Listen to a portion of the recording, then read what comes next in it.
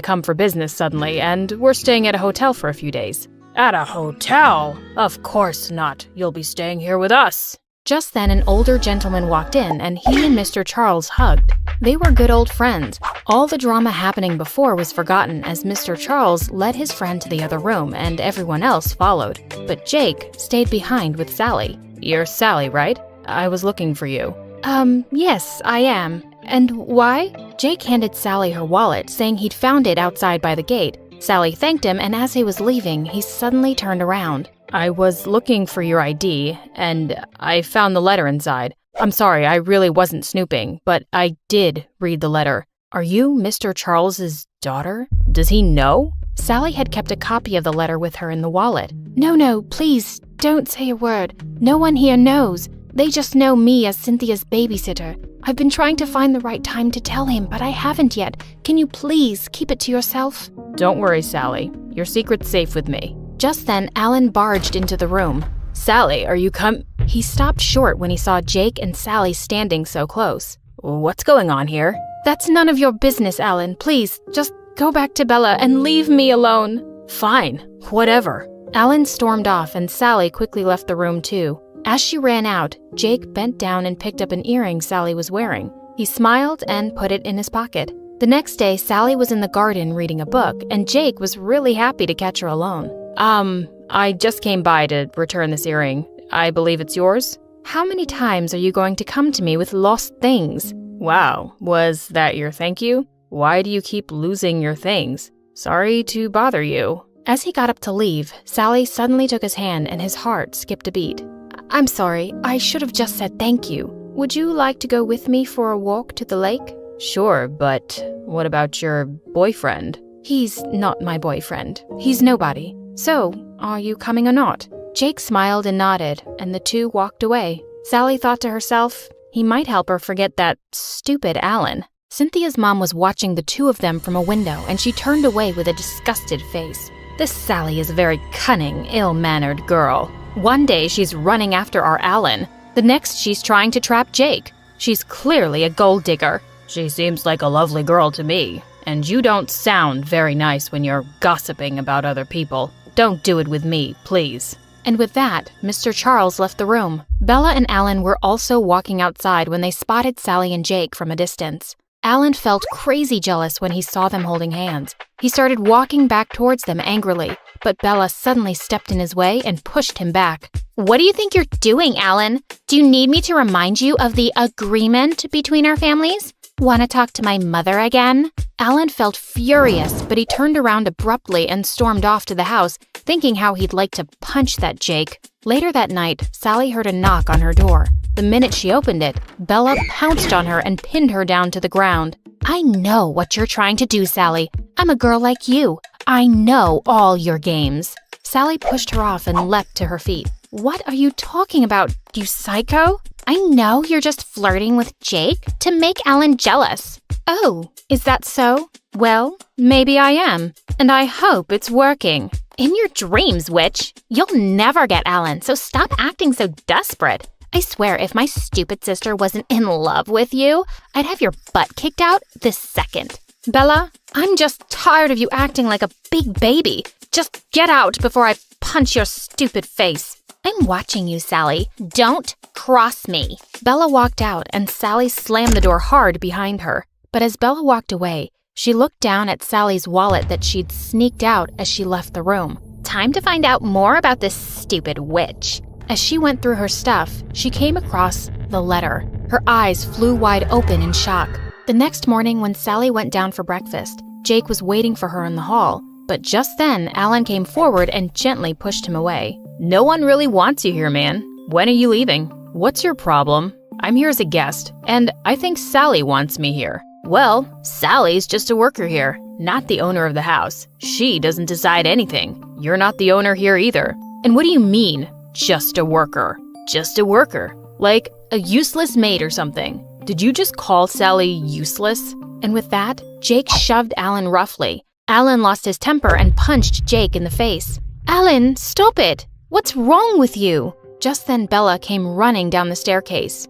"Stop fighting over this stupid bimbo. Look what I have here. It's a letter saying Sally was pregnant and had a miscarriage. God, you disgust me, Sally. Sally stared at Bella in complete shock. How did she have the letter? And was Bella so dumb that she thought Charles was Sally's ex and not her dad? What? When? How? Aren't you too young for that? Sally had no choice but to pretend it was true. She leapt forward and snatched the letter from Bella. Well, it happened. And it's no one's business but mine. I always told you she was rotten, babe. Just shameless. Alan stared at Sally in shock, then turned around and left, with Bella running after him. I can't believe she stole your letter, but it's good she didn't figure out the truth. And how dare that Alan call you useless? At least we're rid of him. He won't bother us anymore. Us? What are you talking about? Oh, no, don't get me wrong. I just thought maybe we... There is no we or us. I just want everyone to leave me alone. And with that, Sally ran up to her room while Jake blinked away his tears furiously. Be a man, Jake. There's no such thing as love at first sight. She doesn't love you, and that's that. Meanwhile, Sally was furiously pacing in her room, thinking she would just tell everyone the truth tonight. She couldn't deal with all this anymore. Alan was sulking on the bench outside while Bella was going on and on about Sally. Suddenly, he turned to Bella and said, "Let's have our engagement party tonight. What are we waiting for?" Tonight? But what about all the preparations? I don't even have anything to wear. I'll get you a dress, and I'm sure your parents will be happy to take care of everything else. I want to do it tonight, Bella. Bella looked at him and then shrieked in excitement and went running inside. Mom, Dad, Alan and I are getting engaged tonight. Get the freaking party started. Sally looked at her from upstairs in shock. Alan was getting engaged? Tonight? Alan got a dress for Bella as promised and handed it to her maid. Then he hesitantly walked over to Sally's door and almost knocked. But then he just put the box outside and left. A few moments later, Sally opened the door and nearly tripped over the large box. She carried it in and saw a gorgeous dress inside, and a note fell out. "I'm sorry about all this. You truly deserve someone better. Alan." He's saying sorry with a dress for his freaking engagement party? This boy is so confusing. Later that evening, when Sally went down for the party, Jake immediately walked over to her. "Hey, listen, I'm really sorry about this morning. I didn't mean to." Just then, Sally spotted Alan looking at her, and she hushed Jake and pulled him in for a kiss. When she stepped away, she saw Alan looked furious. Suddenly, he pulled Bella close and started kissing her. Sally turned around and walked out with Jake to the garden. She didn't even want to see their stupid engagement. After the party was over, Sally marched over to the library determined to tell her dad the truth. But when she entered, she only found Cynthia's mom there. "Oh, I'm glad you're here. I wanted to talk to you." "About what?"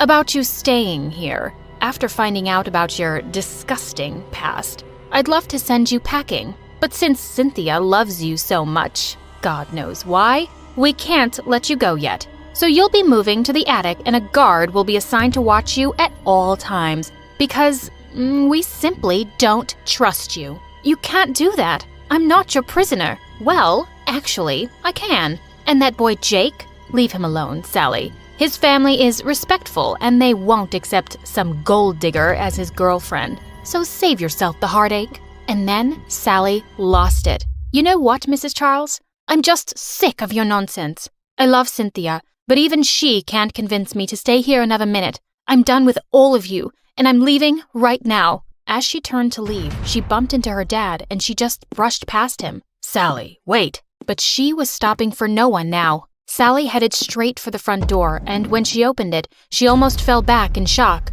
"Mom?" Sally flung herself in Mom's arms, and just then, her dad came running behind her. When he saw Sally's mom, he froze in shock. "Laura, is that really you?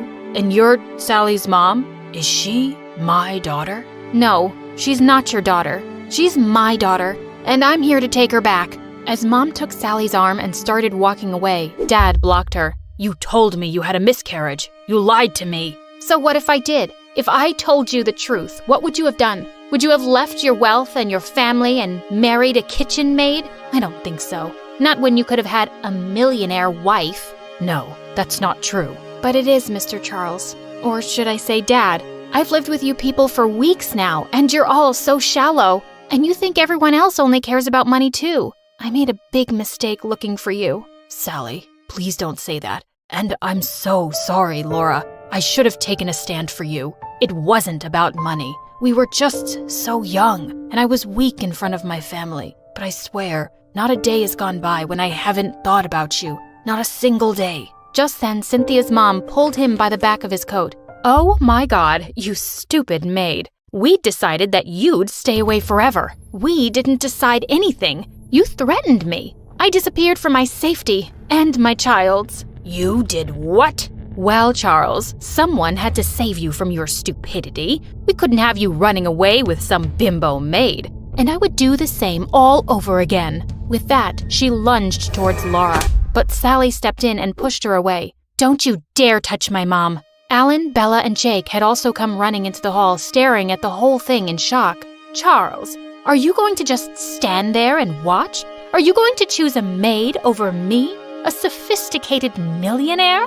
Charles looked at her and suddenly took Laura's hand. I think I am. I don't love you, and your millions can't buy me happiness. I'm not making the same mistake again. Cynthia's mom screamed with rage and stormed off to her room. Just then, Alan turned to Bella and took the ring off his finger. Bella, I'm sorry. I can't marry you. We both know we're doing this for all the wrong reasons. My heart belongs to someone else. Bella gave him a hard slap on the face and stormed off after her mom. As Mom and Dad both hugged Sally, she suddenly spotted Jake leaving and ran out after him. Jake, please wait. Sally, I know you don't love me, and it's okay, really. I just hope that Alan deserves you. He kissed her on the cheek and left. Sally turned around to see Alan standing behind her. You know, I'm still mad at you, like really mad at you. You were awful to me and said things that hurt me. I know.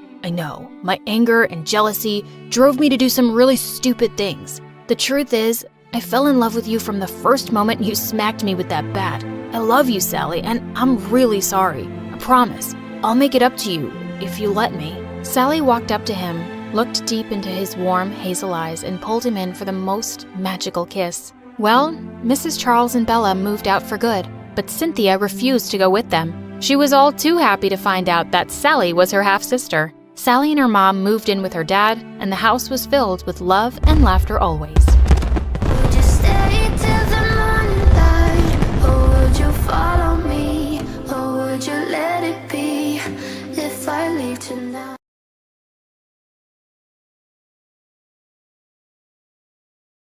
I was walking upstairs to give my dad a goodnight kiss before going to bed when suddenly I heard a loud crash from his room. Oh my God, Dad! I can't show you what happened because it's too much for YouTube, but I can tell you that the last words my dad said were, the attic, before he fell into a coma. Hi, I'm Miley, and I live in Finland. I'm sure everyone will learn something from my story. That's why I decided to share it on this channel. I felt the world crashing down around me. Ever since Mom and my older siblings had left, Dad was the only family I'd had. I knew they hated him, but I had to tell them about this. After all, he was their dad too. I called Katie, and she seemed too busy screaming at her loser boyfriend to even pay attention, and just hung up. I tried Bree next, and she said she was really busy at work and I had to deal with this myself. These girls were just heartless. I called my brother Ed next. He wasn't too happy to hear from me. What? Wow, no hello. Dad's in a coma and Yeah, I know why you're calling. I don't care about him. And don't even think about asking me for money. With that, he hung up. I just stared at the phone. What had just happened? I was on my own. No wonder Dad disowned them. Just then, the doctor came in and told me how expensive it would be to keep Dad at the hospital, and I needed to come up with the money very soon. Later that evening, as I was going through his stuff, I suddenly remembered Dad's last words, and I rushed up to the attic. I opened a box with Dad's stuff in it. There was a document in there with instructions for me. I had to meet a guy called Eric and use the secret word green apple. I quickly called the number it said and agreed to meet him the following day. I couldn't wait for school to be over the next day so I could meet this Eric guy and figure out what the big secret was. I was so lost in my thoughts I didn't even see Chris when he sat next to me. Thinking about me, are you? You wish. I'm so sorry about your dad. If you need anything at all, you let me know. I'd do anything for a beautiful girl like you. I smiled and nodded. Chris and I had grown up together, but lately I was getting butterflies every time I saw him. Oh, Snap out of it, Miley. As soon as the bell rang, I was out the door. Eric had told me to wait for him on the park bench beneath a big tree. I felt like a secret agent as I waited for him. After a while, some guy came over and sat next to me. I jumped when he spoke to me. What's your favorite fruit? Was this guy crazy? Oh, wait. Green apple? The guy took off his cap and introduced himself as Eric. Okay, he was definitely not what I was expecting. I was expecting an old guy with wrinkles, but this guy was babelicious. I was already picturing our wedding. I just wanted to make sure. Oh, I'm sure. What? I'm sure you wanted to be sure. Why couldn't my brain and tongue work together? Yeah, anyway, your dad's $28 million is all yours. It'll take a few days to sort out, okay? What? $28 million? He must think I'm slow or something. Yeah, sure. You might want to have an adult with you to sort this out as you're under 18. I ran off after the meeting, still reeling with shock. This was too much to handle. I couldn't think of anyone else, so I texted Ed. Of course, he didn't reply. In the evening, the doorbell rang. When I opened the door, I was shocked to see Ed with his wife and kids. And so many suitcases? What are you doing here? Come on, little sis. Did you really think I'd leave you alone to deal with this? Now be a doll and set up a room for us. Ed's wife and kids just went on in and made themselves right at home. A little while later, the doorbell rang again. I ran downstairs, and to my surprise, Bree, my older sister, walked in, dumping her bags in the doorway. You can take these up, right? Thanks. Bree worked for a fashion magazine and could easily be on the cover of one, but she was so rude and stuck up, we'd never gotten along. She hugged Ed and gave air kisses to his wife and kids. Oh, aren't you guys cute? No, hey, don't touch my bag. That cost more than your parents' car. She said she was really tired and had to get her 10 hours of beauty sleep, so she went straight up and set up camp in my room. Bree, this is my room. Go and sleep in the guest room. It used to be my room, and it gets the best sunlight. I gotta do my yoga early in the morning. Now get out.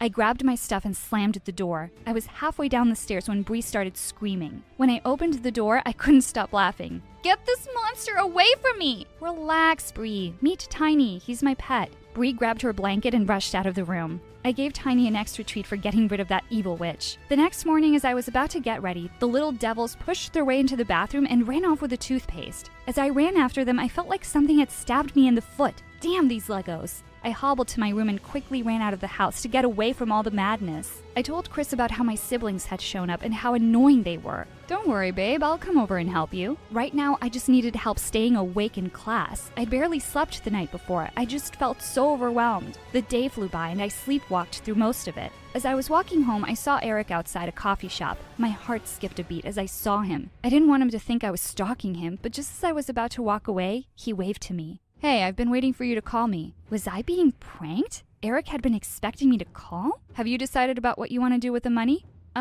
Yeah, we're still figuring it out. He asked me to join him for coffee. I had no idea what he was talking about. I was lost in his beautiful eyes. I was so happy when he offered to walk me home because I could listen to this guy's voice forever. When we got home and he turned to say goodnight, he suddenly leaned in towards me. Oh my God, was he about to kiss me? I closed my eyes and suddenly felt him rub my cheek. Got it. There was something on your face. Good night. And he just left. Man, I was so disappointed. As I opened the door, I tripped and fell. Katie, my other sister. She was very gangster. Was that a new tattoo on her arm? As I stood up, I saw she was very pregnant. Where's your stupid boyfriend? We split up because he decided he can't be a daddy, and I don't have the money to have this baby alone. I should have known. Only money could have brought all of them here. As I walked into the lounge, I was horrified. I looked at Ed's wife, thinking she'd stop them, but no. I told her to make them behave, but she just shrugged and kept filing her nails. I hope she breaks her nails, the airhead. Suddenly there was a loud crash, and I saw in horror that the younger idiot had knocked over the angel ornament Dad had given to me. I was furious and devastated. Chris! I was so grateful to see him heading towards the back door, and I went running to the kitchen. I broke down in front of him.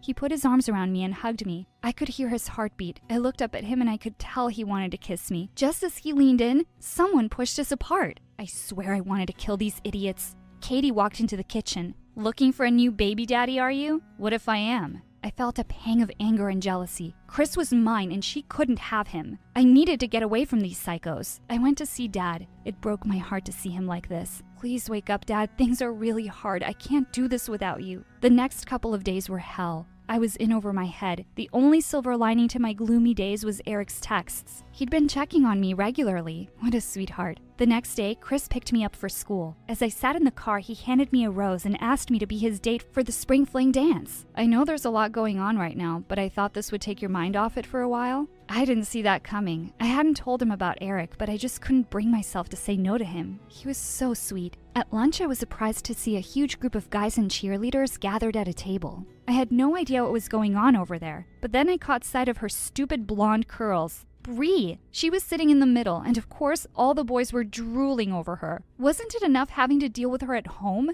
What are you doing here? You dropped out of high school a long time ago, remember? She just looked at me as if she didn't know me and said, "Leave me alone." That evening, I confronted all of them and asked them to leave. I'd had enough. Ed stood up and I saw the rage on his face. "You really think we'll leave without the money? You took Dad, this house, and now you want the money too. You're so greedy. I hope he never wakes up and we never have to see him again. Just give us the money. If you and your mom had stayed out of our lives, we'd still be with Dad." "What are you talking about? Dad was just a selfish man who only cared about himself and kept having affairs with other women. Dad took you in when your mom went away. Our mom couldn't deal with seeing you every day. Neither could we." This wasn't true. My dad wasn't like that, and my mom was their mom. This was too much for me to process. I needed fresh air, and I ran out of the house. I bumped into someone. I was about to fall back, but a pair of strong arms grabbed me. "Eric!" "Hey, what's wrong, Miley?" I just fell into his arms and sobbed. I was devastated. I told him I didn't know who I could trust anymore. My whole life had just been turned upside down. He looked me in the eye and softly said, "Miley, you can trust me." With that, he kissed me. Oh my God, this was so much better than I had imagined. "Miley?" I quickly turned around. "Chris." He looked at me with pain and disappointment. "Chris," but he just turned and walked away. I felt guilty and wanted to run after him, but Eric asked me out for dinner and I excitedly said yes. He kissed my forehead and left. As I entered the kitchen, I froze. Bree and Katie were busy cutting me out of the pictures in the frames. Bree whispered something to Katie and they started laughing. I knew Bree was evil, but they were crossing the line. Ed walked in. "You think you're super smart, don't you? Trying to woo the money man and keep us from getting our share?" I erupted. I was so angry at how they kept blaming me. I didn't even know any of this, and I wasn't responsible for what Dad did, but you're a constant reminder of it, you selfish girl. I stormed off to my room to try and relax. I got up super early over the weekend and snuck out. With the bombs they dropped on me, I needed to clear my head. I went on the swings like I used to do with Dad. Oh, Dad, I miss you so much. I had to grab onto the chains as someone started to gently push me. "Chris!" Hey, Chris. You just ran off yesterday. Sometimes, Miley, you're so dumb for a smart girl. I was in no mood for riddles. What do you mean? I care about you, Miles, and I just want to make sure you're okay. Eric isn't a nice guy. But I don't know who to trust except Eric. You do know he's just with you for the money. You're so jealous. I didn't need to stand there and listen to another person telling me what to do. When I got home, everyone was in a frenzy, and Katie was screaming. Ed's kids were dancing around shouting, "And Katie's gonna have a baby!" I wanted to go with them to the hospital, but they left me to babysit the kids. Just perfect. I knew it would be a while before everyone got back, so I asked Eric to come over. I quickly changed into something nice and cleaned up the place as much as I could. There was a knock on the door, and I rushed to open it. Chris? Why was he everywhere? What are you doing here? I wanted to apologize for this morning. Where is everyone? I told him they'd gone to the hospital with Katie. I don't know which part he thought was an invitation because he just walked straight in and started playing with the kids. They seemed to like him and did as he said. I was kind of glad he was there. Ding dong. Oh shoot, how would I explain everything? I opened the door. Eric looked charming. As we walked into the lounge, Chris and Eric just glared at each other. The tension was so thick you could cut it with a knife. Why'd you call me if he was already here? He just showed up.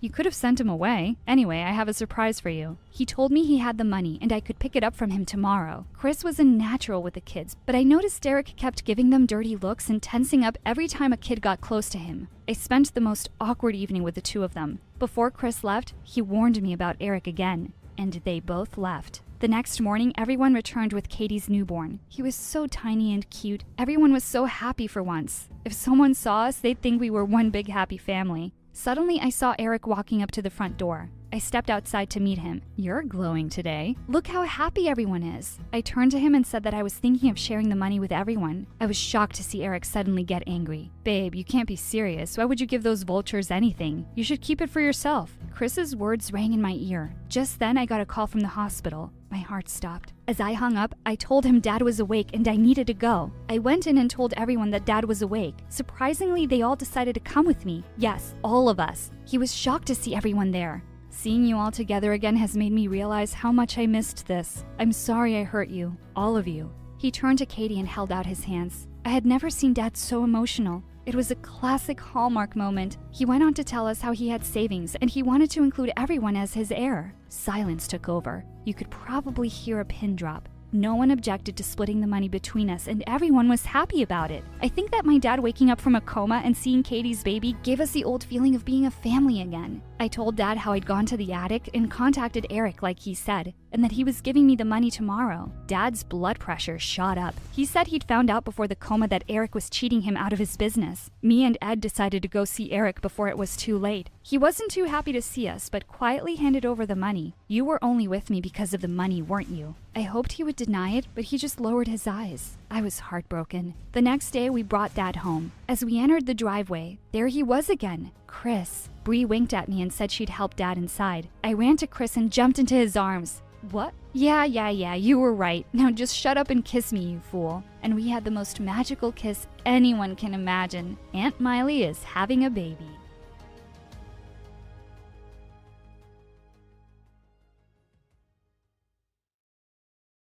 Hi, I'm Hope from Honolulu. Please like and subscribe to For Eve. My parents always said I was born beautiful. I received so many compliments and modeling offers for baby products that they launched my modeling career when I was just 3.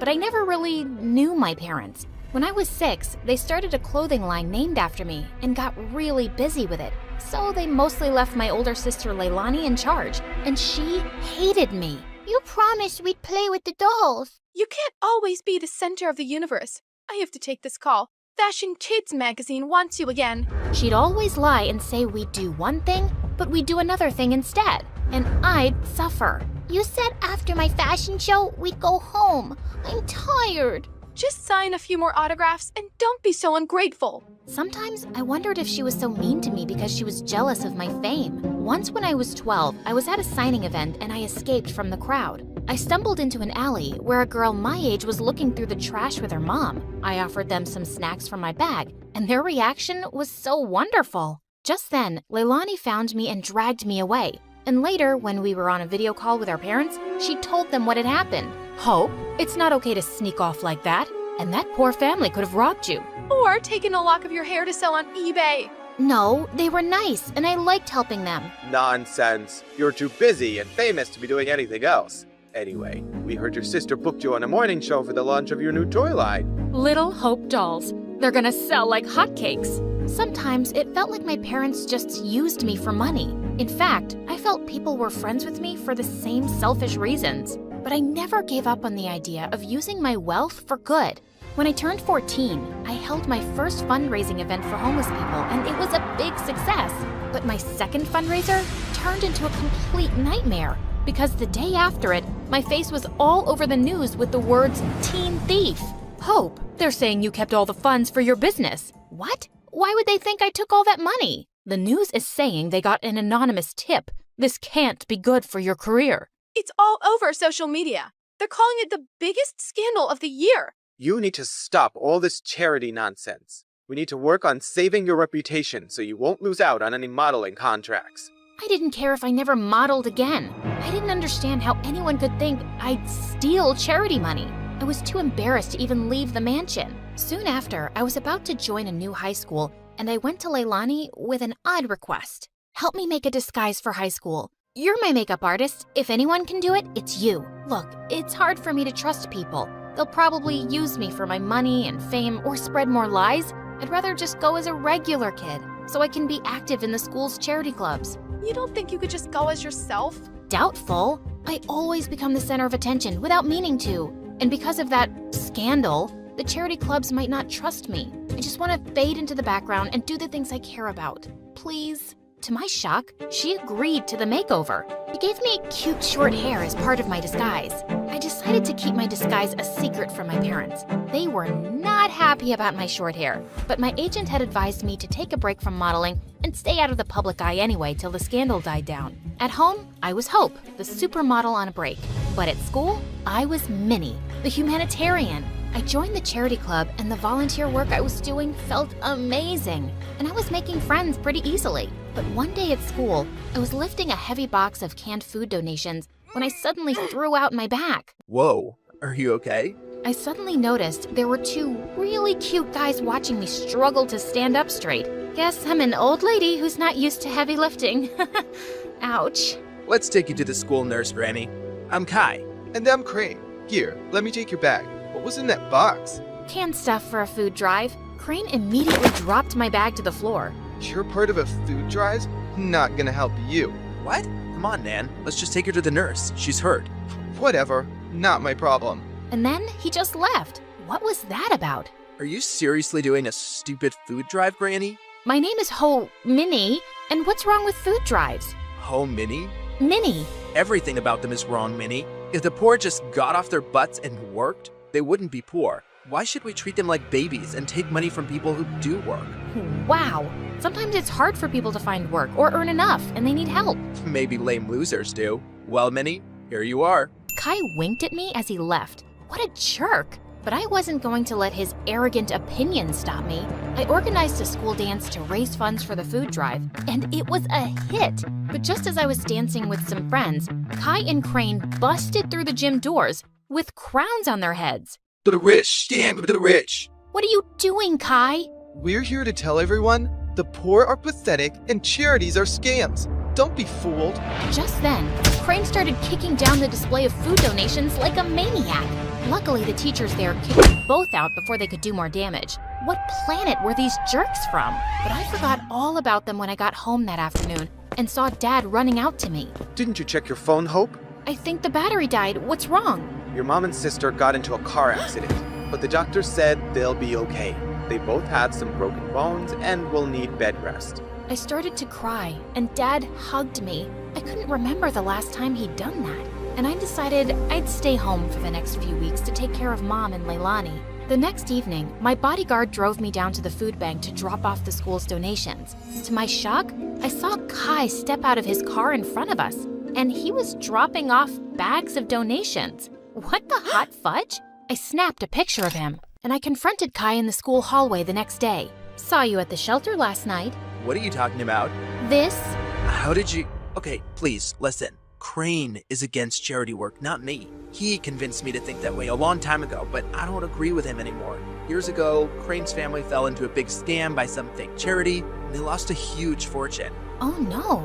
Yeah, his dad had to work so hard just to get them back on their feet. Now, he talks trash about all charities, and he doesn't trust the poor. He actually enjoys shutting charity work down in public. He bullied me into crashing that dance. And well, I'm sorry I did, really. He looked really sincere. If that's the truth, I understand. But you gotta stand up to Crane sometime. You can't keep pretending to be someone you're not. Kai offered to walk me to class, but I explained I was just there to collect my books as I was homeschooling for a while. He asked for my number, and I kinda left with butterflies in my stomach. Kai and I texted every day for weeks, and he even started coming over. I kept saying it was best to give my mom and sister space to recover, so we'd always hang out in my backyard. Keeping Minnie away from my parents and Hope away from Kai was getting exhausting. I was also developing the biggest crush on the real Kai. He was nothing like the jerk I'd first met. Once I found him waiting for me in my backyard with the most amazing picnic laid out. Hey, what's all this? Just a little surprise for your big day. Happy birthday, Minnie. Kai, my birthday isn't for another 5 months. What? Really? I looked for you over social media, but I couldn't find you because you're apparently the world's most private person. Then I went to go check the school records, and I guess I got the wrong Minnie. I guess so. But thanks anyway. It's the nicest thing anyone's ever done for me. Just as I sat down, Kai opened a bottle of soda, and the cork went flying straight into my eye. Oh my god. I am so sorry, Minnie. Wait, stop rubbing your eye and let me see. He lifted my chin gently as he looked deep into my eyes. Your eyes. They're... Yes? They're what? They're not the same color. What? Suddenly I realized that my contact lens had fallen out. Oh, my lens must have popped out when I rubbed my eye. I wear them for my eyesight because I'm as blind as a bat. I see. But why would you wear those green lenses and hide your lovely blue eyes? His face was so close and I didn't have an answer to his question, so I just kissed him. He looked really surprised, but then he kissed me back, and it felt wonderful. Soon after, Kai and I hosted a fundraising car wash for a soup kitchen, but suddenly a car honked at us angrily. Well, what do we have here? Crane, listen, buddy. I know how you feel about this stuff, but I'm asking you to back off. I want to do this. What? Support lying, dirty thieves? Did you forget what happened to my family? Of course not, but that was one bad experience. Not all charities are scams. It's this witch. Winnie's brainwashed you. It's Minnie, and Kai is free to do whatever he wants, but you need to leave. Just then, Crane went red. He threw a punch at Kai, but Kai blocked it brilliantly and stepped back. Crane, walk away right now. You better watch yourself, Winnie, or you'll end up like that stupid teen thief model who raised funds for her business. She got what she deserved. She's a forgotten fraud now, a nobody. Suddenly, I froze in my spot. Was it possible that Crane had started that rumor? He was crazy enough to do it, and what if Kai had been involved back then too? Crane drove off angrily, and Kai turned to me. This may be the end of my friendship with Crane, but I feel relieved. I'm proud of how you stood up to him. Kai smiled at me warmly, but now I felt guarded. Did I fall for someone who might have framed me? Later that evening, as he drove me home, Kai suddenly took my hand. Minnie, I love who you are and who you've helped me become. Will you be my girlfriend? Kai, no, I can't. What? Why? I thought you felt the same way. You kissed me. And maybe that was a mistake. I'm sorry, but I can't be with you. Not only did I feel paranoid about trusting him, he had no idea I was Hope.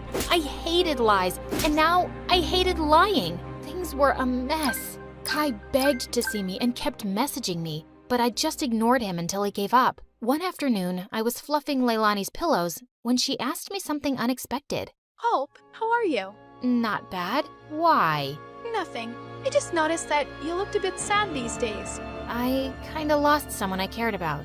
Wait, Leilani, why are you crying? Oh, Hope, I just need to tell you something. I can't keep it in any longer, especially after you've taken such good care of me. And to my shock, She confessed how she was the one who had started the rumor that I'd stolen the charity funds. I know it was really wrong, and I'm sorry, but I just got so resentful.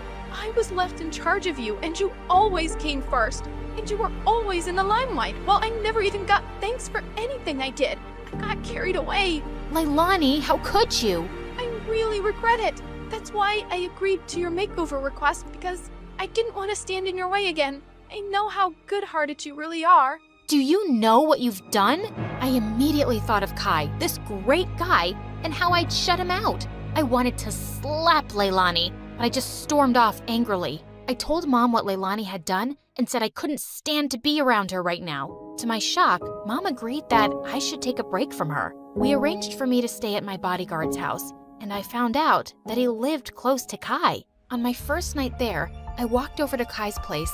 I needed to fix things between us, but his butler informed me that he'd gone to Tokyo for 2 weeks or longer. My heart sank. For 3 days, I texted and called Kai, but he never answered. I knew he was avoiding me, and I deserved it, but I wasn't giving up. I called Mom and explained everything about Kai to her, and she actually listened. Tokyo might be a nicer break for you. OMG, Mom, you'd let me go? Yes, sweetheart. Ever since the accident, your dad and I have been thinking how hard we've pushed you and your sister. We just wanted you girls to know success early on, but we've realized there are more important things than success and money, like happiness and family. You've been amazing during our recovery, honey, and you really deserve to go. Thanks, Mom. I love you. And the next day, I was on a flight to Tokyo with my bodyguard and checked into the same hotel as Kai. Just as I stepped onto the elevator, I was shocked to see Kai inside. He looked awkwardly at me. Hi, can I help you with something? I suddenly realized he couldn't recognize me without my disguise. Kai, you're the reason I'm here. I came to tell you the truth. I'm Minnie. Minnie? Minnie from Honolulu? Yes, except my real name is Hope. What? I told him everything. My trust issues and my disguise and what my sister did, how awful I felt for abandoning him, and how I tried calling him. I'm using a different phone here, and I understand why you wanted to hide yourself, Hope. I've missed you. Do you think we could give us another chance? You flew all the way here to make things right? I'd be a jerk if I say no. But could you do just one thing? Give your sister another chance. Come on, charity starts at home. I will. I promise. Hello, I'm Laura from Denmark. Please like and subscribe. I don't remember much of my dad, but Mom always told me he was a horrible person. Apparently, when I was just a year old, he said one day he was going to buy milk, and he never came back. And since then, Mom really had issues trusting people. Like once when I was 4, Mom and I were in the elevator at a shopping mall, and there was a nice lady who kept smiling at me. And Mom freaked out. Why are you staring at my daughter? Because she's so adorable. Keep your eyes to yourself, lady. Mommy, she didn't do anything. You can't trust anyone these days. What if she wants to snatch you away? Although Mom was kinda boring and strict, she tried her best to give me a good life. She worked as a banker, and we lived in the same apartment building as my favorite Aunt Lily. Since Mom worked long hours, I'd stay with my aunt, who only worked night shifts at a restaurant. Aunt Lily and I looked a lot alike with our blonde hair and green eyes, and she adored me. I loved her too because she was so much fun. But her daughter Emma, who was my age, didn't seem to like me much. Maybe it was because I had better grades or was more athletic than her. Or maybe she hated that Aunt gave me so much attention. Once in 1st grade, our moms took us to a Mother's Day function in the neighborhood. There were so many fun activities like the mother-daughter sack race, but Mom complained that her leg was sore. So my aunt took turns racing with me and Emma. Emma was so slow, but I ended up winning the race with Aunt. When we received a gold medal for winning, Emma went ballistic and pulled it right off my neck. This is mine because she's my mom. No, it's not. I won the race. We both started fighting like crazy over the medal, and our moms had to separate us. It was an ongoing battle between me and my cousin, and she could be really evil when she got jealous. Like once in 4th grade, we were on our way to the hairdresser with Aunt when some lady stopped her and asked if I was her daughter. Emma looked at me angrily and then tripped me when I wasn't looking. At the salon, the hairdresser went to get her tools, and Aunt left us for a moment to go to the shop next door. Suddenly, Emma crept up from behind me and chopped off my long ponytail. Now you look like a silly boy. Emma, why would you do this? Because my mom is my mom, and you need to stay away from her. I pounced on her and pinned her down, and then I chopped off her hair too. There, now we're even. When my aunt and the hairdresser returned, they were shocked, and Aunt was scared to face my mom, since Mom always called her irresponsible. Gosh, Lily, I can never trust you to do anything right. All I wanted was for her to have a fringe. This is a disaster. It's okay, Mom. It'll grow back. I'm so sorry. I didn't mean for this to happen. Mom refused to hear my aunt out, and she left looking upset. Why did Mom always have to be so uptight? Aunt Lily understood me better than my mom. We liked the same jokes, movies, and many other things. And sometimes I wish that Emma had my mom and I had hers. Like once in 8th grade, I wanted to go to my classmate's party, but Mom flatly refused. I don't know this girl or her family. How do I know what kind of people they are? And why is this party so late at night? No, you're not going. But Aunt Lily spoke up for me. Come on, she's a good kid. You can't lock her up forever, you know? Let her go have some fun. Okay, but if anything bad happens, it's your fault. I was having an amazing time at the party until someone suddenly fell from the balcony. Luckily, the person ended up on the trampoline. But as she stood up, I saw to my horror that it was Mom. To make things worse, she got off the trampoline, lost her balance, and crashed straight into a food table. OMG, who are you? You lunatic! I'm gonna call the cops on you for breaking into my house. Do I look like some criminal, you foolish girl? I'm Laura's mom. Oh, there you are, sweetie. Mom, what are you doing here? I was just checking if you were safe. I was the laughing stock of my school after that, and Emma enjoyed every moment of it. When we were in 10th grade, I started noticing that Emma never went straight home after school. So one day, I decided to follow her. She went to the park and sat on a bench. And sometime later, a man wearing a cap turned up and sat next to her. What on earth was she up to? This guy looked really shady, and I had to do something. Emma? Laura, what are you doing here? I was just passing by and I saw you. What are you doing? Oh, please, Laura, you can't tell my mom about this. And then she revealed something shocking. The man was her father. I'd never met him before, but I knew Aunt hated him. Emma, your mom will be pissed if she finds out. I know. That's why you can't tell her. I tried to stay out of it, but I couldn't help noticing that Emma was acting weirder by the day. She was often sneaking out of classes and missing school. And one day when her bag was slightly open, I saw that she had a lot of food and some money inside. It looked like she was stealing from Aunt for her dad. I couldn't keep the secret anymore, so I ended up telling Mom. Oh no, that's bad news. He's not a very nice person. What do you mean? He has a gambling problem. That's why Lily kicked him out. I must tell her about this. Not just yet. Maybe I can stop her from seeing her dad. I'll talk to her. My cousin was stubborn, and I knew she wasn't going to listen to me. So the next day after school, I decided to get to the park before Emma. And luckily, her dad was already there. Listen, mister, I want you to leave Emma alone. And who are you to tell me what to do? I'm her family, and you have to stay away from her. Sorry, no can do. She's my daughter, and if you try standing in my way, I'll come after you and your mother. I can make your lives miserable. He looked really threatening, but I bravely stood my ground and told him I'd report him to the police. He looked at me furiously before he walked off.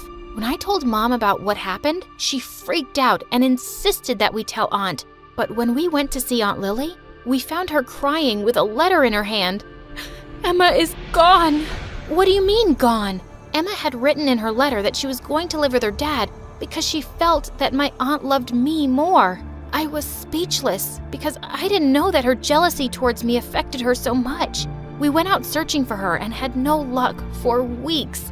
One day I went over to cheer up Aunt Lily, but to my shock, she told me not to visit her anymore. But why? You knew all this time that she was seeing her father, but you didn't tell me. And now I've lost my only child. Please, just go away. It broke my heart that Aunt hated me now, but I had to give her some space. Months later, I came home from school one day and found a hair clip in the elevator that I knew belonged to my aunt. I decided to slip it under her door, but when I reached her floor, I saw Aunt in the corridor being robbed by a masked man. He pulled Aunt's bag and started running away, but I chased him and knocked him down. And when I pulled his mask off, I saw that it was Emma? Well done! You just saved your favorite aunt. Where would she be without you? Emma, I've been looking for you everywhere. Look, if you want money, I'll just give it to you. But please, just stay. Why should I? You already have your perfect daughter, and my dad loves me like you love her. She grabbed a handful of cash from Aunt's bag, threw it at her, and fled. Aunt and I just stood there in shock. And then she turned to me. This is all your fault. What? Aunt, can you please? But she walked off and slammed her door shut. And after a few weeks, she moved out for good without even telling us where. I was devastated, but Mom didn't seem to care. Good riddance. I always felt she was a bad influence on you. And clearly she's a bad mother. She just had one child to raise and she couldn't even do that. No, Mom. She raised two. And she's amazing and understanding. And sometimes I wished she was my mom instead of you. I regretted my words instantly, but I couldn't take them back now. Even though I apologized to Mom later, our relationship was more awkward than ever. After completing school, I started college and found a part-time assistant's job at a company so I could move out of my house. One morning as I was getting coffee, I saw Emma dressed in ragged clothes walking across the road, and I went after her. Emma! She looked shocked at first, and then to my surprise, she hugged me. Oh, I'm so glad to see you, Laura. What happened to you? Soon after I started living with Dad, he stopped caring about me. I even dropped out of school because he wouldn't pay for it. Because I had to rush off to work, I gave her my address and the keys to my apartment and asked her to wait for me there. But when I got back home, all my things were gone. She had stolen everything from me, even some furniture and all my electronics. Since I hardly had anything at home, I decided to stay at Mom's for a few days. I'm so glad to see you. You hardly even call. I know, Mom. I get busy sometimes. I need to sleep over. Sure, that would be lovely. She cooked my favorite pasta, and I actually found myself enjoying my time with Mom.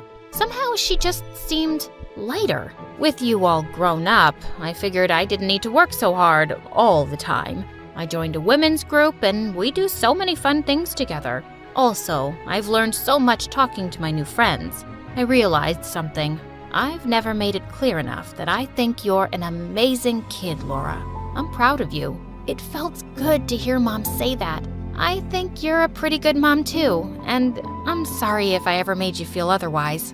I then told her about what happened with Emma, and she immediately called Aunt Lily. When Aunt Lily came over, I took her to the street where I'd met Emma, and when we got there, I saw her again. But this time, she was dressed in nice clothes and was walking into a fancy restaurant. Gosh, she stole all my stuff and bought herself new clothes. I'm sorry about what she did, but I have to see her. When we walked up to her table, Emma looked shocked. Emma, please, don't go. Let's talk. There's nothing to talk about. Can you guys please leave? I have a meeting with someone. Oh, who do you have a meeting with? Another thief? What did you do with my stuff, witch? Why were you so stupid to give me your keys? I sold your stuff and my dad has the money. So, too bad. You had a good family and you threw it all away to become a criminal. You people are not my family. My dad is. And I'm not a criminal, just street smart. Aunt tried her best to talk some sense into her, but she refused to listen. But just as Aunt and I were leaving, suddenly a rich-looking woman barged into the restaurant with cops and pointed straight at Emma. There she is. She came to work for me as a secretary for 1 week and stole thousands of dollars. I have proof. Arrest her. Aunt and I were horrified as the cops took Emma away, and we followed her to the police station. Emma tried to call her dad, but he wouldn't pick up. The cops looked for him, and it seemed like he'd just vanished. They realized he was the real criminal, and Emma was only his accomplice.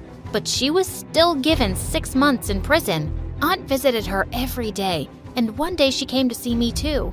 I'm sorry I blamed you all these years for Emma. It was wrong of me to place such a burden on you. It's okay, Aunt Lily. It's all in the past.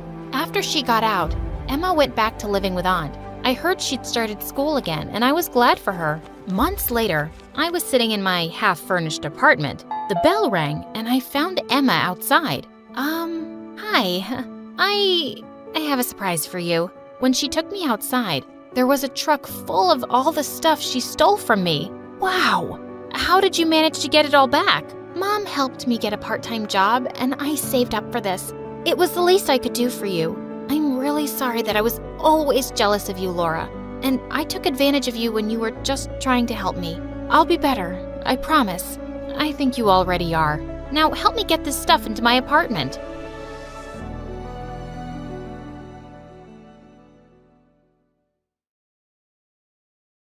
Everyone has secrets, right? I know I do, and you probably do too. But I doubt there's anyone out there that has as many secrets as my parents. It all started at my 10th birthday party, when 2 people rocked up and spilled the beans on the first dark secret my parents had been hiding from me. I was having the best day of my life. Finally, my parents had agreed to let me throw the princess party of my dreams, and all the girls from my class were invited. I was going to one of the best all-girl private schools in the country, and every time someone's birthday rolled around, we'd compete to throw the best party. So this year, I knew I'd win because my parents had gone all out and even rented an actual unicorn. Okay, obviously it was a horse with a horn, but you get the picture. Plus, my house was an actual mansion, and I knew all the girls would be jealous when they saw it. And yep, I was right. Everyone was impressed. Everyone except Bella. I'd only invited Bella because she was the most popular girl in our class, but when she gave me my gift, I regretted ever inviting her. She handed it over with a smirk, and when I opened it, she said, "Surprise! My mommy didn't believe you actually lived in a mansion because you smell so bad, so she thought maybe you could do with some soap. Bella had just ruined everything.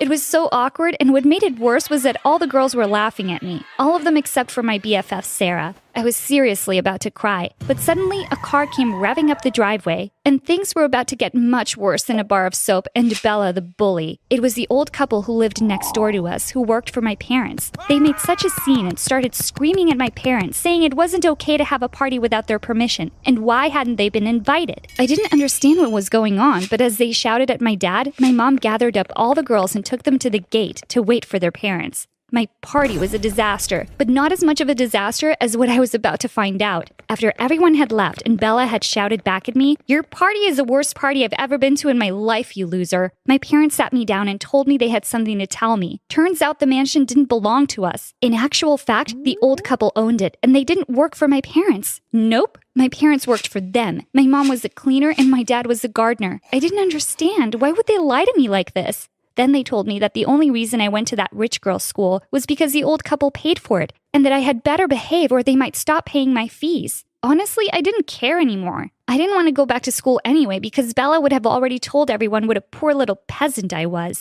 That was a huge turning point for me, not just discovering that my parents had lied to me, but that actually they were dirt poor. We were a charity case, and if it weren't for that old couple, would we have to live on the streets? I was so mad at my parents. They were so ashamed and kept apologizing to me, saying they just wanted me to have the life I deserved. But I was a smart kid. I knew there was more to it, and I was going to find out exactly what was going on. Word got out quickly, and Bella made my life hell. One day I got to school and she was standing outside with a box that said, "Money for the poor, aka Sasha." I couldn't believe it. People were actually dropping money in there. It was humiliating. I immediately went to find my BFF and told her I was feeling suspicious.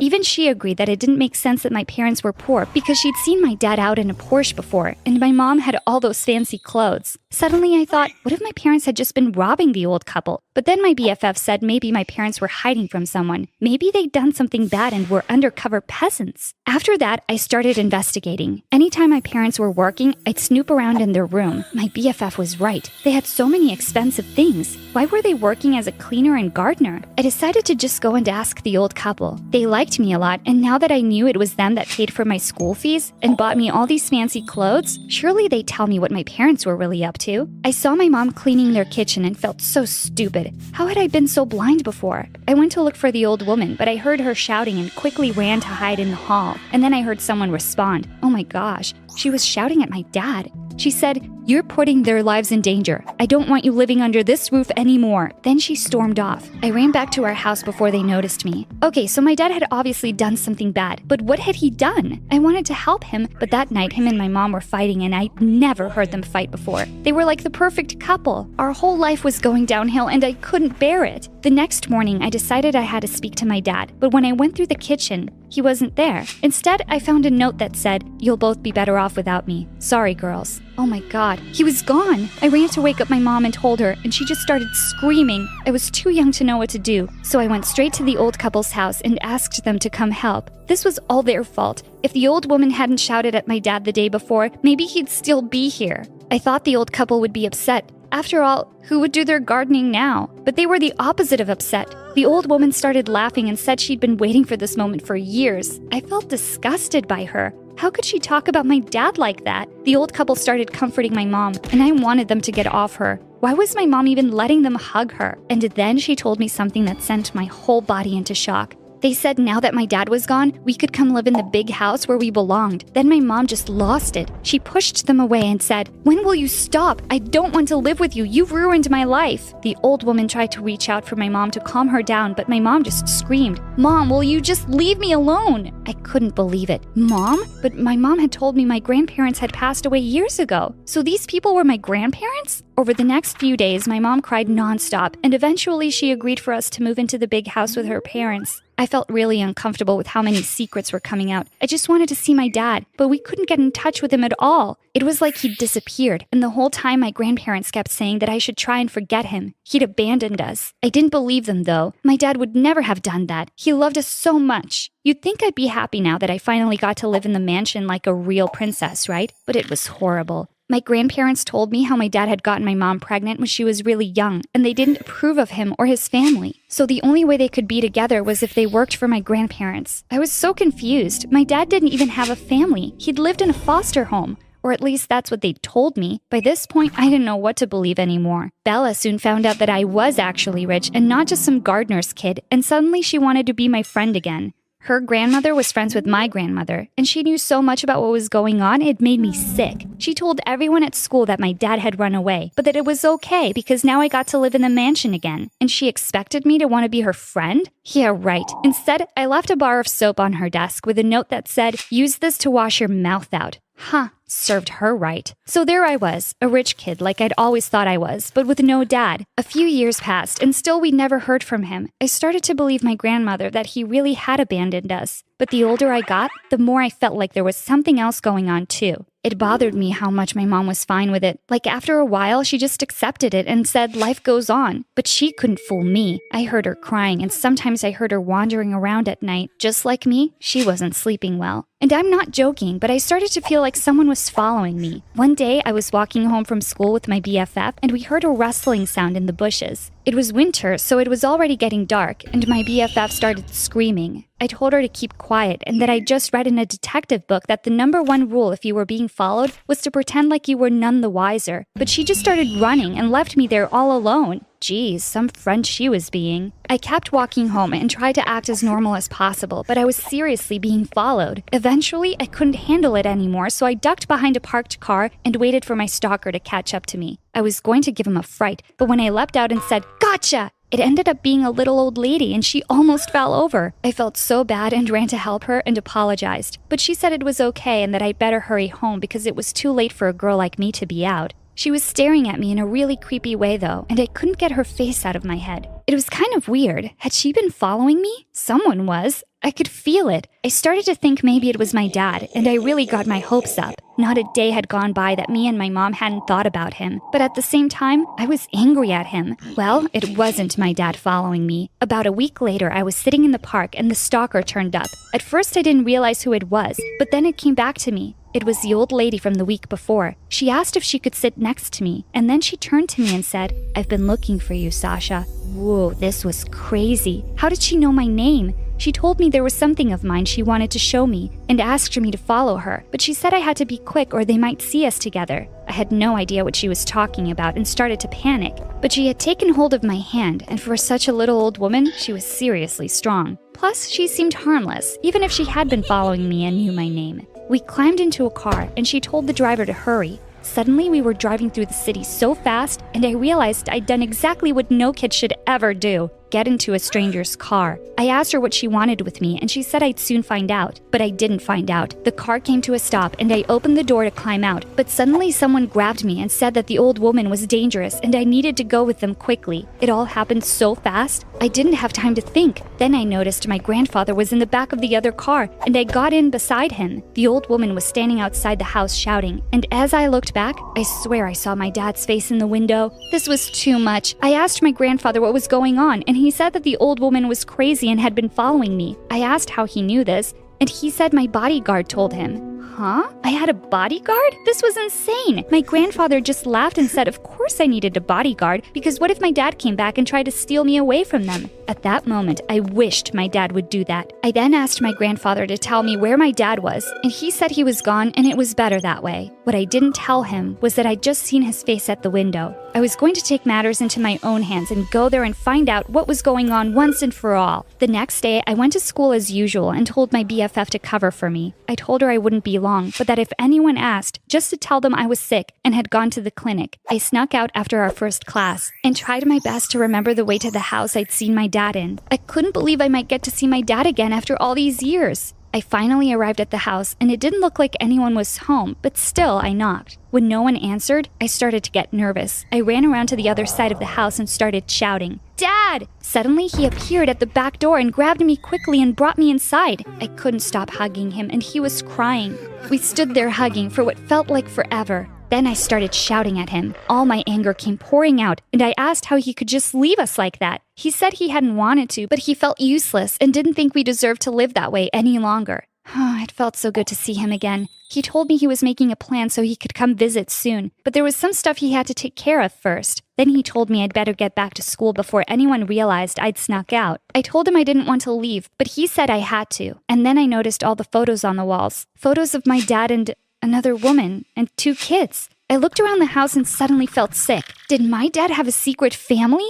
How could he do this to us? No wonder my grandparents didn't approve. He was a cheat. He saw me looking around and he said it wasn't what it looked like, but it was too late. I had to get out of there. I ran for the door and then I noticed the old lady coming down the stairs. She looked so happy to see me, but I just ran right out the door. My dad was nothing but a liar. I started running down the street and that car pulled up again. This time my mom jumped out and told me to get in. I was so happy to see her, but I couldn't stop crying and asked if she knew that dad was cheating on her. Suddenly, the other door opened and my dad climbed in. I told him to get away from us, but both my parents just told me to calm down and that I was old enough to know now. My dad is an undercover agent. Yup, he's a spy. Everything he's done so far is to protect us. My grandparents were really not happy about it because there had been some scary situations over the years. So that's why he'd left us. But he wasn't living with some other family. He was living with his mom, who just happened to be the old woman who stalked me. She had been looking for me because she couldn't bear to see her son so unhappy without being able to see me. She was just trying to help, but it could have been dangerous for us. Oh, and the pics of the other woman and kids were his sister and her kids. Oh my God, I had cousins! Now that I was 15, my parents thought I should know the truth, but they said it would still make things tricky. Then I thought to myself, how come they weren't crying at seeing each other again? Well, looks like they'd kept another secret too. This whole time they'd been sneaking behind my back seeing each other. Now it all made sense. The noises I'd heard in the night were my mom sneaking out. To be honest, I'm still processing it all. It's a lot for a kid to take in, but it does kind of make me laugh.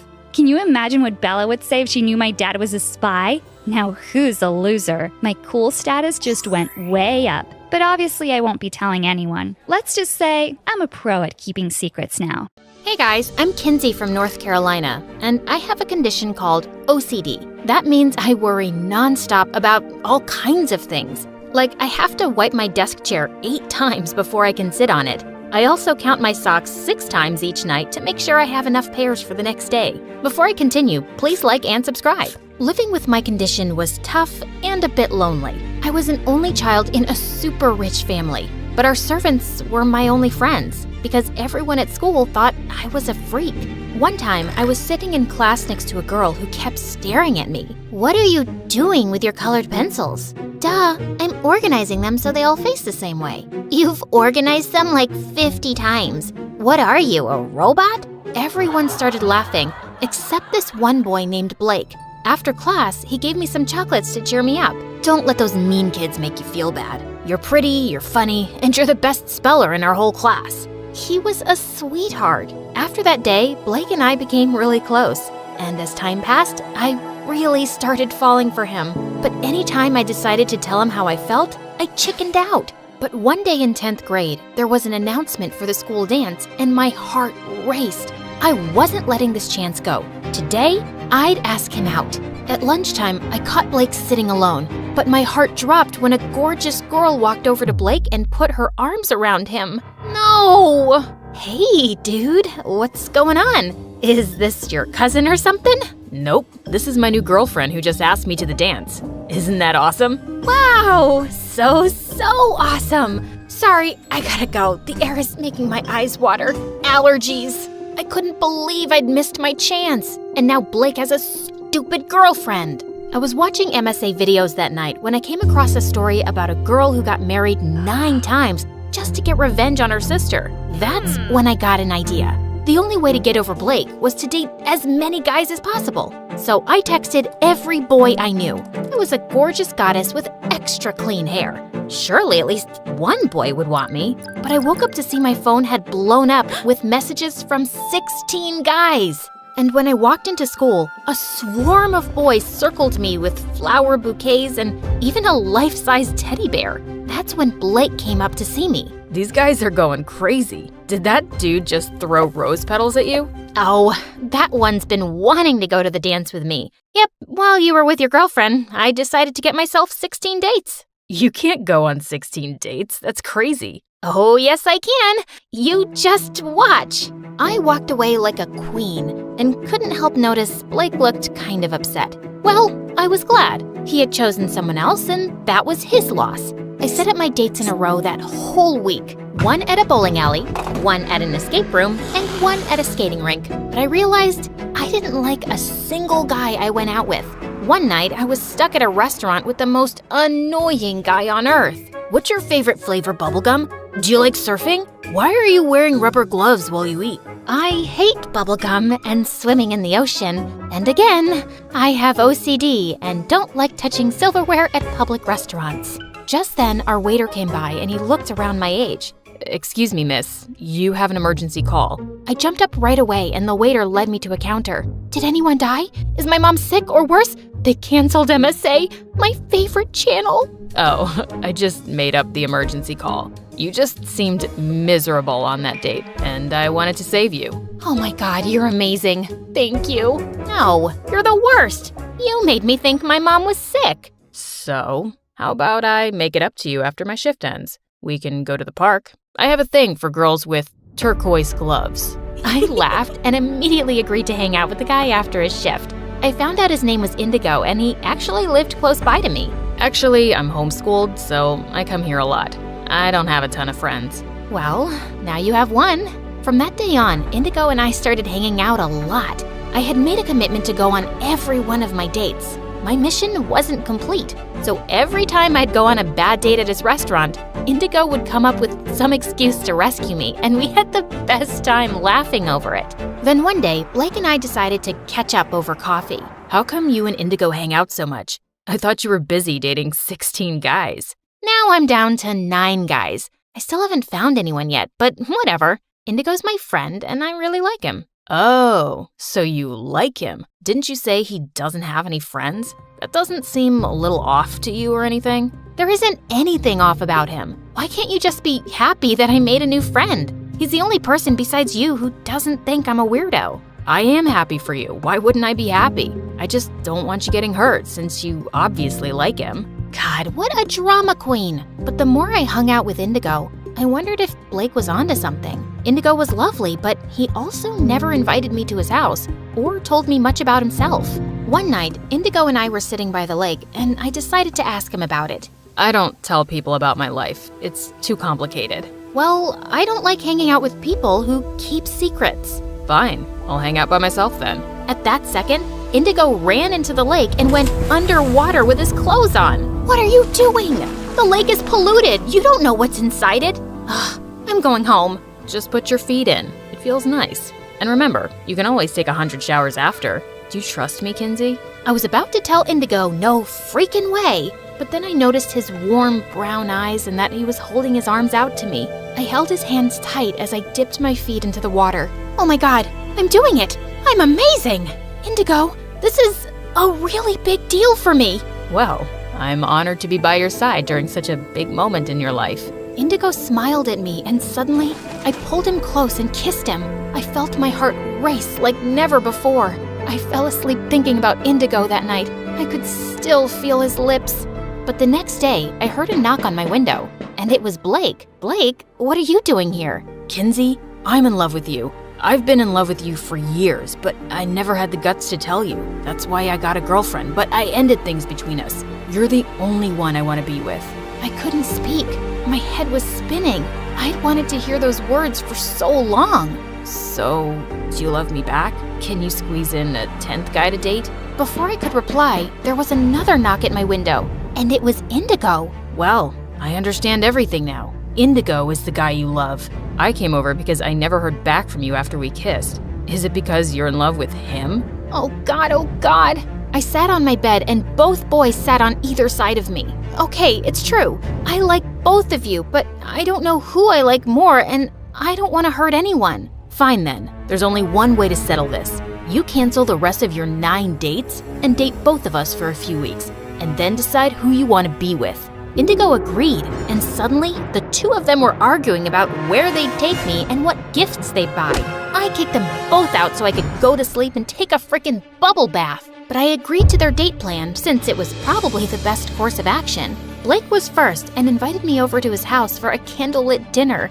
He was even wearing a suit and playing romantic music. I thought the two of us could have a slow dance before we ate. I actually would love that. Blake pulled me close and my heart fluttered. Even with everything that had happened, I did still love him. But then suddenly, Blake pulled away. What happened to your hands, Kinsey? They're not peeling or red anymore. They look normal. I've been washing my hands a little less. Still a lot, but not 30 times a day. Oh, you wouldn't believe what Indigo made me do the other day. I told Blake about how I dipped my feet into the lake and he looked really surprised. That's really big for you, isn't it? I'm glad.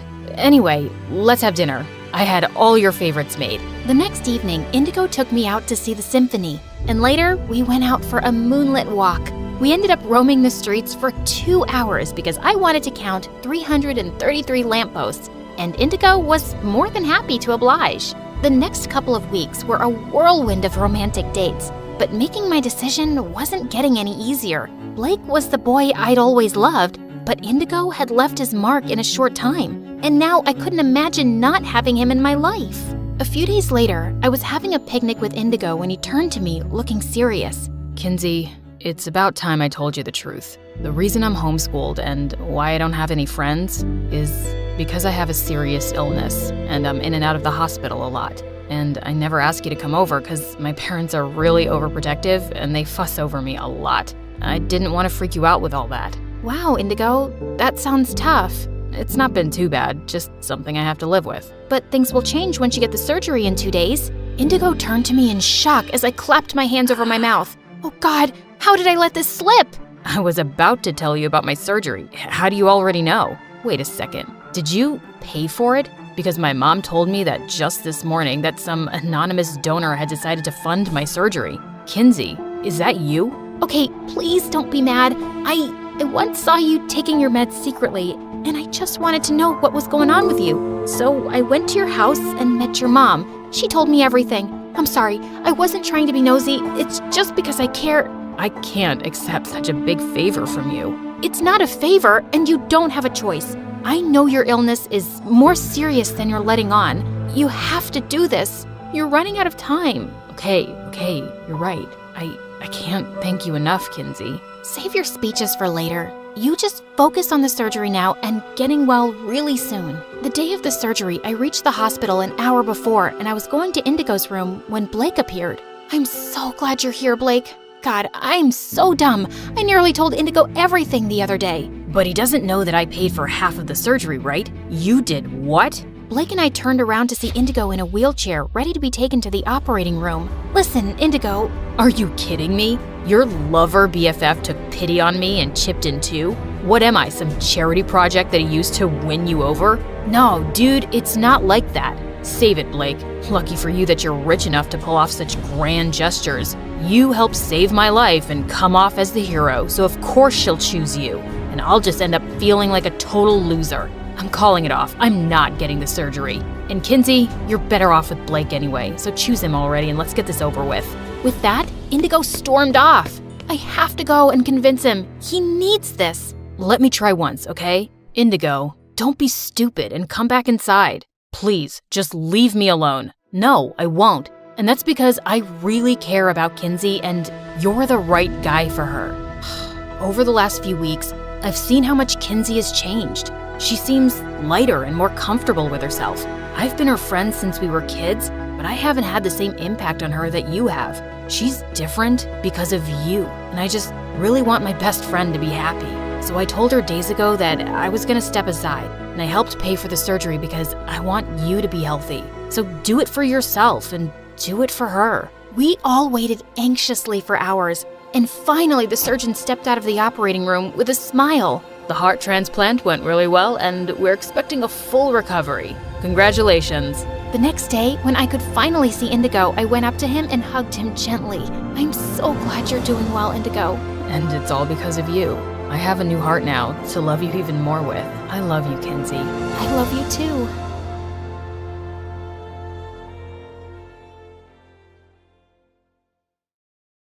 Hi, I'm Julia from Brazil. Please like and subscribe. I live with my single mom in a small town full of rich people in big mansions. But we weren't one of them. Mom worked here as a maid, She would also make this amazing jam from some fruit trees in our backyard and sell it at the Sunday market. We didn't have a lot, but we had each other. Once when I was 5, she took me with her to one of the mansions where she worked.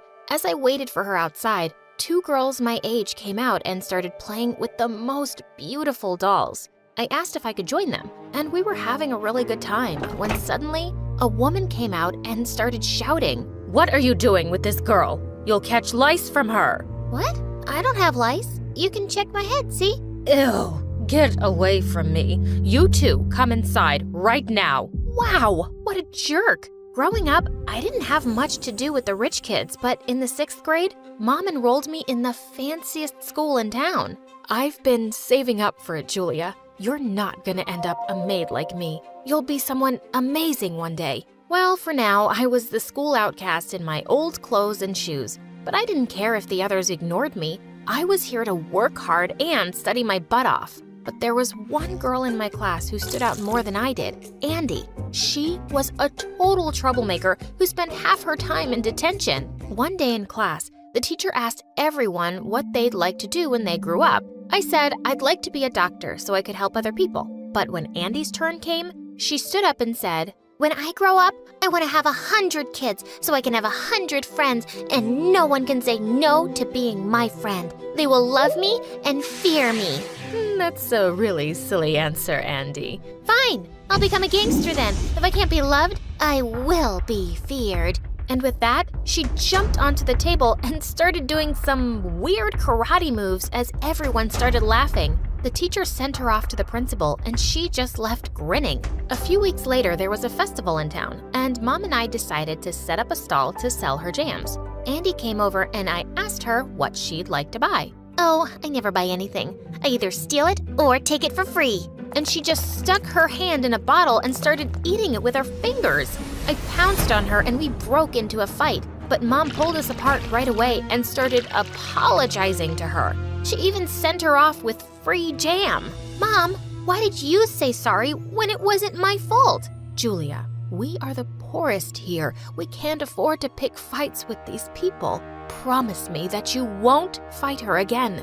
I reluctantly promised, although now I wished I'd kicked Andy's butt harder while I had the chance. A few days later, I was on my way to the market to buy some garden supplies when a couple of senior girls from the school blocked my way. One of them pinned my arms behind me while the other took the money I had in my pocket. They pushed me to the ground and started running. As I chased them, someone whizzed past me on roller skates and flew right at them, knocking them both to the ground. It was Andy. How dare you bully my victim? Only I can bully her. If I ever see you bothering her again, I will hunt you down and kill your entire family and your cats. No, wait, cats are too cute. Just your ugly family, then. The girls got scared and ran away, and I was shocked that Andy had defended me. Thank you, Andy. I really hadn't expected this from you. Shut up, loser, and don't tell anyone that I saved your sorry butt. I don't want my reputation ruined. And with that, she skated away. But I knew now she wasn't as bad as she pretended to be. So the next day at school, I sat with her at lunch and pushed an extra sandwich towards her. She looked really surprised, then picked up the sandwich and started eating it. You're poor and your mama's ugly. Oh my God, what is the matter with you? Whoa, calm down. Friends joke with each other, right? Like, hey, you're ugly. That's why your dad left you. Haha. Someone said that to me once. That's what friends do. No, they don't. Wait, did you just say we're friends? I guess, since you're practically begging me. You can also be my minion and carry my stuff.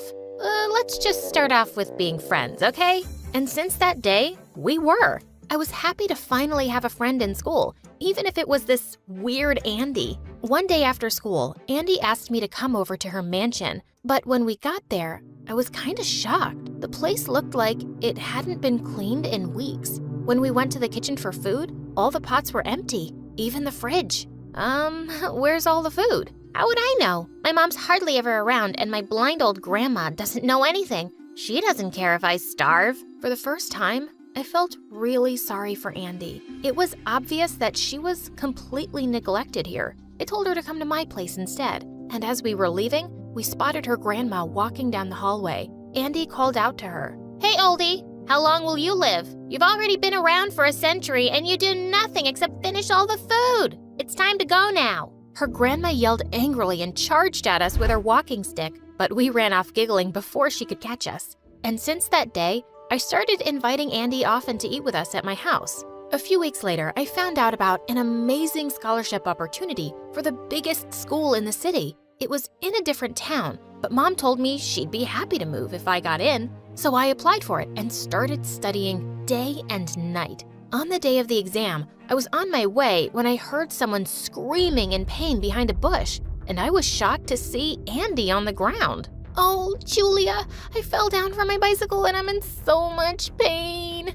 I'm sure I've broken my ankle. Please help me and take me home. Oh God, I can't believe I'm gonna die before my grandma. Jeez, Andy, stop being so melodramatic. You'll be okay. I got you. Lean on me. I was getting so late for my exam, but I just couldn't leave Andy alone in pain. I took her home and then ran to the exam venue like crazy. But when I got there, I was told that I was late and couldn't sit for the exam. I was devastated, but Mom consoled me when I got home and said there would always be other chances. The next day, I thought I'd check up on Andy and Mom came along, but when we entered her gate, I was stunned to see her playing football. Her ankle seemed perfectly fine, and I was furious. You witch!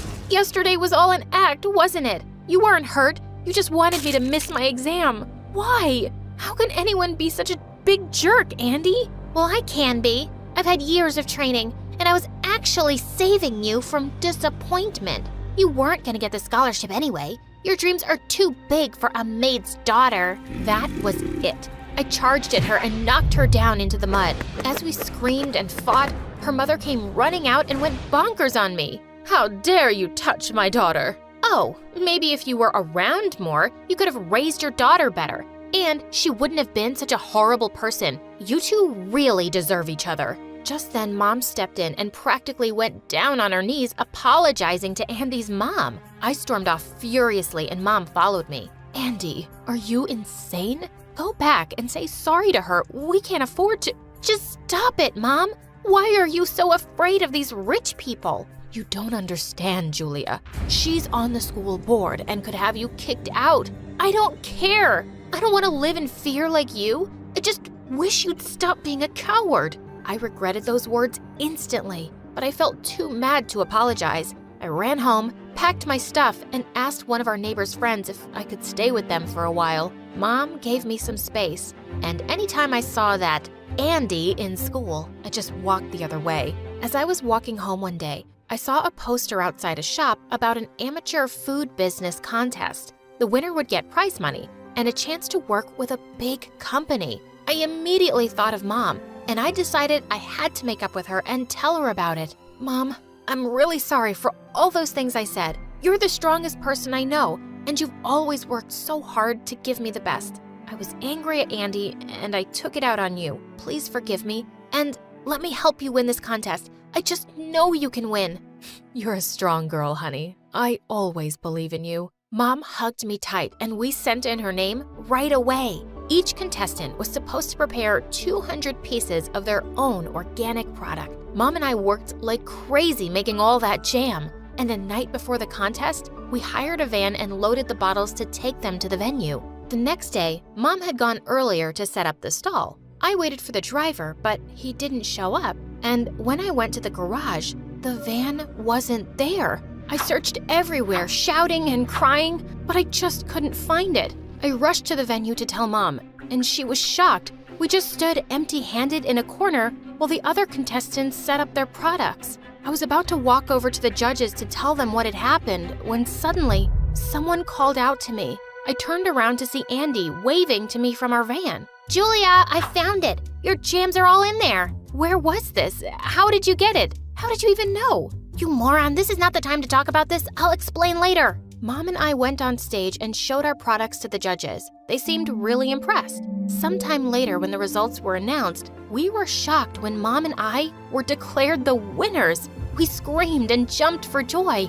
I even pulled Andy into her hug, but seconds later, I pushed her away. Wait a minute. Did you take the van, Andy, just to mess with me again? No, of course not. I came by to wish you luck when I saw you crying over your missed van. And well, I'm friends with half the thieves in this town. It wasn't hard for me to find it. I don't understand you, Andy. You went through all this trouble to save the day. Then why did you make me miss my exam? Because I knew that if you took that exam, you would have qualified and you would have left town. I don't want you to leave me. Just saying that makes me feel sick. And that's why I never wanted any friends. And I grinned and hugged her. She was such a weirdo. After winning the contest, Mom started working with a big food company. And soon enough, we were able to shift into a lovely new home. Once it was ready, Mom and I went over to Andy's place one day to invite her over for dinner. But when we got there, we saw her mom at the door with a suitcase. And Andy seemed to be upset. Mom, please, don't leave me with Grandma for a month. I hate being here alone with her. Why don't I come with you? Don't act like a baby, Andy. You have everything you could need. Why are you always whining? I can't take you to meet my boyfriend's family. He doesn't even know I have a child. Seeing the hurt on Andy's face, I couldn't take it anymore. Hey, Andy, I just came here to tell you that I'm always here for you, and so is my mom. We're like your family. Do you want to come and live with us? And for the first time ever, I saw Andy cry. She shouted a big yes and hugged us, but suddenly her mom turned livid. What do you mean, yes? You can't just go live with them. You're gonna leave me? Your mama? Oh, Mom, stop acting like you care. You should be relieved. Don't worry, I'll check up on Grandma, and I'll come see you every 3 months. That should be enough for you, right? Ciao. And with that, we left. When we reached home, I took Andy to her very own room. From now on, this is yours. We'll get all your stuff and set it up. And if you need anything, just ask. Later that night, when I was sleeping, I suddenly screamed when someone jumped on my bed. It was Andy. Scoot over. I'm sleeping here. But you've got your own bed. You said I could have anything. Ow! You just kicked me. I hate you, Andy. I love you too, Julia. Hi, I'm Jasper from Colorado. Please, like and subscribe. I was born in a rich household and lived in a huge mansion with tons of servants. My nursery was filled with more things than any kid could possibly need. But I didn't have a mom, and my dad was always working really hard and didn't have much time for me. Once when I was 5, I was playing football with my nanny, and I kicked the ball hard, making it fly through the window into Dad's home office. I ran inside to get it. Hey, Dad, come on, let's play football, please? Where is your nanny? Here you are. Is this what I'm paying you for? Your job is to keep him busy and not annoy me. Dad was the worst. That night, I decided to run away, but just when I was at the door, someone pulled me back by the shoulder. It was Dad. Where do you think you're going? To find a new family. I don't want to live with you. You're mean and grumpy and don't love me. He just looked at me and shook his head, then took me to my bedroom. It was probably the first time he'd ever tucked me into bed, but the next day, he was the same, never having any time for me. For my 9th birthday, I expected he'd be home, but once again he was away for some business meeting. Master Jasper, your father has sent you this present and has instructed us to wish you a very happy birthday. Can you please clear everything away? I'm not hungry. But the cook spent hours making this cake for you, sir. I looked at the cook's face and couldn't bear to disappoint her. Of course I'll cut the cake. It looks amazing, but I don't want the present. Closing my eyes, I made the same wish I made each year on my birthday, but this time, I really meant it. God, please send my mom back to me. Please, please, please. Come on now, everyone say amen. Amen. The next morning, I woke up to someone's loud voice downstairs, and I found a strange woman in our house, dressed in weird clothes. Oh my God, Richard, darling, you never told me you're such a rich man. Look at the furniture, the chandelier, everything. And who's this handsome fella? Let me guess. You're Jasper, aren't you? Yeah. And you are? I'm Linda, No, wait, I want you to guess. I don't know, my new nanny? Listen, Dad, I don't need a nanny anymore. I'm grown up now. No, dummy, I'm your new mommy. No one's ever too grown up to have a mommy. Your dad and I got married yesterday, and here I am. The woman hugged me so tight, I felt like she'd squeeze the air out of me. Dad got married without even telling me? Sure, I wanted a mom, but this wasn't what I expected. Soon, my friends in school found out I had a stepmom, and they warned me to stay away from her, because all stepmoms were awful. The loudest was my best friend, a neighbor, Sonia. She was always saying my new stepmom was a weirdo, and I shouldn't trust her. One time, Linda packed a huge lunchbox for me, and when I opened it at school, the smell was fantastic. But for some reason, Sonia pinched her nose. Yuck! Jasper, what is this? It's some pasta Linda made for me. I think I'll try it. I wouldn't eat that if I were you. My mom said she's evil, and she married your dad for money. And now she's just trying to win you over. She isn't your real mom, Jasper. Don't be such a dodo and just dump that in the garbage. I felt bad about throwing away food, so I ended up giving it to a homeless person on my way home. And when I got back, the first question Linda asked me was how I liked my lunch. Look, you're not my mom, so you can stop acting like it. I know you're up to no good. You're a stepmom. All stepmoms are bad. She looked hurt hearing my words, but then to my surprise, she suddenly started to smile. Yep, I'm up to no good. Want to know what I plan to do? I will love you so much that you'll be telling everyone soon that I'm the best mom in the world. Saying that, she ran after me to give me one of her signature tight hugs, but I ran out into the garden and slipped straight into some mud. And Linda came crashing right behind me. We stared at each other for a few seconds, and then suddenly she grabbed some mud and threw it right in my face. She burst out laughing, and so did I. And we were suddenly in the middle of a mud fight. She seemed to enjoy it like a kid, and didn't care one bit about how dirty we both got. Linda really didn't seem evil to me like everyone said. I love you too, son. After that day, Mom and I were a team. I loved her so much, and she adored me. But Sonia always hated her, and she got even meaner after her parents got divorced. I was sorry she was unhappy, but I didn't let her bitter words affect my relationship with Mom. Things were great until I turned 14, and Mom and Dad announced that they were having a baby. A baby? Why? Mom was so excited about it, but I was afraid that the love she had for me would be divided.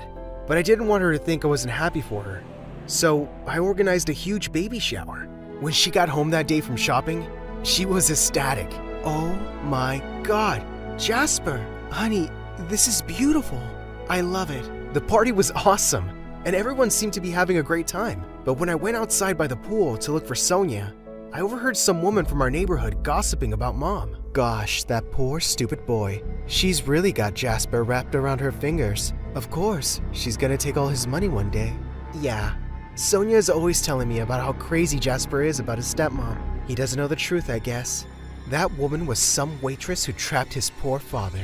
Such a gold digger. I felt my blood boil with rage. But before I could yell at them, someone grabbed my hand and pulled me away. It was Mom, and she heard all those awful things those women had to say about her too. Don't say anything. Please. It'll only cause a scene, and you know how much your dad hates it. But how dare they say those things about you while standing in your house? It's not worth it, Jasper. Saying that, Mom went back inside. And then I accidentally bumped into Sonia's mom and made her entire gossiping gang fall into the pool. It was hilarious. Their makeup was running down their faces, and Sonia's mom's wig was floating around the pool as she shrieked and went after it. Suddenly, Sonia came up to me and pushed my shoulder. Hey, I saw that! You pushed my mom in on purpose! Why would you do that? Because your mom deserves it. And not just her, but you too. Ever since my mom came, you've had nothing but awful things to say about her. I'm not interested in listening anymore. Anyone who has something bad to say about my mom, get out now. The party was soon over as the guests left grumbling, and Dad looked pissed. But instead of yelling at me, he directed all his anger at Mom. You did this. My son used to be a well-behaved boy, and you spoiled him. But what else should I have expected from a low-class woman like you? Low class? Who do you think you're calling low class? That night, Dad and I had a huge fight, and things were never the same between us. But I forgot everything when my baby sister Indigo was born. I had never seen a human as tiny as her.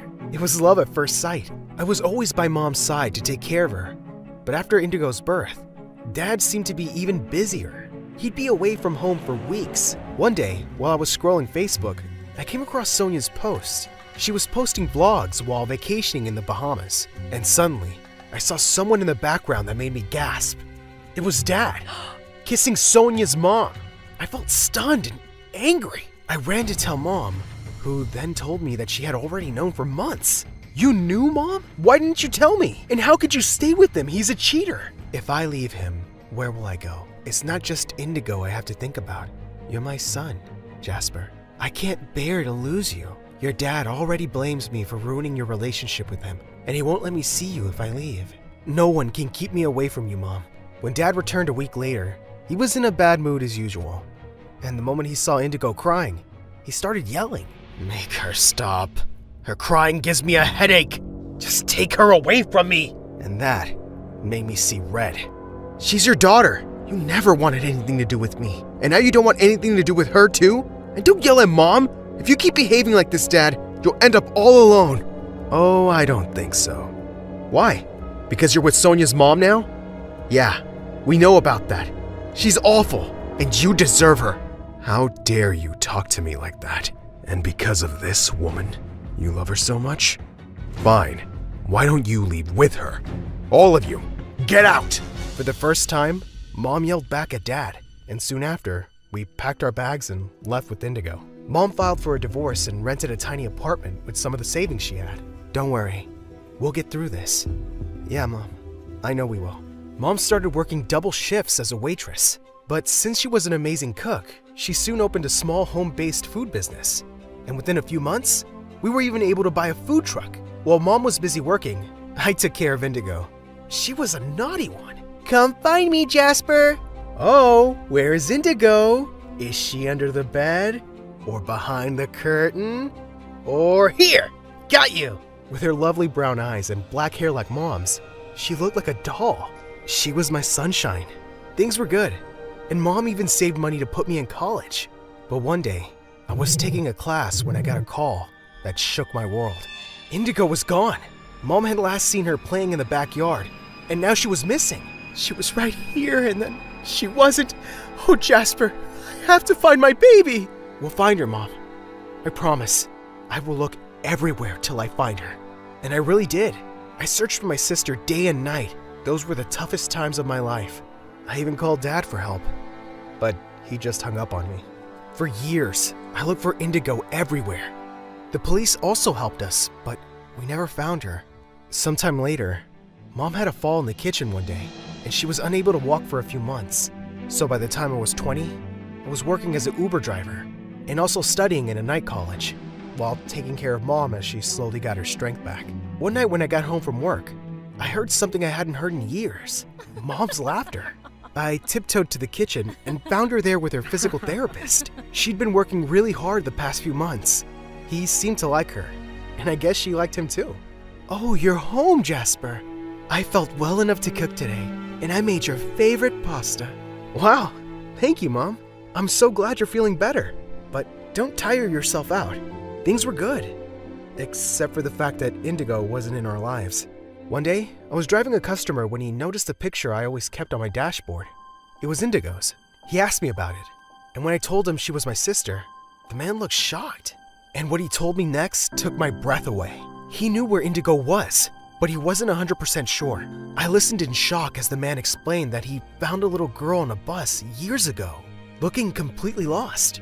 He and his wife had tried looking for her family, but they had no luck. They adopted her. I couldn't stop crying as he told me everything. I always knew I'd find her one day. The very next day, I was outside a big house with Mom. Whose house is this, Jasper? Why are we here? And I can't climb all these stairs. You'll see. Come, I'll help you. I lifted Mom in my arms and carried her up the stairs. She looked really confused as we walked inside. But then, she froze. Standing before us was a little girl with lovely brown eyes and long black hair. Everyone knew Mark was a jerk. I would always see him harassing one of the shy kids in the halls at school. One day, I had had enough. So I marched up to him and yelled, "Hey, stop bullying people, you're hurting their feelings." Mark was stunned. No one had ever stood up to him before. The shy kid ran away and we were left staring at each other. I was scared of what he would do or say, but he didn't really do or say anything. He only looked down like he was really sad and walked away. I was so shocked, and I had to admit, I felt kind of bad. I never yelled at anyone before, and I only did it because I thought he would get mad. but seeing him sad made me feel terrible. The next day, the entire hallway stunk. Everyone was trying to find out where the smell was coming from. As soon as I got close to my locker, I knew something was wrong. I opened it to find that it was yesterday's fish sandwich. It had been put in there and left all night. I almost puked. That's when I saw Mark smiling from down the hall. He was wearing those big, stupid headphones he always wore, and he even waved to me. All the guilt I had disappeared. I was gonna get him back. Just needed to figure out how. All day, I snuck behind him, following, watching, like a stealthy ninja. Every move he made, I was right there, but he never saw me. I noticed him writing in his notebook all day, in every class, but he was never prepared with the assignments. So I knew whatever he was writing, it wasn't homework.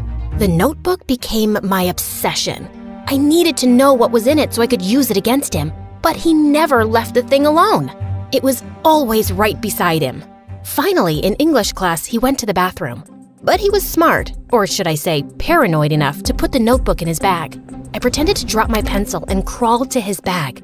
I couldn't take the whole notebook without being discovered, so I just opened the zipper, and I hoped that would be enough for the notebook to fall out when he took his bag.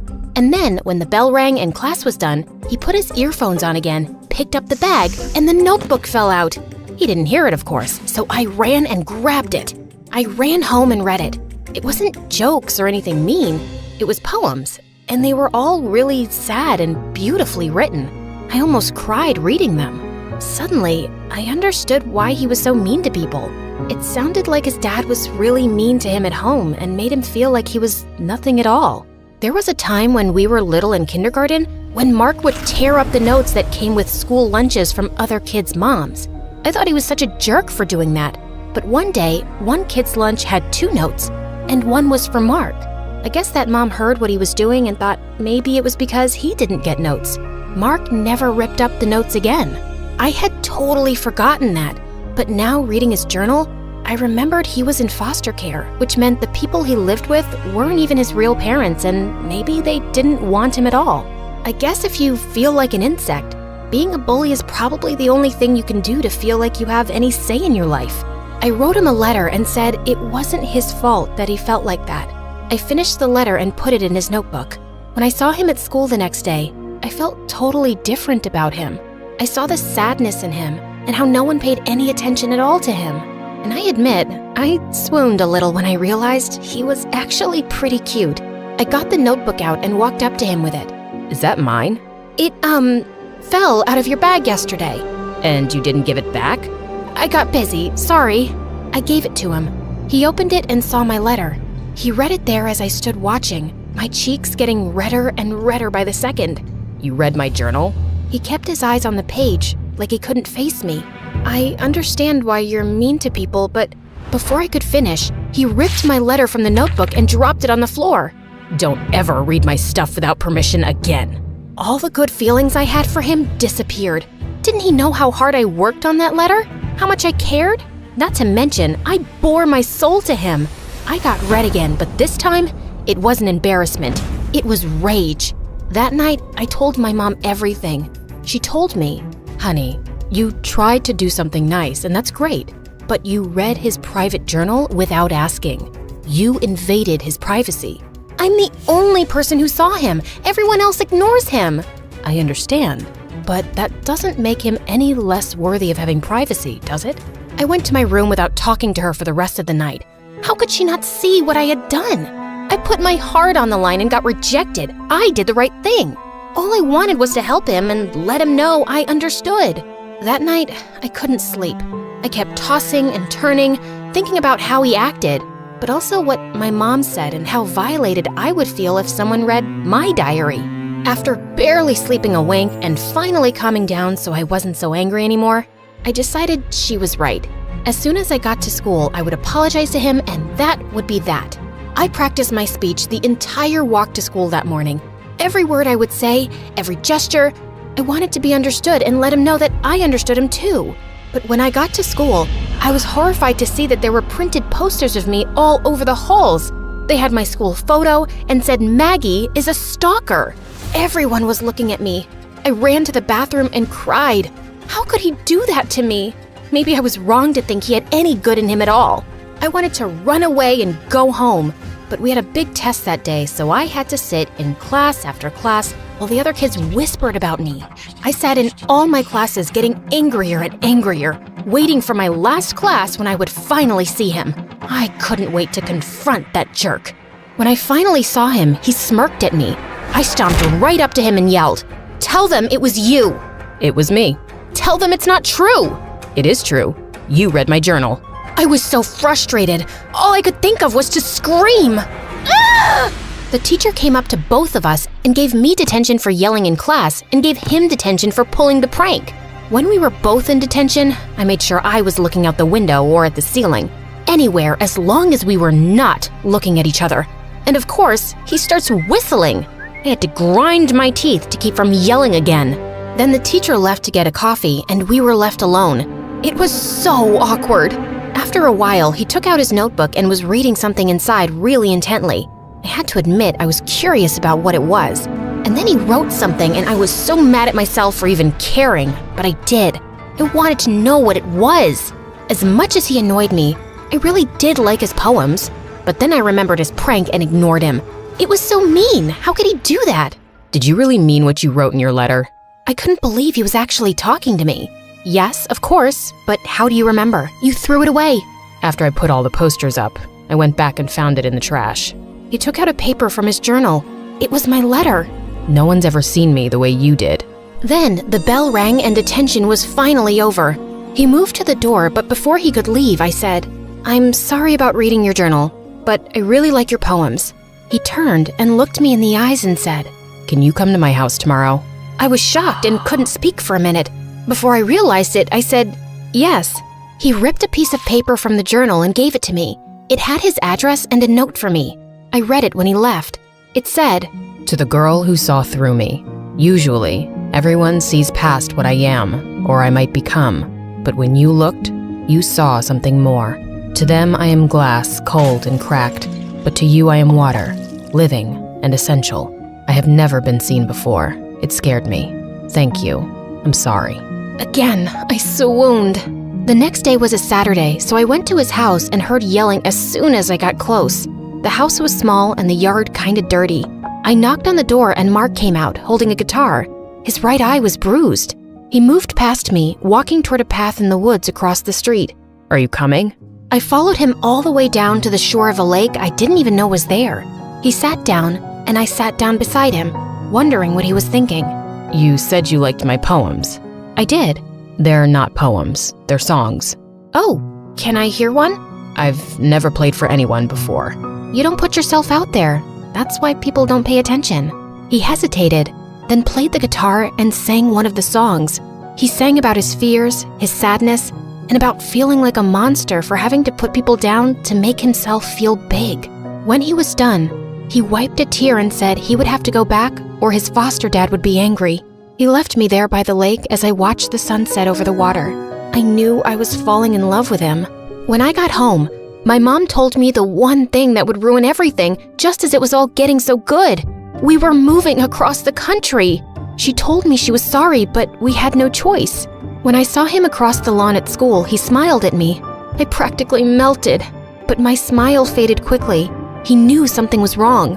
He came up and walked with me. "Are you okay?" "I have to move." His eyes immediately lost their light. I could tell he was devastated. "What are you thinking?" "It's selfish." "It's okay. Tell me." "You're the only one who sees me." "Maybe that's true right now, but it doesn't have to be. Your songs are beautiful." "I don't know how to talk to people. I don't relate to anyone." "Of course you do. We all have pain. We all get bullied. Even you." He thought about what I said, then a smile crept on his face and he looked right at me. My heart stopped when I saw his eyes. They were bright and full of hope. "I never thought about that. Thank you. I can't believe you're moving away." "I know." We both looked down, sad for ourselves because of how little time we had together. And then I raised my head and said, "You know what? We're here now, right? So why are we sad? We can be sad when I leave, but today, I want to be happy." "You can just decide to be happy?" "Yep, why not? You're here, I'm here. We have all day to talk and hang out. He thought about what I said, then smiled. He looked at me and asked, What do you want to do? Without thinking, I leaned over and kissed him. His cheeks turned bright red. We both laughed. He took me to a boba tea place, then we ate some ramen and even went to karaoke. I had never had so much fun. I was worried it would only last for today, but I put all the worry behind me and enjoyed the moment. That night, we had to say goodbye. It was the hardest thing I ever had to do. He walked me home and kissed me before he left. The last thing he said to me was, If I never see you again, please know you'll always be with me and all the people I help with my music. I watched him leave, holding on to the moment as long as I could. When it was time, we packed the moving truck and left. Then to my surprise, I saw him. He was on the sidewalk, talking to one of the shy kids he used to pick on. But this time, they were both smiling. He was apologizing and making friends. I knew then that everything would be okay. And as for me, I was going somewhere new. Sure, it was scary and a little sad, but it was also exciting. Who would I meet? What would I do there? I decided to enjoy every day and made a promise that I would make the most of any situation that came up in my life, good or bad.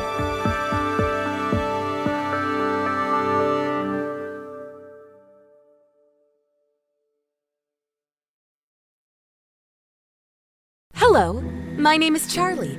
I'm a famous filmmaker and director, but you know me already, don't you? Oh, well, it hasn't always been like this anyway. So sit down, grab some popcorn, and let me tell you my story. But before we start, please hit the like button and subscribe. This is me, Charlie, and this is my best friend, Rose. Me and Rose grew up together since we were only babies. We played together, we went to school together, we did everything together. We were like autumn and colds, unavoidable. Like rain and thunder, indivisible. Rose was the sister I never had. I was to her the brother she never... Well, you got the point. She was blonde while I was black. She was shy while I was sunny. She had a big brain while I had a big butt. We fit perfectly together. Most of all, we had one dream in common. One day, we would become filmmakers and make movies about witches. Yes, that was our dream at the time, our common goal in life. And we were all ready to get it realized. But what a tragic fate awaited us. Well, I'm being a bit overly dramatic here, but please, let me explain. It was our last year in high school and a few weeks before Halloween. I was reaching my classroom like every morning when Rose came running toward me. Charlie! Charlie! Rose, what? Charlie! Rose! Charlie! Rose! Charlie! Barely breathing, Rose managed to announce to me that the school had opened a cinematographic contest where the winners would be enrolled in the best movie school in the country. We started screaming. At that point, me and Rose already had tins of scripts ready. We simply chose one and brought it in the next morning to our art professor to have it approved. But instead, there stood Mona, high like a giraffe, dressed like a rock star, and loud like a tempest. Who is Mona, you ask? She's the daughter of a famous celebrity couple, a movie producer dad, and a 5-star actress mom. She had the best connections, the best grades, and the best face.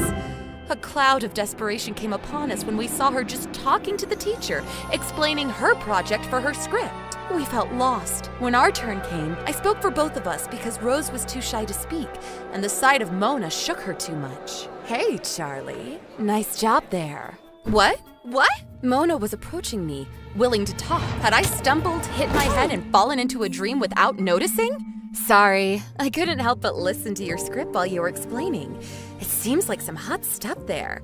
Did you come up with it all by yourself? Well, me and Rose, yes. It seems you have a promising future in the business, baby. Would you mind joining me tonight at my party? There'll be producers, movie stars, and many important people. I couldn't believe it was happening. It was too much for me, and all at once. Of course, me and Rose will be there for sure. Rose? I'm sorry. I don't want someone who is barely able to speak in public to be associated with me. You are invited. See you later, baby. She left like the tornado she was, leaving both me and Rose speechless. I tried to console my best friend, convincing her this was a once-in-a-lifetime opportunity that could help us both. Rose nodded her head, but her look told me something else. I pretended not to see it and went straight to the party. This was an occasion I just simply couldn't afford to lose. Mona's house was not exactly a house. It was a castle, a gigantic manor with a park, 4 towers, and 2 pools. All over the place, men in elegant suits and shiny-looking women talked to each other cheerfully. Oh dear, you've arrived. Sir, lady, nice to meet you. I'm so glad you invited me. That man and woman were Mona's parents. They look amazing together. A perfect couple in a perfect house. Everything was perfect in Mona's life. Shiny and bright, like herself. Please, enough with the pleasantries. You're part of the family now. Mona told us all about the project you're working on together. The project? Of course. I told Mom and Dad we are working on an amazing movie. We will win the contest for sure. I didn't know what to say. I was totally caught unprepared. So I just smiled and said nothing. Mona's parents left us soon, and I immediately reached after her. Mona, what did you tell them? Well, that we work together. Isn't that true? But I already work with Rose. Didn't you know that? She's my best friend. I can't just leave her like this. Mona just smiled and washed the problem away with a swing of her hand. You create too many problems, baby. Can't you just work with us both? Come on, let's have fun. I'm ashamed to admit, but the truth is that I forgot Rose for some time, and quite easily. I just loved to be asked about my history and my interests by all these interesting people there. The future was winking at me and I just couldn't resist. Then I saw him. How to describe the finch that came to perch on my branch? He was like a god in a garden on Olympus. He was like a breeze on a hot summer day. He was like that horse was hot, girls. You can bet about it. That angel had dark eyes like enchantment and such a fine, elegant beard. I was totally captured. He must have noticed my dumb expression because he started smiling at me as if trying to help me retrieve some of my dignity. Too late. And Charlie, let me introduce you to my brother Tom. So you are the famous Charlie. A handsome lady, that's for sure. Nice to meet you. Is he really going to kiss my hand? Is he really? Oh, God, I'm fainting. Am I famous? How? Of course. Mona has talked about you all afternoon. Mona, can I steal this lady from you for some time? Do as you please, brother, but be a good boy. I always am. Mona, don't scare our host like this. The walk with Tom around the garden felt like a dream. He was not only handsome in sight, but also elegant, charming, and kind. His fierce appearance was balanced by such a quiet temper that it made him look like the perfect man in every single way imaginable. Hours passed in a flash, like seconds. Come back soon, baby. We're here for you anytime you want. Couldn't wait to be invited again. The image of Tom was still in my eyes when I woke up. And even if I don't remember it with certainty, I can bet I dreamed about him. How did it go? Rose's soft voice reached me as if coming from far, far away when she met me in the corridors at school. I felt happy to see her, but not so happy as I should have been. I think she noticed, but I kept it a secret. I explained to her all that happened the night before and promised to meet her within a few days in order to complete our script. The plot was there, but so much work had yet to be done. Fine then. See you soon. See ya. Those were busy times for me. In the daytime, I met Mona to work on our script for the contest. At night, I often saw Tom. Mona's script was completely different from mine. Her subject was Barbie. Barbie! Can you believe it? What's wrong with that? Barbie was a paradigm of freedom for girls, don't you know? Mona's fantasy was wild. She had a lot of ideas, but none of them were connected to each other. Her thoughts were as chaotic and impulsive as she was. Without me, she would have been lost. But what about Rose? Without me, she would have been lost too. She was smart and nerdy, but she didn't have the creativity I had. Rose had always been my best friend and sister, and even if Mona's spell and Tom's charm were still upon me like magic crows, I started to feel bad about how easily I abandoned my lifelong friend in order to get a quick ticket to success. The moment of the contest was approximating, and I had to speak with Mona about this. I would have helped her with her project, but I had to participate in a team with Rose, and if Mona didn't want Rose, I would leave the Barbies in order to go back to the witches. I found the courage and spoke to Mona. Can you imagine a dragon's reaction to someone trying to steal his gold from under his throne? The same was Mona's reaction to my words, if not worse. Out of my house! Never come back again! I will eat you! Do you think I'm being overly dramatic again? You weren't there, my friend. I think I barely saved my own life. I'm lucky to be here to tell the story. Yet I felt happy after arriving home. I felt I had done the right thing. Now there was only Tom to speak to. Even if I liked him, our time had to wait until after the contest was finished. I couldn't subtract any more energy from Rose and our witchy project. I mean, there can be only one Dua Lipa in the world, right? Enough with Barbie. Hey, Angel. Tom's words were honey poured all over me. I melted. But hey, not this time.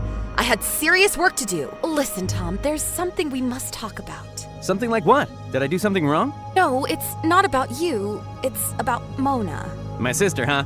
She always was more like a Shrek than a Barbie. She's not that bad, but I can't be her teammate for the contest. Rose is my teammate. You and Mona are wonderful. You live in an amazing house. Your life is perfect, but... Tom's eyes went big and sad at those words of mine. Maybe it was the wrong thing to say, but how could I know? From what I had seen up to that moment, their lives were like pink molasses.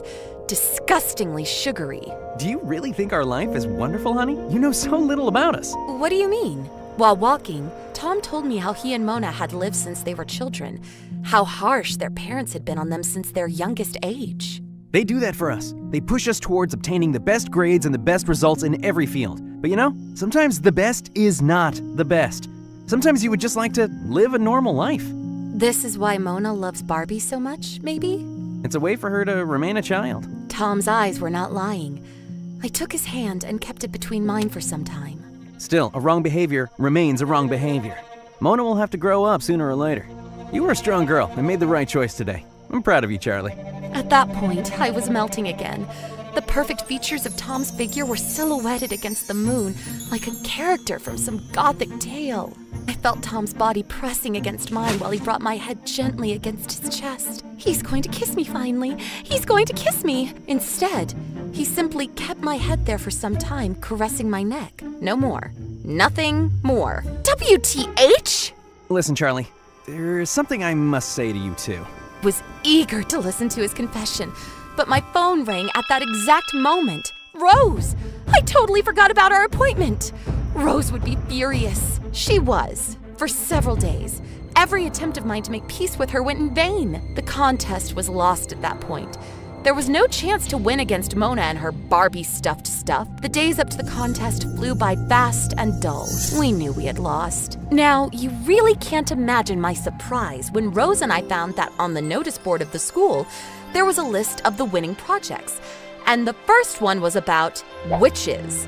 As authors, it had 3 names: Rose, Charlie, and Mona. A coincidence? Of course not. It was our project.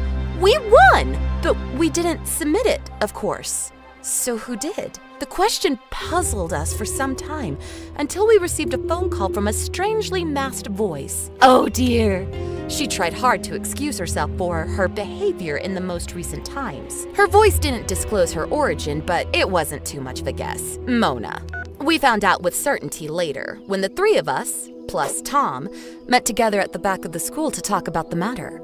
Mona looked like a baby. She cried all the time and told us she felt guilty for how she treated Rose after Tom had talked to her. To get her excused, instead of her script, Mona submitted a copy of ours, proposing it as if it had been worked upon by the 3 of us. Of course it won. It was written by me after all. But this wasn't the only news of the day. Tom, don't you have something you want to say?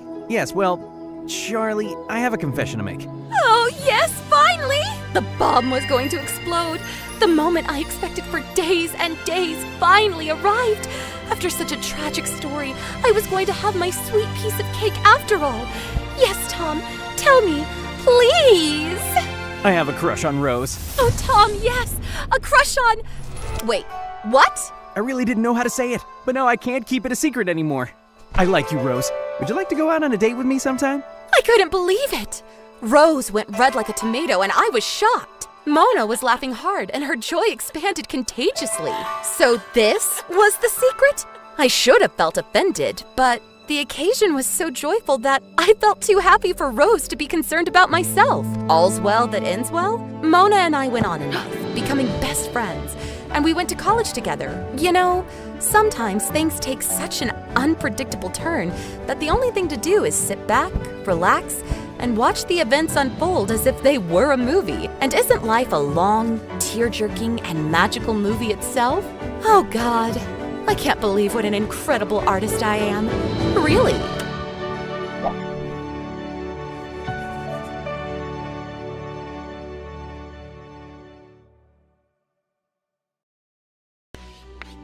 Hi, I'm Shayla from Texas, and I'm a child genius. Before I continue, please like and subscribe. I was only 6 when I discovered I was what people called gifted. I was at my friend's birthday party, and we were having a contest on who could solve a Rubik's Cube first. Well, I solved it in 19 seconds. Mommy, she cheated! That's crazy. How could I cheat? You were watching me the whole time. Stop lying, Shayla. There's no way you could solve the Rubik's Cube that fast. Now go sit in the corner. But that's so unfair. I didn't want to play more party games after that because all the kids kept calling me a cheat. When I got home, I told my parents what happened, and a few days later, they had me tested. And it turned out I had an insanely high IQ, just like my mom, who was a respected neurologist. Cool, right? Well, not exactly. I got moved up 2 grades, which meant I was the youngest in the class. And no one wanted to be friends with a little 6-year-old who was every teacher's favorite. By the time I got to high school, I felt like a total outcast. One night in 9th grade, I was home alone even though it was Valentine's Day, and tons of kids at school were out on dates. Knock, knock. I have a Valentine's Day present for you, sweetie. Thanks.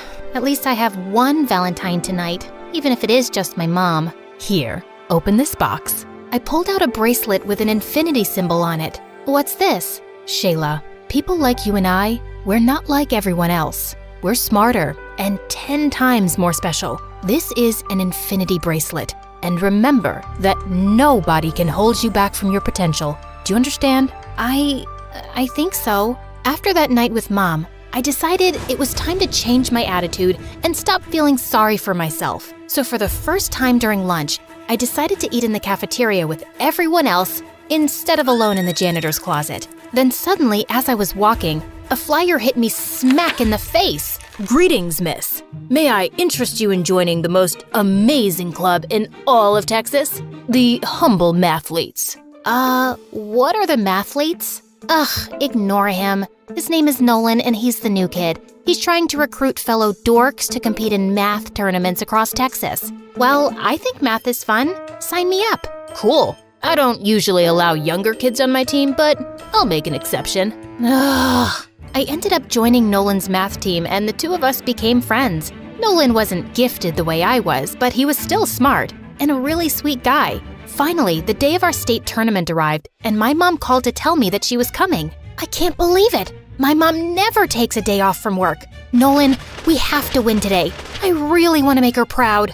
Calm down, girl. We're gonna crush this tournament. Nolan pulled me into a hug, and for some reason, it made my stomach do cartwheels. The competition went well, but in the final round, Nolan got 2 answers wrong, and that cost us the 1st place trophy. Oh well, 2nd place it is then. How about we celebrate with milkshakes and an MSA marathon? I was about to agree when I saw Mom standing behind me with a very disappointed face. I excused myself to talk to her. Why were you so happy back there? You're not embarrassed that you got 2nd place? Hey, 2nd place is still really good. Shayla, why are you friends with someone like Nolan? He's obviously not very bright. It's his fault you didn't win. Mom, don't talk that way. Nolan is really smart and we've become good friends. Suddenly, Mom took my wrist and started to unclasp the infinity bracelet. What are you doing? I shouldn't have given this to you, Shayla. You don't seem to care much about unlocking your potential. I'll just have to live with the disappointment. No, stop! I do care. I'm gonna make things right. Just give me a chance. I ended up riding home with Dad without saying goodbye to Nolan. And the next day at school, I tried avoiding him until he showed up at my locker. Hey, sunshine. I thought we were gonna celebrate, but you left.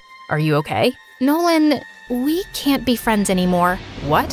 Why? You want me to be honest? Of course. You're not smart the way I am. You're average at best. And if we continue hanging out, you're just gonna hold me back. I'm so sorry. I ran away before Nolan could answer, feeling horrible. Nolan didn't speak to me again after that, and I didn't blame him. Then 2 months later, my life took a turn. Mom was offered a research position in China. So, does that mean we're moving to China?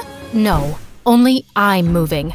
And I'm divorcing your father. I just can't have anyone in my way right now. But don't worry, you and I will keep in touch. Mom kissed my cheek, and tears filled my eyes. After Mom left, I tried to keep busy and comfort Dad, who wasn't taking the divorce too well. One afternoon, I was sitting on the porch when I saw a van pull into our driveway. A lady came out, and to my surprise, it was my first grade teacher. Mrs. Johnson?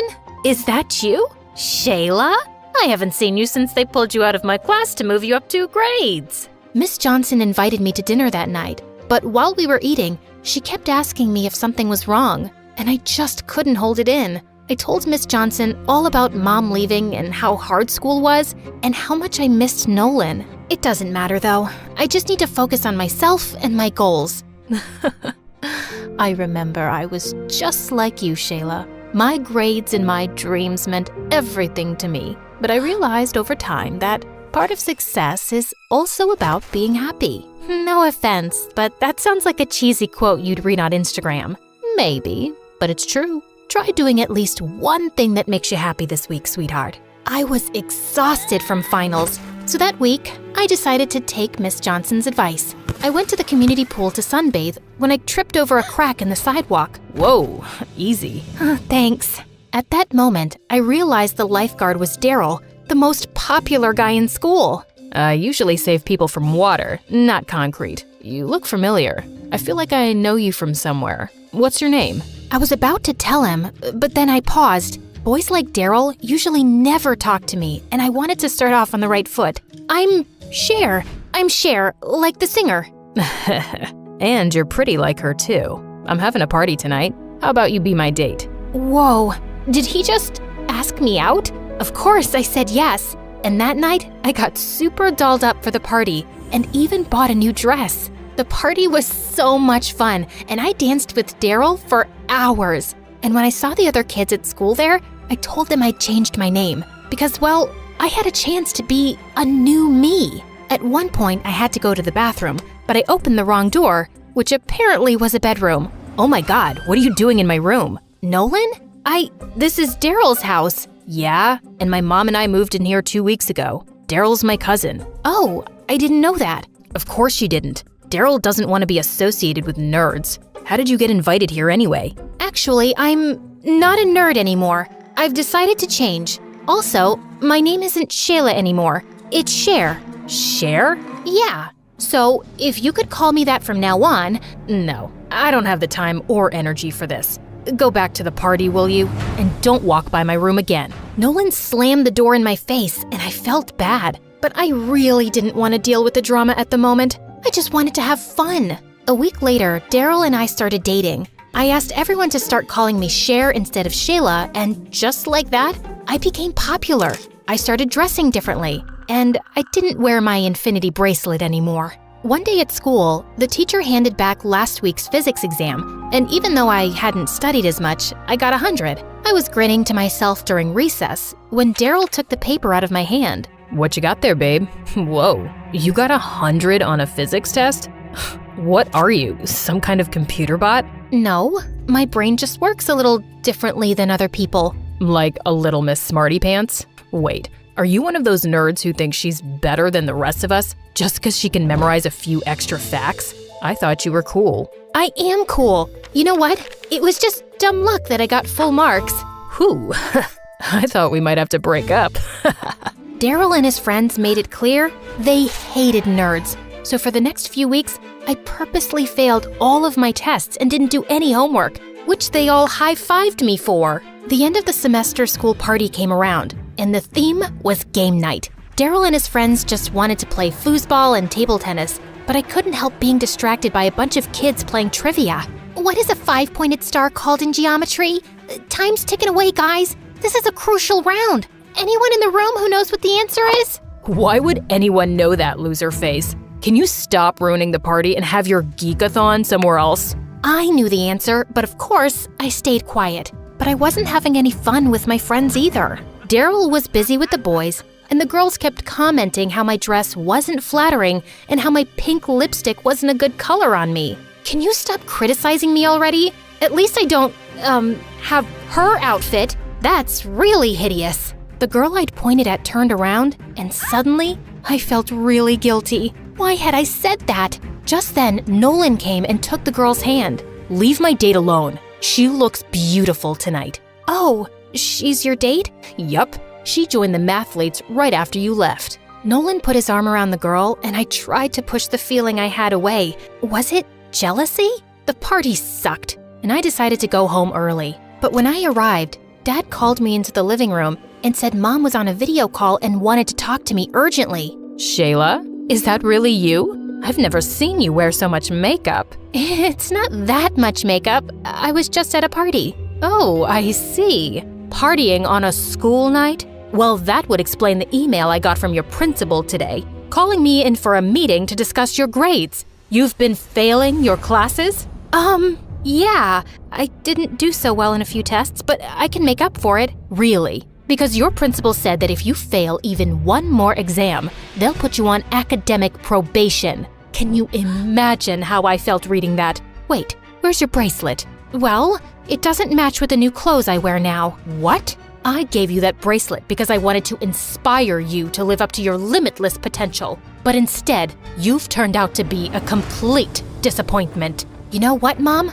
I'm not a little girl anymore. I don't need a stupid bracelet to remind me what I'm capable of. Just like I don't need your validation to feel good about myself. This is the first time you've called me in weeks. I'm your daughter. There's more to me than good grades. You don't value me the way I value you. I'm done trying to make our relationship work. As I ran outside my front yard, I suddenly heard a familiar voice. Haven't seen you around in a while. Oh, hi, Miss Johnson. You look lovely tonight. Did you meet a nice boy? Oh, is that why you haven't been stopping by? I don't know what happened then, but suddenly I ran to Miss Johnson and burst into tears. She hugged me as I told her everything. About Mom, the bracelet, how Nolan replaced me, and how I'd turned into a superficial bimbo. Oh, Shayla, don't talk about yourself that way. I think I know what the problem is. You do? Yes. First, you tried being who your mom wanted you to be. Then, you tried being who the kids at school thought you should be. You've tried to be everything except yourself. Miss Johnson's words struck a chord in me. I thought about them all weekend, and on Monday, I pulled out the infinity bracelet. But this time, it meant something different to me. I wasn't letting anyone hold me back, and I had to start by making things right with Nolan. Hey, I know it's been a minute, but I'd love to be a mathlete again, if you'll have me. Let me think. No. Nolan, please. I've changed. I don't want to be a stuck-up jerk anymore. I'll apologize to your girlfriend for mocking her outfit too. Firstly, she's not my girlfriend. She was just my date that night. And secondly, you're a fake, and I just can't take that person seriously. Cher. Just then, Daryl walked over to us. Hey babe, wanna go with me to a concert tonight? Ugh, why are you talking to him? Because Nolan's my friend. I'm really not. You were at one point. We were on the mathletes together. The mathletes? That's a club for losers. You're better than that. Come on, let's go. Daryl started to pull me away, but something inside me snapped. No, I'm staying here with Nolan, and he's not a loser. He's your cousin, and maybe it's time you start treating him with the respect he deserves. I should have treated him better too. Aw, that's a cute speech. But if you want to be my girlfriend, you can't hang out with my dork cousin or join the mathletes, Cher. Isn't it obvious that I don't want to be your girlfriend anymore? I feel pathetic that I dumbed myself down to fit in. I'm a nerd, and proud to be one. And just for the record, I know what a 5-point star is called in geometry. It's a decagon, and I'm going back to being Shayla. I marched off like a boss, pulling Nolan behind me. You know, maybe you can rejoin the mathletes. We are one team member short, and there's a tournament coming up. Oh my god, you mean I can be on your team again? And you forgive me? Oh, Nolan, thank you. Hey, I didn't say I forgive you. but I do need your brain for the competition. I'm not exactly smart the way you are. Nolan, I'm sorry for saying that. The pressure to succeed turned me into a toxic person. The truth is, I think you're smarter than me. I don't have a quarter of your emotional intelligence. That's nice of you to say. Thanks. Nolan hugged me and I felt my stomach doing cartwheels again. Maybe one day, he could be more than a friend.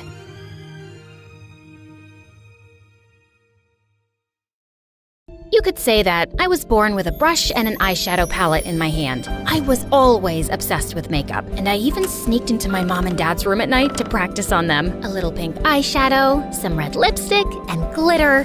Perfect.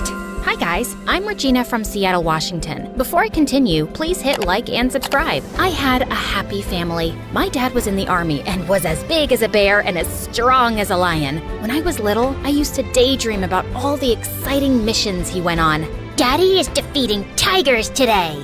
He's building a hospital for children in Africa. Despite how proud I was of my dad, I couldn't help but miss him. Luckily, my mom was amazing too. She worked at a cosmetic store, so she was like my personal shopping assistant and taught me everything about fashion and makeup. But everything changed when I turned 7. Mom fell madly in love with an accountant, and Dad let her go. Will Mom ever come back? I don't like to see her only through video calls. My baby girl, I know you're sad. But see, your mom is happy and will be happy too. I'll get a desk job and I'll take care of you from now on. But even though Dad was so sweet, he was an Army man and he didn't know any better. So he would wake me up at 5 every morning with a trumpet to go for a run. He could only cook beans and sausage. And when it came to my hair, the brush is stuck. Ouch! Let's watch a tutorial, okay? Before I end up completely bald. After a good dose of online tutorials and MSA videos later, Dad finally evolved into a normal parent. Here's your packed lunch and your PE bag. Ready for school? Thank you, Daddy. You're the best. Except when it came to boys. When I was in middle school, one of my classmates gave me a chocolate heart for Valentine's Day, and I showed it to him. Dad, look! A boy asked me out. My dad snatched the chocolate and ate it in one enormous bite. No boyfriend until you turn 21. You'll have time once you're grown up, but right now, you need to focus on your studies. Okay, Dad. And the day after, the boy who had given me the gift transferred to another school. What if Dad scared him off? I felt furious about Dad and told Mom everything when she video called me. But suddenly, she hung up, and I realized it was because of her new husband, who didn't really like her talking to me. And gradually, she ended up only calling on birthdays and Christmas. I learned to live with it and got busy watching makeup tutorials and trying makeovers. But then, in my junior year, I met Simon, and he was so perfect. It was no wonder I forgot everything else, even my passion. I'm sure Dad'll change his mind when he sees him. Hey, Dad, I'm bringing a friend for lunch today, okay? Sure, bring her over. It's a boy. I expected Dad to explode, but he said nothing. Ooh, did he change his mind? But I was wrong. So wrong. When we got back from school, Dad opened the door without a smile and stared at Simon before turning back towards the kitchen. Your dad's kinda scary. Him? No, he's sweet, fluffy. I dragged Simon into the kitchen. See? He made fried chicken. He likes you. Sit down, sit down. But after he'd filled our plates, Dad grabbed a piece of chicken tight and, looking Simon in the eyes, he snapped it in half. Simon literally squeaked and shot to his feet. I suddenly remembered I have to water my fish. I mean, iron my plant. Bye. After that, Simon dumped me, and everyone started whispering that my dad was a crazy, dangerous dude. I thought all the guys would stay away from me now, but I was stunned when they all asked me out to prove they were daring and not scared. Ha! See, Dad? Your strategy backfired. It felt like being on The Bachelorette, with everyone trying to win my heart.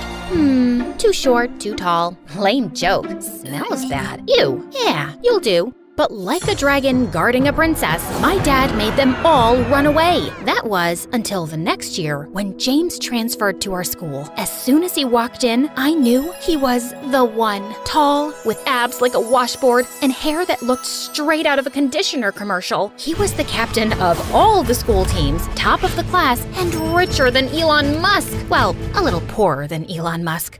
Oh boy, is it even legal to be this hot? I was pretty, but for someone in James's league, I had to up my game. The next day, I woke up at 3 a.m., and after literally hours of careful styling, I was ready. That day at lunch break, I gathered my courage and went straight to sit beside James. Hi, I'm Regina. And I'm amazed. Haven't I seen you on TikTok? You look like a celebrity. Then he kissed my hands like a gentleman. Played cool. Breathe. Breathe.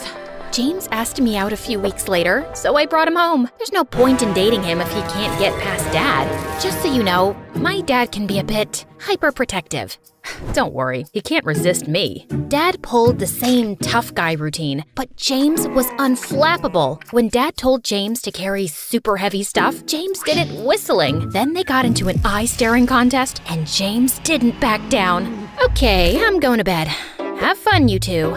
Eventually, Dad ran out of ideas. Now that he's survived my dad's trials, we can start dating for real. We had so much fun, but then James started to get a little bit too enthusiastic. Every time we were alone, he tried to kiss me, and I wasn't ready. But I didn't know how to tell him, so every time he got closer, I dodged. During the movie, I spilled soda on myself. Oh, I'm so clumsy. In the library, I sneezed. Allergies. Walking home, oh look, a penny. Ouch. Oh no, are you okay? No, I'm not okay. What is wrong with you? He'll understand. Tell him. Can we take things a bit slower? What? I like you, but maybe we should get to know each other better. You know what? I only dated you because everyone said your dad was too scary, but he's not all that. You're breaking up with me? It's more like we never even dated since you don't want to kiss me. What a loser. As James left, I felt my heart break in two. That night, I was too ashamed to tell my dad what had happened with James, and I didn't want him to tell me I told you so. But at dinner, I couldn't hold it in anymore, and I started crying into my soup. Dad got up and hugged me until I stopped. You were right, Dad. I'm sorry I didn't listen. Baby girl, I don't care about being right. I just don't want to see you hurt. Remember, you don't need anyone. You're a smart girl, and I know you can succeed. But don't forget yourself. Didn't you love makeup? You haven't given me a makeover in years. Oh, Dad, you're the best. And then I vowed to myself, no more boys. From that day on, I only focused on my life and school. I made friends with a few awesome girls, and I started to go back to my passion, which was makeup and fashion. Once, when our teacher invited the whole class to her wedding, my friend couldn't believe I didn't hire a professional stylist. Your makeup is flawless. Maybe you could give me a little touch-up? Of course. Let me ask my dad to bring my beauty case. When my other classmates saw my friend's new look, they all wanted a makeover too, including my teacher. After that moment, word went around that I would give the best makeovers, and I became the school's unofficial fashion guru. Girls and boys lined up after class to talk to me. Have you tried an autumn palette? Ironic bow ties are for clowns only. You cut these bangs by yourself, didn't you? I liked how makeup positively affected my friend's self-esteem, and I spent all my pocket money on it. I wielded my brush like a Japanese samurai sword. But then one day, a girl came to me with a problem I couldn't solve. I want to go blonde, but the bleach ruins my hair. Is there an alternative? After Googling for a day, I realized that the only way to go blonde was to damage the hair. But what if I can find an alternative solution? Imagine how many people I could help. And so, I went down the rabbit hole of research, and when I thought I had found a solution, I got permission from my teacher to use the chemistry lab, even though chemistry was the only class I had failed. Okay, hair sample, check. Dye sample, check. Now, if I put this here, and then a drip of that there, OMG, it's on fire! My hair sample is on fire! A boy in the lab came to help me. Oh, thank you. You saved me. I'm Regina, the girl who has a scary dad. I'm Tyrell, and I'd love to know why you were setting fire to my lab. Your lab? Let's say I'm the resident chemistry nerd. I looked at him. Pimples, thick glasses, bad haircut, and oh my god, are those khaki pants? Gosh, this guy really needs a makeover. But I wasn't in the business of giving unrequested advice, so I told Tyrell about my research instead. He gave me suggestions, and I realized that my love for all things beautiful was totally rooted in chemistry. Who knew science could be so glamorous? But no matter how much I wanted to learn, I kept messing up with chemicals. How did you do that? Instead of getting mad, he helped me fix it. In exchange for all his help, I offered to tutor him in English. Spanish was his first language, so he needed it. And I invited him to my house to do homework. Don't worry, Dad, he's just a friend. He's still a boy. Door open at all times. Yeah.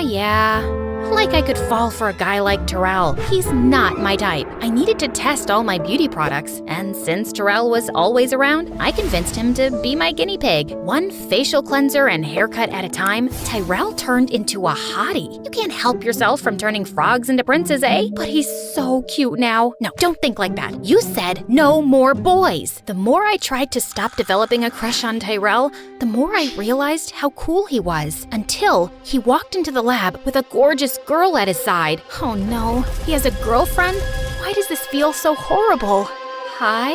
Hey Regina, this is my older sister, and she's an angel investor for women's startups. I told her about your ideas, and she'd like to invest in them. I was so relieved to hear that she wasn't his girlfriend that it took me a moment to register the rest of the sentence. An investor?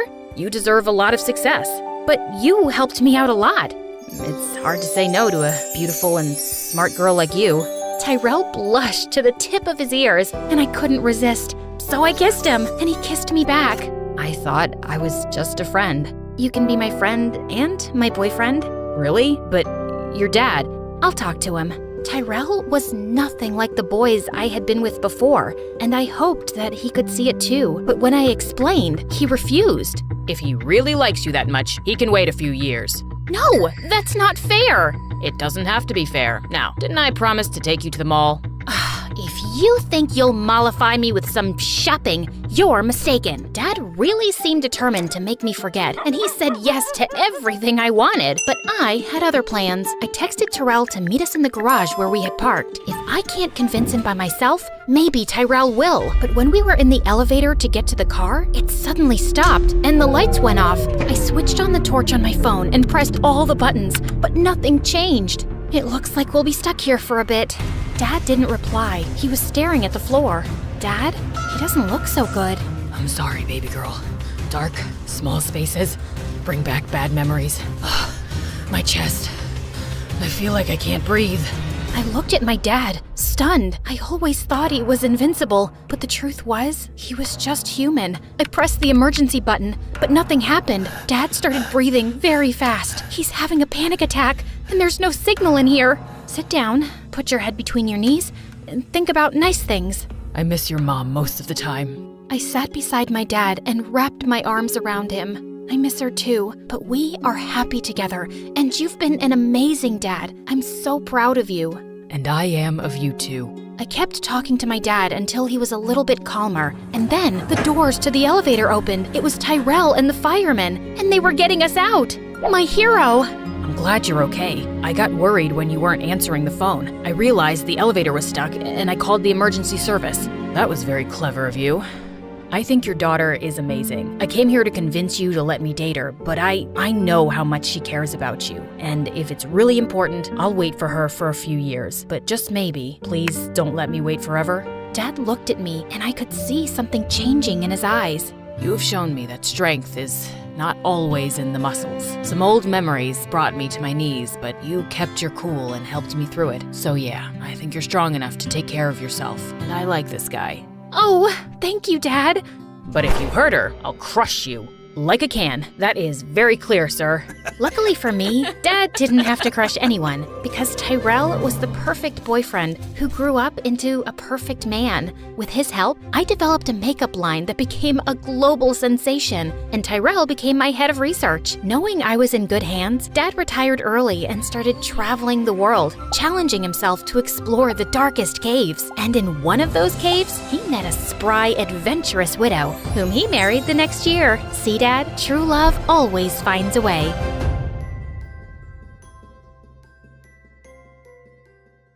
Hi, I'm Nora, and most of the time, I'm pretty sweet. But when I fall in love, I turn into a jealous psycho. Before I continue, please like and subscribe. I blame my mom entirely for it. She and my dad were high school sweethearts. But over time, Dad kept getting promoted at work and got busier, while Mom felt neglected and became really insecure. I mean, she became a nutcase. Like once in the supermarket, when Dad held the door open for the woman behind us, Mom accused him of flirting with her and even flung a melon at the woman's head. Or that time at my 6th birthday party when Dad gave a female clown a slice of cake, Mom marched over furiously, smushed the cake with her fist, and then gave the clown a wedgie. I don't condone violence, but that was hilarious. When I was in the 3rd grade, Mom was convinced that Dad was having an affair with his pretty new secretary. So one day, she took me and my older sister Sophie to his office. Please don't steal our daddy, lady.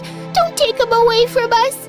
Who will feed us and buy us clothes? Do you want us to be orphans? It's a very bad thing to be wait, I forgot. I wrote it on my arm.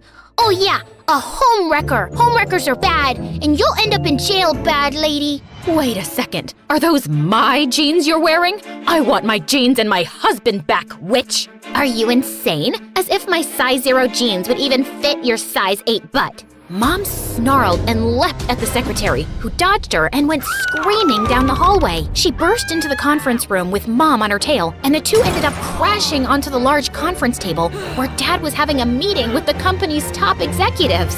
What on earth? You cheated on me and gave this bimbo my favorite jeans! Mom threw a stapler at Dad, which missed him and hit his boss instead. Needless to say, he was fired, and that was the day he left us for good. Sophie and I were devastated. Wipe your tears, girls. He wouldn't have left if he wasn't cheating on me. Take it from me. All men are garbage, and we're better off without them. Well, that didn't stop me from having my first crush in the 7th grade. His name was Adam, and he was our neighbor. One day, Sophie caught me staring at him from my window. Adam and Nora sitting in a tree. Kissi. I joined Alina on the balcony and took her hand. I said, "The best thing to happen to me is you." She smiled and said, "My life with you is just perfect." And we kissed under the stars.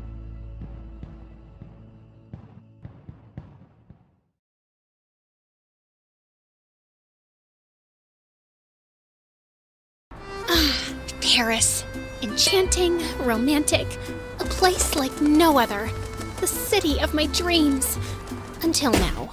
My name is Ella, and I started my summer vacation in Paris, hauling a backpack and suitcase up 5 flights of stairs because the elevator at the hostel was broken. I had a reservation for the first floor, but my cheating ex-boyfriend got here first and used it with his new girlfriend, Harpy. Harper. But it's fine. I'm only 2 days behind them, but I can catch up. They're probably using the itinerary I put together. Because Ryan, the human equivalent of a decorative houseplant, is too lazy to do his own research. But wait, I'm getting ahead of myself. Let's start at the beginning. I met Ryan in the 3rd grade when we were 8 years old. It was love at first sight. We passed notes in class, we ate lunch together, we did homework together.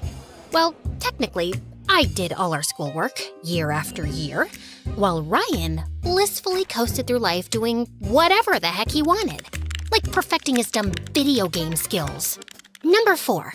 The Boston Tea Party was a protest against... Ryan, are you even listening? I'm trying to walk you through the homework so you can actually answer a question if the professor asks tomorrow. I'll be fine. The professor likes me anyway. I don't think so. Just today, she said that you have the memory of a frog, and that you should get your head out of... Okay, I get your point. But who cares what a dumb professor thinks about me? Studies are for losers anyway. Did you just call me a loser? No, not you, of course. You're amazing. You're the best, Ella. Now let's just finish this so I can finally treat you to your favorite ice cream. I'm done with my game anyway. Really? Give me 2 minutes. Yeah, I kind of missed the point there. And things didn't change much even as I grew older. By the time we got to high school, everyone was calling us Ryanella, much like Cinderella. Because, just like her, I was out here slogging my butt off for Ryan while he lived his best carefree zero-effort life. The entire school saw it, except me. People would literally call me his unpaid assistant, a doormat, a carpet under Ryan's feet. But I ignored them because Ryan would occasionally give me a big hug, flash that lazy smile, and say, Ella, you're the best. Soon it was time for senior year, and I threw myself into planning our big post-graduation trip to Paris. The perfect way to kick off our next chapter before heading to college together. Well, my new chapter, because Ryan had decided to take a gap year. I always thought we'd go to college together. That was the plan, right? Well, plans change, Ella. Besides, I really need to, find myself first. There's so much untapped potential inside me. Who am I, really? What do I want? I need to feel my vibes. You know what I mean? I guess. But we're still on for Paris, right? Because I'd hate for your graduation gift to go to waste. And I pulled out a receipt for a first-class ticket to Paris. Ryan's eyes instantly lit up, and he threw his arms around me. Oh my god, this is the best gift ever! But I didn't get you anything. You're in my life, and that's all I want. You're the best, Ella. I was practically floating when I got back home. Ryan and I were gonna spend our entire summer in Paris, and it was gonna be epic. I was just making plans in my head for the most romantic getaway ever when Mom walked into my room. Ella, why am I getting a message from the bank saying you spent over $1,000 on a first-class plane ticket? For Ryan? I was gonna tell you, Mom. What, that you spent your inheritance money on a stupid ticket? Ella, that money was for your future. Ryan is my future, Mom. I've loved him since the 3rd grade. Besides, I'll be going to college soon, and I wanted to end our graduation on a happy note. Will you please stop judging me now? I'm not judging you, Elle. But sometimes you act like an idiot around Ryan. He might be a nice boy, but what if there's someone else out there who's better for you? Better than Ryan? That's impossible, Mom. He's the only one in the world for me. Mom didn't argue with me after that. A week later, we had our senior prom. And as expected, Ryan and I were crowned the prom king and queen. It was the best night of my life until Harper showed up, and Ryan ignored me like I was a potted plant in a corner. Harper! What are you doing here? You're Harper? How nice to finally meet. My cousin Wally needed a date for the prom. I flew in last night. Ryan, aren't you gonna introduce me? Wow, that's great! How long are you staying? Hi, Harper. I'm Ella. My family is moving here this summer, permanently. So you're going to our... Cool. Then we'll be seeing a lot of each other. For the rest of the night, Harper hovered around me and Ryan like a honeybee. She was on the dance floor, by the punch bowl, laughing at the stupidest things Ryan said.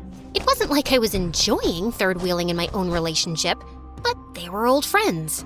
Ryan had always told me stories about how they were close as kids, so maybe he was just excited to see her again. And maybe I was just overthinking. But then we went to the ladies' room, and Harper turned to me with a smirk. I love that crown. Do you mind if I try it on? Before I could answer, she snatched it off my head and crowned herself. For a moment, I fantasized about wrestling her to the ground and taking back what was mine. But all I did was smile like an idiot and tell her how pretty she looked. I thought I would just tell Ryan about it on our way back home, but he insisted on dropping off Harper and her cousin. Shotgun! She slipped into the front seat, while I was stuck in the back with Wally snoring on my shoulder. Suddenly, the car stopped. Ella, you're home. Wait, you're dropping me off first? You're on the way to their house. Can I at least have my crown back? Oh, but it looks so much better on me. Please let me borrow it for tonight. I'll make sure to send it with Ryan tomorrow. But... Relax, Ella. It's just a dumb crown. I'll see you tomorrow, okay? And he just left. It's safe to say, I never got my crown back. Or my man. Because 2 days later, Harper, joined our school and Ryan broke up with me. He started ignoring me at school and didn't even return any of my calls or messages. Ryan here. Leave me a message. And if this is Ella, stop texting me. I spent thousands on your first-class ticket to Paris, and I was gonna fly coach. That's how much I love you, and now you're ghosting me? I was devastated, and I planned on hiding under the covers forever. But on the day of my graduation, Mom flung open my door. Ella, enough is enough. You're graduating today. I'm not going. You worked hard for this. Don't let that boy take it away from you. Everyone knows he dumped me for Harpy. It's embarrassing, Mom. Well, if you ask me, it's a blessing. Now you won't be stuck with a lazy loser who doesn't know what to do with his life. And you can finally travel to Paris all by yourself, doing things that you like. No, I can't do it. I'll go to the graduation, but to go to the most romantic city in the world without my one true love? I'd rather eat sawdust. Besides, Ryan and I planned that trip together. No, Ella, you planned that trip. Ryan just showed up. Now get up, put on a cute dress, and go to your graduation with your chin up. I did what Mom said, and honestly, it felt like a good idea. My friends tried to cheer me up, and for a moment, I was happy. But then, I walked on stage to get my diploma and spotted Harper sitting in the front row, wearing my crown. And I knew it was going to be a long, horrible summer. I drowned myself in pity for the rest of the summer. Ate junk food, watched sad movies, doom-scrolled social media till I passed out crying over my stupid single life, while everyone else posted pics of their perfect summer. Volleyball games on the beach under the California sun, trips to the Redwood Forest, the Grand Canyon, Disneyland, Ryan and Harper, the Eiffel Tower behind them. Wait, what? Ryan went to Paris with Harpy? I immediately clicked his social media profile. And there he was, enjoying that two-faced witch on my vacation. Ryan and Harper taking a selfie at an outdoor Parisian cafe. Ryan jumping for joy, the Arc de Triomphe behind him. Harper, holding a yellow umbrella in front of a hotel that we were supposed to stay in. I had it. It was one thing to break up with me, and a totally different thing to take Harper, on a vacation that I planned. My blood boiled, and I screamed for Mom. Mom, I'm going to Paris! The Paris streets were bustling with life. People walking their dogs, couples chatting in outdoor cafes, everyone dressed in immaculate clothes. This was the Paris of my dreams. But I couldn't enjoy it because I was on a mission to find my cheating ex-boyfriend. And the best place to start my quest was at the hotel. I was sitting in an outdoor cafe across from the hotel, sipping my third cafe au lait, when suddenly the hotel doors opened, and Harper, and Ryan walked out, hand in hand. I threw some money on the table and started stalking them until they stopped to look in a shop window. Ryan looked behind, and I immediately ducked into a souvenir shop. I bought a baseball cap and an oversized hoodie as a disguise, and continued tailing them when I saw Ryan hail a taxi. I felt angry, miserable, and humiliated all at the same time, and I wanted to bawl my eyes out. But just then, my phone pinged. It was a social media notification from Ryan. A selfie of the happy couple in the taxi. Next stop, the Louvre. I immediately decided to take a taxi, but they flew past me like I was made of cellophane. Am I invisible? I pulled up a map on my phone. The Louvre was only 1.5 miles away. If I walked fast, I could make it in 30 minutes. I made my way through the streets, crowded with slow-walking tourists, trying not to step on anyone.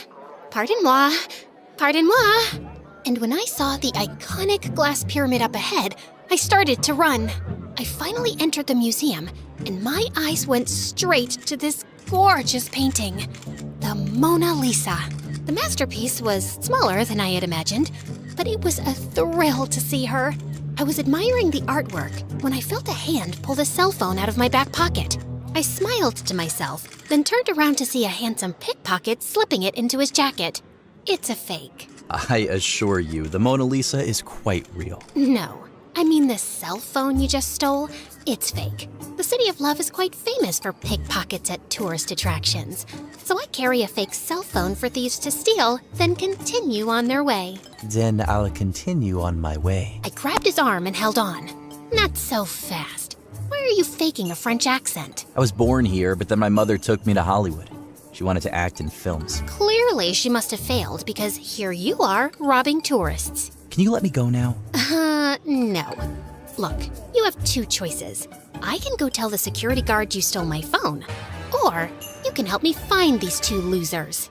I showed him the pic of Ryan and Harpy by the Eiffel Tower. Did they steal your fake wallet? No, that's still in my bag.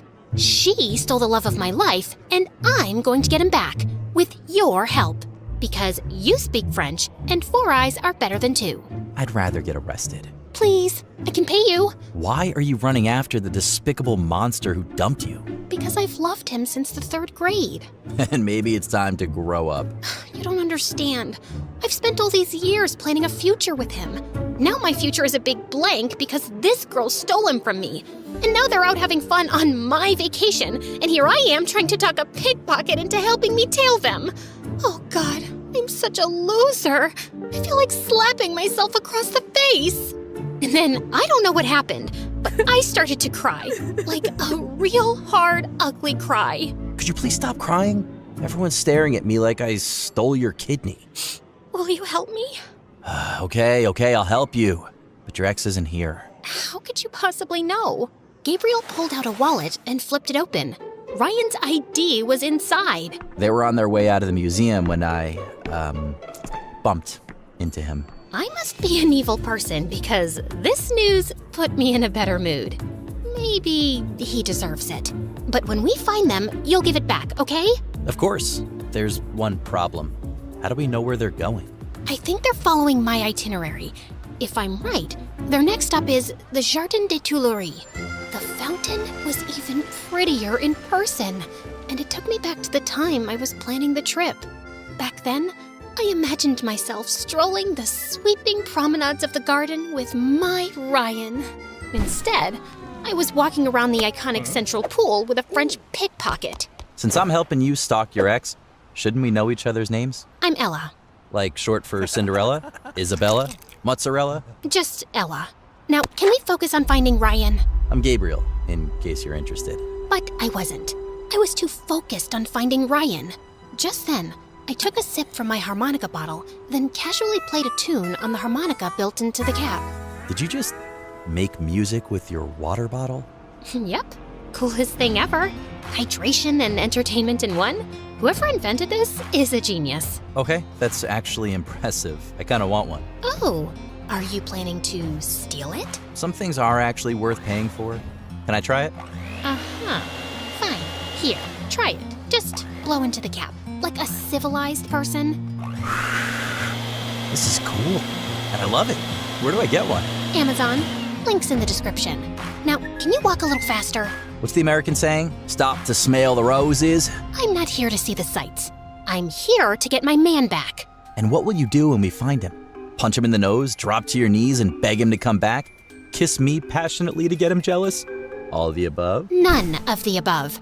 I'll simply tell him we were meant to be together. Oh, sure. That should work. He'll come to his senses. I'm hungry. Aren't you? And suddenly, my tummy started making noises, and I realized that I hadn't eaten the whole day. Gabriel suggested we sit outside a small cafe at the edge of the garden and keep watch from there. I was inhaling my pasta when I noticed Gabriel staring at me. What? Just never seen a pretty girl eat pasta like an uncivilized freak. Let me show you the right way to do it. And then he picked up his fork, spun the spaghetti against the spoon in one fluid, effortless motion, lifting the perfect swirl of pasta to his lips. Slow, deliberate, ridiculously attractive. I was so lost in watching him swirl that pasta that I barely noticed when the waiter brought a bottle of wine to our table and poured 2 glasses. But I'm not 21 yet. In Paris, the legal age is 18. Santé. Santé. As we ate, I learned more about Gabriel. His mother brought him back to Paris when he was 14 so she could help his grandparents run the family cafe. He cleaned tables after school until he was old enough to be a waiter.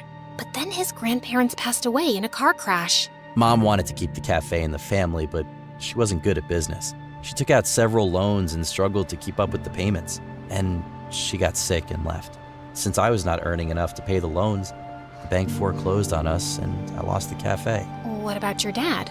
He's not around anymore, but I don't need him either. One day, I will make enough money to buy my cafe back. This pickpocketing thing, it's just temporary. The waiter handed Gabriel the bill, and he pulled out Ryan's wallet. I think Ryan should buy you dinner, no? Oui. Once Gabriel and I left the cafe, I told him that the next stop on the itinerary was a sunset walk along the Seine River. The setting sun sparkled across the river. Couples strolled hand in hand. It was truly romantic. Then I caught sight of a familiar head in the crowd. That's Ryan! I started to make my way through the crowd with Gabriel right behind me. Shouldn't we discuss strategy? Just follow my lead. But I had no lead for him to follow. All I had was a stupid plan in my head. That I would stand next to Ryan and pretend to trip into him in the middle of the crowd. But just as I leaned, Ryan moved away, and instead of dramatically crashing into him, my face planted straight into the pavement. Ella? Is that you? I got up and flipped my hair back, ignoring the fact that I probably looked like an injured street pigeon. Oh, Ryan! What a surprise! I didn't think you'd be in Paris. You know, on that ticket I paid for. You really have no self-respect, do you? Oh, wow, Harper, is that you? I could barely recognize you. I guess the Paris sun has really roasted you alive. Oh, no, wait. Maybe it's not the sun. Maybe that's just how you glow when you're half human, half pure evil. Ella, you shouldn't have come here. Why? I planned this entire trip, didn't I? I made the itinerary, the reservations, the whole experience. Why shouldn't I be here? And don't worry, I'm not here to stalk you. No, sir. I actually came here with my boyfriend. I turned around to see Gabriel staring at me in shock. I grabbed his arm and pulled him toward me. This is Gabriel, my mi amor, the guy who stole my heart away. Right, sweetie potato? Yeah. Nice to meet you. Wait, you have a boyfriend? You were crying over me just last week. Weak schmeek. I'm over you, darling. And why are you so surprised? You moved on in less than a day. Forgot about all our great love like it was yesterday's trash. What great love? Ryan and I had been dating for a year before the prom happened. A year? I thought you loved me, Ryan. Whoa, I never said I loved you, Ella. I said you were the best, and you are. You always made things easy for me. But now it's over. It hit me like a nuclear bomb. He was right. He never said he loved me. All those years, every birthday card was signed, "You're the best." After every date, I'd only get a quick peck on the cheek. My blood boiled with anger. And before I could think, I just whirled around, grabbed Gabriel by the collar, and kissed him. I thought he'd push me away, but to my surprise, his hands wrapped around my waist, and he kissed me back. When I finally pulled away, Ryan just stood there, frozen. Well, that settles it. You and I are officially over. Have fun on my trip. And I think this belongs to you. Found it on the ground, much like your ego. And I ran before Ryan could see my tears, with Gabriel close behind me. You okay? I'm fine. I mean, the guy I've loved all my life was cheating on me behind my back, and my first kiss was with a French criminal. But yeah, I'm totally fine. I'm not a criminal, okay? And what do you mean by first kiss? You and Ryan have never kissed before? Of course we have. Okay, fine. We never kissed. Unless you count an occasional peck on the cheek like some bird pecking its seeds. I guess that makes me a giant loser who's been in denial about everything. I don't think you're a loser. Maybe just someone who loved a loser. Oh yeah, that makes me feel so much better. What do you want me to say? You're a perfectly beautiful girl who probably has the prettiest eyes I've ever seen. You're smart, brave, and definitely have a personality. So I don't know why you're crying over some guy who barely cares about you when you could have literally anyone else in the world. You sound like my mom. And moms are almost always right. You really think I have pretty eyes? The prettiest I've seen. And I'm not a loser? Maybe a little, but Ryan's a bigger one for sure. Now please, stop crying and let's get you an ice pack. You did fall on your face, remember? Gabriel and I spent the rest of the night wandering through Paris. Even though it was late, the city still felt alive. Streetlights glowed on old buildings, and quiet music drifted out of tiny cafes. I was finally having fun when Gabriel asked if he could drop me home. I don't know if I want to go back to the hotel and run into Ryan. I'm not sure I can resist the urge to break his nose if I see him again. Well, that might give you short-term satisfaction, but maybe not the best idea. All right then, if you're sure, you can crash at my place. By the time we reached Gabriel's place, I was bone tired. I just wanted to crash. But as soon as we flicked on a light, I saw a tall man standing in the middle of the room with a funny-looking cat and a bunch of guys in black. I looked over to Gabriel to ask what was happening, but he just stood frozen. Gabriel, mon fils, I've been waiting. What are you doing here? That's no way to meet your father. What? He's your... No, he's not. How did you find me? I have ways, Gabriel, and you're my heir. You belong with me. I assumed once your mother disappeared, you'd come back to me. But no, you decided to run. Disappeared? But I thought your mom was dead. He told you that? Oh, Gabrielle, you lied to your girlfriend. Bad manners. Anyway, now that I have found you, I'll take you with me and teach you how to treat a lady right. I told you before, I want nothing to do with you. Now, get lost before I call the police. The police? I'm sure they'd love to question you about your extracurricular activities. You've been sloppy, mon fils. Gabriel's dad signaled his men to grab him. You really don't know when to quit, do you? And he grabbed my hand and ran. We sprinted through the streets, through late-night cafe tables, knocking over chairs, tables, and whatever came in our way. I was trying to keep up, but Gabriel was so fast, and I had the legs of an old chicken. I wanted to stop and rest, but then I looked behind and saw a black car skidding around the corner, right behind us. They're in a car! Gabriel, we're not winning this race! Nope, which is why we're upgrading our ride. Before I could ask what he meant, he swerved toward a row of rental bikes lined up outside a shop, yanked one free, and hopped on.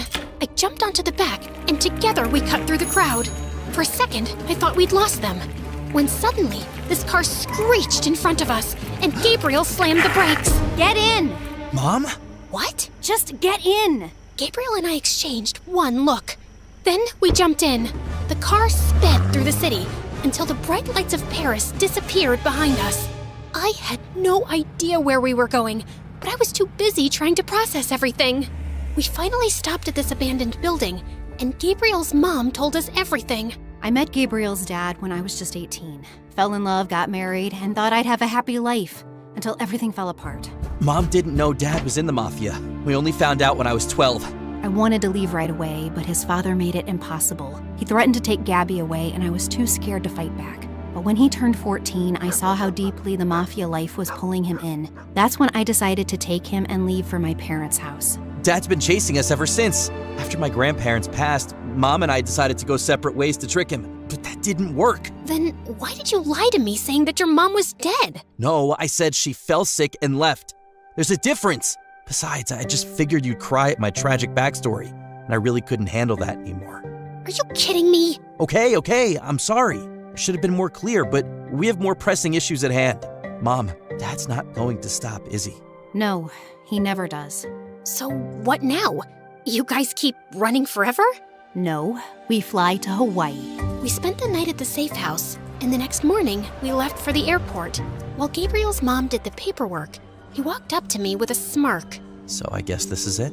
I guess. Thanks for everything. Really helped me with the whole Ryan situation. There was no situation. You were just chasing the wrong person. Just promise you won't fall for another idiot. If I do you promise to knock sense into me again? How about we try to stay off bad guys altogether and give a chance to genuinely nice people? Like me. Before I could get a word out, our flights were announced, and Gabriel winked at me and left. I didn't know what he meant or what was waiting for me on the other side of this flight. But for the first time in a long time, I wasn't afraid of the unknown. And that's a happy ending for a stalking story. Don't you agree?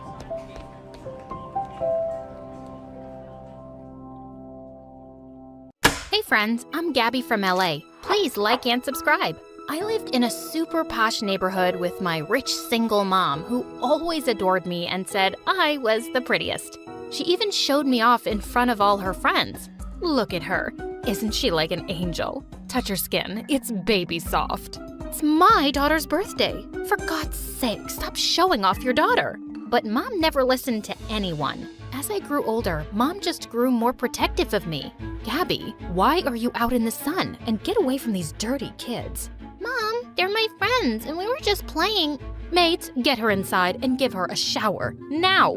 Mom was crazy when it came to keeping my beauty safe. Since I was always indoors, I'd just end up watching TV. And it became my favorite thing to do. I loved watching how people acted, and I always tried to imitate them. And my passion for acting grew stronger when I joined the drama club right from first grade. And I was super popular in my class. Once during the school play, I was reciting the most emotional lines when I heard kids scream, "Run! Run! There's a snake in here!" Everyone started running out of the auditorium in panic. But just then, I spotted a boy from my class hiding in the corner and shivering in fear.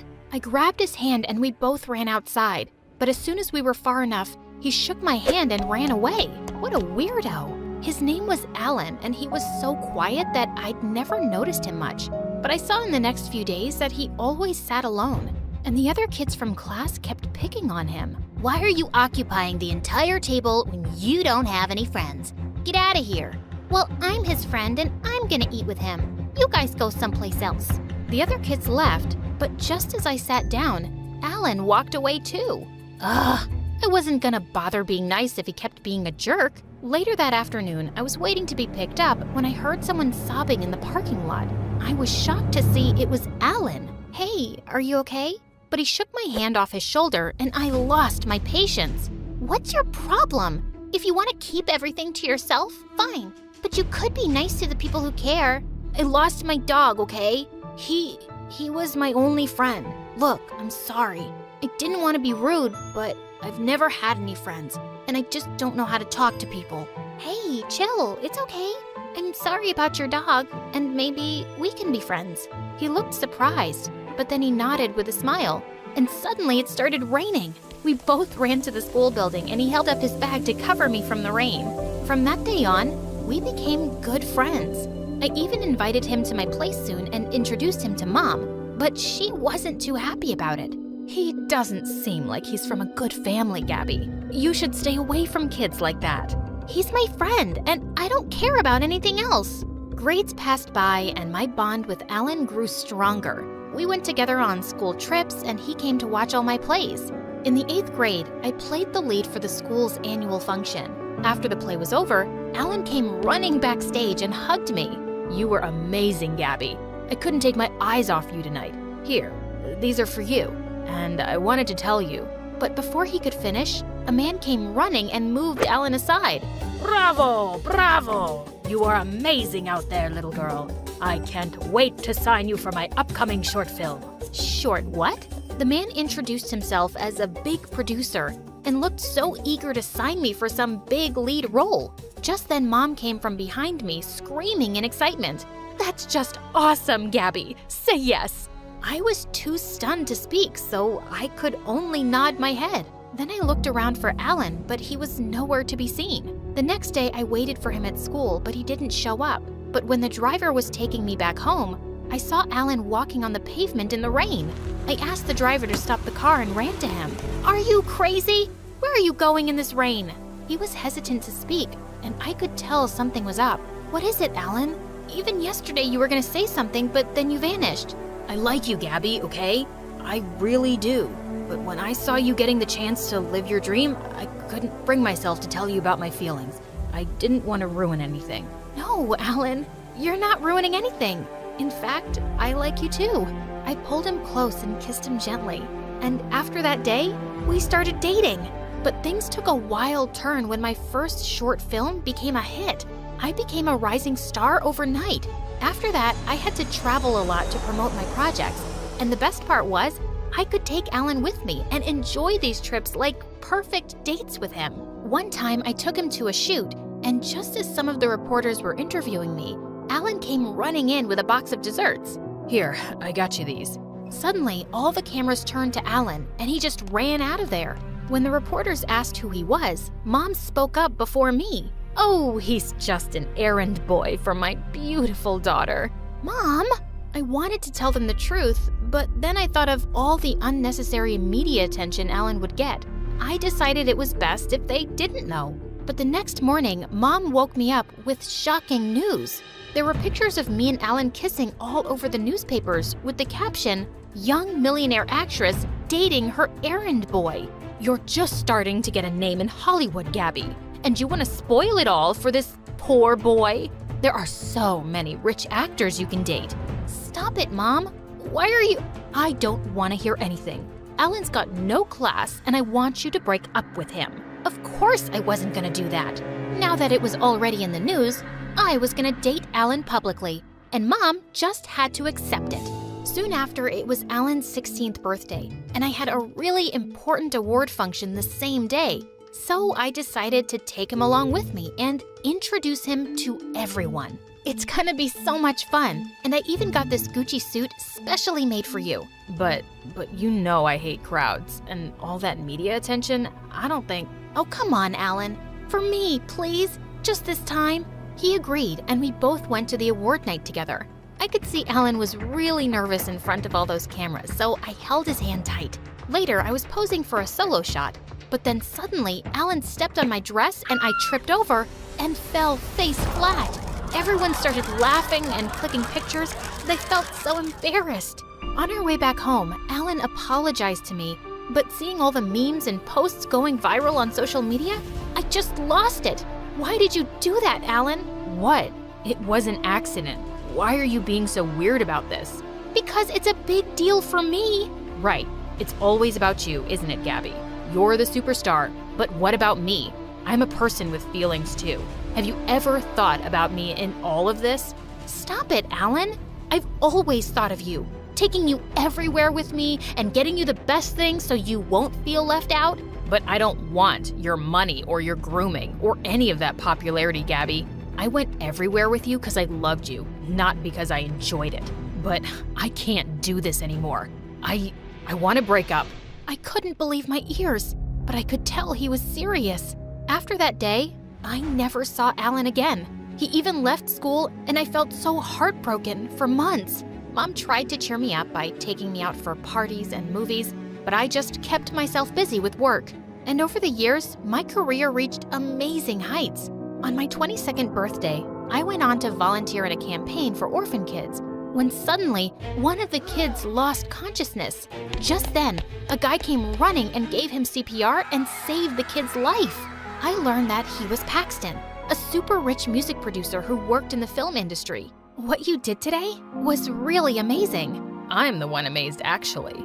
It's the first time I'm seeing a rich actress volunteer for a campaign without any cameras.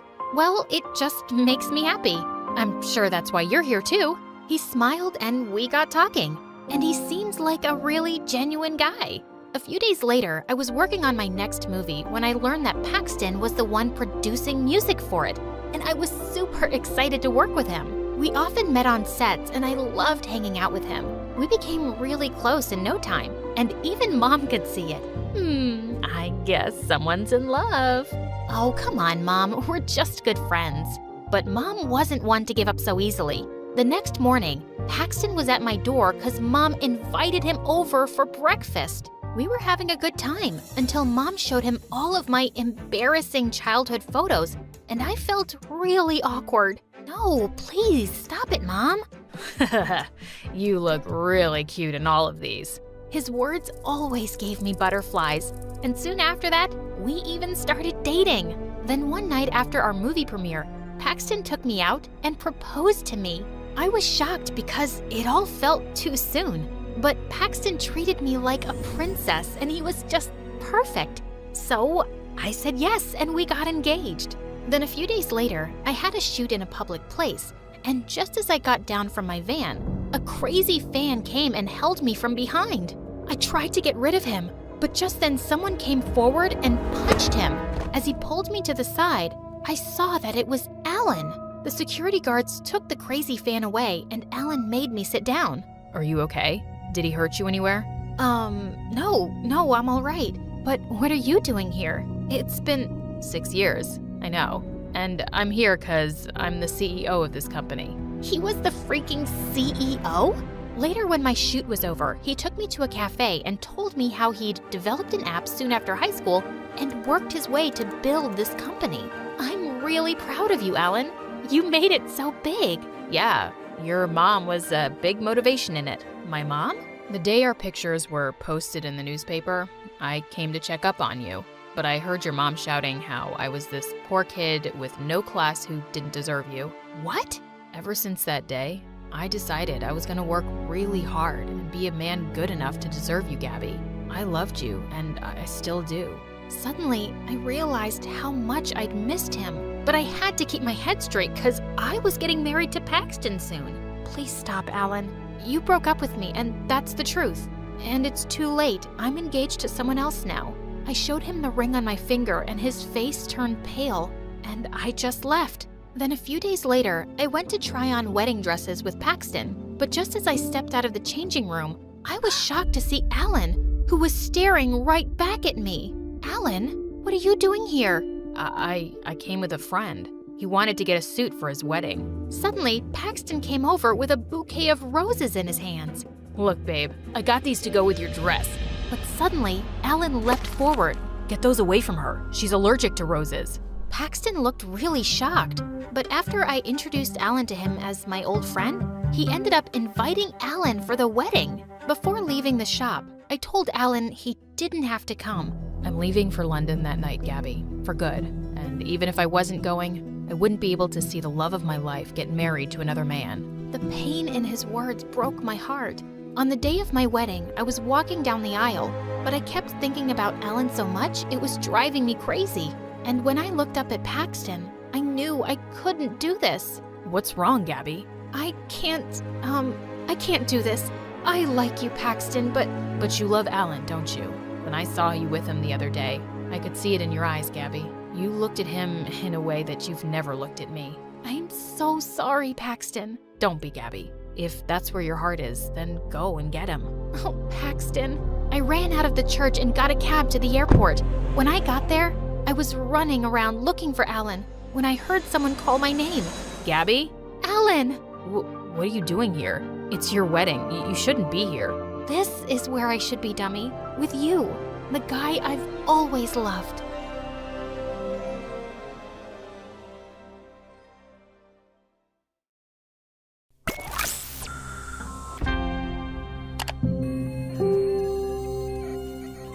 Hi, my name is Julie, and this is the story of how I created computer clones of myself and my classmates that almost destroyed our town. I grew up in Kansas, in a small, boring town where gossip and growing corn were the main activities. I couldn't wait to get away. So from the age of 6, I was obsessed with going on my mom's computer to escape from my dull world, mostly playing video games. But my sister Kiki, who was 2 years older, seemed perfectly comfortable and content in our town. She had her one close friend, and they spent most of their time cheering on the high school football team, even if the players didn't even know she existed. As I got older, my online community of friends was growing. We'd swap cheat codes, innocent hacking tips, and programming shortcuts. I was becoming a computer whiz. When I was 12, Mom gifted me the new computer I'd been begging for. I was ecstatic. She even gave Kiki a school football jersey signed by all the players. But wait, why was she randomly giving us gifts? Dad and I have some difficult news. You can't get a divorce. It would be such a bad look for our family. Wow, Kiki. So nice of you to be concerned about our parents' marriage. Well, good news, that's not the news.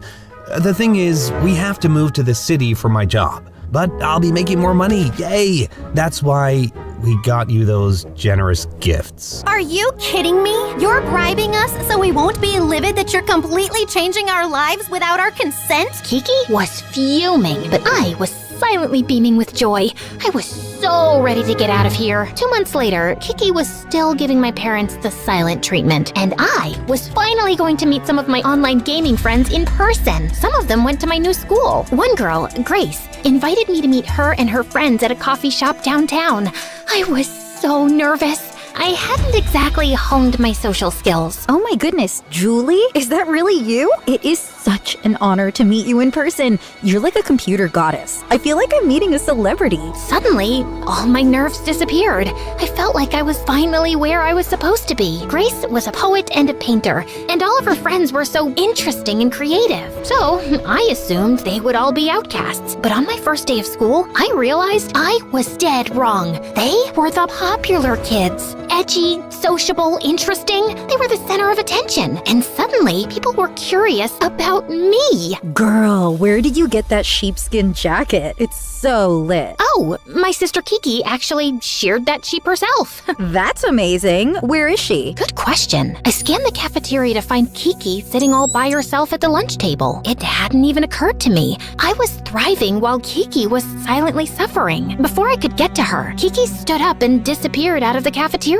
At home, I could hear her sobbing quietly through the bedroom wall. The next morning, my parents were waiting for me at the breakfast table. Julie, we see Kiki is having a hard time here, and we want you to spend more time with her. She can't just be hanging out with us all the time, no matter how cool we are. You were never worried about me in our last town. Because you've always been able to fend for yourself. Do this for her, please. Ugh, I really didn't want to, but there was no use arguing. So, twice a week, I went with Kiki to the suburbs to watch some dumb football game or eat the greasiest burger. I kind of dreaded it, until one day, when we were at the lake, Kiki weirdly opened up to me. Is it weird that I'm kinda jealous of you? Me? I was thinking back in our old town, I sort of blended in, and now in this new place, I don't know who I am, but you've always been so self-assured, so effortlessly yourself. I suddenly felt sad for her, but it was nice to hear that she admired me and didn't think I was her weird younger sister. After that, we started hanging out more, and it was surprisingly nice. But as time went on, and I was excelling at school, my social life, and my programming side hustle, she was getting more dependent on me and stopped trying to make friends. I found myself constantly reassuring her when she felt insecure, keeping her company when she felt alone. I suddenly felt like her older sister. I hate to admit it, but I was starting to count down the months until Kiki would go off to college. And it was me that had to encourage her to go to an on-campus school. You'll go back to the country, you'll meet your people again, you'll be happy there. But I'll miss you. Yeah, but it's all right. We'll stay in touch. It's 2025. There's like 50 ways we can communicate. Kiki agreed, and finally, 3 months later, I was free of her. I could fully focus on my programming skills, my new friendships, and then Michael. He was sitting next to me at the computer lab at school, massive headphones on, practically dancing in his chair. I snuck a peek at his computer, curious. Snooping, eh? He pulled his headphones off and smirked at me. He had the confidence of someone much older. I thought of something eloquent to say. So, do you like computers? Yeah, I mean, I'm an electronic musician, so the computer is basically my instrument. That's so cool. I'm a programmer, so I also have an emotional attachment to my computer. Okay, I didn't say that. Michael and I chatted, and we had so much in common. We'd meet in the computer lab every day, and soon we started hanging out after school. I was smitten. The only problem was Kiki. Every time Michael and I would hang out, I would get a barrage of texts from Kiki begging me to call her or save her from some awkward situation. Sometimes I ignored her, but I could tell Michael was getting weird about it. That Kiki texting you again? Or some mystery suitor? Nope, just my sister. I called Kiki. I was sick of her antics. You have got to stop blowing up my phone. My boyfriend is starting not to trust me. Well, then you shouldn't be with him. How would you know? You've never had one. I'm sorry, that was mean. I'm sorry I'm bothering you so much. I'm just having a hard time making friends. Everyone knows each other already, but I see that I'm just a burden on you, so I'll leave you alone. Click. She hung up. I felt really bad. She needed me, and I wanted to be there for her, but it was just so energy draining. If only... How is your sister doing? Terrible! But then I had a crazy idea. I would make a bot version of myself to keep chatting with Kiki. An even better version. All I had to do was build a program. Enter my browsing data, chats, photos, everything and anything about me, plus a couple of keywords I wanted my avatar to embody. I didn't tell anyone what I was working on, especially Michael. But a week later, it was done. I watched as my bot sent its first message to Kiki. Hey, normal, lonely sister. Sorry for the silence. No text. You got this, girl boss. Okay, whoa. The bot was not ready. I texted Kiki to do damage control. Oh my gosh, so sorry. That was a voice message my phone misinterpreted. What I meant to say was, hey, it's normal to be lonely, sis. And I'm sorry for the text silence. You're a great girl because you've got so much to offer. Ugh, I was honestly just making it worse. Now I sounded like a robot. So I reprogrammed the AI until it came up with something useful. If you want those girls to like you, just ask a lot of questions and build off what they're saying. You can even send me a text during the party if you're feeling weird. Ta-da! This was the AI Julie I was looking for.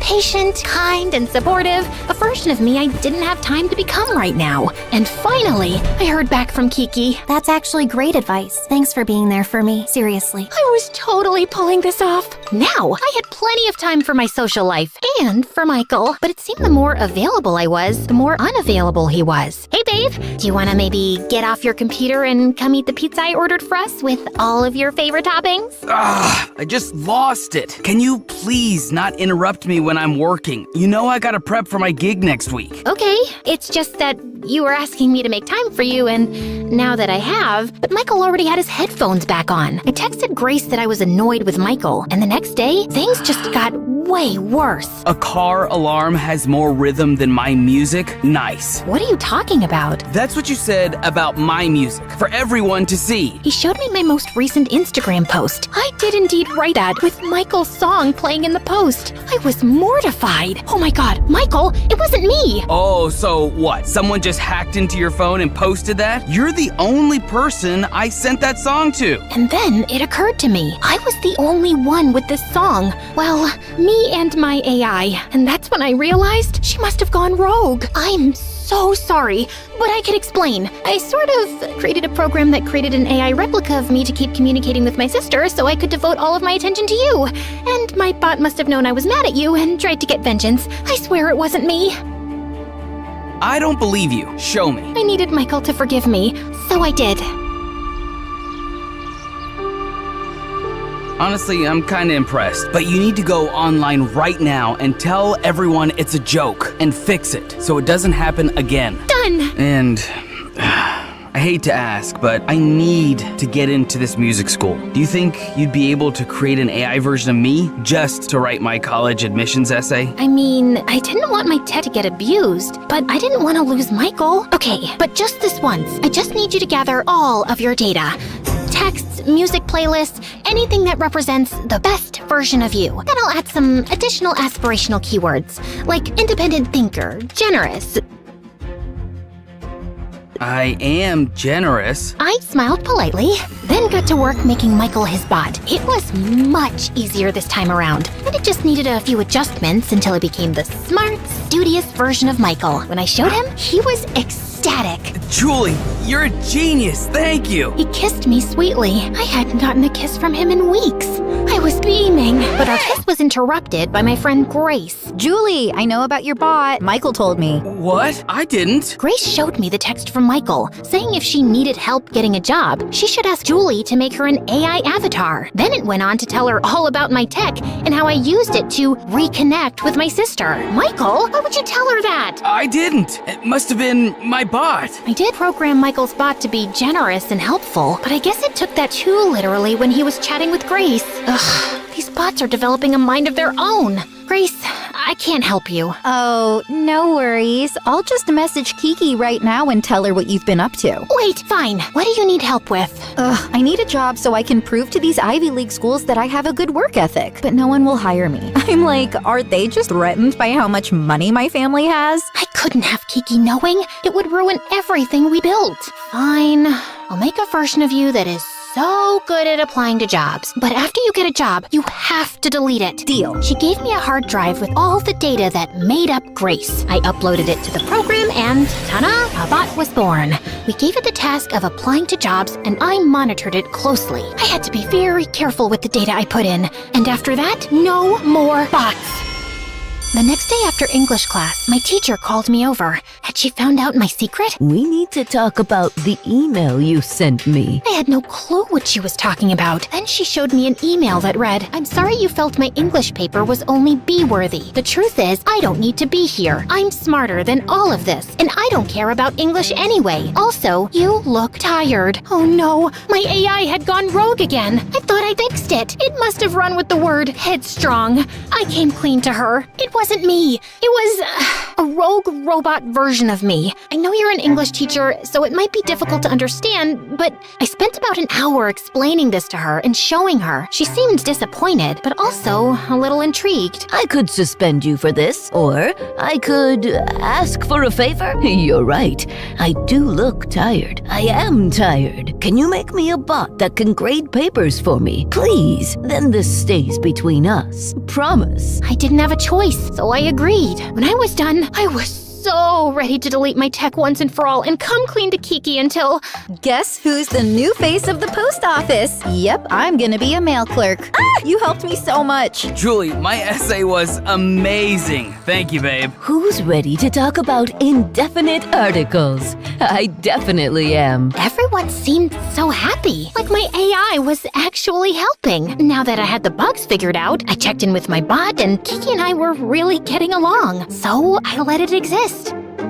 Michael was a little distant leading up to the night of the show, but I figured he was just stressed. When the night of the show arrived, the place was packed. I was so proud of him. After his set, I went backstage to congratulate him when Grace came running up to me, fuming. Guess who was just fired from the post office? Yep, my bot was too good at applying to jobs. Her cover letter was so incredible that I couldn't live up to the expectations she set. That's a you problem.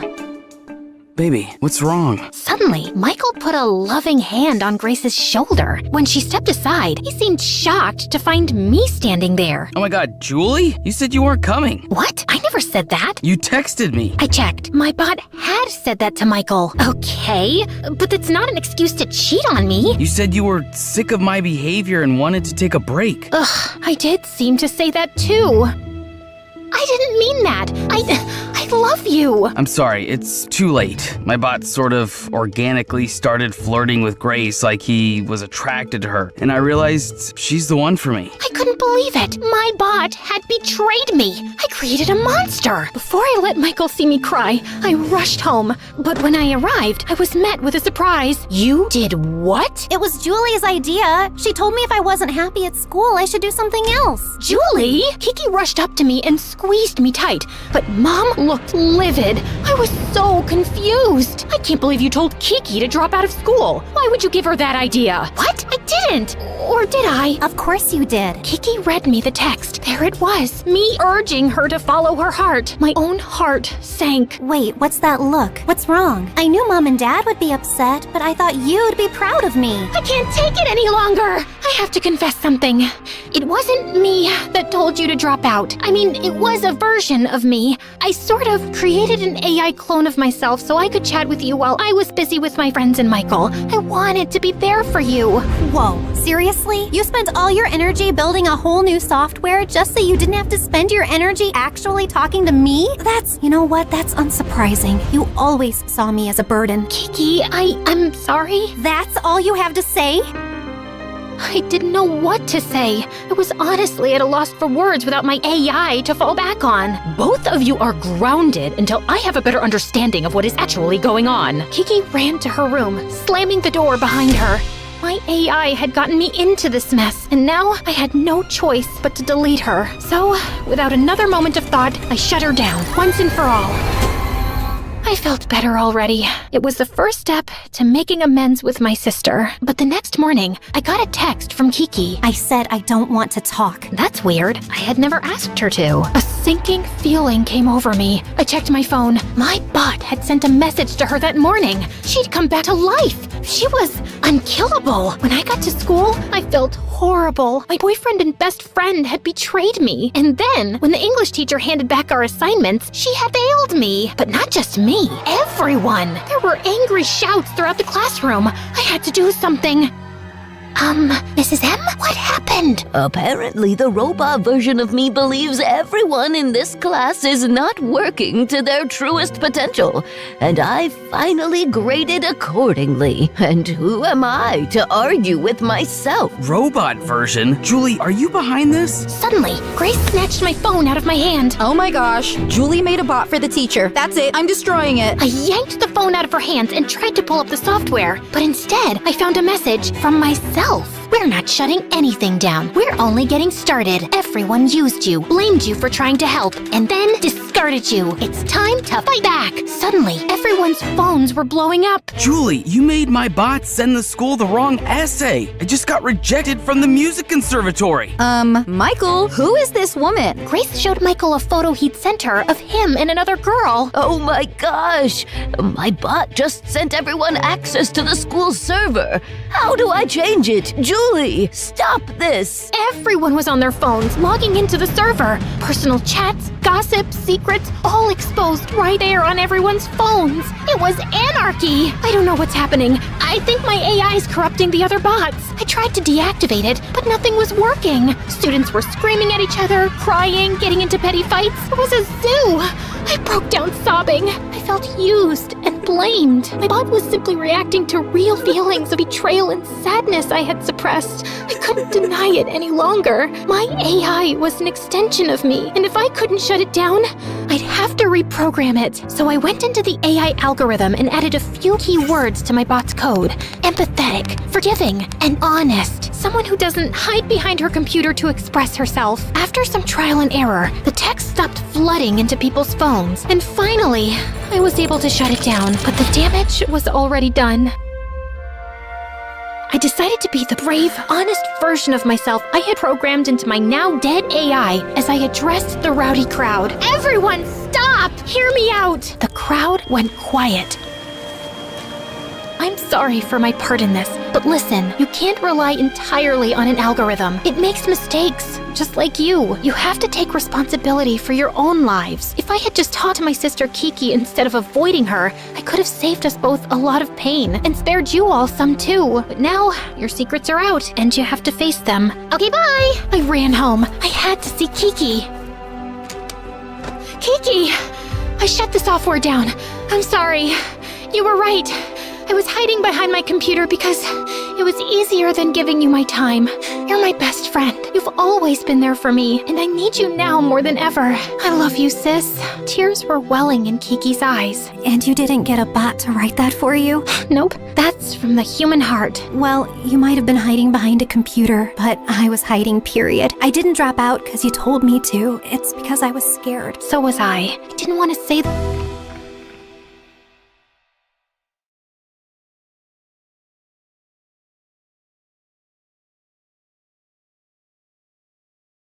Before I tell you about how I traded in a greasy apron for Lamborghinis, don't forget to like this video and subscribe to our channel. If you do, you'll get a big break in the next week. My story starts out at a glamorous place you may have heard of, McDonald's. This had to be the worst day of my life. 1 week is exactly how long I worked at McDonald's before I had a complete breakdown. I worked 12-hour shifts and never got to take my breaks. It was humiliating. And today I lost that job too, but I had to do something. I had to help my mom pay the bills. I was so angry, I had to vent. So I called my best friend. I told her how Jessica, a classmate from school, had come in for the 10th time that week with an evil look on her face. I had begged Jessica to be nice, explaining that I needed the job to help my mom. She said it was cool, but I had learned that I couldn't take her at her word. When my boss turned around, Jessica took the cup of soda I had handed her and spilled it down her shirt. She screamed and pretended that I did it. Now, my friend was as angry as me, if not more. She told me if I was serious about working, she could hook me up with a job. Her parents were super rich and offered her a job as an assistant at a giant tech company. My friend was desperate to have someone else take it so that she could spend her holidays cruising around Europe. I showed up for the interview in my best outfit. A secretary told me to sit in a crowded room and wait for my name to be called and to help myself to some refreshments. I got a cup of coffee to look mature, but as soon as I turned around, a strict and powerful-looking woman appeared. She asked if I was here for the interview, and I said yes. It must be her interviewing me. I was shaking so hard that I spilled coffee all over her very expensive-looking blouse. A teenager in the corner started laughing hysterically, and the woman turned as red as a tomato and looked like she was about to explode. I tried to play it off and excused myself to the bathroom for a quick break. Well, it was longer than I expected because I accidentally locked myself in there. I freaked out and started crying. I tried to climb over the stall and ended up ripping my dress and messing up all my makeup. I still ran over to do the interview,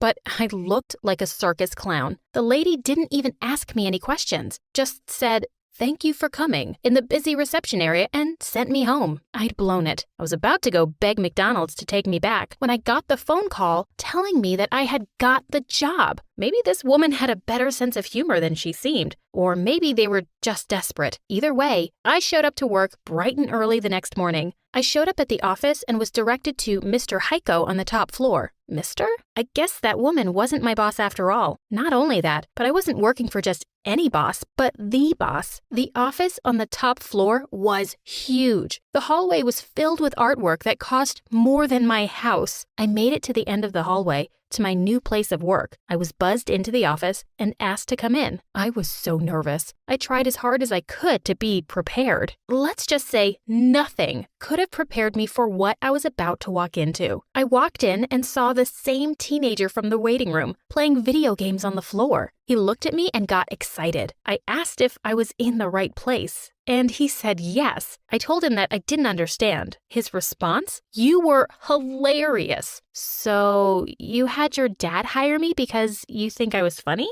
He got very insulted. My dad? I built this company. But you're just a kid, I said. A kid? I am 16, and I am a self-made billionaire. See, he explained how he had written the computer code for a super successful app. Now he ran the entire tech company that he started his freshman year of high school. The whole time he spoke, he talked down to me as though I was some kind of idiot. Even if I was at the top of my class and 2 years older, I had to admit that he was a genius. I asked him if he was so smart and great, why had he hired someone like me? He explained that he was in need of an assistant, and I was the only interviewee that didn't bore him to death. He gave me a tour of his office filled with video games, action figures, and soda fountains. But there was one thing that made my blood boil. There was a giant painting of Jessica hanging on the wall. Oh, that's just a picture of my girlfriend Jessica, he said. She comes around occasionally. You'll get the chance to meet her. I could feel my face turning red. Just looking at her made me angry. He asked if everything was okay, but before I could answer, he spoke up again. Well, that concludes the tour. Now for your contract. I picked up the piece of paper and nearly passed out. $50 an hour? I asked. Oh, sorry. Is that not enough? He questioned, then picked up a pen and scribbled over the contract and handed it back to me. $85 an hour? That was insane. Crazy enough that I could put up with Jessica even once in a while. Still, the level of insanity was nothing compared to the tasks he needed me to do. For the first few weeks, he literally paid me to play video games and watch movies with him. It would have been great if he wasn't so condescending. Have you ever tried watching a superhero movie with some kid complaining about how inaccurate the science was or how he could do better? It was exhausting. Didn't he have a girlfriend for this? In fact, the only good part of this was that I hardly had to see Jessica. She came by just long enough to insult me, compliment my boss, and ask for expensive gifts. It might sound like a dream job to some of you, but I'm an ambitious person. I wasn't fulfilled, and to top it all off, Jessica got under my skin one day. I was alone in his office, tidying up his video games when Jessica walked in. Without hesitation, she went into his desk and took a few $1,000s from his wallet. I told her that maybe she should ask first, but she just laughed at me. Wow, from a waitress to a babysitter,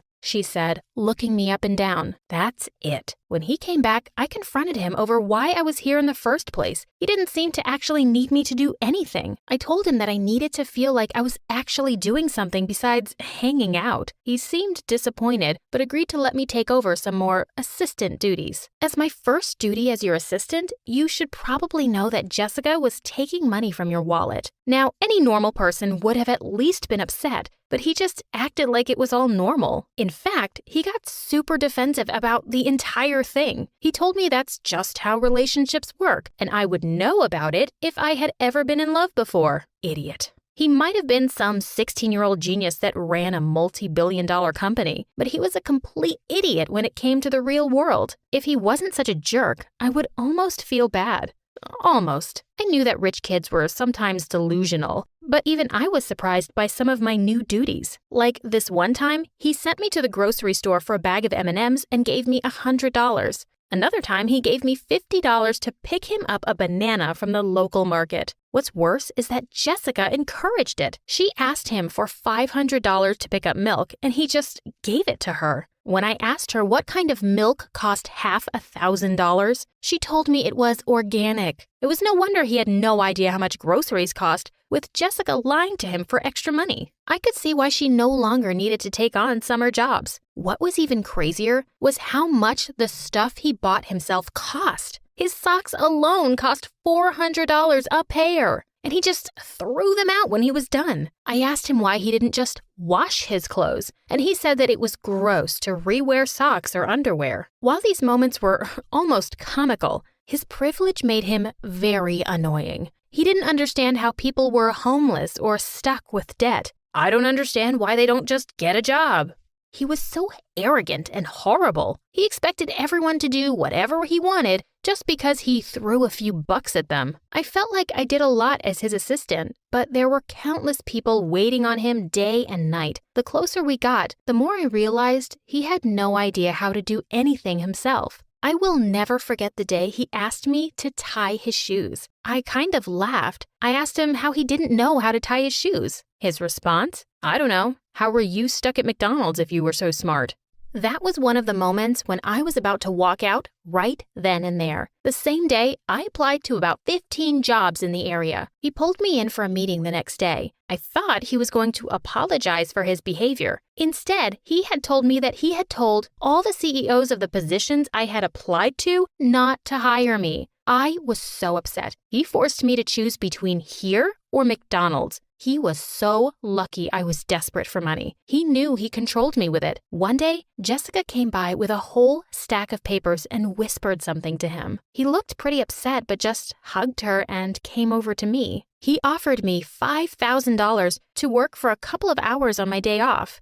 It wasn't so out of the ordinary. This was the same guy who paid me $400 to test his pens and $1,000 to use my umbrella since he forgot his. Of course, I agreed. Right after dinner, I drove off to the location he gave me. I was expecting an office or something, but it was a mansion. His mansion. I was pretty excited to see the inside of it, but it almost broke my heart when I saw what I was there for. There was a cake and balloons, but just the two of us. Apparently, both of his parents had forgotten it was his birthday and went on a trip to the Bahamas. He didn't want to be left alone, and I was his best friend. I asked him about Jessica, but he explained that she had ditched him last minute. He said it was a family emergency again, that her grandmother was in the hospital. Sad story I would feel super bad about if I hadn't checked Jessica's Instagram earlier. She was in Disneyland and wasn't even trying to hide it. She came by to drop off her homework for him to do while she went away for a week to spend time with her grandmother. Turns out, this happened every year. They had never spent a birthday or holiday together. Not only that, but he did all of her homework. I saw how she managed to keep her grades up. I don't know if I made the right decision, but I decided not to show him the photos. He was already sad enough. Instead, I decided that from here on out, we would actually be friends, and I would teach him how to tell when people were using him. Even though I was desperate, I couldn't accept the money he offered me to come that night. It felt wrong, even if I wanted the $5,000. The next day, I showed up with a bag of M&Ms as a belated birthday gift. I apologized that I couldn't afford anything spectacular. He just cried. He really did look so grown up in his fancy suits and expensive cars, but seeing him cry over M&Ms made him look like such a child. I took him under my wing as my little brother. He was just a kid right now and needed my protection. I introduced him to some of my friends so he could interact with people under the age of 65. He was super excited to have something close to friends for the first time in his life, but that also made him very vulnerable. I made sure that he kept his wealth a secret and to hang out with people like a normal kid. He seemed to love it, but everything changed one night. See, he was hanging out with my friends and me when Jessica came back from her grandmother's, aka Disneyland. We were having fun, but after he had set down his phone for an hour, he had 35 missed calls and over 100 texts. Apparently, while he was busy having fun with us, he had forgotten to submit one of her summer assignments. She was livid. Even though I tried to tell him he did nothing wrong, he looked really sad and left early. I was going to ask him about everything the next day at work, but he texted me to not come in. After a week of asking me not to show up, I took matters into my own hands. I walked right up to the office and right in the middle of a fight between him and Jessica. When I walked in, she immediately asked what I was doing there. "I thought I told you to fire her. She's a bad influence," she shouted. My boss looked so uncomfortable and said he didn't want to fire me. So she walked out, leaving my boss and me all alone. Again, he sat there and cried. There were a lot of tears over the next few days, and I did whatever I could to comfort him, even when I was off the clock. I made him promise never to take her back because she was using him. He agreed, but then ruined everything in an instant. He leaned in and tried to kiss me. I pushed him away and told him I only thought of him as a little brother. He looked so embarrassed. I let myself out and did not come back. Luckily, I had saved enough money to earn myself a shopping spree. I was out downtown when I saw them. My worst nightmare. He and Jessica were walking along the street, him holding tons of bags from Gucci and her yelling at him. She said how pathetic he was and how she could always do better. I thought about ignoring it, but it was like watching a witch harass my own brother. I ran up to them and yelled at her for being such a jerk. I said how she should consider herself lucky that anyone puts up with her, let alone a great guy like my friend. She told him to defend her, but even I was shocked by what happened next. He told her to leave. She told him that he would regret it and stomped off. She tried to take the Gucci bags from him, but he handed them to me instead. He thanked me again and then did something that kind of irritated me. He handed me a check for $100,000 as a thank you. I ripped it up in front of him. "Don't you get it?" he said. "If you don't want to date me and don't want my money, why are you so nice to me?" "Because you're my best friend." He almost cried right there. I don't think he had ever been that happy before. You would never believe what happened next. He fired me. But it's not what you think at all. See, he decided to help me with my studies, so one day I could join him. I invited him to dinner at my home. Some home cooking would do wonders for him, I'm sure. As happy as I was to see him being a kid, it was quite an ordeal to talk him out of an expensive gift from my mom. He had a long way to go, but he learned. Now, years later, we are 50-50 partners. He is all the brain, and that's where I come in, managing our business. We are the best of both worlds, and our business is thriving. Hey, I'm Marianne. Please like and subscribe to MSA. I'm about to share a story about the challenges life has thrown at me. My parents, especially my dad, weren't what some would call expressive and loving. They constantly fought and seemed to spend more time hating each other than anything else. Dad always had the TV blaring. The noise kept me up at night, so I often resorted to sleeping with headphones on. I knew he wasn't a bad person. He just had some annoying habits and seemed to enjoy annoying Mom. Mom was kind. She did her best to be the best mom. She'd surprise me with toys and candies. My favorite place was our treehouse, which Mom built for me. It was my escape. I loved spending time there with my bestie Joy. Marianne, everything will be okay. My mom got me 2 dolls and I want to give you one. Let's grab some ice cream. Joy was my best friend since kindergarten. She always knew how to cheer me up, sharing her toys with me. We were inseparable, so much so that some people at school mistook us for twins. Plus, Joy had an amazing voice. Sometimes she sang to me until I fell asleep in the treehouse. Joy's family seemed perfect. Her mom was a successful fashion designer, and her dad was a police officer. Sometimes I found myself wishing I was part of her family, but I'd immediately feel guilty knowing my mom loved me. When I was 16, my gymnastics coach said I should compete in another state. Excited, I asked my parents for money to go. Dad, busy with his motorbike, brushed me off. Wish I could, honey, but I gotta paint the bike. It's my pride and joy. I could tell Mom wanted to help by the way she looked at me, giving me the "I wish I could help you, dear" look. And that day, I made up my mind to do something. I grabbed my dad's motorbike keys, thinking I could ride to the competition myself. But since I didn't really know how to drive, I ended up crashing into a fire hydrant. Dad was furious about his damaged bike, but before he could say anything, Mom intervened. "Don't you dare yell at her." Mom then hugged me and handed me some money. "Here, take this money. I've been saving it for quite a while now. I love you, babe." I hugged Mom tightly. I participated in the gymnastics competition and took second place. On the way back, my coach had some really bad news. "Your mom got into an accident while buying ingredients for your favorite apple pie. She's in the hospital now, in a coma."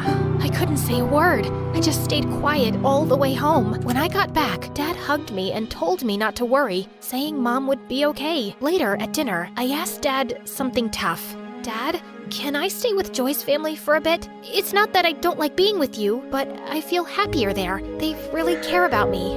Sure, if that makes you happy. I'll talk to Joy's parents. And Joy's family was really welcoming. Joy's mom used to say, "We're glad to have you, dear. You're like my second daughter from now on." That's how I ended up living with my best friend's family. They even gave me my own room. Joy's parents were wonderful. They looked after me and made me feel like I was their daughter. Even though her dad wasn't always home, I loved them with all my heart and thought of them as family. Joy and I even got closer. We'd spend all night talking or playing video games. I still saw my dad from time to time, and he seemed to be improving, becoming nicer. I'll keep getting better until you say you want to come back and live with me. Well, that might take some time, but yeah, keep your hopes up. I smiled and gave him a hug. One day, as I was walking around the house, I found a room full of beautiful clothes. Curious, I started trying them on. Joy's mom walked in on me. "You look beautiful! I've always hoped to share my wardrobe with a daughter." Just then, Joy walked in, and her mom invited her to join. "Joy, darling, come try on some clothes too." I don't want to. Soon, I got really close to Joy's mom. We hung out a lot, and I even helped her out at photo shoots, sometimes modeling for her. One day, I was shocked to see my picture on the cover of a big magazine. I wish Joy liked fashion like you do. Thank you for always being here for me. I smiled and thanked her for making me feel like part of her family. But something was off with Joy. She started keeping to herself, staying in her room, and didn't want to hang out or do anything with me. When I tried talking to her, she just said, "I want to be left alone." I was really worried about Joy's sudden change and couldn't figure out what I did wrong. I kept trying to fix things, even apologizing, but nothing worked. She sometimes even yelled at me. I had to give her space, even though it hurt a lot. One evening at dinner, Joy's mom shared some exciting news. Marianne, your teacher called. Your college aptitude test scores were amazing.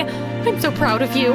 Turning to Joy, her mom asked, "And how did yours go, honey?" No, I didn't bother with it. I'm going to be a singer, so I don't need it. Maybe one of your famous friends could help produce my album? I won't do that. I want more for you. You're going to college, and later you can decide what you want. What? You can't make those decisions for me. I'm going to be a singer, and that's that. As your mom, yes, I can guide you. You can't tell me anything. Joy, stop. Your mom's just trying to help.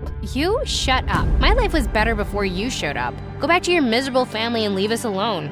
I hate you both. Angry, Joy knocked all the family pictures off the shelf. After that, her behavior got worse. She began skipping school and got mad whenever someone tried to talk about what she was doing. Joy's behavior toward me got worse, turning her into what felt like a real-life villain. She constantly tried to make trouble for me, and even though her mom always ended up forgiving me, it just made Joy angrier. For example, Joy switched her unfinished homework with mine, confusing my teacher. Luckily, the teacher sorted it out. Joy made a fake social media account with my name, posting embarrassing stuff. It took a while, but I showed it wasn't me and shut it down. Joy hid a library book I borrowed, causing me to get late fees. Her mom found it later and figured out Joy's trick. Joy messed with my bike's brakes. I felt something was wrong before I rode it and stopped myself from getting hurt. This escalated one afternoon when Joy's mom was away on a business trip and her dad was away at work. Joy decided to do something drastic. She turned the backyard into a makeshift movie theater. I'm not sure showing a movie here is a good idea. Well, it's better than having you around all the time. The backyard quickly filled with people, the projector buzzing to life. I stayed inside, trying to avoid the chaos, and was flipping through a magazine when suddenly, someone stumbled into my room. Oops, my bad. I was looking for the kitchen. Hey, is that a magazine about vintage cars? My dad collects them, and I've read a bunch about them. Is that the issue with the 60s muscle cars? Yes, it is.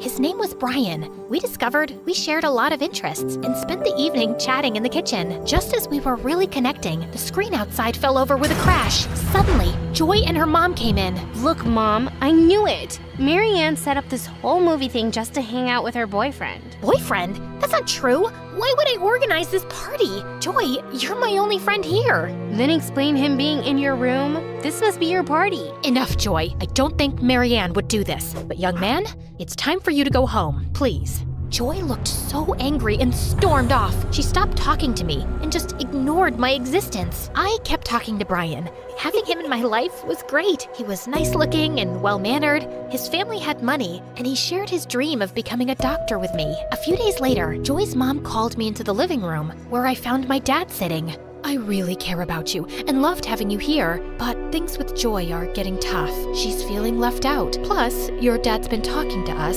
He's made some changes, wants you back, and misses you a lot. The past few months have been really tough without you. I love you and want you to come home. I didn't say much. When I feel a lot, I find it hard to speak, but I managed to say, I'll pack my things. I moved back with Dad, and honestly, things weren't bad. He had really improved, and hanging out with him wasn't bad at all. But I ended up blocking Brian. I didn't have a strong reason to cut him off. I felt like I didn't deserve him and just needed a fresh start. A few months after finishing high school, I couldn't go to college right away. Dad didn't have the money because we had big hospital bills for Mom. So I started working as a pizza delivery person. It was tough, but I never thought about quitting. I worked really hard and finally got into college. I planned to study economics and maybe even start my own business someday. While studying, I took any job I could get. Eventually, I managed to rent a tiny apartment with a view of the city dump. It wasn't much, but it was mine. I could finally study and rest there. Dad even helped me buy a used car for my delivery job. Things were starting to get better. I kept working hard, aiming for success. I often thought about Joy and her parents, and my mom too. I missed them a lot. With exams coming up, I studied all night and worked all day. I felt unstoppable, like nothing could slow me down. But one day, while out on a delivery, I suddenly felt very dizzy, and the next thing I knew, I crashed into a tree. I was rushed to the hospital. Everything hurt, but what pained me the most was my thoughts. Why couldn't things just go right for once? I hugged my pillow and bursted into tears. Then, a young doctor came in, and I was shocked. Brian, is that really you? He recognized me too. I always thought I'd run into the girl who broke my heart again. Feeling embarrassed, I just looked down and stayed quiet as usual. Brian had finished medical school and was now an intern at the hospital. I apologized, and we chatted for a while and swapped phone numbers. Over time, we got closer and started dating. Brian had the kindest heart, and he even helped me with my college fees. One day, I went to the hospital to bring Brian his lunch and decided to visit Mom afterward. I entered her room, and she looked so peaceful, just like an angel. I gently kissed her forehead. Mom, I have to tell you something. I tried to replace you. I was so angry when I felt you gave up on me, so I gave up on you. I was angry at Dad too, even though the poor man was struggling without you. I used to be mad at Joy, but as I got older, I understood her and we made up. I'm friends with her mom now too. I love them, but no love can match yours. Guess what? I found out this morning I'm pregnant. I'm going to surprise Brian tonight on our date. I think he's going to propose, and I'll say yes. Mom, I'm happy, but my happiness isn't complete without you. Tears overwhelmed me, and I laid my head on her hands when suddenly I felt her hands move. Overjoyed, I ran to the doctor like a little kid, shouting, "My mommy is awake! My mommy is awake!"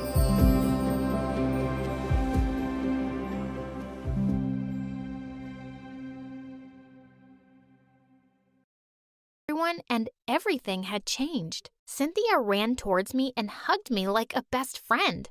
"Hi, Nat. We were so worried about you." "Yes, where have you been? We missed you." Even Clayton was there smiling at me. What on earth was happening? "What are you up to? Don't touch me."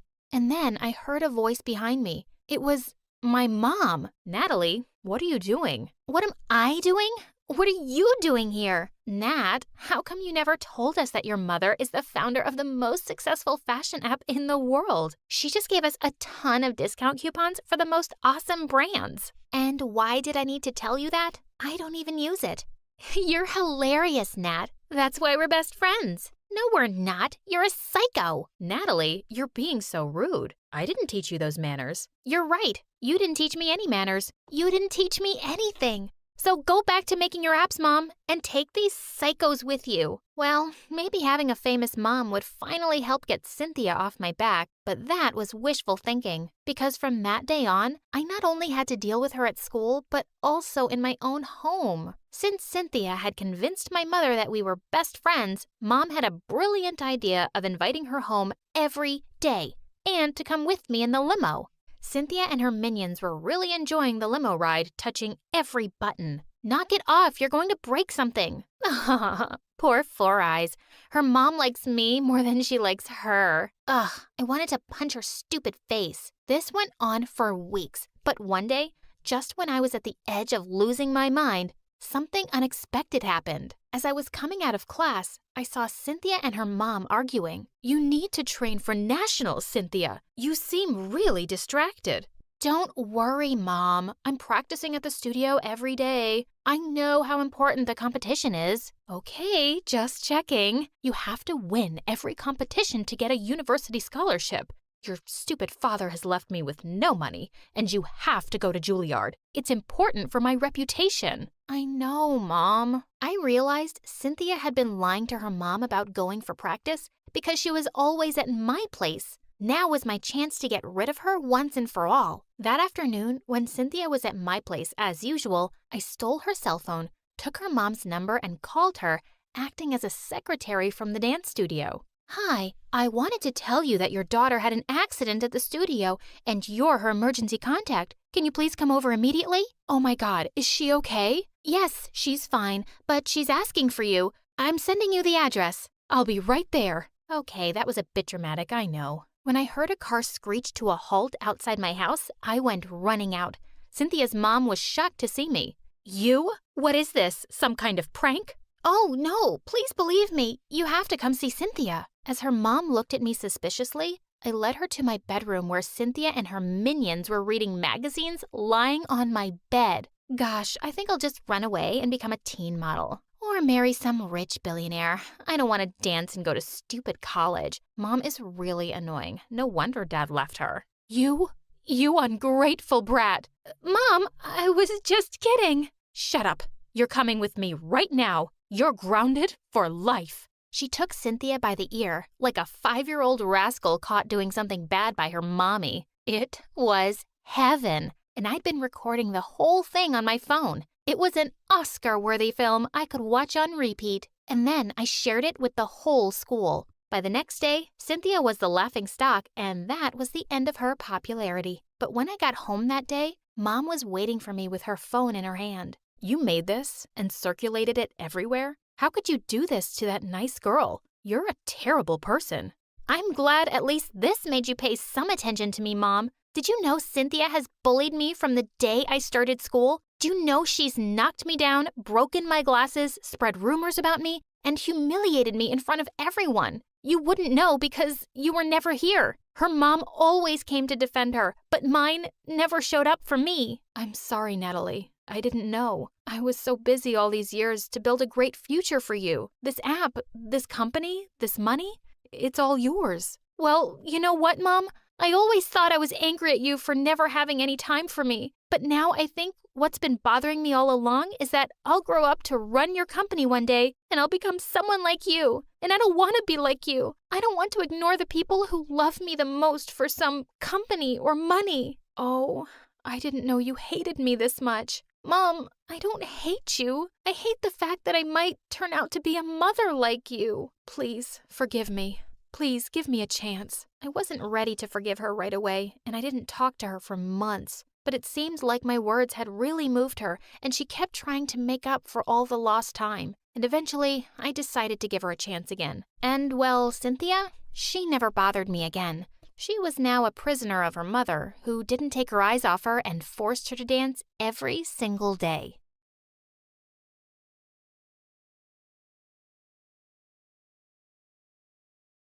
Hi, I'm Tina from New Jersey. Please like and subscribe. I was born to a super rich mom who owned a giant cosmetic company. Dad left Mom when I was 2 because he couldn't cope with her overambitious nature. But to be honest, Mom wasn't so hard to live with, and that was because she was hardly around. Mostly, I saw Mom when she came back from an overseas trip with a gazillion toys for me. I guess that was her way of making up for the absence, but I wasn't complaining. I'd spend hours talking to my toys and pretending they were my best friends. But as I grew up, I started noticing how absent my mom was from my life. She'd miss important events at school all the time. When I was in 5th grade, I was chosen to play Rapunzel in a school play thanks to my silky long hair, and Mom swore she wouldn't miss it. But by the time she reached school, the play was over. I'm sorry, honey, I got stuck with something important. I know, Mom. I can never be as important to you as your work. Sweetheart, I'm doing this for you.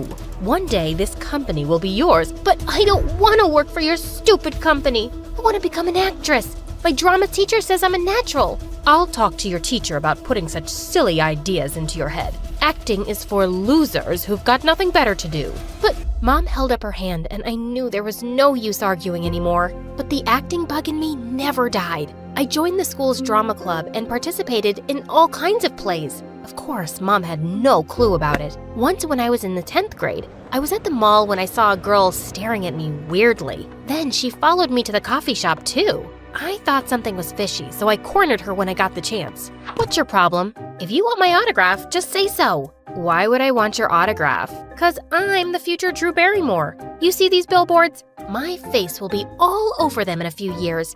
I don't want you to have any regrets later on. I thought you're the girl my brother's dating, but I guess I was wrong.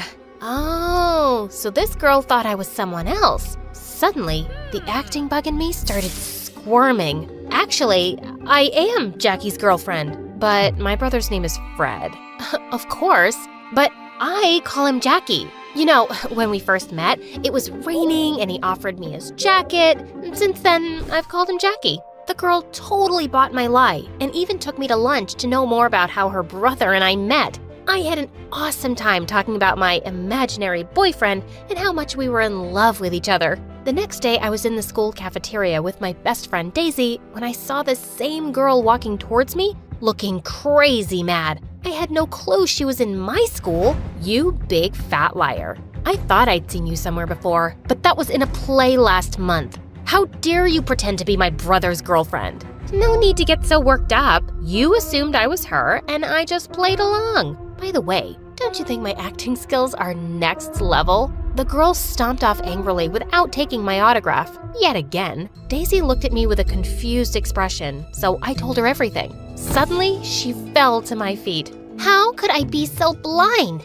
The answer to all my problems has been right in front of me. Girl, what's gotten into you? I'm the one who's supposed to be melodramatic. Daisy told me she wanted to dump her boyfriend Zach since she'd fallen in love with her new neighbor. Since Zach went to another high school, we'd never met. But weren't you telling me last week how you were deeply, madly, and hopelessly in love with him? That was last week. It's been 168 hours since. You just have to make it look like he's been cheating on me so I can easily dump him. Okay, but what do I get in return? The opportunity to practice your acting skills. Future Scarlett Johansson. You know how to push the right buttons, girl, don't you? Zach was supposed to take Daisy out on a date at a fancy restaurant that weekend. Moments after they were seated, I barged in with a massive curly wig and the ugliest glasses. The love of my life, the apple of my eyes. You said you loved my thick curly hair. Then what are you doing with this witch with a boring ponytail? Who are you? Do we know each other? Oh, don't be so cruel, my coochie coo. I know I've put on 25 ounces, but I promised to put in the extra hours at the gym. Stop it. Daisy, believe me, I've never met this girl before. She's lying. If you want to dump me, just say so. I'm willing to die for you, my precious. But don't call me a liar. I know your favorite color is blue. You love dumplings. You still watch Popeye. And you fart when you sneeze. Am I lying, Daisy? Daisy simply shook her head. That doesn't prove anything. Actually, it does. I can't believe you've been cheating on me with this thing. I'm done with you. With that, Daisy marched off before Zach could make sense of what had just happened. I quietly snuck out too. The next day at school, Daisy and I couldn't stop laughing about the whole thing. Thankfully, Zach didn't try to contact her again, and she got busy dating her new neighbor. At home, things were going from bad to worse between Mom and me. She wanted me to focus on studies, but my heart was in theater. I wanted to join an acting school in New York, but she just wouldn't let me. One morning after a heated argument with Mom, I was rushing to my class when I bumped into something rock solid. What the rock? You got buttons for eyes? I looked up and saw Zach. What are you doing here? I transferred to the school. It was getting hard to stay away from my girlfriend. Let go, you moron. I am not your girlfriend. But wasn't I your coochie coo just a few days ago?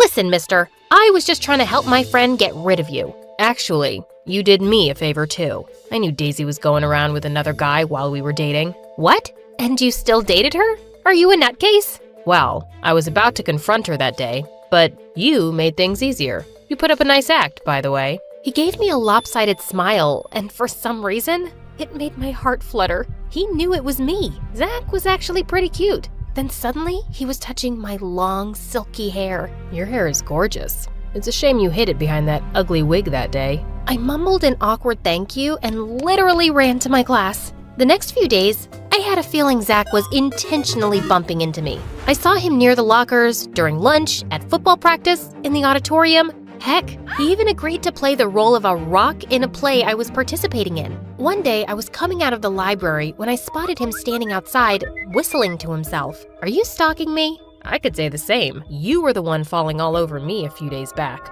I angrily walked towards him to give him a piece of my mind, but I slipped on something and landed straight into his arms. Did you just fall for me? Again? Before I could respond, he helped me get back on my feet and then gently pulled off the scrunchie I was wearing. Your hair looks better this way. Free. Then he simply turned around and left, leaving me stunned. You'll burn a hole in his shirt if you keep staring like that. Whoa! You scared me, Daisy. You like Zach, don't you? What? Nonsense. He's not my type. I would have never dumped him if he looked at me the way he was looking at you. A few days later, we had to go to another school to perform our play, and I got my period on the bus. As I was getting off, Zach pulled me aside and wrapped his jacket around my waist.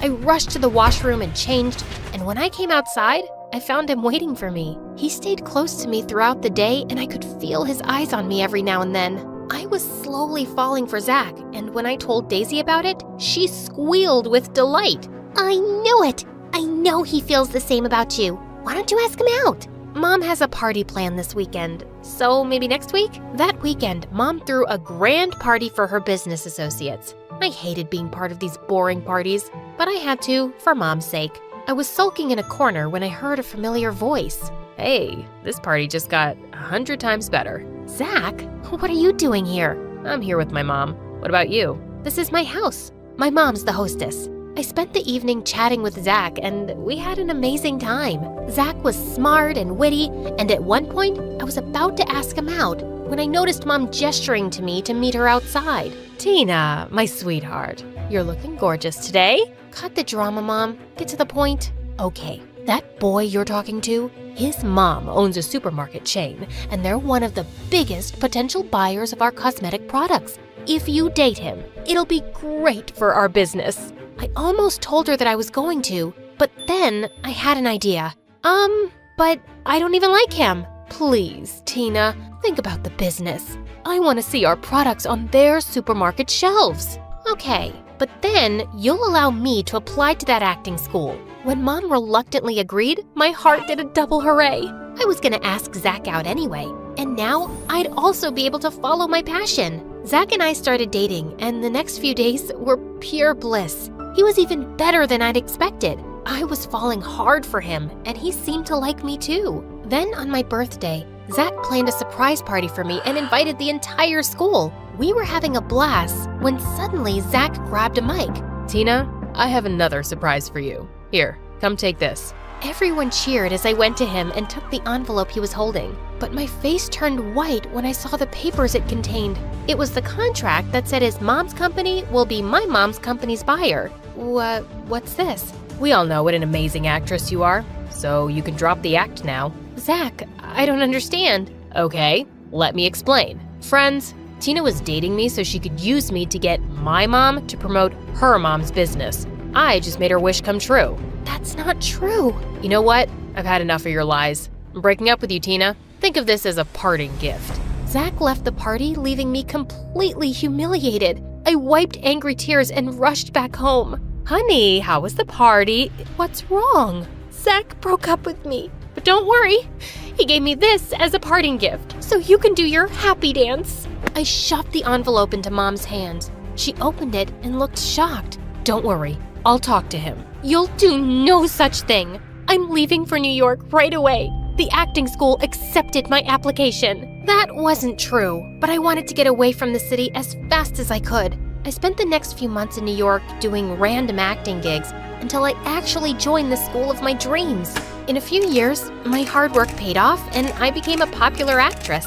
Then one day, I got a call from Mom's doctor who told me her health was deteriorating fast. I immediately rushed back home and found Mom in bed, looking so frail that it shook me. Mom, why didn't you tell me you weren't well? I didn't want to distract you. I always thought you were wasting your time in acting, but you proved me wrong. How's the business going? I don't know. What? I know it sounds hard to believe, but I haven't gone to the office for months. The doctor told me to take a break, and I'm listening to him this time. That's because you've exhausted yourself so much that you can't handle the stress anymore. Maybe, but I'm tired, Tina. I spent my life running after money, and I didn't value the priceless gift life had given me, you. I hugged Mom, and it felt amazing. The next day, I went to her office and found out Mom's business had been falling apart for months. But there was one company still buying her products that kept her from completely going bankrupt. Zach's. I decided to meet him and thank him personally. When I went to his office, my heart skipped a beat seeing how handsome he looked. Tina, I was waiting for you. You look just the same. He looked at me for what seemed like an eternity, and I felt my cheeks grow red. I wanted to thank you for helping Mom's business. You didn't have to do that. That was the least I could do after being such an idiot all those years ago. Actually, I heard the conversation between you and your mom at the party where she asked you to date me. Oh, so that's how you knew. But I was already falling for you by then. I know. Daisy told me about it later on. She was mad at me for not reaching out to you, but I was so ashamed of what I'd done. I'm sorry, Tina. I was just so heartbroken that the only girl I'd truly loved had been... There's a saying in our little town. A thread woven wrong can ruin the whole tapestry. Funny, right? A saying about mistakes in a place where everything feels like it's held together by loose stitches. My life, just one long, fraying thread. I'm Nadia. You've probably never heard of me. No one has. I'm the girl who blends into the walls, the one you forget is in the room. Teachers don't call on me. Classmates don't talk to me. Even my own parents barely notice when I come and go. I didn't always feel invisible. Once, I had someone, my best friend, Sophia. She understood me like no one else. Every afternoon, we'd dream of escaping this little town, imagining a big city life, a shared apartment with a balcony, nights at the ballet, and endless chocolate until we couldn't eat another bite. But then her family moved away, and just like that, she was gone. No more laughter, no more secrets under the oak tree. She left, and the silence felt louder than ever. And my parents? They're not bad people, just exhausted by bills and worries. Dad grumbles about rising prices and factory closures, while Mom stares at the bills, hoping they'll vanish. So here I am, alone, invisible, and wondering if this is all life will ever be for me. You're too quiet, Nadia. You just need to make your own destiny. But how? How do you shine in a world where every chance feels like a thread slipping through your fingers, and the loom of fate is woven by someone else entirely?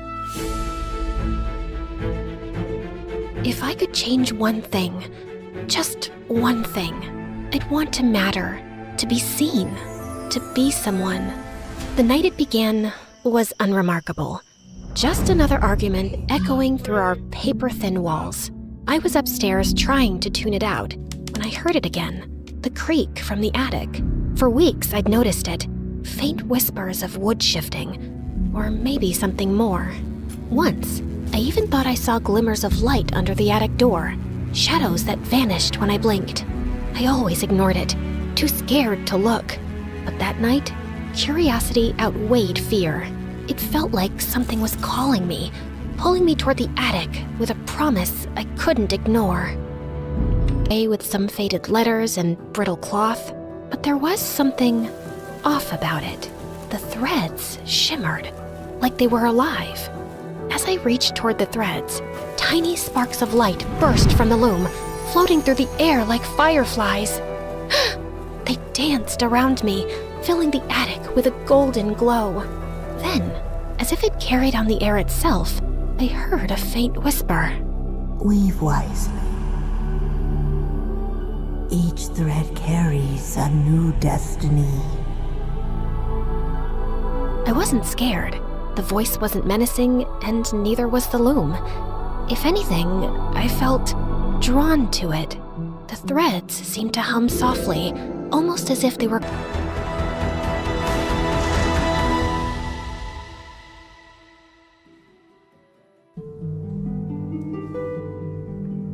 I wasn't sure what I was doing, but when I finished, I felt it, like the world shifted, just a little. The next day, just like I did before, the golden light flashed again, as it had the first time. The next morning at school, something strange happened. A pair of classmates I barely knew waved and spoke to me. Hey, Nadia. I love how you did your hair. Thank you. It couldn't be a coincidence this time. The loom? It was real. And it was powerful. Once you start weaving, it's hard to stop. I mean, why would you? I tried another pattern, this time for my mom. She'd been passed over for promotions for years. But within the week... You're not going to believe it. I got offered a better job with better pay. I never thought this would happen for us. It's a miracle! Suddenly, there were fewer fights at home. I even wove something small for myself. A perfect score on my math test. Not because I didn't know the material, but because I wanted to see if I could. And it worked. No matter what I wish I had, it always worked. Would you want to come to my birthday party, Nadia? You have to come. It wouldn't be the same without you. I wasn't invisible anymore. The world was finally bending in my favor, one thread at a time. And the loom? It seemed almost eager, like it wanted me to keep weaving. Weave wisely. Each thread carries a new destiny. But the thing about weaving destinies, life wasn't just good. It was perfect. Or so it seemed. Nadia, can you sit with us at lunch today? We really want to hear about your morning classes. Sure, why not? I love you guys. Or the loom that I didn't have? After that strange moment with my friends, I couldn't stop thinking about Sophia. Maybe, just maybe, the loom could bring her back to me. That night, I climbed back up to the attic. The loom glowed softly, as if it had been waiting for me. Weave wisely. Each thread carries a new destiny. I didn't hesitate this time. Yes, I know. I want Sophia to move back.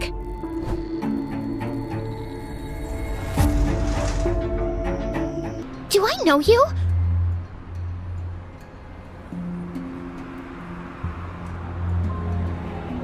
She didn't remember me, not even a little.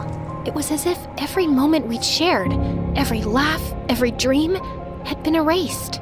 I didn't know where else to turn. The loom had always worked before, but now Sophia didn't even know me. It was like I'd wished her into a life where I didn't exist. I thought about telling my parents everything.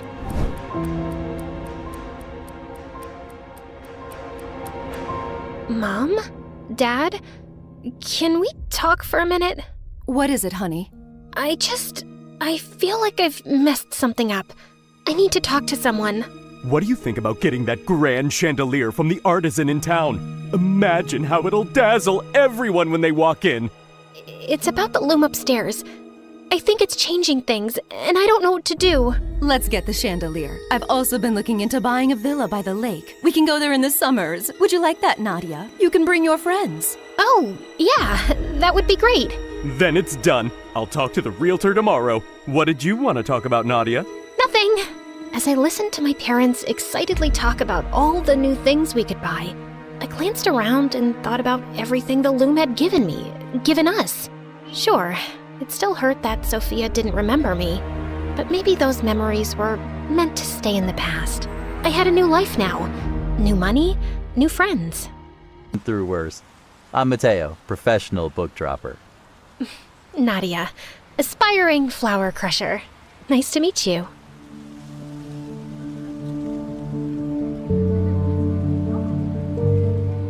There was something about him, something different. We started talking, and it felt so easy, so natural, like we'd known each other forever. As we talked, I started to learn more about Mateo. He was new to the city too, chasing a dream of opening his own book. The time I spent with Mateo, the more I realized how much we had in common. He had a way of listening, really listening, that made me feel seen in a way I had never felt before, in a way I hadn't realized I had been missing. I felt like I'd met the perfect guy. And then, one day, he even surprised me by visiting me at work. So, this is where you disappear to every day? Surrounded by old things? You say that like it's a bad thing. Some of these old things have more stories in them than we do. I don't know. I think I've got a few good stories in me. Oh yeah? Like what? Like the time I walked into a museum and forced the lovely curator into giving me a private tour. This was dangerous. Being around him like this, so easy, so natural, it made it impossible to ignore what I really wanted, to be with him. This was woven over 400 years ago. Every thread was placed by hand. The amount of hard work it took to make this, it takes my breath away every time. Wow, can you imagine that kind of patience? And I wasn't trying to take something that wasn't mine. Mateo and I were supposed to be together. I just needed things to change a little. Weave wisely. Each thread carries a destiny. I just want her to leave, that's all. That was it. No harm, no pain, just a shift in fate. The next morning, I wondered if the loom had worked. Would there be some sign? Some shift in the air? Mateo? Hey, Nadia. You okay? Isabella's leaving. Leaving? She got a job offer across the country. We talked about it last night. I guess it just made sense to break up. This is what I wanted. A quiet, mutual parting. No fights, no heartbreak. Just fate gently pulling them apart. And you're okay with it? Yeah, I think I am. Hey, do you want to take a walk? I'd love to. It wasn't long before Mateo and I got together. Our connection only grew, and our relationship was so easy. Years passed, and Mateo and I had built a life together. We got married, and our days were filled with laughter and love. He was my best friend, my partner, the person who reminded me every day what it meant to be truly happy.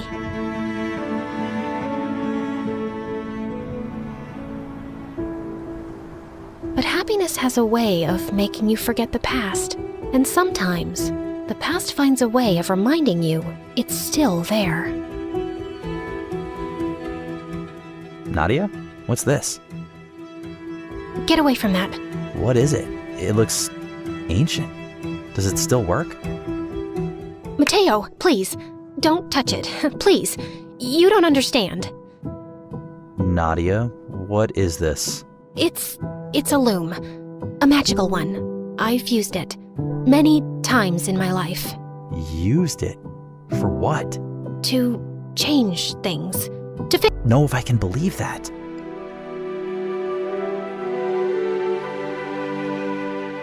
For the first time in years, I was alone again. No golden threads to guide me, no loom to shape the future. Just me, watching my life unravel thread by thread. And this time, I wasn't sure if even the loom could fix it, or if I even deserved to try. I wanted to take it back, all of it.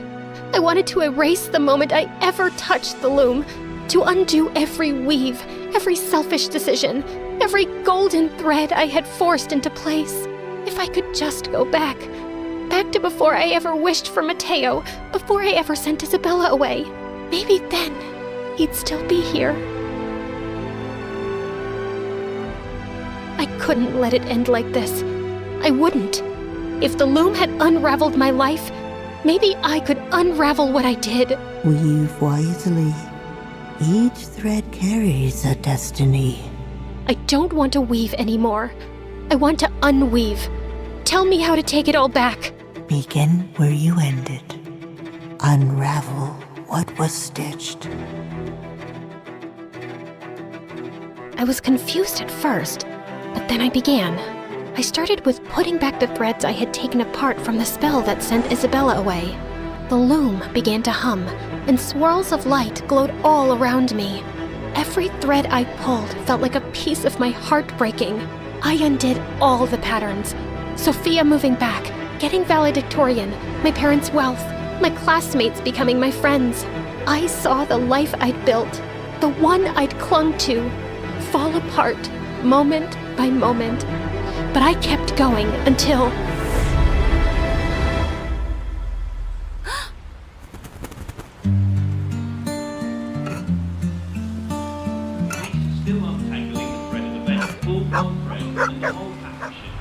Fate.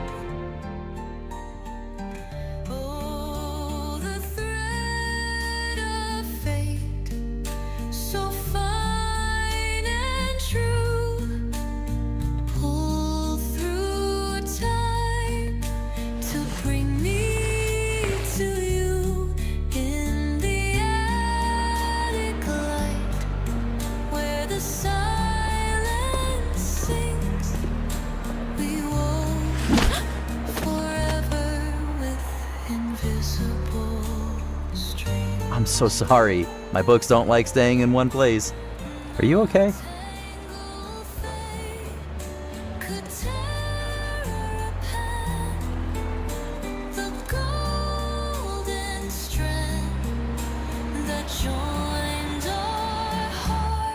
Yes.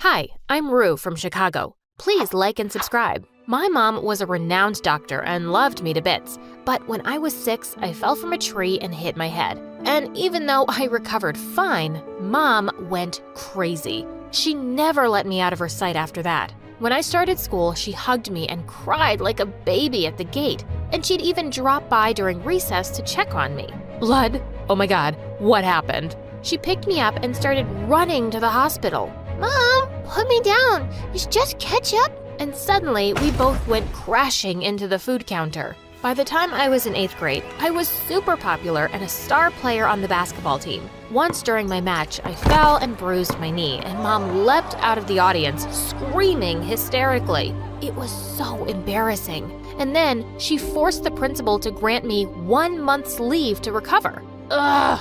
I spent the next week in bed watching MSA videos about crazy moms like mine. But a few days later, it was my friend's birthday party, and I felt well enough to sneak out. But just as I was about to kiss this cute guy there, Mom barged in and smashed the music system.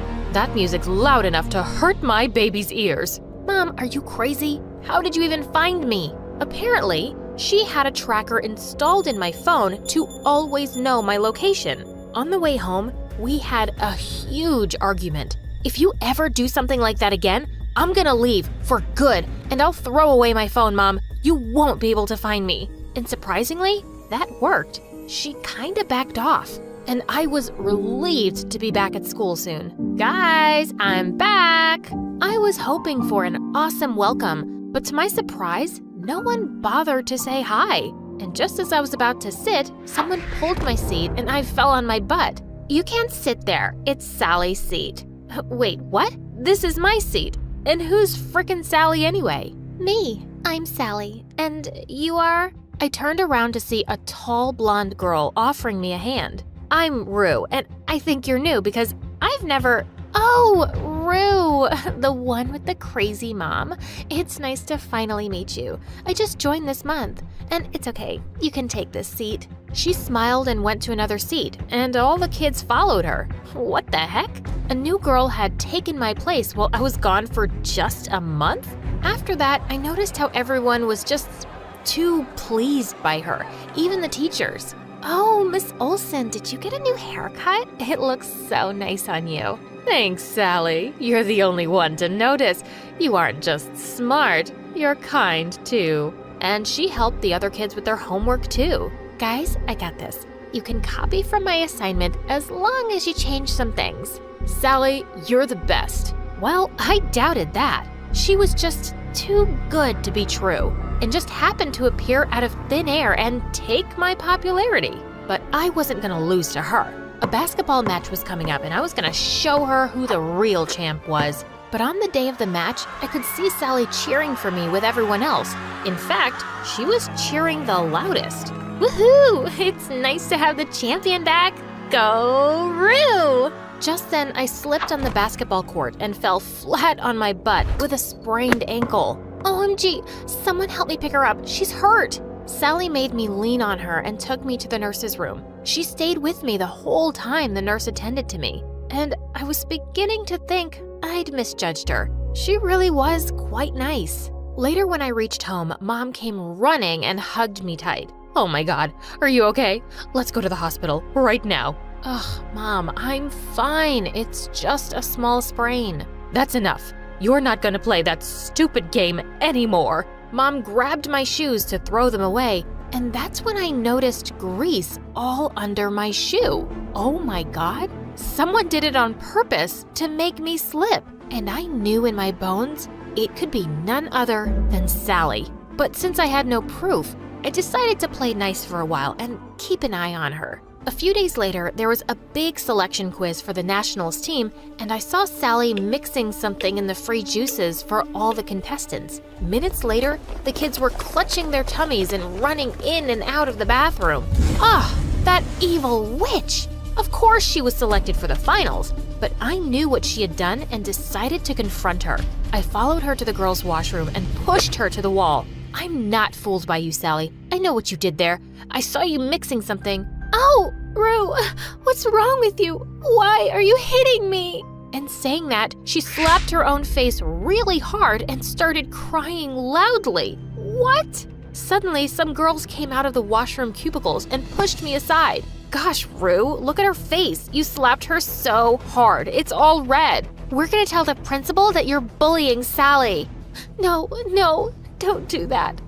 I don't want to cause trouble. We should give Rue a chance to fix this. If she says sorry to me, I'll let it go this time. What the freaking frogs? Me? Say sorry to her?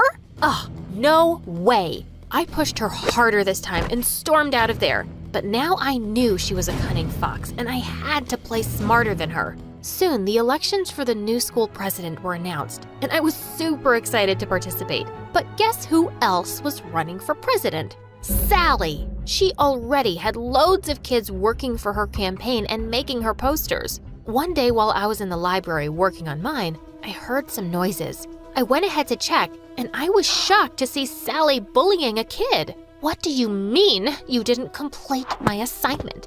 I need it back within an hour or I'll kick your butt, you moron. She took his glasses off and threw them on the ground and crushed them. The guy looked terrified as Sally walked away. Just then, I had a mind-blowing plan. I quickly went in and picked up the guy from the floor.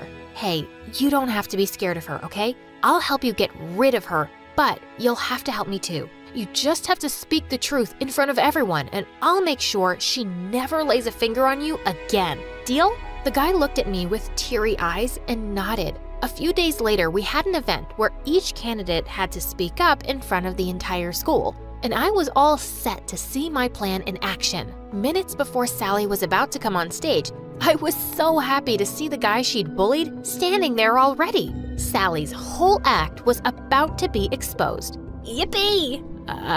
I need to tell you all something. One of the candidates here is a chameleon who pretends to be your friend, but in reality, she's a bully. And saying that, he pointed at me. What in the father-frickin' world? That's her, Rue. She even smashed my glasses the other day and put my head inside the toilet. She's a bully. What?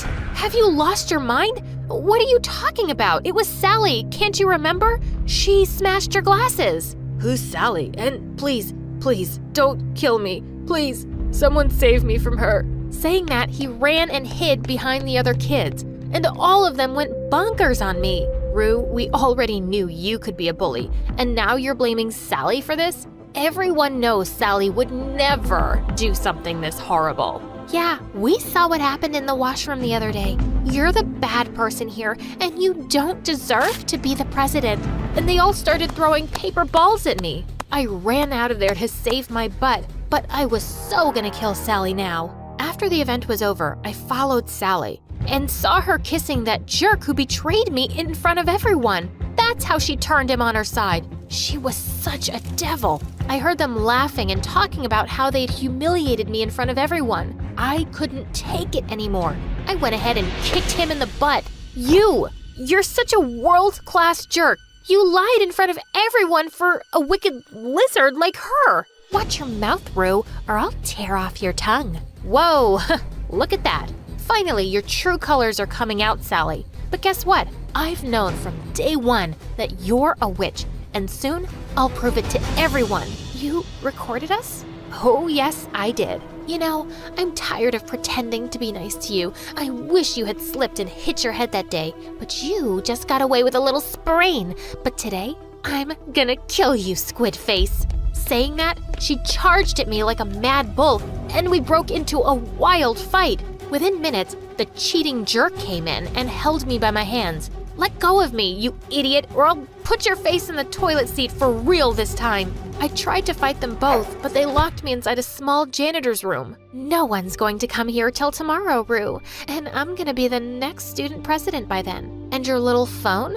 I'm gonna destroy it. Both of them left, and I tried to break open the door, but nothing worked. When I'd almost given up, I suddenly heard a loud thud on the door, and it flew open. Mom! Oh God, I can't believe you found me. I hugged her tight. Are you okay, sweetie? What happened to you? Wait, Mom, how did you find me here? Oh, honey, after you said you were gonna throw away your phone the next time you run, I may have put a tracker device in all of your shoes. Mom! Okay, sorry, but see, it helped. I was able to help you today after you didn't come home for so long. She was unbelievable. I immediately ran out to find Sally and saw she was making a bonfire in the school backyard, and she had my phone in her hand. I went in and hit her from behind, and the guy ran away, seeing Mom with me. What are you doing? Let go of me, you witch! I'm gonna kill you this time. Oh, you can try, but you're not getting away with anything now. This time, I tied her and made sure she didn't run away until we called the principal and her parents. Oh, we are really sorry, but she has a histrionic personality disorder. Because of that, she wants to be noticed and praised all the time. We kept it out of her records when she joined this school. Oh, God. I didn't know I was taking such a dangerous kid. But you've been really brave, Rue. I'm gonna announce you as the next student president tomorrow. No, I'm the best one. I'm the best. She's nothing. Saying that, she broke the ties and leapt towards me. I'm gonna burn this entire school with you in it, loser. Thankfully, the principal had called security and they took her away. After everything was over, I turned to Mom thinking she'd go all crazy again, but she hugged me. Oh, honey, are you okay? I was so scared. I'm fine, Mom. Thanks for saving my life today. I love you, but no more tracking devices, please.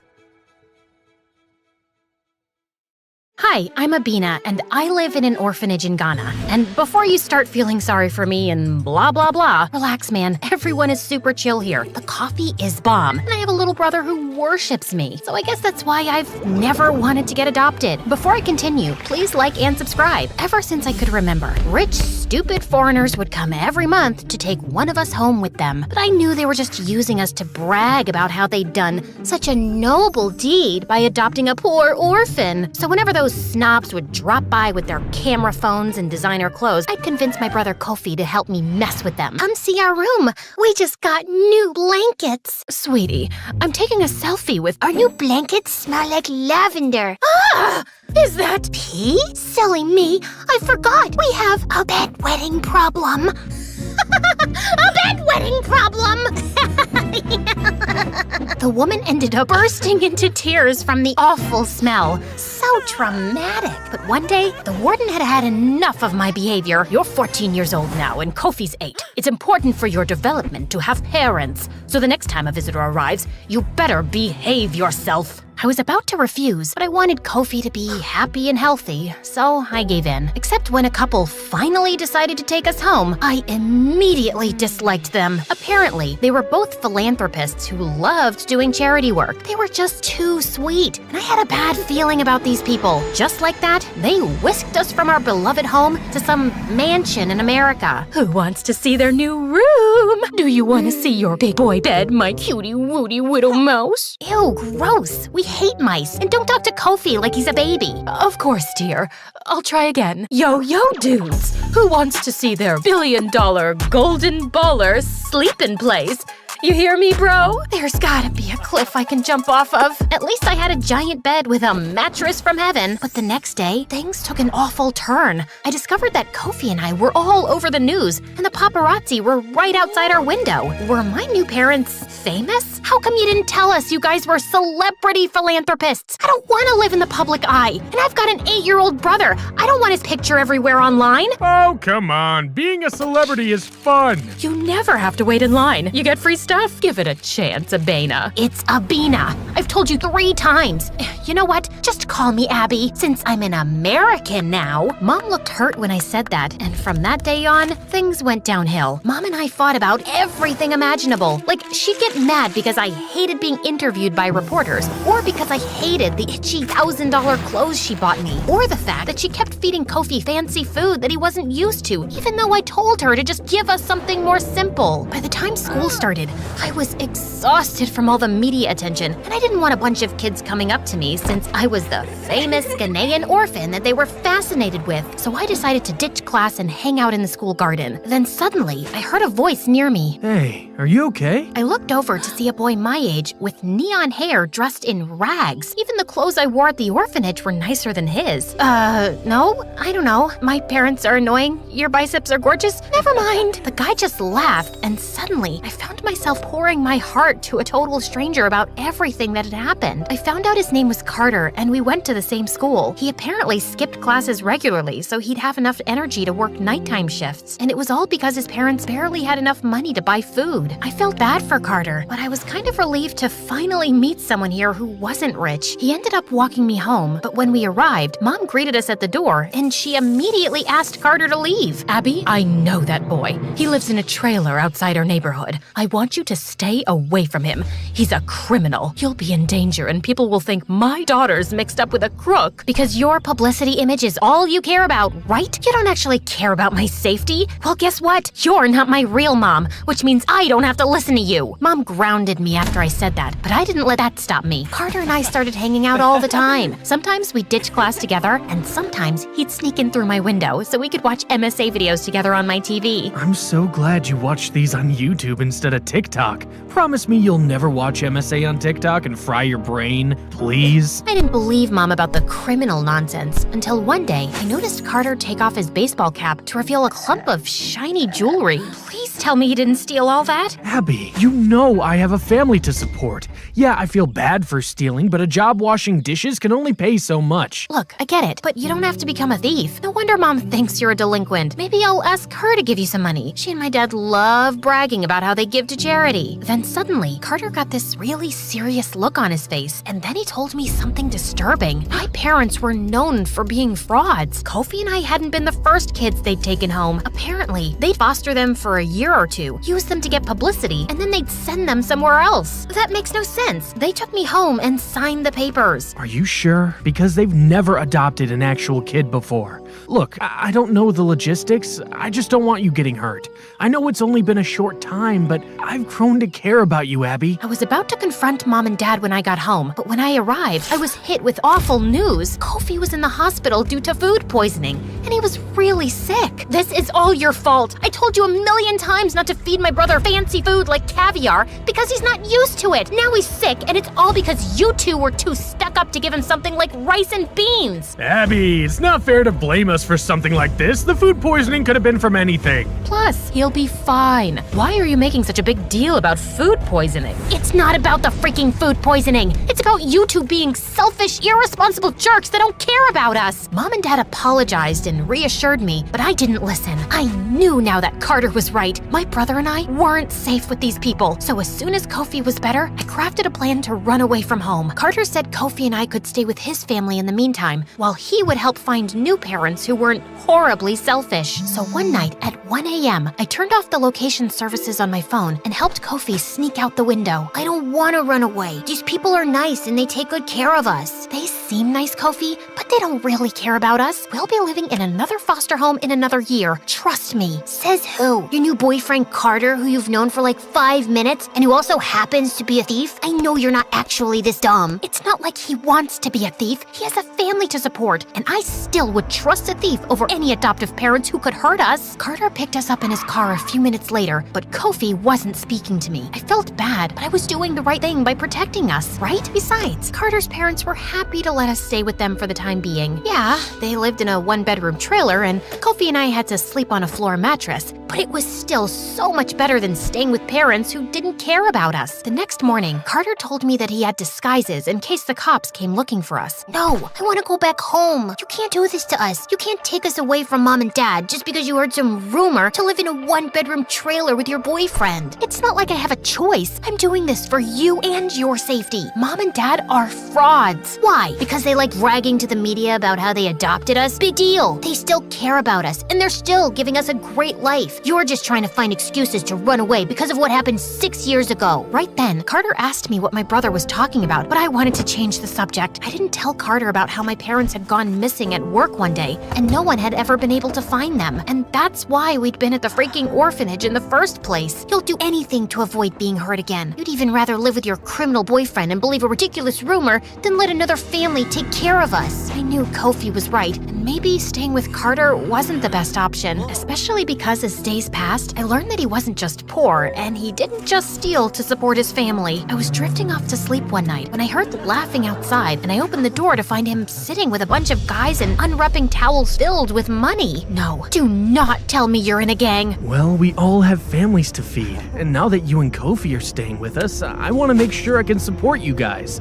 I don't want all of us to have to live in a one-bedroom trailer. Here, babe, I stole $50,000 just for you and your brother. Carter, I can't accept this. You can't keep stealing. It's wrong, and I don't think we should be together either. I appreciate what you're doing for me, but I think it's best if Kofi and I leave. No, please, don't leave me. You're the only thing that makes me happy. Nobody at school wants to be friends with me because I'm a poor loser, and no one in the neighborhood wants to associate with me because I'm a thief.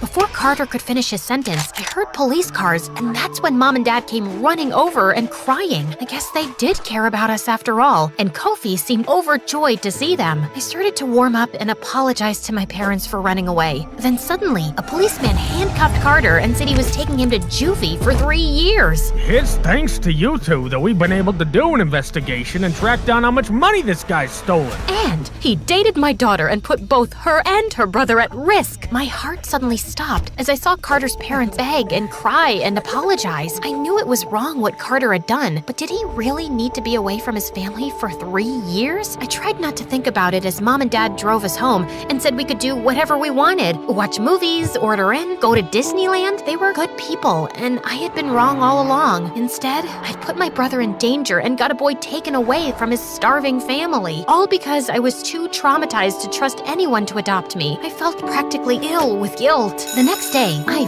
finally went to school for the first time without ditching class, and everyone was interested in being my friend since I'd been all over the news and I'd dated a known delinquent. So what's it like dating a real thief? Have you dated thieves before in Ghana? Is it true all of them have rock hard abs? I don't know. Why would I know that? By the time I got home, I felt like I was literally gonna die of guilt. And then things got even crazier. Mom and Dad called Kofi and I into their study because our old warden had called. She wanted to check in and see how things were going. We told her we loved fostering you two, and the truth is, we want to adopt you. What do you mean? I thought you already adopted us. Oh, no. Usually, we foster children for a few years and then we find them a home. Your warden sent you off with us because you'd have better living conditions. But we love you two so much that we want to keep you. So Carter had been right about the whole fostering thing, but he'd been wrong about them trying to hurt us. He'd just been looking out for Kofi and me. He was a good guy. I couldn't let him sit in juvie for 3 years. You guys can adopt us, but on one condition. You have to help out Carter's family. They don't have any money or food. That's the only reason why Carter formed a gang and became a crook in the first place. Yeah, he committed some bad crimes and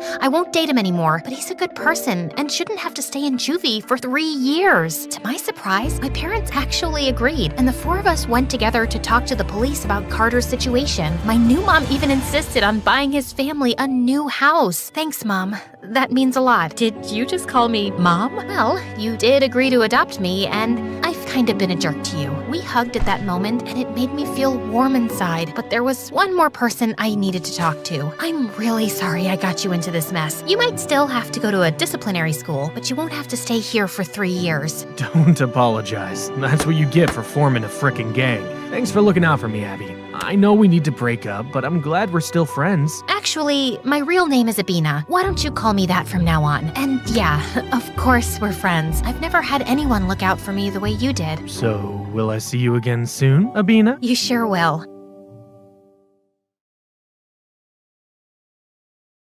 The couple held each other's hands nervously as they walked into the hospital nursery. The nurse pointed out their baby, and the woman screamed. No, no, no, no. This can't be. Oh God, she looks like a monkey's butt. I'm gonna be sick. Can somebody adopt her, please? Ma'am, that's not your child. This one is. The woman instantly stopped crying and picked up the baby, and the couple stared at her in delight. Ooh, of course this one's mine. She's beautiful. And that beautiful baby was me.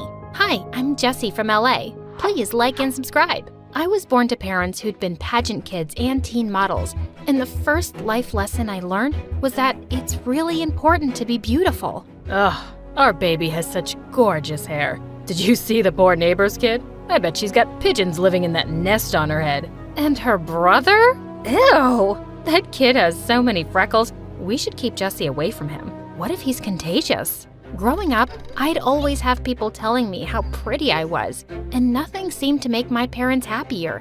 When I was in 6th grade, Mom decided we'd pay her family in Italy a visit. I can't wait to finally show Jessie to my stupid sister. She'll be so jealous when she sees her olive skin and her beautiful hair. But when I got there and I met my cousins, I saw they all had skin and hair like mine. Still, Mom shoved me in Aunt's face and said, "Look how pretty my daughter is. Of course, we know where she gets that from." Yeah, she's all right. But luckily, her face can be improved with makeup. Mom was furious. She picked up her plate of pasta and rubbed it in Aunt's face. That just improved yours, and my baby doesn't need any makeup. But the minute we landed home, Mom's first stop was to buy me makeup. I refused to wear it to school, but in 8th grade, my parents enrolled me in the family business, beauty pageants, and there was no stopping Mom there. Mom, I don't need all this makeup.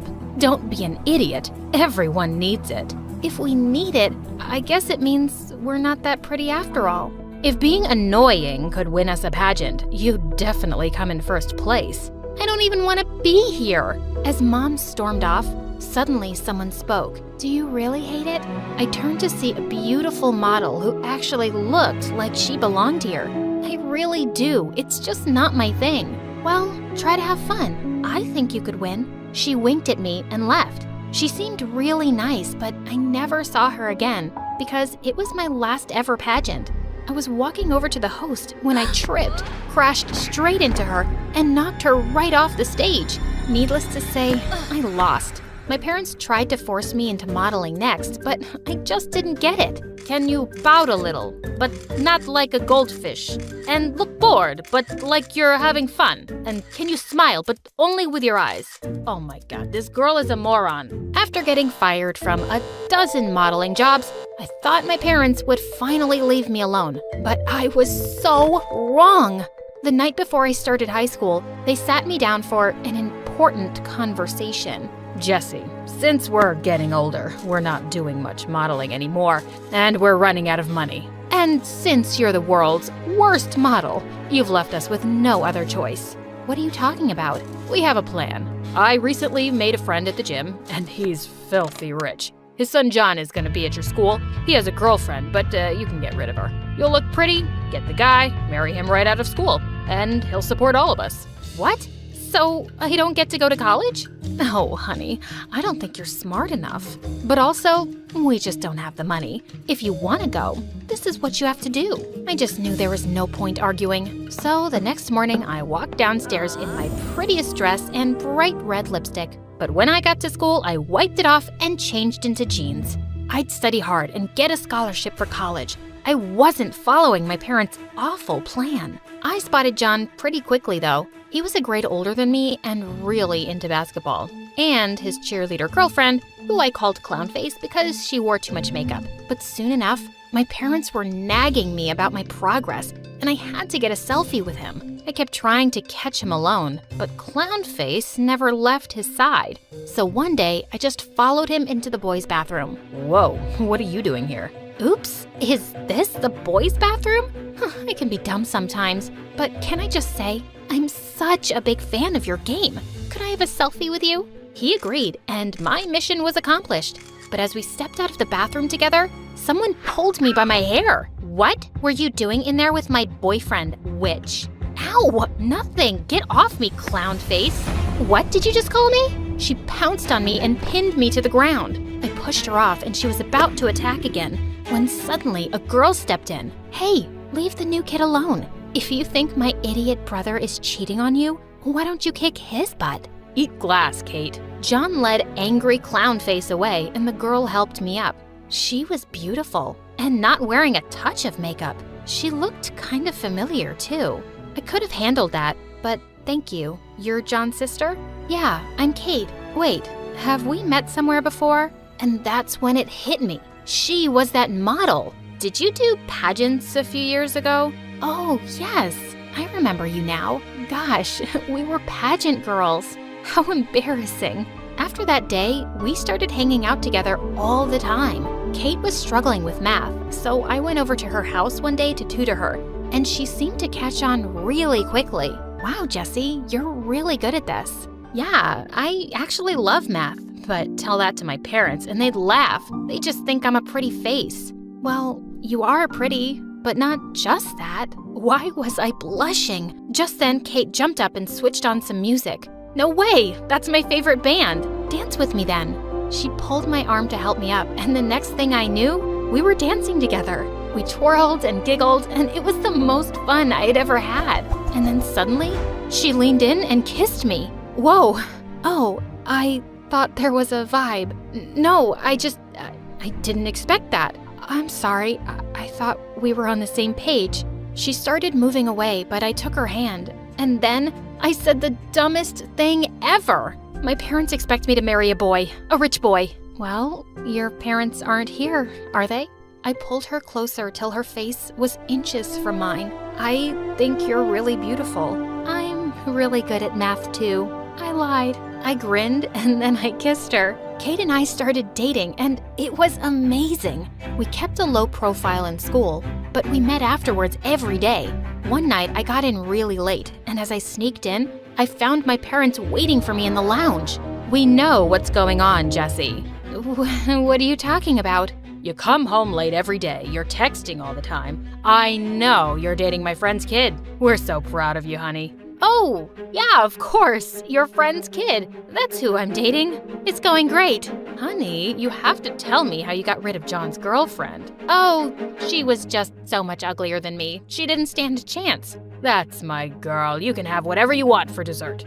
I was just having the time of my life. But it was all starting to get so complicated soon. A few days later when I got home, my parents told me that we were going out for dinner to John and Kate's house. Oh my God, no! I frantically called Kate, but she just wouldn't pick up her phone. I left her a text saying, coming over with my parents. They think John is my boyfriend. I'm so sorry. I hoped she'd see it before I got there. Her parents welcomed us warmly, and just as I stepped inside, John walked into the hall, and I ran to him and hugged him. Please, act like my boyfriend. I'll explain everything. Babe, hi, I missed you, even though we met in school a few hours ago. Oh, young love, so precious. The parents smiled at us and walked off, and I pushed John away. What was that? So, here's the thing. I'm gay, and I haven't told my parents yet, and they think I'm dating you. It's just something I said to make them happy. I'm gonna tell them the truth soon, but please play along tonight. Ugh, fine. But I love my girlfriend, so don't fall for me or anything.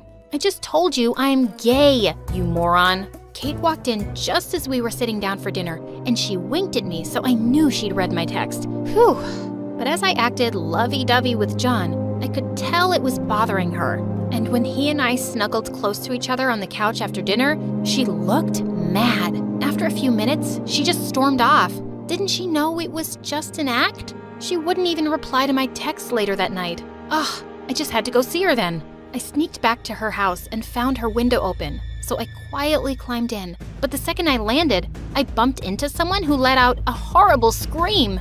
Ah! Someone switched on a light, and I saw frickin' Clownface and John glaring at me. Oh my god, I can explain. What are you doing in my boyfriend's room, you witch? I told you not to fall for me, Jessie. What? Just then the door burst open and Kate walked in. I heard a scream. Jessie? Why are you in John's room? My question exactly. Everybody shut up! I'm in love with Kate. I'm here for her. I got the wrong window. Everyone looked shocked, and I just took Kate's hand and led her to her room. Why haven't you been replying to me? I don't know, Jessie. I know you were acting, but when I saw you with John, I just got jealous. That's what your parents want, right? They want you to date a boy. What if you want that too? I really don't want your brother. And I think I just said I'm in love with you for the first time, in front of those idiots. Kate's face lit up. Yeah, you did say that. I'm in love with you too, Jessie. And we kissed, and it was a perfect moment. My parents were all praises for John after that dinner, and they were already dreaming about my wedding and how he'd take care of us. I had to end this act and tell them the truth, and an opportunity turned up soon. John's parents had invited us all to his big basketball game, and Kate and I decided to tell everyone afterwards, as my parents wished John luck before the game. Suddenly, Clownface came over and pushed them aside. Good luck, my little smooch monster. Break your legs. And she kissed him smack on the lips. My parents nearly fainted. Jessie, do something. I thought you got rid of her. Rid of me? As if. I'm marrying John one day, and we're having so many babies together. As the two walked off, Mom turned to me, horrified. You broke up? How could you let him go? Mom, we were never dating. Never dating? But we saw you two together. Who have you been dating then? That would be me. Kate stepped forward and took my hand. I wish I could have made it less shocking for my parents, but this was happening now. Mom, Dad, Kate's my girlfriend. You're dating a girl? I did not spend my whole life making you presentable so you could date a girl. This is humiliating. How will you go to college now, huh? If you stopped treating me like a dumb Barbie doll, you'd know I'm smart enough to get a scholarship. We'll talk about this at home. There's nothing to talk about. And to make my point, I kissed Kate. Mom got so mad, she walked out of there. I was waiting for Dad to scream next, but he leaned in and whispered, Jessie, I'm okay with this. She's gotta be as rich as John, right? Of course, Kate was loaded. I didn't care, but it was good enough for Dad. And he eventually convinced my mom that having a rich daughter was more important than having a straight one.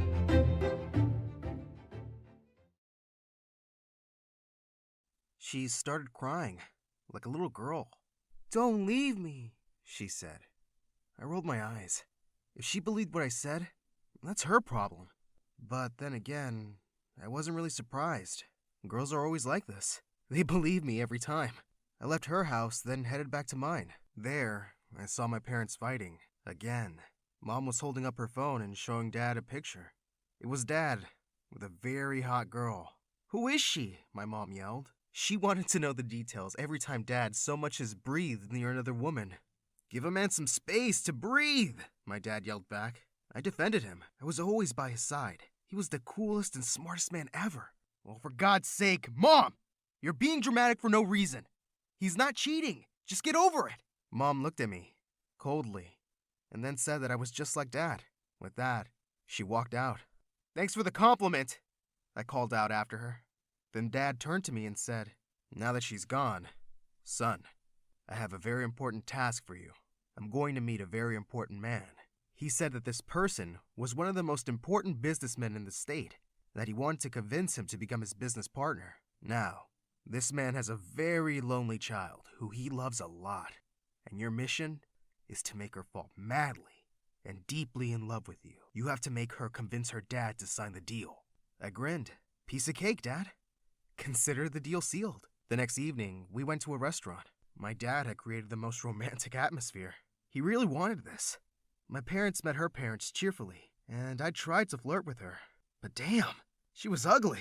Her mom, though, she was gorgeous. To make matters worse, Dad kept elbowing me and winking at me to approach the girl. He even told her mom we'd make a great couple. Ugh, there was no way I was doing it. She also kept batting her eyelashes at me. I was really creeped out.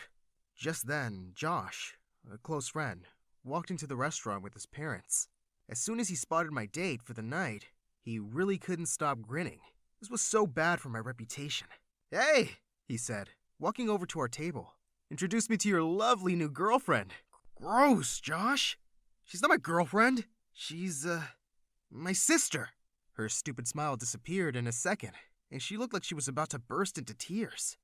I excused myself to go to the bathroom, but instead, I just slipped out of the back exit.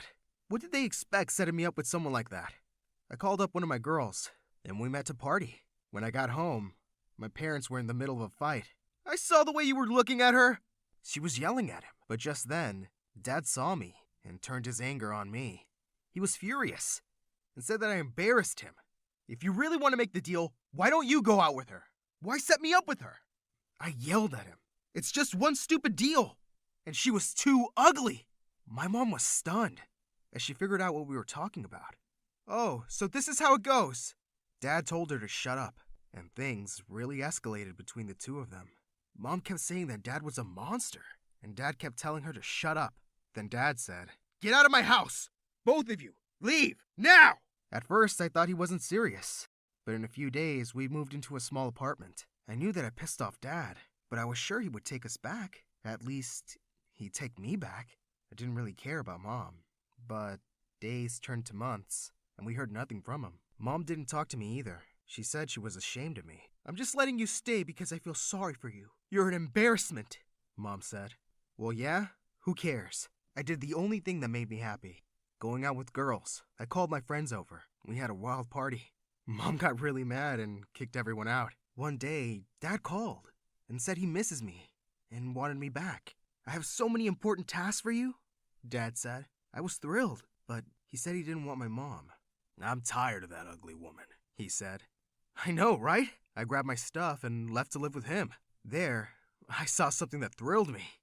He had a new maid. She was around my age. She was gorgeous. Her name was Stella. I was sure Stella would fall for me in no time. So I flashed her my most charming look. "Hey, how are you doing?" I asked. She looked at me and then looked away, like she'd seen a car crash or something. For a moment, I didn't know what happened. Had she just ignored me? She probably doesn't speak English, I thought.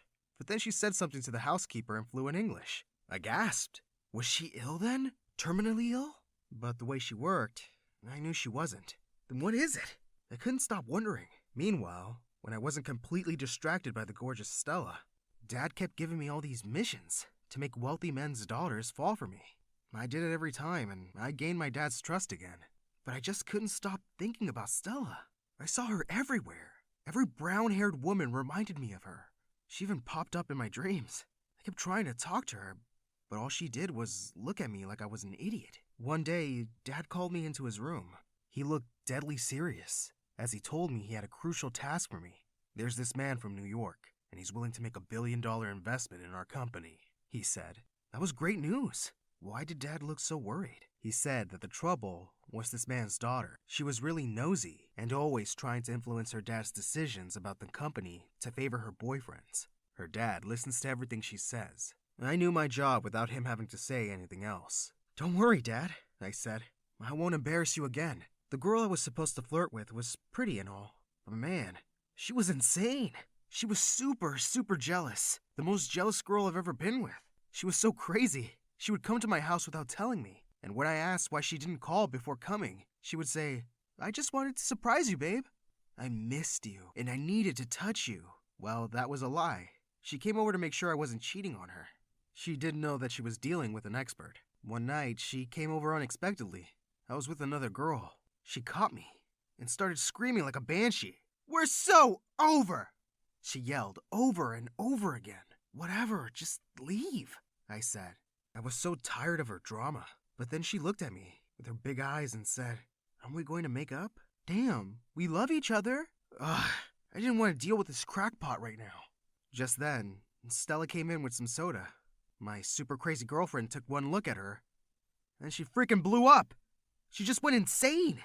She grabbed the can and threw it at Stella, saying, "What the actual hell are you doing here? You disgusting gold digger!" Stella looked shocked as my girlfriend kept saying she was planning to steal me from her. I jumped to my feet and yelled at my girlfriend to stop and told her that Stella has nothing to do with this. But my girlfriend wouldn't stop yelling and pushing Stella away. Suddenly, Stella looked super pissed, and she pushed her back. My girlfriend fell to the floor. Damn! Stella was so hot. I loved a girl who could fight. "Get out of my house right now," I said to my girlfriend. She looked so shocked. She got to her feet and threatened me, saying that her dad wouldn't be happy about this, and she left. I approached Stella and gently told her that I was sorry for my crazy girlfriend's behavior. Then I made an offer I knew she couldn't resist. "Would you like to spend the night hanging out with us?" She looked at me and rolled her eyes. "No," she said. Damn. She wanted me all alone for herself. I turned to the other girl and said, "You heard her. She doesn't like sharing. Get out." But Stella said, "God, no!" Again, what was wrong with this girl? She tried to walk away, but I grabbed her hand. "Are you into girls?" I hope she was. At least, that would make me feel better. But she looked at me like I was a dumb kid and said no. I asked her if she had a boyfriend, but she said no. With that, she pulled her hand away and left. I stood in shock as she coldly walked away from me. This was the first time I'd been rejected, and I had to admit it. It broke my heart. I was devastated and lost. I went up to my room and slept early, thinking about my beautiful, cold-hearted Stella. In the morning, Dad burst into my room, screaming and threatening me. "I knew you were stupid, but I never thought you'd be such a royal idiot," he yelled. I told him that my ex was a pain, and that I just couldn't deal with her. "Is that why you got her pregnant?" My dad suddenly started to laugh. "What?" He was thrilled and said he was kidding about me being dumb. "You're the smartest kid in the world. They're signing the deal right after you two get engaged." I was so confused for a minute. I couldn't understand what he was saying. He saw my confusion and figured I was too sleepy. Then he explained how my girlfriend had told her dad that I proposed to her. She said that since she was pregnant, she'd say yes. Both our dads were thrilled. When I tried to tell my dad she was lying, he wouldn't believe me. I called her, and she laughed. "You're mine now." For a few weeks, she made my life hell as she dragged me around to shop for our engagement. On the day that they threw us an engagement party, she said, "Are you ready to be my slave for life?" Suddenly, I flipped and started screaming at her. I told everyone that she wasn't pregnant, and especially not by me. "I have no plan of marrying this nightmare," I yelled at Dad. Everyone stared at me in horror. Her dad had me and my dad kicked out as she burst into tears, crying about how I could say such terrible things. "You're the one having an affair with your maid," she sobbed. I tried to deny it, but no one believed me. Dad didn't speak to me the whole day. The next day, I couldn't find Stella anywhere. When I asked my dad about her, he calmly said, "I fired her." I was furious. "How could he do that? I'm not your freaking employee. You don't own me," I yelled. I told him that I've had enough of him, and I was leaving. I went to my mom's. To my surprise, I found her with another woman. "Meet my girlfriend, Anna. She lives here now," Mom said. I asked her what the hell was wrong with her, and she said that Dad had made her hate all men. As much as Mom loved Anna, she was a real pain in my butt. She didn't like me at all. Apparently, Mom had told her what I used to do with girls, and she thought I was a jerk. And man, was she crazy. "You're the scum of the earth," she said to me every time she saw me. She would go into my room when I wasn't around and leave notes on the desk, mirror, walls, every frickin' where, saying that I was a cheater, a player, a rat. This one time, she said she had a surprise for me. I thought she was finally warming up to me. She gave me a jacket that had the words, "I am a rat," printed on it. Mom thought it was hilarious. A few weeks later, one of my girls came over. I was so psyched because I really needed to stop thinking about Stella. As I was getting ready in my room, my mom's girlfriend told my girl that I needed to change my clothes every 2 hours because I sometimes soil my pants. I had just stepped out when I heard her say it. The girl looked at my new clothes, and with a very disgusted look, she left. "Mind your own freaking business!" I yelled at Anna, but Mom jumped in to side with her. "Shut up! Don't talk to my girlfriend that way. This is my house, and here we respect women," she yelled. I was so incredibly pissed. I wanted to leave, but I had no place to go, so I decided to try to reason with my mom's girlfriend. "I'm really not as heartless as you think I am," I said, with the biggest puppy dog eyes I could manage. I told her she didn't know what it was like to grow up with parents who were always fighting. "And you think I can't love? Oh, I've loved. I've loved and lost." I said my heart was broken, and all these girls were just soothing balm for my aching heart. I kid you not. I saw some tears in her eyes. She said she would do anything to help me find Stella. So she suggested I go to the police. "They'll help you find her. I have a friend in the police. I'll talk to him," she said. I went to the police station and asked about Stella's address. The guy helped me, and in no time, I was outside her shabby little apartment. Her crazy father opened the door. He immediately figured out that I was some rich guy. He took one look at me and said, "Wrong address. Leave." "I know Stella," I said, just as he was about to slam the door in my face. He was surprised and looked at me again, more carefully. Behind him, I was able to see Stella with a lot of kids. She was trying to calm them down while she chased after them. She was feeding one and scolding another. Apparently, they were her siblings. "Stella!" Her dad screamed and demanded she come over. She came to the door, and immediately, her dad went inside. But I could see him trying to eavesdrop from behind the door. I took her hand and said, "I am so sorry, Stella, for everything. I love you. Will you be my girlfriend?" She pulled her hand away and shut the door in my face. I heard her dad yelling, "You crazy brat! Are you out of your mind? He's rich! Marry him!" He opened the door again. Stella looked at me and said, "I can't be with someone like you. No matter how rich you are, I want a guy who will love and appreciate me and stand by my side no matter what." Then she closed the door. Again, I couldn't believe it. For the first time, I cried.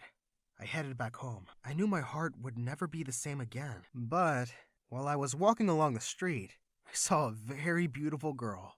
She had black hair, gorgeous legs, and when she spoke into her phone, I could hear her lovely accent. Man, she was hot. I wiped my tears away and gave her my charming look. She smiled back. I headed straight over to her and offered her my hand. Hi, I'm Nadia from New Jersey, and My Story Animated will give $1,000 to one lucky person who subscribes in the next 7 days. Tell your friends, your sister, brother, and mom to subscribe now. I was born to filthy rich parents and a sister who was 5 years older than me, Angela, and I discovered early on in my life that they just weren't very nice people. Like once when I was 5, we were all walking out of a shopping mall when suddenly a lady holding grocery bags tripped over something and fell face forward. I ran to see if she was okay, but my parents and Angela burst out laughing. "Why are you guys laughing?"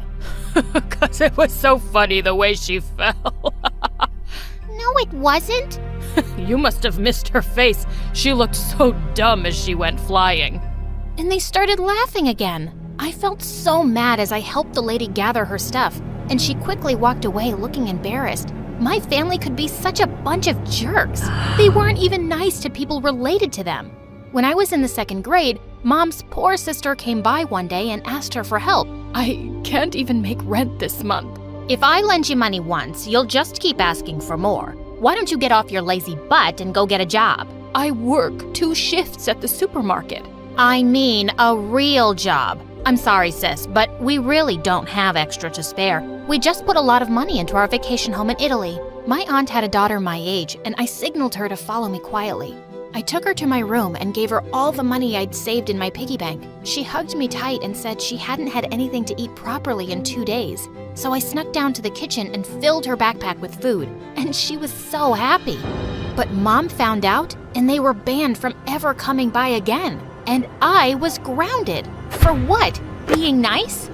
Angela wasn't much better than Mom and Dad. She was spoiled and rude, but she never got grounded. I just stayed out of their way as much as I could because she could be really mean, especially when I didn't follow her crazy orders, like sorting out her 900 pairs of shoes or cleaning her insanely messy room. All my parents cared about was making money, so they hardly paid attention to me and Angela growing up. But I was pretty popular in school. I was that go-to girl whenever anyone needed help with their homework, or if they didn't have lunch money. They'd come to me, and I really liked that. One day in 10th grade, I was walking down the hallway when I saw a bunch of girls from class surrounding a new girl, and they seemed to be mocking her. Hey, what's going on here? Are you guys bullying the new girl? Oh, we're not bullying. You know we just like to have fun with the newbies. It doesn't look like she's having fun. So how about you guys back off? I thought we had a deal. I help you with your math homework and you don't bug anyone.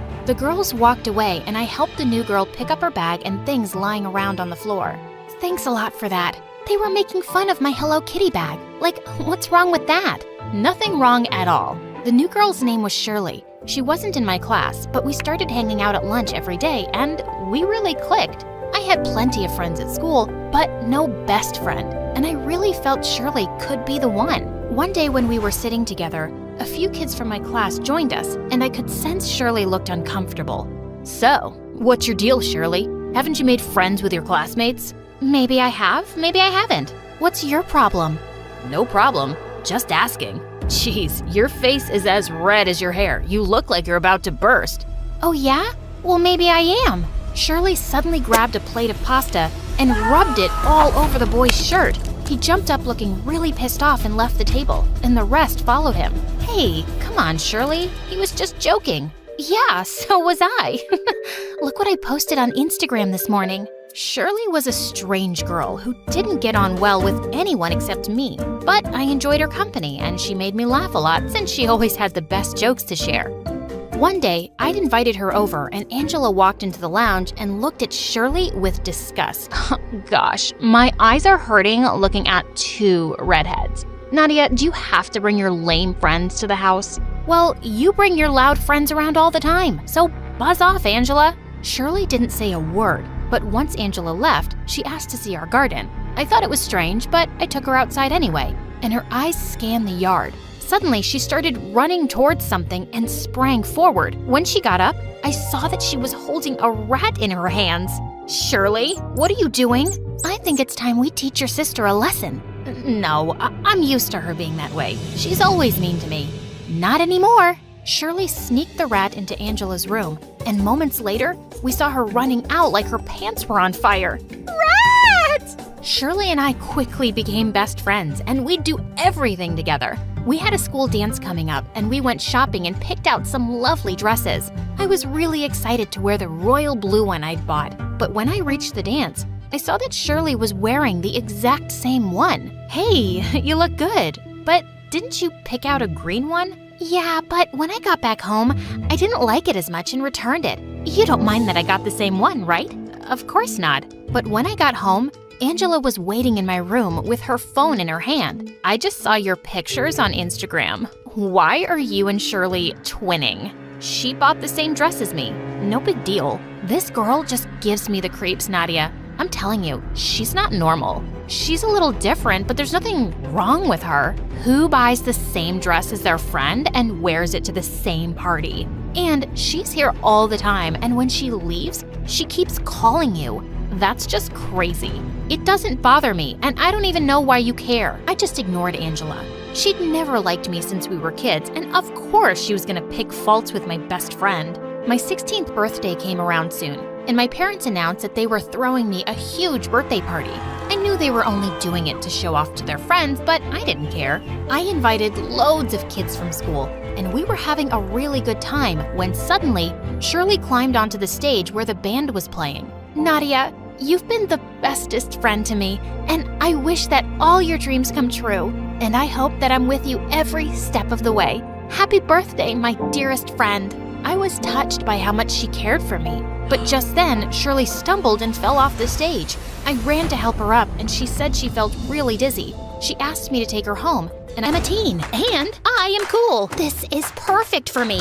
The next day, I went there. It was this tatty warehouse, and the line went on for miles. But hey, no pain, no gain, right? So I stood in line. Thank the heavens I could watch loads of MSA videos, and I had my trusty MSA water bottle. But as I got further up the line, the most shocking thing happened. I saw these two girls about my age and wearing these hideous yellow dresses, talking to some people in line and handing them something. Please, take a daisy. A daisy? Suddenly, a security guard ran over to them. You two again? What did I tell you? Get out of here! The girls ran away. I had to follow them. They might lead me to Jade. So I went after them and got onto the same bus. They got off at this remote stop, and I followed. They went through a garden gate, and so did I. Exactly 5 minutes after them, I started filming just in case they went all midsummer on me. Here we are at Harmony Farm, but I don't see any animals suspicious. And that's when I saw Jade watering tomatoes in the same ugly dress. I thought to myself, Chloe,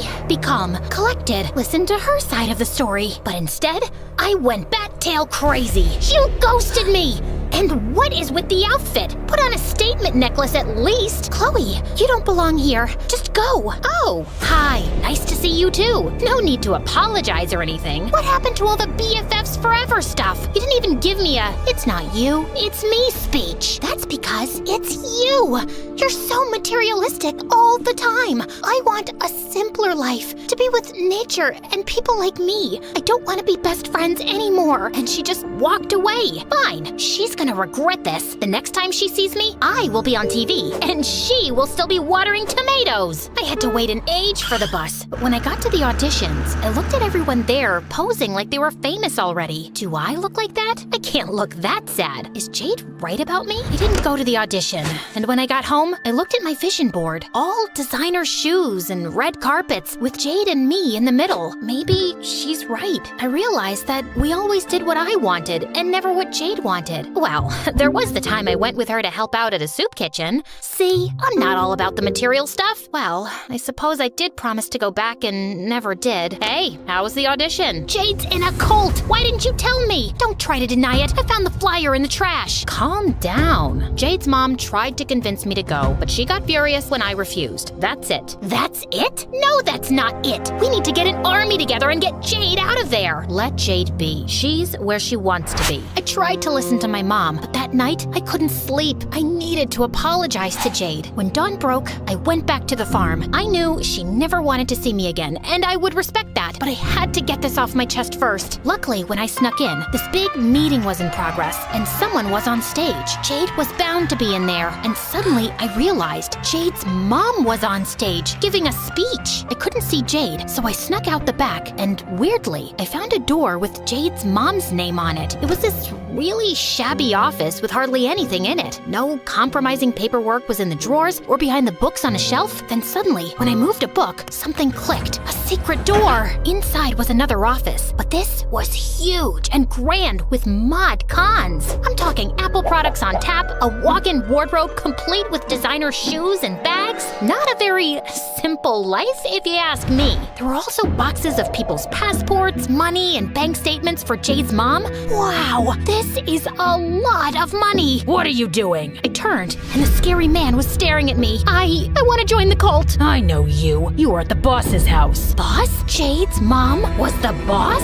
Before I could process that, the scary man started chasing me around the desk. I ran out and ended up on stage. Jade's mom looked at me, shocked. Then she smiled calmly. I gave up on trying to make your mom see sense, but I always had hope for you. That's a no from me to the weirdy-beardy cult. Sorry. The audience gasped. You were always so angry, Chloe. You still don't understand that materialism is the only distraction from true bliss. Oh, Oh, is that so? What about your secret office? It's like the Kardashian-Jenner clan threw up in there. And don't get me started on the passports and the small fortune I found. Well, it's small only by Bill Gates standards. Everyone looked confused at Jade's mom, and she looked panicked. Suddenly, Jade came on stage. She had a face that looked like she wanted to do a TED Talk on the benefits of rage. I'd never seen her so angry. There is no secret office. Chloe is lying to get back at me. No, Jade, I promise. I'd never lie to you. We're besties. No, we are not. Why can't you just leave me alone? You know what? Fine, I'll just go. At least I fought for our friendship. I was more than ready to leave that place and never come back. But it wasn't that simple. Jade's mom caught up with me and closed my path. Behind her were loads of Daisy-loving worshippers and the scary man who looked like he was about to whip out some nunchucks. You think you can just accuse me of something like that and just walk away? I was thinking that. Yeah, well, this isn't your mother's house where you can do whatever you want, you brat. Ouch. Here, trespassers and criminals are prosecuted and punished. I was genuinely frightened. If they could endure wearing those horrendous dresses, who knew what else they were capable of? The followers began to advance on me. I was completely surrounded. They each grabbed some tomatoes. Oh no! At that moment, Jade arrived on the scene. Mom, wait. Oh, Jade, I know you want to be a part of this. Of course I do. Jade grabbed a tomato. But first, everyone, you should know that your donations have been going to my mom. Chloe, my bestie, was right. Jade showed everyone the bags, the shoes, the passports, bank statements, and money that her mother had hidden. Everything turned to chaos then. Jade's mom and the scary man tried to bolt, but they got catched. Or should I say, catch up. Everyone threw their tomatoes at them. It was brutal. Blood flowed on the farm. Well, maybe it was just tomato sauce. But okay, too many tomato jokes. Got it. I'll stop now. I walked towards Jade. Jade, listen, I'm really sorry. I didn't mean to cause all this chaos. No, I'm sorry. Mom convinced me that leaving everything behind was for the best, that our old life was too materialistic. It's all because of you, Chloe. If you hadn't shown up and questioned everything, I wouldn't know the truth. I missed you. I couldn't give up on our friendship either. Then Jade held up her friendship bracelet. BFF, where's yours? Oh, it's in the laundry. I think after Mom gets arrested, I'm gonna come live with you for a while. And you, my friend, need to take an anger management course. Yeah, and to stop obsessing over celebrities and materialistic things.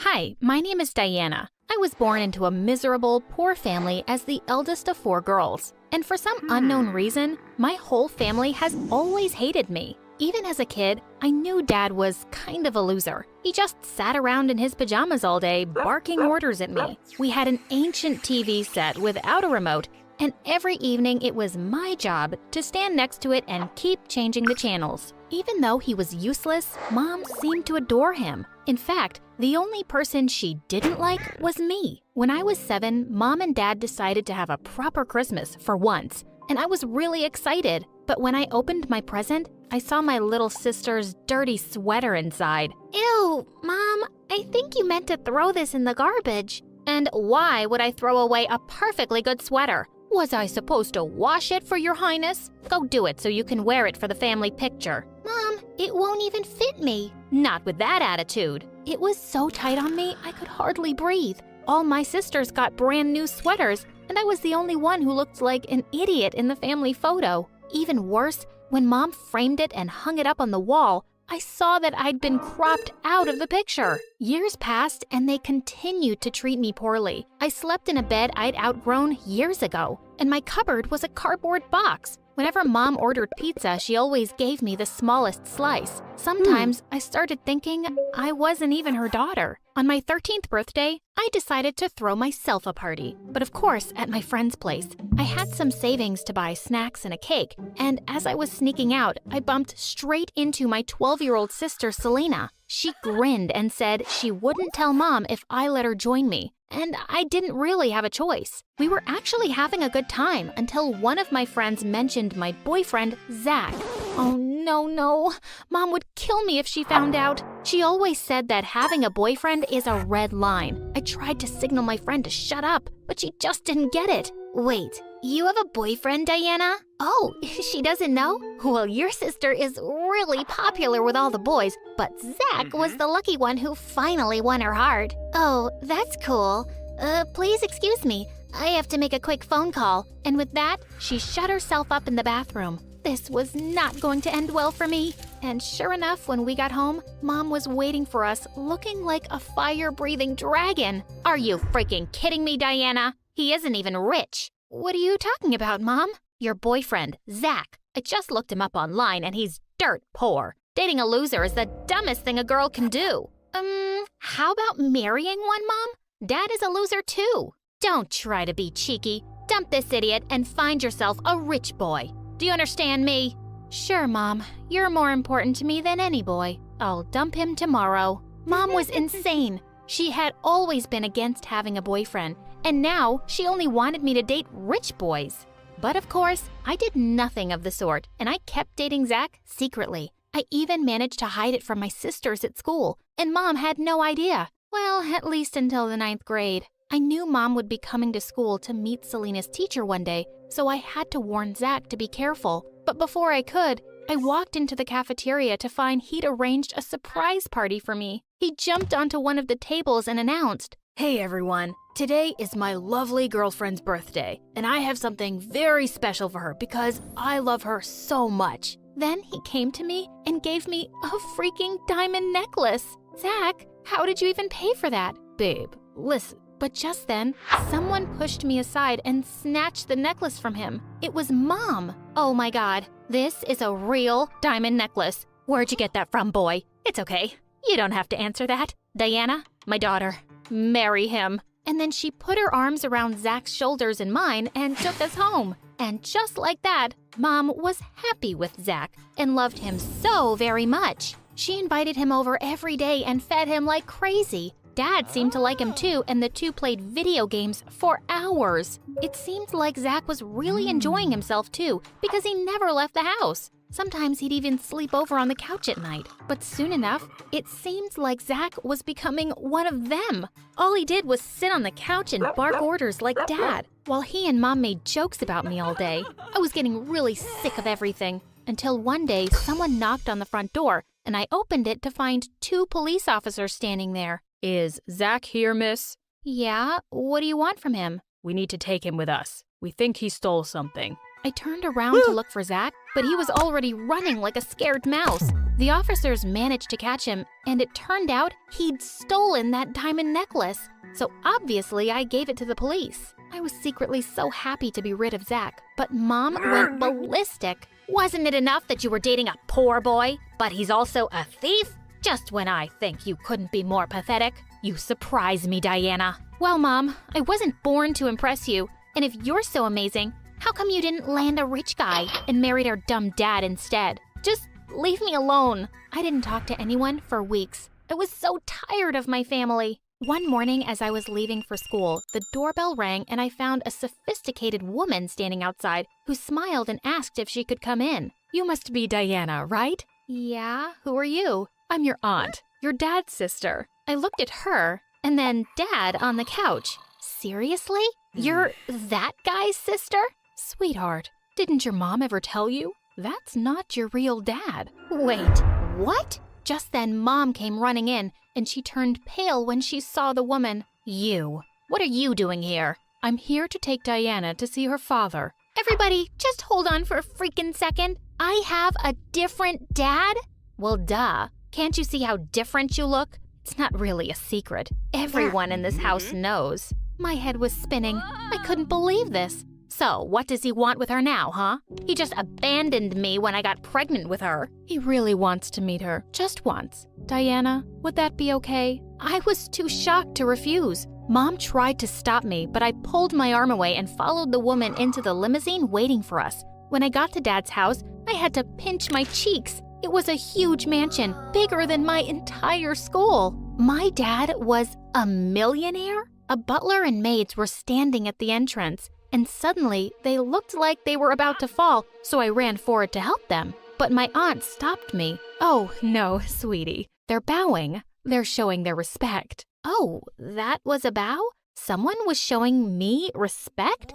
That was new. She took me to the last floor and opened a gold door. Then she turned around and left. I stepped in to find a man sitting up in bed. Diana, is that you? Please, come in. I've been waiting for you. The man looked really tired, and he smiled warmly at me and asked me to sit down next to him. I'm very sorry that I never reached out to you before, Diana. I'm sure you can't forgive me right away, but I need you to listen to me. I don't think I have much time to live, and you're my only child. I want you to move in and live with me and your aunt.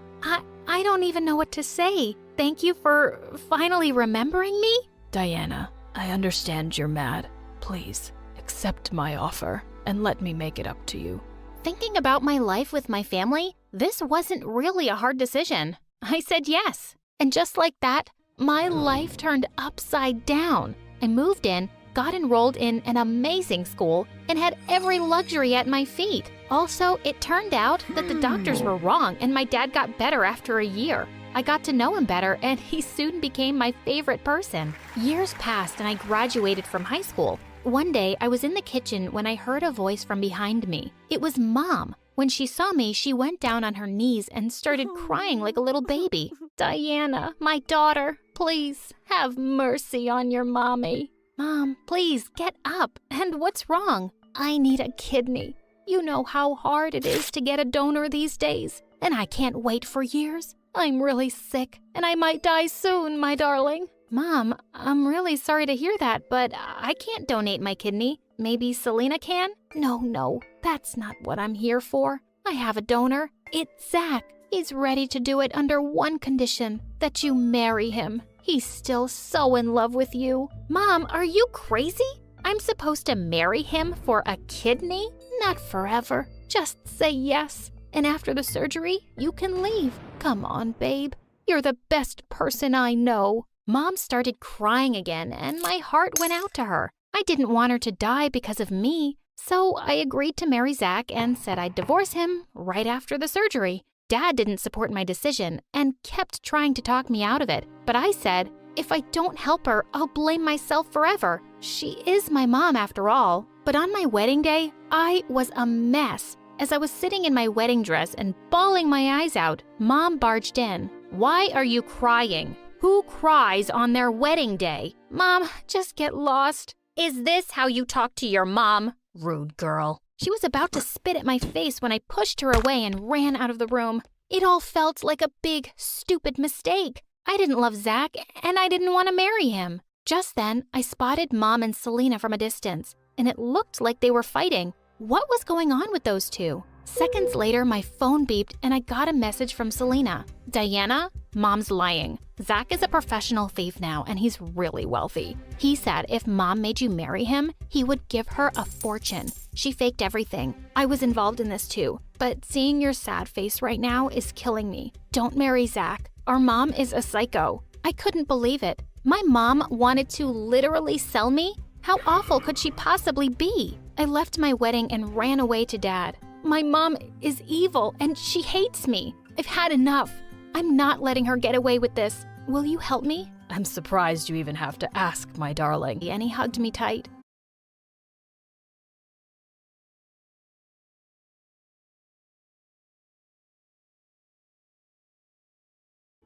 Hi there, my name is Tom, and I was just 3 years old when my mom left my dad. He was a major jerk, and she was so much happier without him. The only problem was that we were broke. My mom worked 2 jobs at once, but that wasn't enough for school, clothes, books, rent. The list was endless. I wanted to help my mom so badly that when I was 6, I tried to get a job at McDonald's. All the adults laughed at my application form. It was filled out with crayon. I was so mad. I wanted to be a grown-up. When Mom found out, she said, Tom, the best way to help me is by doing well at school. You don't need to get a job. Oh, you're so cute. From that day, I started paying really close attention at school. I worked hard at getting the best grades, and by the time I was 12, I was topping the district. That's how I got into the richest, snobbiest school in town. They found me and offered me a full scholarship if I transferred right away. I didn't want to leave my friends, but free school was too much to give up. So, I started going to the rich side of town. Everything was different here. The roads were cleaner, the houses were bigger, and the people were meaner. The meanest of them all was Blake. His father owned the school, and he did whatever he liked. My first day, I saw him push a kid off his bike for no reason. Hey, stop that! I rushed to help the kid up and told Blake to back off. You must be new. Do you have any idea who I am? A massive jerk? The people watching laughed, and Blake turned beet red. I'm your worst nightmare. He meant it. He tried to bully me every single day for 4 years. He called me names, stole my books, and spread false rumors about me. One day, he pulled the fire alarm and told the teacher I did it. Obviously, they believed him over me. I got a whole week of detention. Didn't have time for this mess. I had to study hard all day.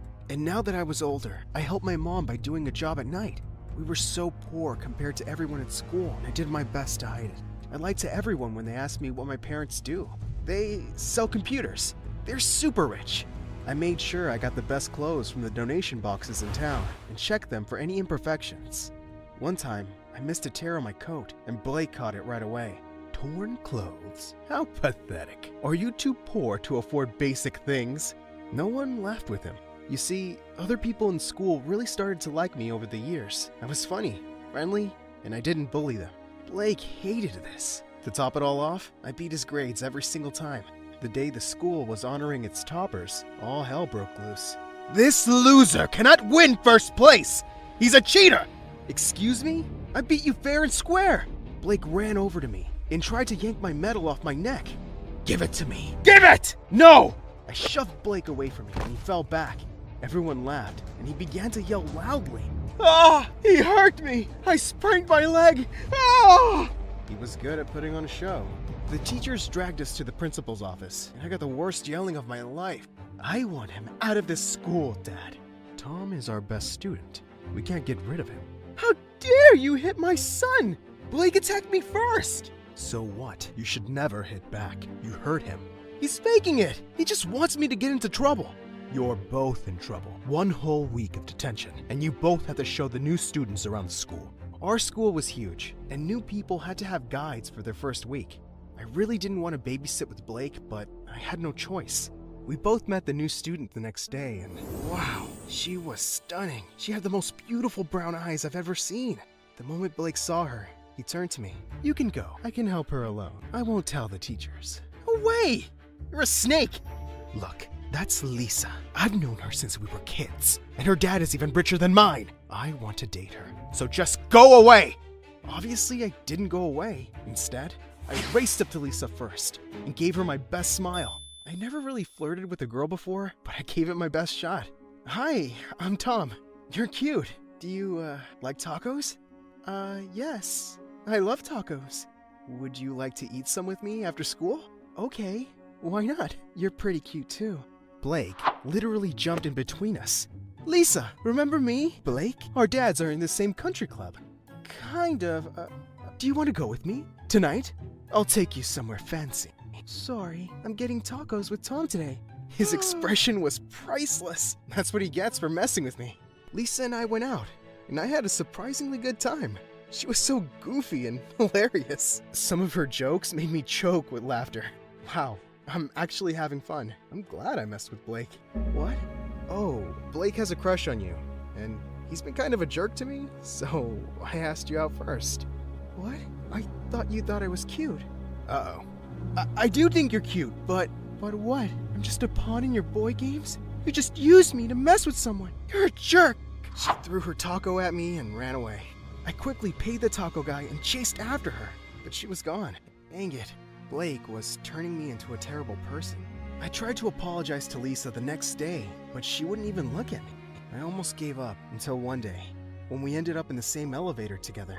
I acted on instinct. I pressed the stop button. What are you doing? I want to apologize, but you keep running away. Don't bother. I'm never gonna go out with you again. I don't want you to go out with me. I'm just sorry. I act like a complete idiot, and you have every right to hate me. She looked shocked. Really? You mean that? Yes. I'm really sorry. I was so stupid. Agreed. You'll have to buy me like 100 tacos to make up for it. Does that mean we can be friends? Yeah. Okay. I forgive you. Yes! All 100 tacos were worth it. because Lisa was amazing. She was kind, funny, and most importantly, she was a really good friend. She was always there to help her friends with their troubles, and I felt like I could tell her almost anything. Almost. One day, Lisa asked me what my parents did for a living, and I felt real fear. If she finds out I'm poor, she won't like me. I lied quickly, hoping this would go away. But one day, Lisa wanted to walk me home, and I was trapped. I had to take her to a random mansion and pretend it was mine. I went inside and hid in the bushes till she went away. If that wasn't crazy enough, one night, she walked into the restaurant where I worked. The moment I saw her, I ducked and hid under a table. The manager called for me like 10 times, but I just couldn't make myself get out. Why was I going so crazy over this girl? Suddenly, 3 pairs of legs joined me under the table. My manager had seated women there. I immediately crawled out of the table and all 3 women screamed, sending their food flying all over the floor. My manager caught me by the collar and fired me on the spot. If I wasn't horrified enough, I turned to see Lisa staring at me with her mouth open. Oh no. I just ran home. By the time Lisa confronted me in school, I had a lie ready for her.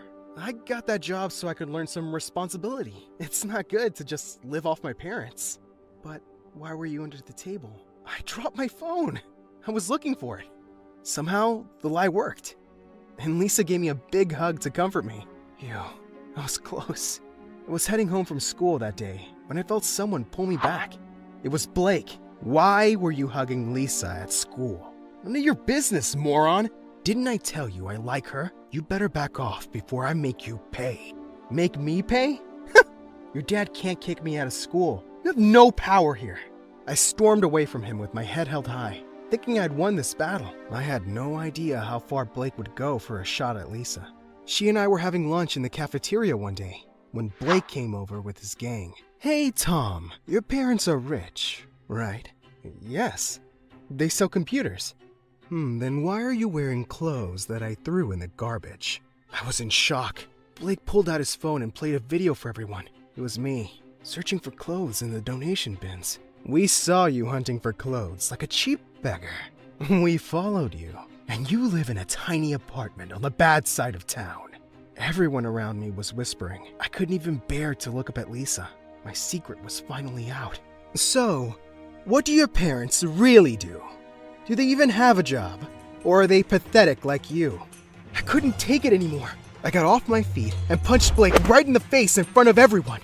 I just lost it. Ah! I'm reporting you to my dad. Everyone saw that, right? He punched me! I was suspended for 2 weeks after that, which was just fine with me. Felt like my life was over. I didn't want to go to school. I didn't want to study. And I didn't want to see anyone. I turned my phone off so none of my friends could reach me. I was locked in my room for a whole week until one day, there was a knock on my door. Lisa was here. She saw me in my tiny apartment. I was wearing old, faded hand-me-downs. What are you doing here? How did you find me? I can track people. Why didn't you answer my calls? I was worried. Maybe I'm embarrassed, and I want to be alone. You shouldn't be embarrassed for being poor. You should be embarrassed for lying to me about it. Oh, I should have told you the truth, that my mom's a waitress and a janitor, that my dad abandoned us, and we live like beggars. Which part makes you want to go out with me? She looked shell-shocked. Wait, you want to go out with me? I never said that. Just leave me alone. Lisa, I went into my room and slammed the door shut. I wanted to be anyone else except me right now. It got so much worse when I opened Instagram and saw pictures of Blake and Lisa together. I guess she found someone who can take care of her the way she deserved. I was in the worst mood of my life when I started school again. Lisa tried to talk to me a few times, but I just ran away from her. I thought I could just avoid her forever, until one day, we ended up on the same elevator, alone. She punched the stop button, and the elevator came to a halt. How long are you going to ignore me, Tom? You're driving me crazy! I don't want to talk to you about my lies. I don't want to hear about your dates with Blake. We're not dating, you idiot! I only clicked those selfies because he literally begged me. I like you. It took me a few seconds to get that. You like me? Are you blind? I've liked you since the first day we met. It doesn't matter. We can't be together, Lisa. I'm poorer than your gardeners. I have nothing to offer you. You have everything to offer me. You're a good friend. You're an amazing son. You're clever and You're handsome. I was speechless. Lisa grabbed my collar and gave me a full peck on the lips.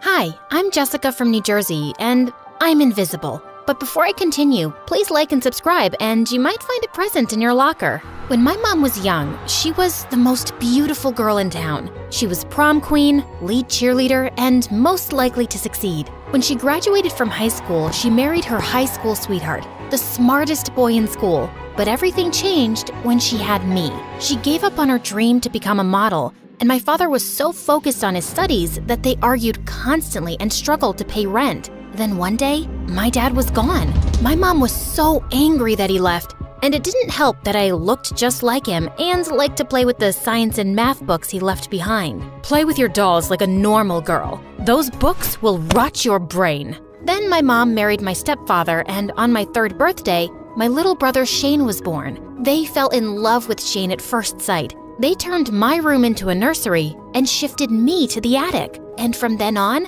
I was invisible. On my 7th birthday, my parents threw Shane and I a huge birthday party, and they forgot to put my name on the cake. One day, I built a robot from spare parts around the house, but then Shane walked in and told my parents he'd made captain of his Little League football team. My parents were so excited for Shane that they rushed out to celebrate and didn't even notice they'd left without me. Shane was athletic and a great dancer, and like my parents, he looked like he stepped out of a fashion magazine. The 3 of them spent all day posing in the mirror and taking selfies. You are so beautiful, honey. I know. Be a darling, Jessica. Hold up the light. But when my parents weren't looking, Shane made it his mission to make my life miserable. One day, he switched my shampoo with food coloring. Ha! You look like a pumpkin. Another time, he ran around the house like a maniac and knocked over my mom's favorite vase. Just did it. He opened a carton of milk and poured it on the floor. I tried to stop her. He cut up all my stepdad's ties and threw them under the bed. Shane did this. I saw him do it. But every time, my parents punished me and rewarded Shane. When I was 12, I won the school spelling bee. Look, Dad, I got a medal. For spelling words? Oh, that's so boring. I won 1st place in the Math Olympics. Math is for losers. No, it's not. I told you, Jess is a nerd. There are 2 kinds of people, Jess. Winners like us and losers like your deadbeat dad. Your dad was a nerd. He studied all the time and almost ruined our lives. Try to be more like your brother. He can teach you a thing or two. Shane's a jerk. He's as dumb as a bag of rocks. He bullies other kids, and he can barely spell his own name. And nerds aren't losers, they're smart. Smart people invented your cell phones, designed this house, and the fancy cars you drive. After that, my parents hid my books and forbade me from studying in the house. They even grounded me when I brought home straight A's on my report card. It's for your own good. This is ridiculous. When I was 15, I secretly entered a national science competition. If I won, I'd get a huge college scholarship and my face would be all over the news. Then it would be impossible for my parents to ignore me, and they'd finally see the value in being smart. I shut myself in my room for days as I worked on my project. What are you doing? Nothing. Mom, Dad, Jess is doing science for fun. The day of the science fair came and I'd made it to the final round. But as the judges came by to look at my project, something went horribly wrong. Why is that thing smoking? It's fine. Everything's fine. I just need to adjust the settings. I tried to fix it, but then suddenly my project caught fire. Everyone ran screaming out of the building. The fire brigade put the fire out, but the building and all the projects were ruined. I was banned from the competition for life, and the next day, my parents got a letter demanding payment for the damages. My parents were pissed. They were already spending a fortune on Shane's fencing lessons, acting classes, and private football coaching. What were you thinking? I just wanted you to be proud of me for once. I wanted you to see me. Well, we see you now, and you're a disappointment. Why can't you be more like Shane? And we're not paying for this young lady. It's time you learn some responsibility. My mom told me to get a job to pay the bill. Well, I'd show them. I'd pay for the damages, and then save up money for college and leave this family for good. A week later, I walked into a weird store that sold scented candles and crystals and a cute boy named Zach appeared out of nowhere and grabbed my hand. Your aura is magnetic. You're a diamond in the rough. Really? Yeah, and everything in the store is 20% off. I don't have any money. Zach dropped my hand instantly and walked off. Then the owner of the store came up to me. Can you start tomorrow? I accepted the job. Zach and I worked the same shifts. I loved listening to him speak to the customers. His voice was silky smooth, and he looked like a Greek statue come to life. One day, he caught me staring.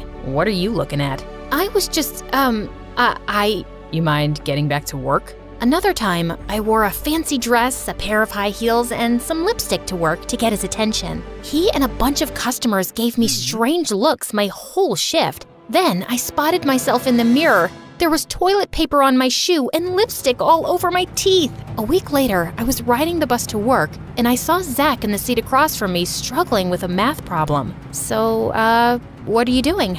What do you think I'm doing? Do you need some help? Why would I want your help? You're only in high school. I'm in college. I'm really good at math. It's kind of like my superpower. I'm already taking classes at a college level. Zach sat next to me and handed me the math book. My heart skipped a beat when his hand brushed against mine. I solved the problem in less than a minute. Wow, you really are smart. We could study together, maybe get something to eat too? Like a date, but with books. A date? Oh God, did I just ask Zach out?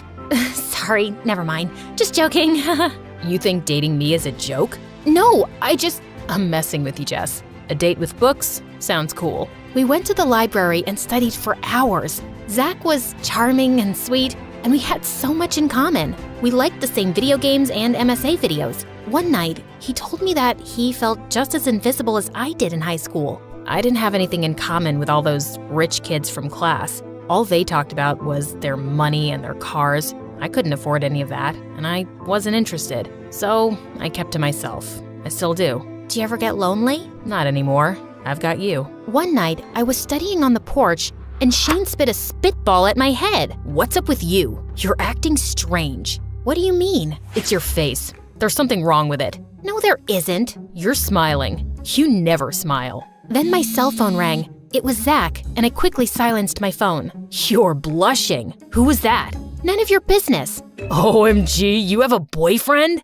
Shane ran off and told my parents. That's amazing. We were so worried about you, sweetie. Being a lonely nerd just isn't healthy. But she's so weird and boring. Who'd want to date her? Be nice to your sister. She's finally done something worth celebrating. They insisted that I invite Zach over for dinner, so I reluctantly did. Wow, these are nice. You didn't need to bring anything. I'm meeting my girlfriend's parents for the first time. Your girlfriend?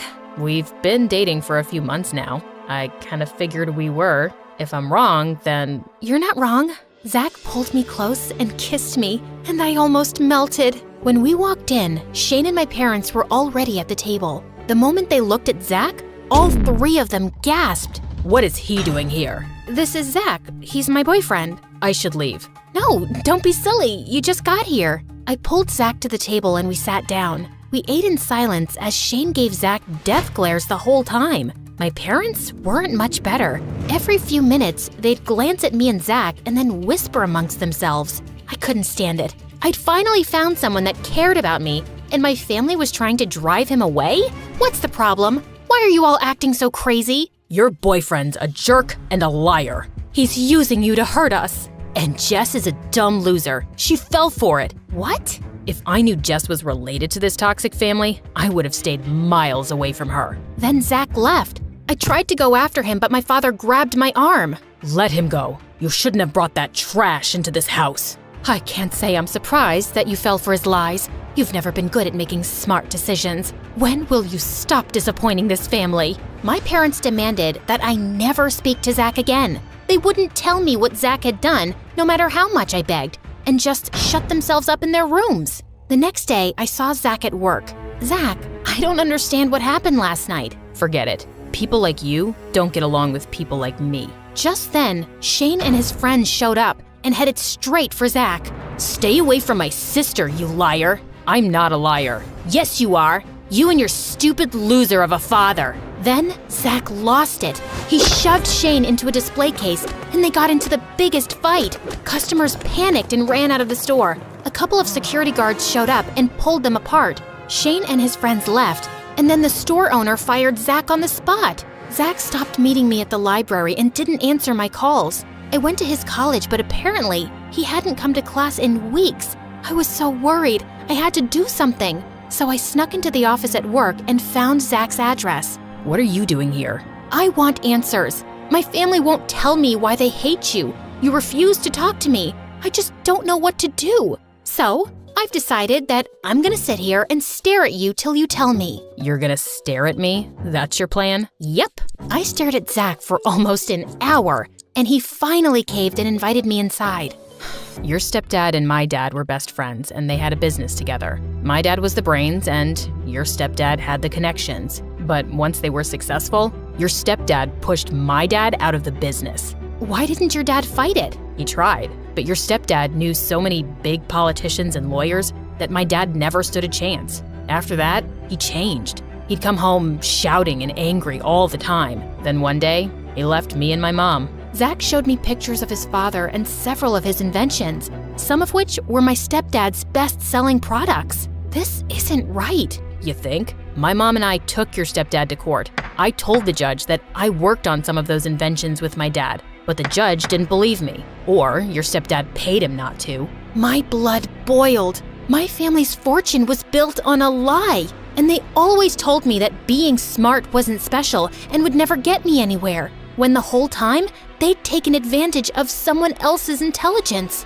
I went straight home and confronted my family, and they didn't deny a thing. Zach and his dad are losers, and they stood in the way of our success. But you stole their inventions. We did what was necessary, and why are you complaining? If it wasn't for your father's choices, you wouldn't live in this fancy house or have nice things. Stop being ungrateful. They just wouldn't acknowledge their selfishness, and they didn't care about the damage they'd done to Zach and his family. You're going to stop seeing that boy. He's a stupid, nerd jerk. Yeah, a stupid nerd jerk loser. And he's a bad influence. You're a bad influence. Well, you have a choice to make. It's either that boy or our family. I chose Zach. We secretly saw each other for the rest of the semester, even though my parents grounded me and took away my phone. Zach left me love letters in my favorite library books and left me secret messages in my mailbox that only I could decode. Zach got a new job and returned to college.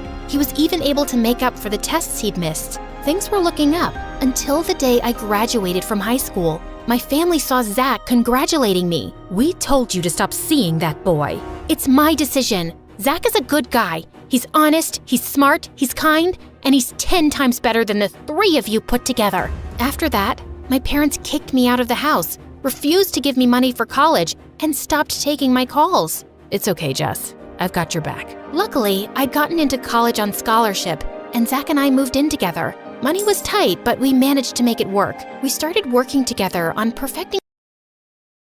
Hi, I'm Delilah from Beverly Hills, Los Angeles. Before I continue, please hit like and subscribe. I was 2 when my rich uncle adopted me and took me to his huge mansion. I was bigger than most kids my age, but he accepted me with all his heart. Unlike his son, Rusty. Rusty was 6 years older, and even though he had everything, it wasn't enough because he wanted it all for himself. We shared our birthdays, so when I turned 3, Uncle threw us a joint party. Why does she get the bigger cake? Isn't she big enough already? Don't be mean. It's Delilah's first birthday with us. Now, smile for the pictures. But Rusty just threw the cake and walked off. I felt so bad. I don't think he likes me. Oh, sweetie, don't worry. He'll come around. But he never did. If anything, Rusty became more bitter. I did great at school, while all he did was laze around. So Uncle started paying me more attention, and he hated that. When I was 10, I won the state spelling bee competition, and Uncle took me to an amusement park to celebrate. I was very excited, till the operator refused to let me on one of the rides. This is not for teens, it's for kids only. Yeah. Of course, I knew that. I just wanted to see how the rides worked. I'll leave. Did he think I was a teen? I'm only 10. I darted faster than a bullet as the crowd stared. And after that day, I started getting more conscious of my height. I was 13 and almost 5 feet 11 inches, which was weird for my age. I was taller than most boys in my class. I didn't let that get to me, but it gave Rusty a chance to pick on me. He would call me giant, Bigfoot, whatever came to his mind. To make up for his behavior, Uncle gave me the biggest room in the house and stuffed it with gifts and toys. Sure, she needs a bigger room with that size. You don't have to be so mean, okay? I know I'm tall, but you're dumb and I never make fun of that. Hugh, I will get you for this. He chased me for an hour but couldn't come close. Who knew I could run like that? I wanted to see how good I was, so I started practicing with the track team, and soon I beat everyone. My long legs made me super fast. This was awesome! Uncle was proud, but it pissed Rusty off, and he went completely off the rails. He failed 12th grade twice and blew all his money on his girlfriends without blinking. One evening, Uncle had to bail him out of jail in the middle of the night for stealing exam papers. Luckily, he was the school trustee, so Rusty only got suspended for a week. Why do you embarrass me like this? Where did I go wrong? Oh, that's easy. You got her at home, and you forgot about your son. That's not true. Uncle loves you just as he loves me. Don't act like you're part of this family, and never interrupt me again. Enough! Uncle and Rusty had a huge fight that night, and a week later, Rusty went to London to finish college. I never saw him again, and he hardly called home. I didn't miss him much, but Uncle did, and it made me sad to see him unhappy. Things went back to normal in a few years. At 17, I was a whopping 6 feet and the tallest girl in school. People would stare at me all the time and say the weirdest things. Can you even hear me up there? Or should I scream? Wow, where do you buy your clothes from? The tent shop? All my clothes are limited edition, and that makes me unique, while you're just so common. I didn't let anyone talk me down, but it still bothered me. I wanted to buy cute clothes and wear pretty shoes, but nothing fit me. One time in the mall, I was window shopping when a flying figure went past me, getting chased by some guards. Let me go! I need this! I couldn't see who the girl was, so I walked closer, but I tripped on a huge rack and all the clothes fell on her heads. Guards got distracted and lost their grip, and she ran away. And I ended up paying for all the ruined clothes that didn't even fit me. Later that day, I saw my uncle packing up when I went home. Are we going somewhere? No, dear, I am. We're opening a new business in Greece, and I'll be out for a month. But can I come with you? I want you to concentrate on your school and practice. I'll be back before you know it. The day my uncle left, I felt super weird. I'd never been on my own. And a week later, I got the worst news of my life. My uncle's secretary told me he'd caught a rare fever and was on total bed rest. Doctors had no idea how long it would take him to recover. I was devastated and wanted to visit Uncle, but no one was allowed near him since the fever was contagious. So I decided to concentrate on my finals. But after my last exam, I came home to Rusty and a girl who looked oddly familiar. What are you doing here? This is my home, and I can come by whenever I want. By the way, this is Gina, my girlfriend, and the queen of this house. I looked at Gina, but she ignored me completely. Rude. Later that day, when I crossed their room, I heard her arguing with Rusty. You have a sister? You never told me about her. She wasn't worth mentioning, and she won't stay here for long. Before I could hear anything else, the maid showed up and I left. For the entire week, I noticed that Gina was an odd duck. She stayed all day in her room. Whenever she came out, she would scream at the servants and run back up. One time, I was in my room when Gina walked in. Empty your room. I need more closet space. You can't just walk in here and ask me to do stuff. Get it? Suddenly, she started screaming for Rusty. And that's when it hit me. She was the same girl from the mall. Wait a minute. I know you. You're... What is it, darling? I thought you were rich, but my room here is smaller than my bathroom. I need more space, so move her. I'm not going anywhere. You are, and you will. Or you can pack your bags and get out. Your choice. What? You can't do that. Now that Dad's not here, I'm your legal guardian. So, if you want to keep running or going to school, stop bugging me and get moving. Ugh, so annoying. I immediately wanted to call my uncle, but he was too sick to bother, so I kept my head low and started packing. Before I left, I kept a parting gift for Gina and laughed my butt off when she went around crying over her half-eaten clothes. Much deserved. That night, I searched for Gina on the internet, but the girl was a dead end. I knew she was lying, but there was something else she was hiding. Something big.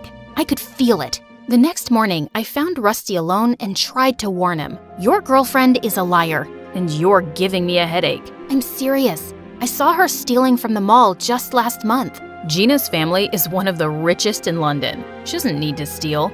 You can fool my dad, but not me. I'm smarter. I need Gina. Don't screw this up or I'll be your worst nightmare. Rusty walked away, and I couldn't help thinking about how this was possible. I was almost certain I'd seen her. But if Gina was rich, then maybe I was mistaken. This was so confusing. I shrugged the thoughts away and left for school. But I was super distracted that day during practice and twisted my ankle while running. I couldn't walk, so the school called someone to pick me up. And Gina showed up. You should have just sent a driver. I was in the neighborhood. Now come on, I don't have all day. She helped me to the car and I tried to talk to her, but she was on her phone the entire ride home. And the moment we got home, she ran to her room without even helping me out. What was wrong with her? For the next week, I rested at home. And every time I would try to get close to Gina's room, Rusty would ask me to back off. He was so paranoid that he had guards outside her room. Is she a princess? Why do you need so much security? Jeez. That's none of your business. She's my girlfriend, and I'll do whatever she wants. Buzz off. The more Rusty said stuff like that, the more curious I got. He didn't love anyone but himself. So all this newfound love for Gina was very weird. I wanted to know more, but soon after, the coach started training us for international track events, and I got busy. Sometime later, Uncle's secretary informed us that they were moving him to a bigger facility, and Gina threw a party the same day. Guess you're very happy that Uncle's not coming back anytime soon, right? What? No, it's my mom's birthday. Really? Then how come she's not here? Because she's not around anymore. Gina started tearing up as she ran upstairs, and just then Rusty showed up. I knew it. What did you say to her? Relax. I'm sorry. I think I may have stepped over a line. I'll apologize. You better, or I won't give you permission to run track. Get that? I went upstairs to find Gina sobbing in her room with her mom's picture. I'm sorry. I didn't mean to hurt you. I know how you feel. I grew up without my parents too. I just miss her a lot. Even though she can't be with me, I throw her a party every year. My mom loved birthdays. Gina and I chatted for a bit, and I realized she wasn't as bad as I thought. I could see how deeply she missed her mom, which made me feel connected to her. Maybe I judged her too soon. Gina warmed up to me after that, and we often hung out. But soon, I noticed how she'd only talk to me when Rusty wasn't around. I asked her one day, and she gave me the weirdest reply. Oh no, I'm just taking a break from all the wedding preparations. Wow, I had no idea. Do we have a date? We wanted to wait for his dad to come back. Gina sounded super excited, but when I asked Rusty about it, he shrugged it off. Didn't I ask you to keep your tall head out of my business? Just don't break her heart, okay? Whatever. I knew he wouldn't listen to me, but I had to try. Gina deserved better than this moron. A few days later, we had the school dance, and I decided not to go. No boy in school had asked me out yet, and showing up alone was humiliating. When Gina heard, she volunteered to tag along. I don't know what's more embarrassing, not having a date or having your almost sister-in-law as a date. Just keep your head high and you'll rock. I followed her advice and was having a great time, till I heard someone screaming from the other side of the room. It was Gina howling at a girl from my class. Don't you get tired of bullying each other? So she's a little tall. She's way better than all of you, including these frat boys you crush on. You can't match her at all. Literally. I pulled her away, but she continued shouting till we reached the entrance. What was that all about? These people were saying weird stuff about you. I couldn't take it. I'm used to it, and I can take my own stand. I know, it's just that I was bullied as a kid, and this stuff gets to me. Okay, forget about it. We're here, so let's enjoy the dance. Come on. Gina and I danced the night away without giving a fig about anyone, and had the best time. And a week later, I got busy with track practice. I had back-to-back events, and the coach was very tough on us. But it all paid off when I got selected. I immediately called my uncle, but his phone went straight to voicemail. I was excited to tell Gina about it, but I came home to loud noises coming from Rusty's office. How could you do this to me? You thought this was forever? Your job here is done. Pack your stuff and leave. Gina stormed out furiously. I was sure Rusty must have backed out of the wedding, and I wanted to make sure she was okay, so I followed her. I saw her enter a hospital and go into a room with a frail woman. Machines beeped around everywhere as she smiled at Gina. Oh, it's been so long. My darling daughter, Shelley. I'm sorry it took so long, Mom. I have to wrap something up, and after that, I'll get you out of here soon enough. So her name was Shelley? And her mom was alive? Who was this person, and what did she want? I had so many questions. I wanted to go inside, but looking at her mother's condition, I decided to wait for her at home. But there, I had another surprise waiting for me. Uncle was home, and he was going ballistic on Rusty over some papers. Uncle, you're back! How are you? I was so stressed when I found out about your illness. I was fine, Delilah. In fact, I was more than okay. What do you mean? I'm ashamed to even say this, but my own son got me kidnapped for property. Thankfully, the police found me just in time. Kidnapped? How is that possible? I spoke to your secretary. He wasn't my secretary. I went there alone. Uncle sat me down and told me that someone had stolen his phone before he got on the plane, and then on his way home, he was kidnapped. A few months back, Rusty had called him up asking for $1 million, and when Uncle refused to pay him, he planned to get him kidnapped and force him to sign the company over. I looked at Rusty in shock, and he didn't show any remorse. Yeah, so I did it. You gave everything to her, leaving me with nothing. Then I met Gina, and she's so freaking rich. So with her help, I could have thrown you both out. You're so evil. Who would do that to their own father? Someone who doesn't care about anyone but himself. I thought I told you to leave, Gina. Call me Shelley, and I'm not your slave, and I'm not rich either. Gina told us how Rusty was a wanted con man in London who'd scammed many people, including her dad. So she pretended to be rich so she could date him, help him sell the company, and leave with the money. The money he stole was for my mom's surgery. We fell into debt paying her hospital bills. I wanted to get back at him, but he tried to fool me again. I told the police where your uncle was. That doesn't make it right, Gina. You lied to us. But you helped Uncle, and for that, I'm thankful. As Uncle called the police and Gina sobbed, I saw Rusty sneaking out with the papers, but I grabbed him just in time. Think you can outrun me? You wish. Rusty got arrested for kidnapping and embezzlement. Gina got called in for questioning and received a 6-month sentence for helping Rusty, after which we paid her mother's treatment and even compensated other people Rusty had conned. Soon, it was time to leave for my international track events, and my uncle came to drop me off. Make me proud. Haven't I always? Uncle hugged me, and it felt like home.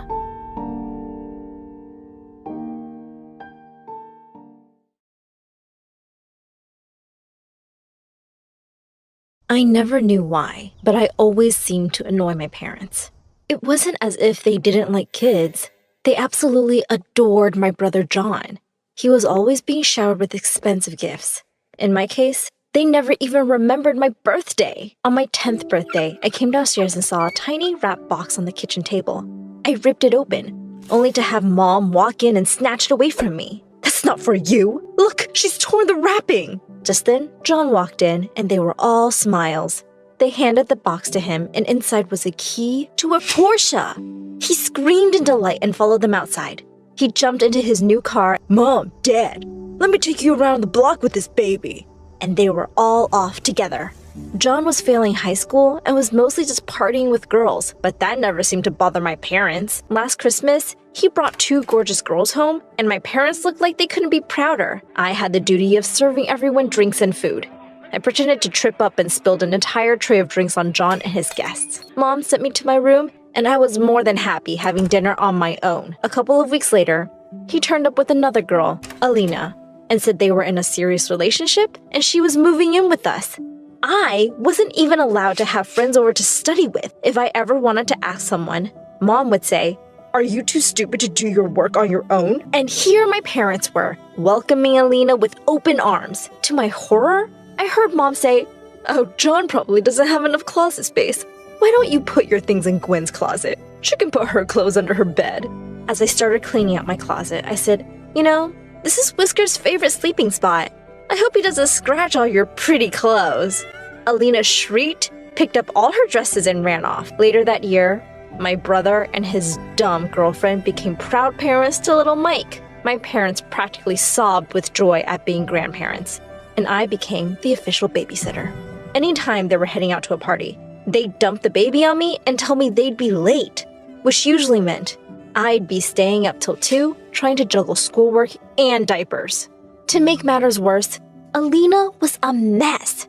Mom ordered me to do everything she asked, and she had me running around constantly because, as she said, taking care of little Mikey is so exhausting. One time, she sent me to get her favorite Chinese takeout, and suddenly the paper bag ripped and all the food boxes fell out. I stood there staring at the mess for a minute, and then I just scooped up the noodles from the pavement and put them right back in the box. She didn't have to know. She popped into my room one day to try on one of her designer dresses, and she started crying when she couldn't get the zipper up because she'd gotten so fat. I helped her out of it, but inside, I felt so happy. Served her right for stuffing her face all day. One day, while Alina was taking one of her many naps, I was watching over Mike, and he just wouldn't stop crying. John barged into my room and snatched him from me. Seriously, why are you so useless? You can't even get a baby to be quiet. That was it. I was done with the thankless job and these selfish people. I decided that things had to change now. Anytime they tried to leave Mike with me, I would say I was too busy with exams and projects and lock myself in my room. I started having my friends over too. One time, while a friend called Stella and I were working on a project, Mom walked in and said rudely, "It's getting late. It's time for Stella to go home." I took Stella's hand and walked up to my room, slammed the door, and started playing loud music. And guess what? My parents said they'd had enough of me. They sent me off to live with one of my aunts. She was in her late 20s. I thought anywhere was better than my house, and I was almost looking forward to it. But I was so wrong. My aunt's ex-husband had been in the army, and I guess that's where she got her military discipline from. She had stupid rules for everything. I turned up for dinner 2 minutes later than 8 on the first night, and she said I could only eat salad. She had a list of chores I had to manage with school every day. I had to obey her rules, otherwise I'd be homeless. The only good thing about being there was that her stepson, Paul, lived with her. He was just a couple of years older than me, and boy was he handsome. He seemed glad to have my company, and we became friends pretty quickly. He would ask me to join his buddies whenever they were over. I totally wanted us to be more than just friends, of course, and it was so exciting to live in the room next to my crush. Stella was over at my place one day, and I told her I'd written a song for Paul. I sang it for her, and she absolutely loved it. Well, at least someone got to hear it. The next day at school, people seemed to be looking at me a lot more than usual. A girl from my class said, "Wow, I had no idea you had such an amazing voice." Another said, "Oh my god, why haven't you auditioned for American Idol already?" Wait, what? Another girl pulled out her phone and said, "Have you seen the views on your video yet?" I looked in horror at myself singing in my room. I couldn't believe Stella had recorded me and uploaded the video to YouTube. And it looked like everyone was loving it. The video went viral. Suddenly, every girl wanted to be me, and every boy wanted to be with me. I could see the admiration in Paul's eyes, too. If only he knew he was the inspiration. Jacob, one of the most popular jocks in school, came up to me one lunch. He leaned on the table and said, "Want to go out with me sometime?" I said casually, "You're going to have to impress me first." I made a dare, and the next thing I knew, Jacob had jumped up on the table and was taking his jersey off. Everyone in the cafeteria had turned around, and there were loud cheers and claps from the audience. Boy, he was totally ripped. But I looked at him and said, "Nah, I've seen better." And with that, I walked away. Jacob hadn't even noticed my existence till I became popular. He totally deserved it. Soon enough, though, I got a call to go to the principal's office. The principal glared at me as I walked in. I knew she only liked the nerds. She called my parents, and of course, they had nothing nice to say about me. She warned me that if I wanted to stay in the school, I'd better follow the rules and be a good little girl. I felt so angry. I was so tired of everyone's rules. I got up from my chair and said, "Please don't talk to me like I'm a kid. I'm literally the most popular girl in this stupid high school right now." The principal looked absolutely furious. She said, "This is my last warning. Behave or you'll be expelled." This wasn't over. The principal needed to treat me with respect. I was going to find a way to bring her down. The chance came sooner than I could have hoped for. And it was so much better than any of my original ideas. My aunt had sent me to get food from her favorite restaurant one evening, and I stopped short when I looked in through the window and saw two women kissing. It was the principal and our science teacher. Last time I checked, that was definitely against the rules. I quickly whipped out my phone and made a video of the two. That video was an overnight sensation. The principal and the teacher were both forced to quit, and everyone was ecstatic that we were rid of the horrible principal. And I was the one who made it happen. I was crazy popular now. One day in the science lab, I caught Alexa staring right at me. She smiled at me when our eyes met. Alexa was really popular. The lab instructor told us to pair up, and she quickly came to my side. We became friends and started hanging out a lot. At one of her parties, I told her she looked really good, and she blushed. She took my hand and led me to the dance floor. I could tell she was really into me, and to my shock, I realized that I might be a little into her too. I invited her to my aunt's one day. Paul and some of his friends were watching the game and asked us to join them. My aunt walked in with some snacks, and she instantly seemed to warm up to Alexa. I had never seen her look so affectionately at anyone. Alexa and Paul really seemed to hit it off too, and after a while, I felt a little bit left out of their conversation. Soon after that, Alexa started hanging out with me less, and whenever I'd call, she'd say she was busy. Paul seemed to be home less often too.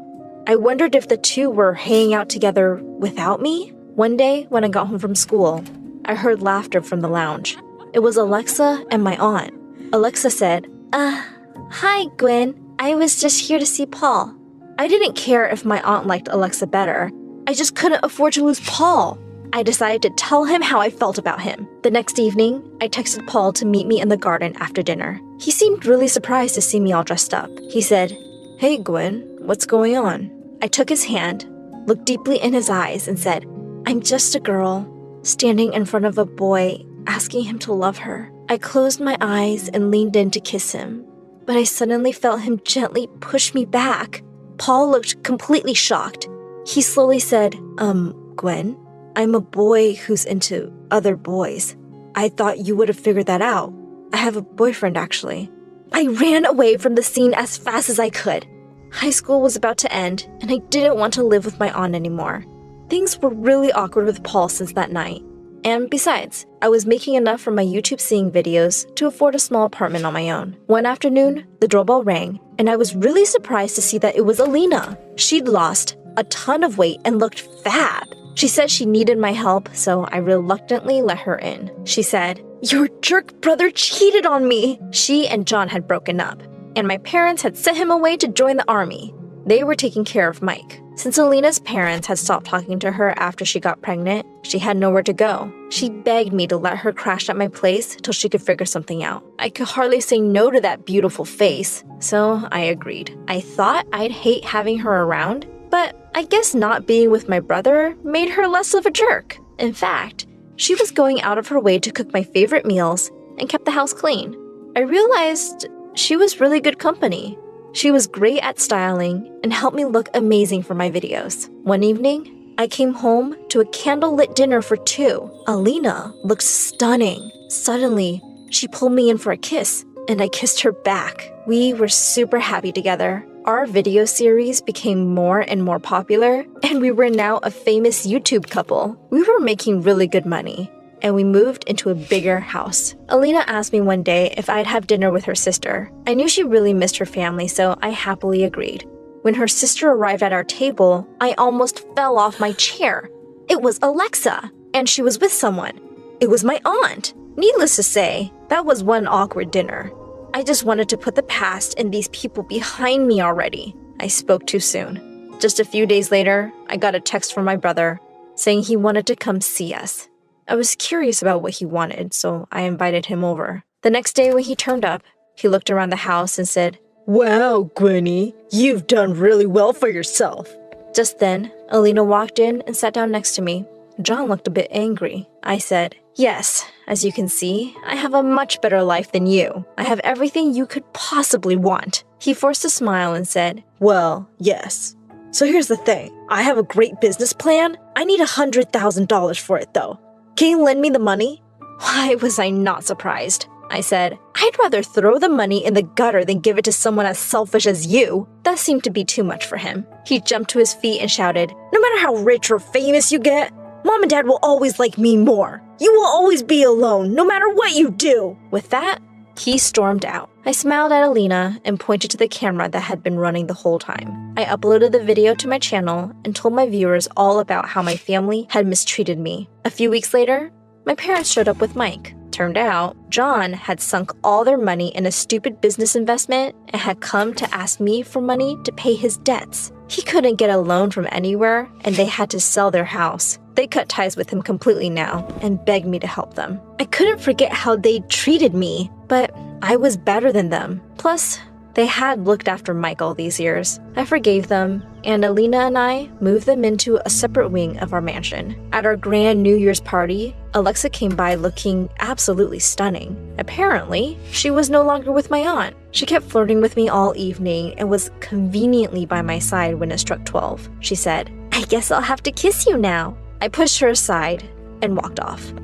Hi, my name is Barbara, but people call me Barbie because I look like one. Please like and subscribe before I continue. Dad was a billionaire who owned a multi-industry company. Growing up, my twin brother Ford and I were used to getting everything we wanted. But for him, it wasn't enough because he wanted everything for himself. On our 5th birthday, Dad gave me a Barbie doll while he gave Ford a toy car. But he wasn't happy. My car needs a driver, so give me that doll. Over my cute body. He got back at me by scratching Dad's new Lamborghini and blaming it on me. I was grounded for a month. He also loved to make fun of the brown birthmark on my face. Maybe that's why you stink, because there's permanent poop on your cheek. Stop saying I stink when I don't. Everyone might think it's true. Too late. I've already told everyone about it.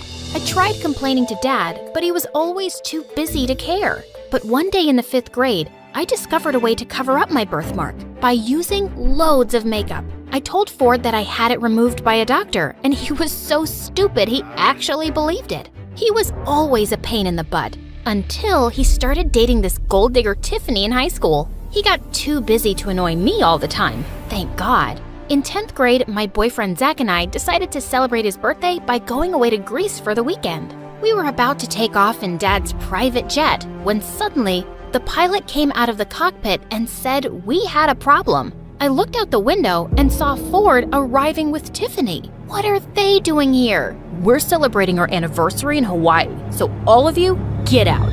Breaking news, dummy. I came here first. I don't care. Get lost. You get lost. I was about to push him, but I screamed when Tiffany suddenly pulled me by my hair. The boys tried to stop us as we fought, but we ended up landing in the cockpit and falling on the navigation controls, damaging them completely. As soon as the news reached Dad, he called us both for a meeting in his library. I thought he was gonna kill us, but what he said totally took us by surprise. I'm thinking of leaving my company to someone capable. And obviously, that's me, Dad. This dumb brat spends thousands of dollars on clothes and makeup every single weekend.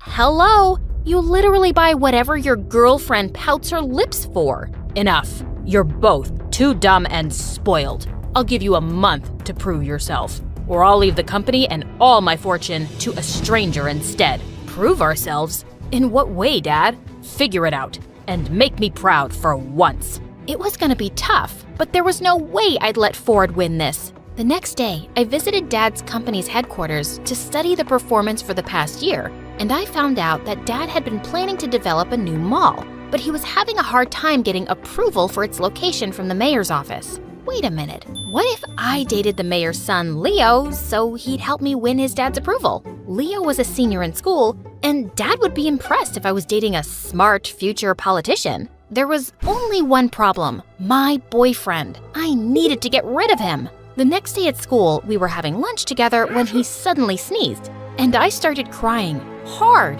What's wrong, babe? The way you sneeze, I really hate it. It's giving me a stroke. And the way you breathe, it's so heavy I could hear it from miles away. I've been suffering silently, but I just can't take it anymore. Just work on yourself and maybe we can give it another chance soon, yeah? Are you freaking serious? Goodbye, Zach, for now. He kept throwing tantrums all day, but I ignored him and started working on my current target, Leo. Aside from being a genius, he was also famous for being too serious. I'd never seen him smile. I stalked him and found out that he always stayed in the library. Boring. One day he was sitting alone and I walked up to him and pointed to the thick book beside him. Could you hand me over that physics book? This is a chemistry book. Oh, yeah, sorry, I got confused. Physics and chemistry are similar words. No, they're not. Oh, what's that you're reading? You're into literature too? I love Michael Jackson. Do you know about him? Yeah, of course I do. But I like Shakespeare more. Shakespeare? That's a cool name. Before he could say something, his friend suddenly called him. Just when I thought we were connecting. As Leo walked by, Zach suddenly appeared and pulled me into a corner. Why are you flirting with this guy? I thought our breakup isn't official yet. Don't take it personally. I just need him to help me get his father's approval for my dad's project. And when you win that inheritance, you'll get back with me, right? Sure, whatever. I'll wait for you. Don't hold your breath. A few days later, I heard that Leo was running as a president for the student council again. But what shocked me was Ford was running too. So that was his first move to prove himself and impress Dad, huh? And the next day at school, Ford challenged me to run against him. And why would I do that? So we can settle who's better. Obviously, it's me, but I badly want to see you cry. Do you really think I'm that dumb? You never play fair. I told you, she's scared. Since you're begging for it, then fine. See you at the elections. Nice. Any last words? Send my regards to Satan. Oh wait, that's you.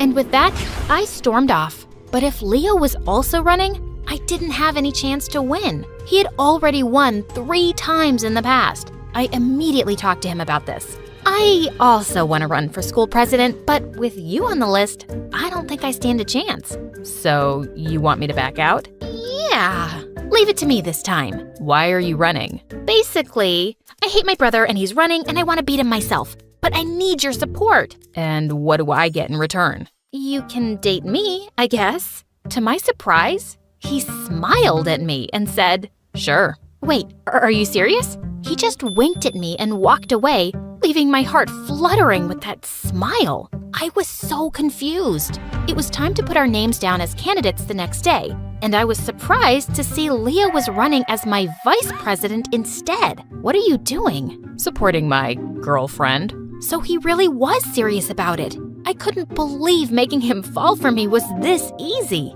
I decided I'd wait a few days before I started talking about the mall project so it wouldn't look suspicious. We started hanging out together, and sure, he was serious, but he was also sweet and funny, not boring at all. He even introduced me to a super cool channel on YouTube called My Story Animated, and when I saw their videos, I actually found them exciting and relatable, especially about those billionaire girls. On the weekend, he asked me out on a date, and I said yes. While driving, someone suddenly called him and he turned to me. I was supposed to lead Dad's charity drive at a hospital tomorrow, but they moved it to today, and they need me there. I'm so sorry. Instead of sulking, I smiled and volunteered to come along. Seeing all those sick people who couldn't afford treatment made me realize how lucky I was. And the way Leo talked to these people made my heart melt. Later that night as he drove me home, he suddenly took my hand and kissed it. You must be really tired. I'm fine. Actually, I had a great time. The date isn't over yet. I've got a surprise. He took me to a closed restaurant and revealed that his mom owned it. So, how are we supposed to eat? Watch me. To my surprise, he started working in the kitchen himself and ended up with the most delicious meal ever. I can't believe I'm with someone like you, a goddess. Yeah, I know. Thousands of guys wish to be you, so you're very lucky. My heart went wild when he tucked a strand of hair behind my ear. You're really funny and pretty. I stared back at him and just found myself leaning in closer for a kiss. I felt like I was on cloud 9. It was the least fancy date I'd ever been on, but it was the best time I'd ever had in my life. Soon, we made our relationship official, and Zach wasn't happy. You broke up with me because of him, didn't you? No, Zach, we just didn't work out. I'm sure you can find someone better. You're gonna regret this. Zach was too dumb to do something that could actually ruin me, so I just ignored him. When the election campaign started, Ford and Tiffany were spending Dad's money like crazy. They covered the whole school with pictures of their stupid faces and threw the biggest parties every single night. Ford also promised everyone he'd turn the whole school into a teenage paradise, making him win by a landslide. I lost so badly. He kept on bragging about his victory at dinner, and Dad looked impressed. I think I'm gonna win this too. And when I take over everything, the first thing I'll do is make you miserable. Say goodbye to all your credit cards. Don't be too confident. Maybe you'll be the one who ends up crying. I really doubt that. Ford made me so mad. I had no choice but to finally use Leo's connections for Dad's mall project. I brought it up, and to my surprise, he immediately talked to his father about it. A few days later, I introduced him to Dad over dinner, and he looked stunned when he learned that Leo was the mayor's son. You should have informed me earlier. I would have told the chefs to make something fancier. I'm fine with anything, sir. It's a pleasure to finally meet you. They seemed to be getting along really well, and Dad then finally brought up the project. Oh, Barbie mentioned it to me the other day, and I've already talked to my father about it. He's looking forward to meeting you. Dad looked super happy, and once the project was finalized, he even threw a party to celebrate it. You made this happen, my dear Barbie. You've shown me how valuable you can be. Ford was smoky red with rage. I gave him a smirk as Dad made a toast for it. Later that night, I thought about a plan to give back to Leo. He'd told me about an orphanage he had set up, and I decided I'd donate books and laptops to the kids there. I talked to Dad about it, and he was happy to support me. The next day at school, I was waiting for Leo at the canteen to talk about it, when suddenly, Ford came and took my plate of spaghetti and rubbed it in my face. I told you not to mess with me. As I angrily rubbed it off my face with tissues, I suddenly realized people were staring at me in shock. Oh no, all of my makeup was gone. Oh look, there's poop on her face. Breaking news, everyone. My sister's been hiding this gross birthmark under her makeup for years. Look, Leo, she's even deceived you, just so she could be your girlfriend. I tried to hide it, but it was too late. Leo had arrived and was staring at me. I was about to run away when suddenly he grabbed Ford by the collar and pushed him up against the wall. She's still the most beautiful girl in the world to me, but you sure are the biggest jerk. I heard everyone actually agreeing with him, but Ford started laughing like a maniac. Okay, the poop mark didn't change your mind, so how about this? To my surprise, Zach showed up from behind him and started playing a recorder with an evil grin. Why are you flirting with this guy? I thought our breakup isn't official yet. Don't take it personally. I just need him to help me get his father's approval for my dad's project. Blood drained from my face as we all listened to the whole conversation. I couldn't believe my ex-boyfriend teamed up with my evil brother. I tearfully ran after a furious Leo. Leo, please, let me explain. Explain what? That I was just part of your stupid plan? I can't believe I actually fell for a spoiled brat like you. Yes, I planned it, but then I started to have real feelings for you. Yeah, right. Please, don't ever talk to me again. He ignored me completely after that, and I lost all my motivation. Ford took it as an opportunity to redeem himself. He spent tons of money on billboards across the city advertising Dad's clothing stores with himself and Tiffany as models. The sales actually went up. A few days later, Dad informed us that he'd finally made a decision. I was sure Ford had won, but I didn't even care by now. I decided to give everything to... Ford had already gotten up with a proud smirk. Barbara, congratulations, darling. I'll see you in my office tomorrow for the signing of the papers. Wait, what? Suddenly, Ford went psycho. You can't do this to me, Dad. I've worked so hard for this. It's not too late to change your mind. I based my decision on how you spent my money the past month. You wasted $10 million and never did anything meaningful. Barbara proved her interest by learning about the company. And she even made a huge project happen. You're talking nonsense, you stupid old man. And then I just snapped. I flung a glass of juice at his face. You can insult me all you want, but don't you dare talk like that to our dad, you jerk! You're gonna pay for this. Before he could hurt me, Dad called his bodyguards to take Ford away. He grounded him in his room, and I could hear him destroying things all day. He was scaring me. The next day, I fell asleep in my bathtub, and when I woke up, I realized that my phone was gone. I got up to find it, but the door was locked, as well as the windows. Just then, lots of bugs started to crawl in from somewhere. I screamed, but no one seemed to hear me. Help! Someone, please, open the frickin' door! The bugs were getting nearer, and I passed out. Dad's worried face was the first thing I saw when I opened my eyes again. I was in the hospital. My darling, Barbie, thank God you're okay. Dad, Ford tried to hurt me. I know. Your brother's gone. I sent him away to a boarding school in Russia. I was surprised and relieved at the same time. Maybe I shouldn't have made you two compete. It was a stupid decision, and it made Ford crazy. Even you started dating someone you don't even like. No, Dad, it's the complete opposite. I really like Leo. He's the best thing that ever happened to me. Suddenly, Leo showed up from behind Dad. And you're the best thing that happened to me too. Leo, what are you doing here? I heard you were in the hospital, so I had to come see you. And your dad also talked to me about your plan with the orphanage. The kids would really love that. Does this mean you've decided to forgive me? I'm so sorry, Leo. Barbie, I understand the pressure your dad put you through, and I think it was a smart plan. If it wasn't for that, you wouldn't have even noticed me. I've always noticed you. I just thought you were too serious for me. Yeah, I'm indeed serious. About you. Okay. I think you deserve another chance to get to know me. I love you. I love you too.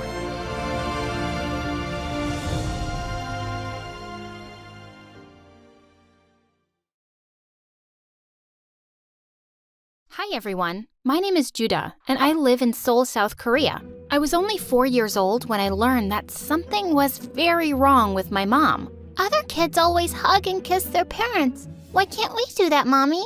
Ugh, don't call me that. She turned to walk away, and I had to take my shot. I ran to her and grabbed her in a tight hug. Just go like this, Mommy. It's easy. She literally ran away from me. Don't touch me. I'm wearing Chanel. She didn't really want anything to do with me. She used maids, butlers, and money to keep me away from her my whole life. At first, I thought something was wrong with me, but my cousin Hari totally disagreed. Judah, you're my best friend in the whole world because you are perfect. Your mom is just a witch. I was so jealous. Hari's parents were amazing. Even though they were really poor and lived all the way in America, they tried to visit every other year. They video called me all the time, and I loved them. One day, Hari called me with some amazing news. My dad's company just blew up overnight. We're finally gonna be rich. That's amazing. What's more amazing is that I can afford tickets to see you. Ask that witch if I can stay over. I went out to talk to Mom, but she was sitting there with some strange men. Judah, here you are. Come meet the boy I want you to date. You what? He owns diamond mines. Diamonds! You can date him now and get married after college. No way! Have you gone insane? Don't you dare insult me in front of everyone. Don't you dare try to ruin my life. Hadi is right. You're a witch. Her guests laughed and she turned red. You ungrateful little... Go to your room. I did go to my room. I also called up Hadi and made my first and best evil plan. I can't take it anymore. I'm running away from home. Now that your parents are rich, can I live with you? If they say no, I'll hide you in my room. Get over here. Thankfully, Aunt and Uncle loved the idea and welcomed me there with open arms. They didn't even tell my mom, and I could escape without any drama. I finally got away from my crazy mother, and the best part? I was gonna live with my best friend. Hadi and I literally jumped and screamed the entire first night. On my second night, reality hit me. I was in a new country. I didn't know the language, and I was gonna start at a new school. Yikes! What if everyone hates me? What if they think I look weird? They won't. I'll translate everything for you. And I'll do your hair and makeup. She did my makeup for practice, and it made me want to cry. She literally painted my face and used tape to pull my skin back. She even put tape on my eyes so I had a crease. See? All we need to do is dye your hair blonde, like me, and you'll fit right in. I stopped her. I had gotten away from Mom to be myself and love myself. I was gonna be fine in my own skin. Turns out, I was more than fine. I walked into school for my first day, and a boy stopped me in my tracks. Whoa, I've never seen any girl like you. You're beautiful. He thinks you're pretty. Oh my God. Then the boy got down on one knee and asked me out on a date. He's asking you out, but you just got here. You don't need to pick the first guy in line. We ran away before we screamed with excitement. I'd never been asked out like that before. The first day was already fun, but only because Hottie was by my side. Without her, everything was suddenly impossible. I didn't understand a word anyone was saying. One boy was trying to warn me about a spider on my shirt, and I didn't get it until it crawled on my face. Ugh! I didn't even know how to ask the teacher if I could go to the bathroom. I just walked out of class silently, and she started yelling at me. I was almost in tears before someone told her I couldn't understand her. One day, Hottie was auditioning for the cheerleading squad, so I went with her for support. We were dancing together for practice when suddenly the cheer squad walked up to us. Wow, you're an amazing dancer. Who are you? Hottie introduced me and the girl asked me to join the cheer squad. But what about the auditions? No need for those. We like Judah. Tell her to join us. Obviously, I turned them down right away. I wasn't gonna snatch Hottie's place. She pretended it didn't bother her, but I know that it did. At home, Aunt and Uncle were trying way too hard to be nice to me. They asked me endless questions and they kept buying me over-the-top gifts. Uncle even bought me a car. You gave Judah a car before me? We can get you a car too, sweetie. You should have thought of me first. Hottie stormed away and locked herself in her room. I had to slip like 50 apology notes under her door to get her to come out. They just feel bad for me because of my terrible mom. Come on, don't be upset. She came around and I thought things would get better until one day when Derek, the cutest guy in school, walked up to us at lunch. Oh my God, I have such a huge crush on Derek. Have you told him that? I dropped major hints the last time we were in class. Maybe he's finally gonna ask me out. We squealed in delight till he came within earshot. Then Derek walked right past Hottie and stood in front of me. Wow, you're really cute. I've never seen you here before. Are you new? I had no idea what he said, but Hottie turned white as a ghost. Derek started saying more things I couldn't understand, and then he just patted my head and left. What was that? He asked me out on a date. You? But I feel like he was talking to me. He was just being shy. He said he wants to take me out to dinner. Oh, wow, that's amazing. I jumped, but Hottie didn't join me. In fact, she started acting so weird. She refused to sit with me at lunch anymore, and she started walking home from school alone. When she went out for a date with Derek, she told some random girl at school all about it instead of me. I barged into their conversation and pulled her away. What's wrong with you? Why are you ignoring me? Why can't we have our separate lives? Hottie, you're my best friend. I want to be with you. So I can keep being your translator all the time? I love you. But Judah, I need some space from you right now. Just be on your own. Fine. I don't need you either. Just watch me. I joined online classes for English and started taking a book of translations with me everywhere. I was gonna learn this language and yell at Hottie in English for being such a jerk. I got better fast. English wasn't as hard as it looked. I could even hold decent conversations on my own, and I made a few friends. We were in the cafeteria one day when Derek walked up to me. He had flowers in his hands and his friend from the band was playing the flute. What? Judah, I know you didn't want to go out with me then, but I can't stop thinking about you. Will you give me a chance? What are you talking about? You wanted to go out with me? I asked you out that day, remember? Hottie said you didn't want to go, so she came on our date instead. She what? I stared at Hottie with my jaw loose. She was already in tears. Okay, fine. Derek asked you out, not me. Happy? I was jealous, so I lied and I went to see him. Are you serious? You're such a freak. What's wrong with you? Hey, don't talk to her like that. We missed our date because of this pathetic loser. Jeez, how desperate can you get? I just lost it. I flew forward and punched Derek right in the face. It was a total blur, and suddenly, I was at the principal's office. Derek had an ice pack on his bleeding nose, and my aunt and uncle were getting screamed at. I got suspended from school for a whole week. Hottie and I had the biggest fight ever at home.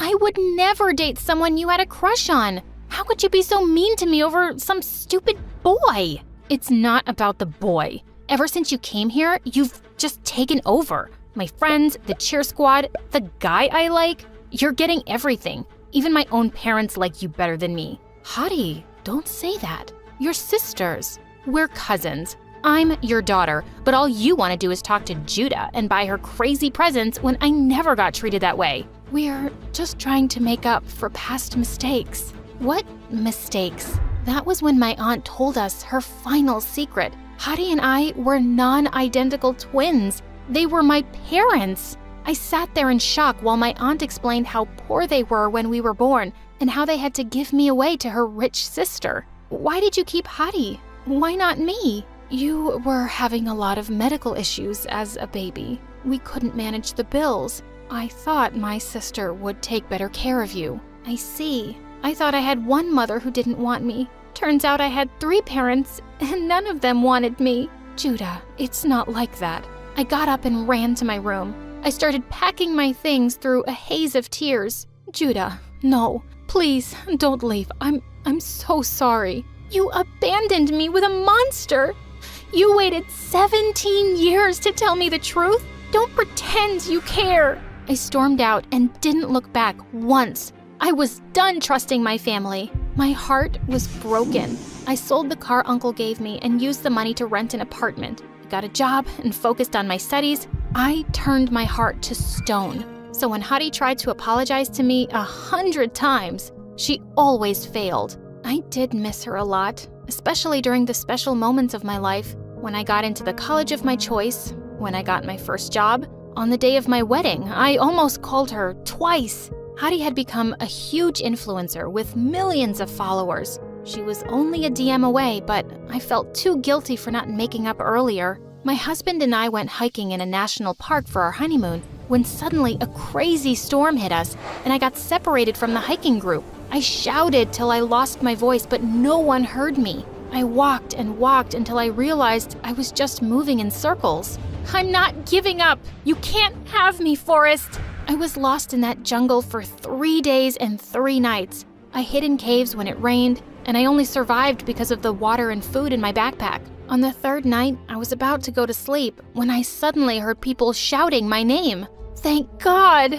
I raced out of my cave to see hundreds of people walking in the forest with torches, and the person who was running towards me, screaming her head off, was Hottie. No way! Hottie?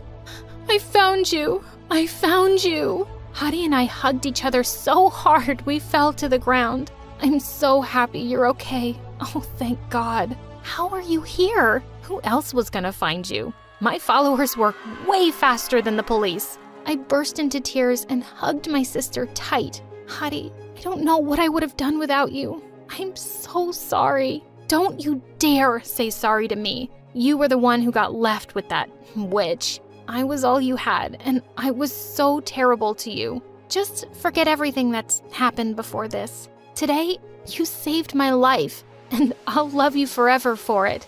I love you too. Oh, I've missed you so much. Just then, Mom saw me, and she broke down crying. Judah, you're safe. I thought I'd lost you forever.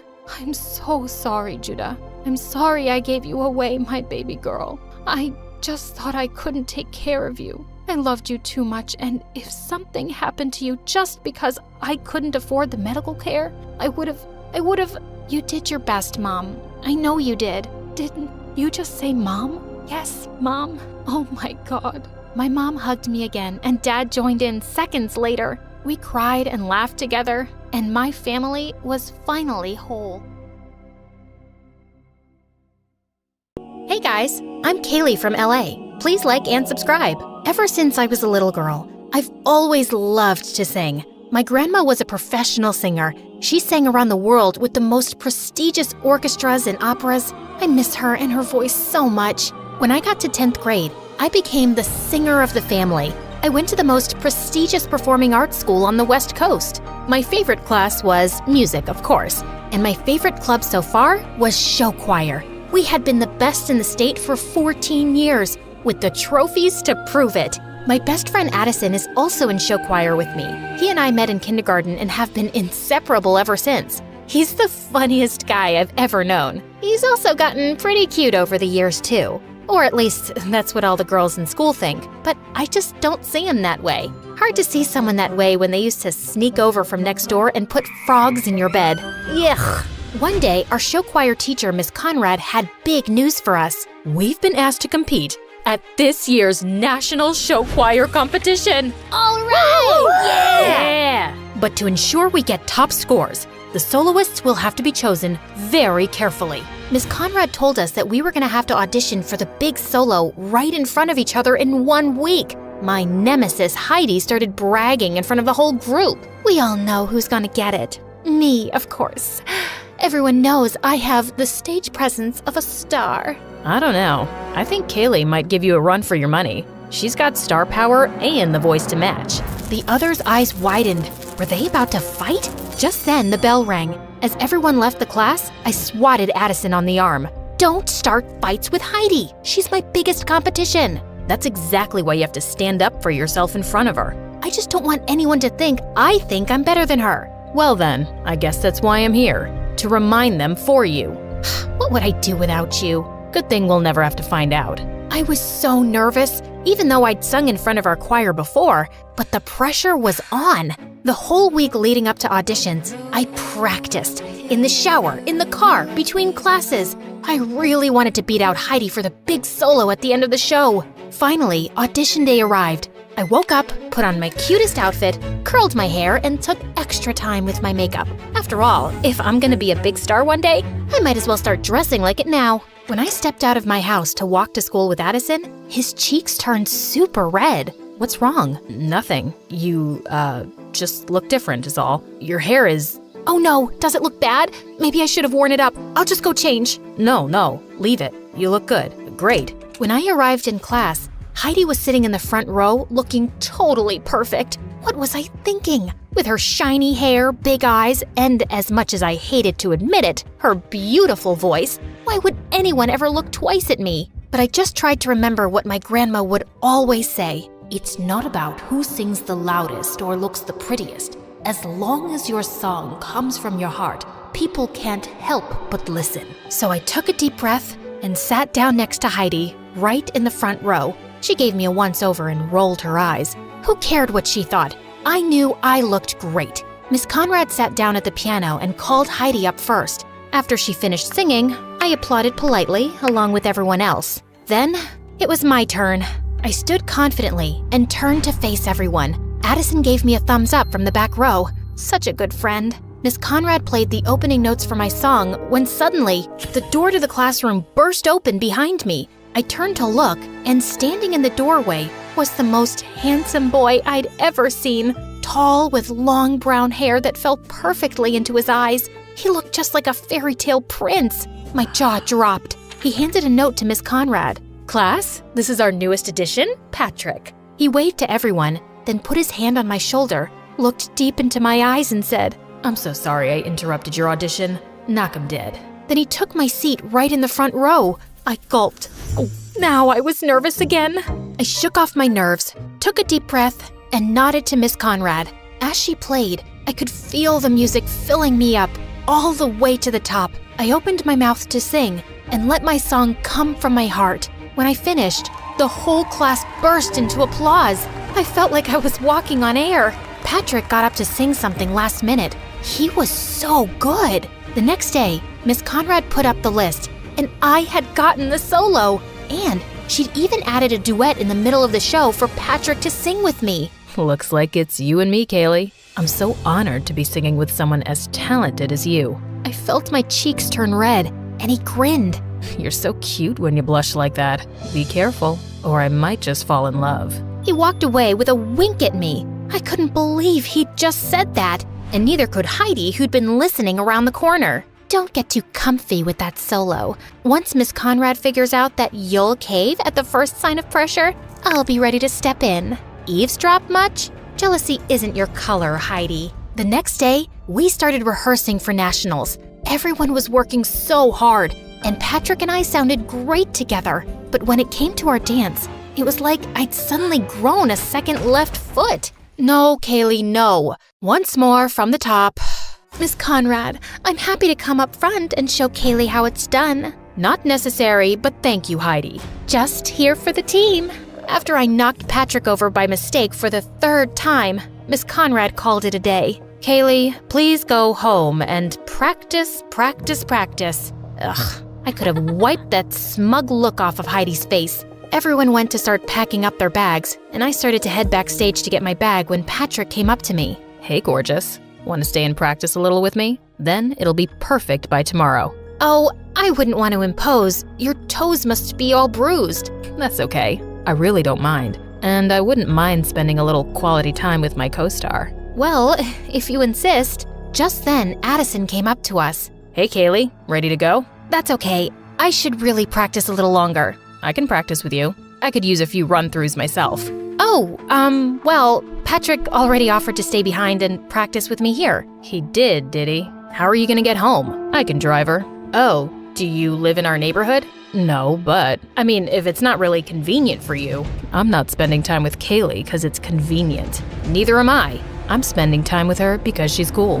My face turned bright red. Did he really mean that? Addison, I'm gonna stay here too, just for a bit to practice. I'll see you later, okay? Fine, if you insist. I'll, see you when you get home. He turned on his heel and walked out. Patrick turned to me with a grin on his face and held out his hand. Shall we? We practiced more and I was finally getting good. Patrick swung me out for our final spin, then pulled me in close and dipped me. That's when I noticed his face was just so close. His ice blue eyes staring deep into mine. Was he gonna kiss me? Just then, all the lights in the theater went out. Patrick dropped me in shock, and I shrieked. All of a sudden, the lights came back on, and Miss Conrad stepped back on stage. Oh, hey kids. I'm so sorry. I didn't realize you were still here. Ugh, I couldn't believe she'd interrupted our moment. Still, we waved goodbye to her and headed out. A little while later, when Patrick dropped me off, he got out of his car to open my door. Such a gentleman. It was nice hanging out tonight. I'll see you tomorrow, superstar. Then he wrapped his arms around me and gave me a big hug. Is this what heaven smelled like? Then I headed up the front walk to my door. So do you like him or something? I whipped around and saw Addison waiting on our front porch swing. I don't know, maybe. He's so cute and really talented. Okay. Cool, I guess. Do you still want to practice? That's okay, I think I got it now. Okay then. Well, then I guess I'll see you tomorrow. Here, I got you a milkshake. Hey, thanks. He started crossing the yard towards his house. Is it? Cookies and cream, your favorite. Thanks. I'll see you tomorrow? You know it. Then it was finally time for nationals. As we arrived at the concert hall, I was overwhelmed by all the other groups here and overheard one girl say to another, "She was a little flat at the end." I couldn't believe it. What if I lost us the whole competition? All night and throughout all our warm-ups the next day, it was all I could think about. If I messed up again, I'd be letting everyone down, including myself. And there were several famous music industry people judging the competition. What if I ended my career as a singer before it even started? And then, it was almost time to go up. I tried to calm down, but I was shaking like a leaf. Miss Conrad, Kaylee doesn't look so good. Miss Conrad came over. She looked pretty nervous herself. Kaylee, you look terrible. Are you going to be able to perform? Of course, Because if you're sick, I can always put Heidi on. I'm ready to go, Miss Conrad. Just then, I spotted Patrick warming up down the hall. I just need a minute. I raced down the hall towards him. He was stretching, shaking out his hands, jumping up and down. Patrick? His expression was so strange. Was he nervous too? I'm so nervous. Do you think we could practice? Kaylee, I'm kind of busy. What if we... I really just need some space here, Kaylee. Yesterday, you said we were a team. That doesn't feel like a team to me. I can't do this right now. Could you leave me alone? Fighting back tears, I ran down the hall and found a corner backstage. I couldn't let anyone see me so upset, especially not Miss Conrad or Heidi. What was I gonna do? Suddenly, Addison stepped out of the shadows. He looked so handsome in his costume. Kaylee, are you okay? I threw my arms around him. He caught me and squeezed tight. I'm so nervous. I overheard one of the other teams say I sounded bad. Miss Conrad is ready to replace me with Heidi. Patrick isn't any help, and there's amazing industry people out there, and ugh. You sounded amazing in rehearsal. Those other teams were just jealous. Forget about Patrick and Heidi. Remember why you love to sing. What was it your grandma always said? Sing from your heart? Exactly. Just do that. I took a few deep breaths, and Addison was right. Will you just run the last part of the number with me? Of course. And there, in our little corner of the theater, we stepped, we twirled, we kicked in time together. Addison took my hand, spun me around, and dipped me low. I felt his arm slip. He was dropping me, but right before I was sure I'd hit the ground, he caught me with a twinkle in his eye. I swatted his arm. You tricked me. I'd never drop you. And even if I did, I'll always be here to catch you. Thank you, Addison. Then he smiled at me so genuinely, and my heart fell into my stomach. What was that? Places, please, students, places. Kaylee, are you ready? Yes, Miss Conrad. As we all rushed to take our spots to start our number, Addison shot me a wink. Knock 'em dead, superstar. You too. As soon as the lights came up on stage, I felt a little thrill of excitement. We danced, we sang, we twirled. Everyone had brought their A game. When it came time for my duet with Patrick, we totally nailed it. But any spark that had been there was gone. As the opening chords of my solo began, the lights shined down on me, and I opened my mouth, and the music poured from my heart. I knew my grandma was right there with me. I hit my final note and held it out forever as everyone finished their steps behind me. As we struck our final pose, the crowd erupted into applause, a standing ovation. I beamed. We totally nailed it! That night, after all the points had been tallied, all the teams gathered on stage behind the judges. Addison reached for my hand and I squeezed back. Thanks for the pep talk. I could have never done it without you. Of course you could have. I'm just here to remind you. You're always there for me. He leaned in close, and I felt a flutter in my stomach as he whispered in my ear. And I always will be, if you let me. I turned to look directly in his eyes. Kaylee, I have to tell you. Just then, the announcer started announcing the winners. Second place, runner-up. Our whole team clasped hands and took a deep breath together. And the grand prize for this year's National Show Choir Competition goes to... As they said our name, the crowd roared. It was so loud I could hardly think. Confetti rained down on us as Miss Conrad stepped forward to accept our trophy. I threw my arms around Addison and he picked me up, swinging me in a circle. We did it! We did it! As we packed up our things in the dressing room and said goodbye to the new friends we'd made at the competition, one of the judges knocked on our dressing room door. He was an exec for a record label back in LA. I was so impressed with you. Your vocals were so clear, and you've got some real presence up there. Give me a call if you think you'd be interested in recording a single. He handed me his card, and I shook his hand, totally awestruck. Maybe dreams really do come true. I felt so relieved. Not only had I not let everyone down, but I'd made myself proud. On the bus, Addison dropped down in the seat beside me, running a hand through his hair. When he saw me watching him, he grinned, and the butterflies were back. I'm totally beat, aren't you? Definitely. I, got you something. Oh yeah? I pulled out a bag of gummy worms. Your favorite. You're the best, Kay. He ripped open the bag and dug in. Hey, Addison, what was it you were gonna tell me earlier? I don't know. I don't remember. Well, I have something I want to tell you. Yeah? I like you. Really? Really. I like you too. I have for a while now. Really? Really. He took my hand, and I know my cheeks turned pink. I got something for you too. Ooh, okay. I love presents. And then he put his hand on my cheek, leaned in close, and kissed me. It was the perfect end to a perfect day.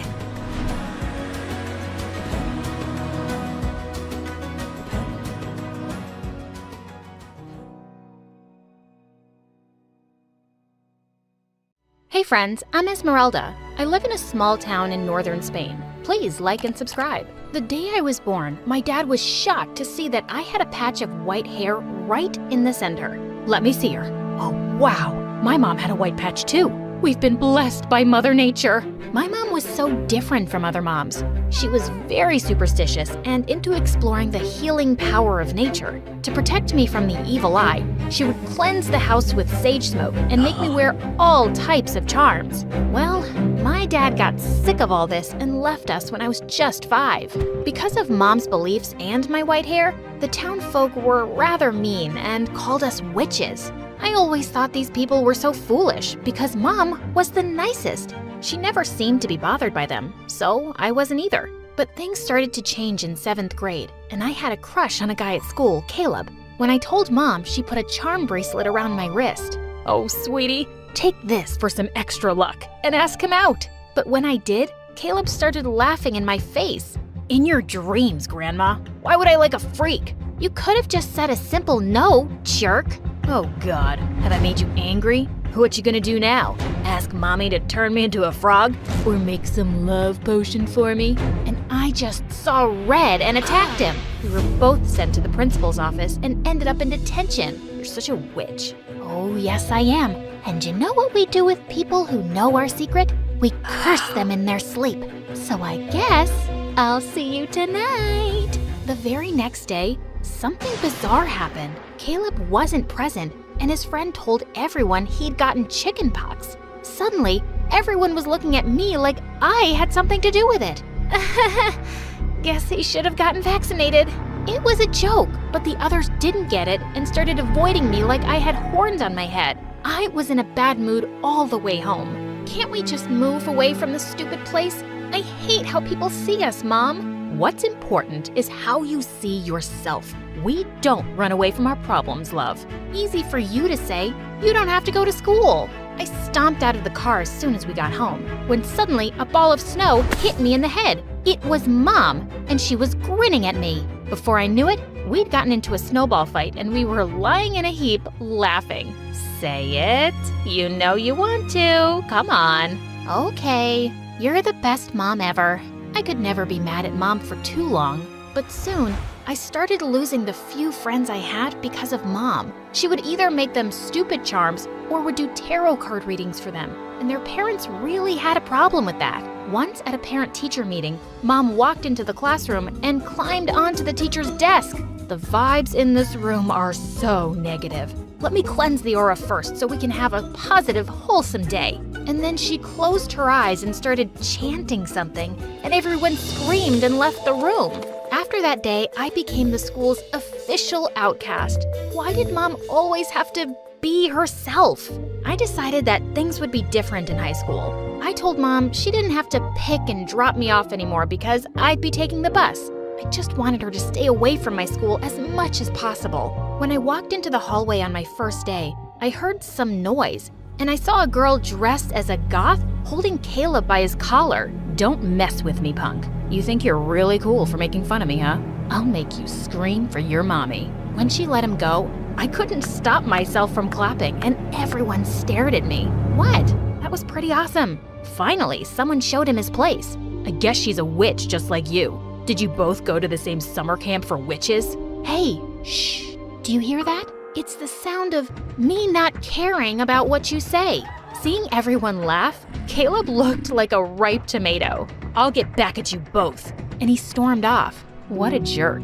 Yep, I can't believe I had a crush on him once. By the way, I'm Esmeralda. I'm Aria, and I love your hair, girl. You look like a rock star. OMG, it was the first time someone had complimented my hair, and I freaking loved it. We clicked instantly, and later that day, we even walked home together. We were going through a rich neighborhood, and I was shocked when she stopped in front of the most beautiful mansion on the street. Wow, her house was awesome. In school, Aria was fast becoming one of the most popular girls. Her dress sense was so cool, and she aced all subjects. She was like a beauty with brains. Since we'd become really good friends, I got a taste of what it felt like to be popular too, and I was rather enjoying it. But then one day, Mom came to school to pick me up unannounced. I so wanted to run away before Aria could see us, because if Mom met her, she would say or do something weird for sure. But it wasn't my lucky day. Aria spotted us and came over, and the two started talking. And then Mom offered her a palm reading. Mom, can we please go? I don't think Arya is into that kind of stuff. No, I'm really curious. Your mom sounds awesome, and I'd love to know. Mom looked at her hand and then spoke. Yes, I see you have a tough life, but I also see something really positive here. Sweetheart, even with all the hardships, you'll make it big one day. Just trust that, okay? Arya was practically living in a mansion. Mom had it so wrong. Gosh, Mom, enough of this, please. No, it's fine. That was really nice. Thank you. Mom offered Arya a ride home, and when we stopped outside her house, Mom said, "Oh, this is where you live? I've come here several times because your mom buys my candles. She never mentioned she had kids, though." I guess she isn't so proud of me. Thanks for the ride. I gotta go. And before Mom could say anything else, Arya walked off and went inside. I wasn't quite sure what she meant by that, but I realized that she hardly ever talked about her parents. After that day, Arya and I grew closer, and she started coming over to my place for sleepovers too. She actually enjoyed Mom's company, and I finally had a friend who didn't find my mom weird. Things were going good, but my happiness was short-lived because just a few days later, I was performing a recital at school, and Mom burst into the auditorium looking panicked. "Esmeralda, you left the house without being blessed." Oh no. And then, Mom lit a roll of sage and jumped onto the stage, circling around me with smoke. That set off the smoke detectors, and we had fire alarms blaring and sprinklers going off everywhere. There was chaos in the entire school. Everyone was screaming and running. It was a wet mess, all because of Mom. Well, that was just a false alarm. Sorry, folks. Mom, are you completely crazy? You ruined everything. Everybody is staring at us now, and I'll be the butt of everyone's joke. Honey, aren't you overreacting a little? No one will even remember this incident by tomorrow. I'm overreacting? Gosh, Mom, you really don't get it. You do weird things and it puts people off, and no one here forgets. We'll just be hearing about this till the end of high school. Sometimes I wish you'd just be more normal. I regretted my words as soon as I saw the hurt look on her face, but I was too mad to apologize. And it was true. I'd had enough. When I went to school after the weekend, I could feel people looking at me. And then Caleb popped out of nowhere. Wow, amazing that you can show your face after the stunt your psycho mom pulled off. But before I could say anything, somebody leapt forward and pushed him hard. Arya, buzz off, jerk, and don't talk about her mom like that. She is 10 times the person you'll ever be. Yeah, 10 times crazier. Better crazy than a loser. Seriously, dude, no one cares about what you have to say. So why don't you just go and get a life? I was really grateful to have a friend like Arya on my side, but it was just her, because everyone else said and thought the same things as Caleb. I tried to ignore them, but at home, I also grew distant from Mom. I just wanted to be 18 and get out of this place, and maybe even from her. It was almost the end of the term, and we were busy preparing for the school's talent show. Arya and I had paired up for a dance-off, but during practice one day, we found out that our favorite music teacher was leaving soon. We all really wanted to get her a farewell gift, so the entire class pitched in money and gave it to the class monitor the next day. During recess, I realized I'd forgotten my lunch in the classroom, and when I went to go get it, I got the shock of a lifetime. Arya was taking out money from the class monitor's bag. Arya, what are you doing? Oh, I found it on the floor. It must have fallen out of her bag. I was only putting it back. Just then, Caleb suddenly walked in, and he started yelling at the top of his lungs. Oh my God, thieves! His yelling attracted some other kids, and he told them he'd caught us stealing the money red-handed. Ultimate jerk! We were both taken to the principal's office, and she called our moms, but only my mom showed up. Stealing? That's impossible. My girls could never do such a thing. I know my daughter. And I can also vouch for Arya. You better check that kid Caleb. He's always been trouble. And what a coincidence that he caught the girls. Mom took my hand and squeezed it gently, and my heart just melted. I've been such a jerk to her lately, but she was really the best person I knew. She then gently touched Arya's head, and all of a sudden, Arya started crying. What's wrong? I can't lie about this. I did steal the money earlier today when everyone went to gym class, but I realized I was so wrong. So during recess, I decided to put it back. That's when Esmeralda walked in, and then Caleb saw us. He didn't steal anything, and neither did she. It was me, and I am so sorry. What in the world? Before I could say anything, the principal sent me back to class. I didn't know what happened next, but when Arya didn't return, I decided to go to her place after school. But the lady there said Arya wasn't her daughter. She said Arya only came sometimes to mow the lawn. What? Luckily, the lady knew Arya's actual address and gave it to me.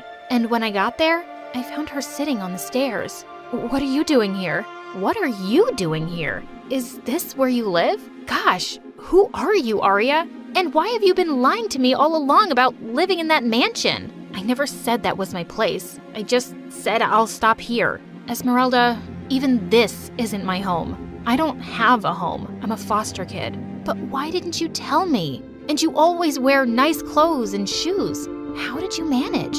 If you're thinking I steal regularly, I don't. I work part-time and I shop at thrift stores. And I only took the money this time to buy a costume for the talent show.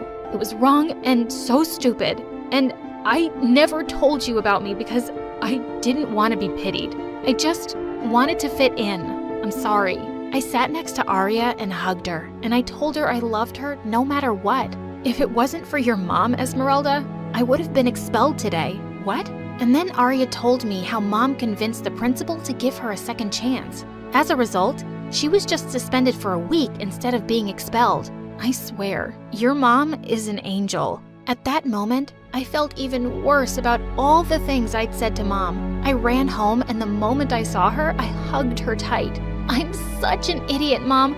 I'm so sorry I was so awful to you. You know I love you, right?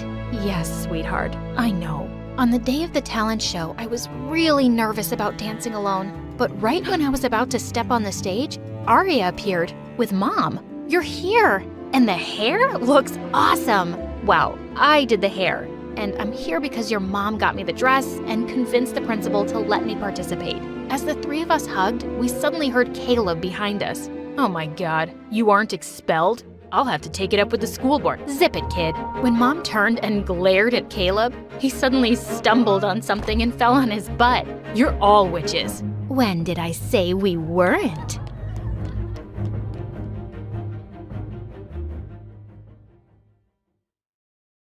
Charlie took her hand, and then, to her shock, he kissed her. Brianna's mom spotted the two kissing on the porch and stormed off angrily. I knew these beggars were going to be a nuisance.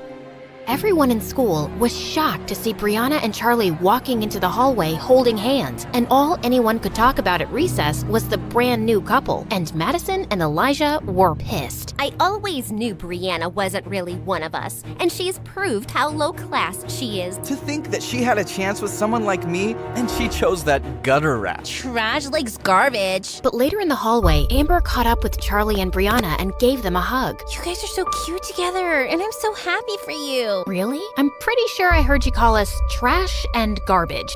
That's just an act from Maddie. You know how she gets? But I always knew you'd end up together. I have an eighth sense about these things, like an octopus. Just then, Elijah and Maddie walked into the hallway, and Amber jumped back. Ew, it hurts my face to look at you two. When I become president one day, I will ban scholarships for poor people in rich schools. She winked at them as she walked off, and Charlie and Brianna couldn't help laughing. A few days later, Brianna and Charlie were hanging out in their favorite park, and Charlie could see Brianna seemed distracted. Brianna, don't freak out, but there's a giant tarantula next to your head. Yeah, sounds cool. Wait, what did you say?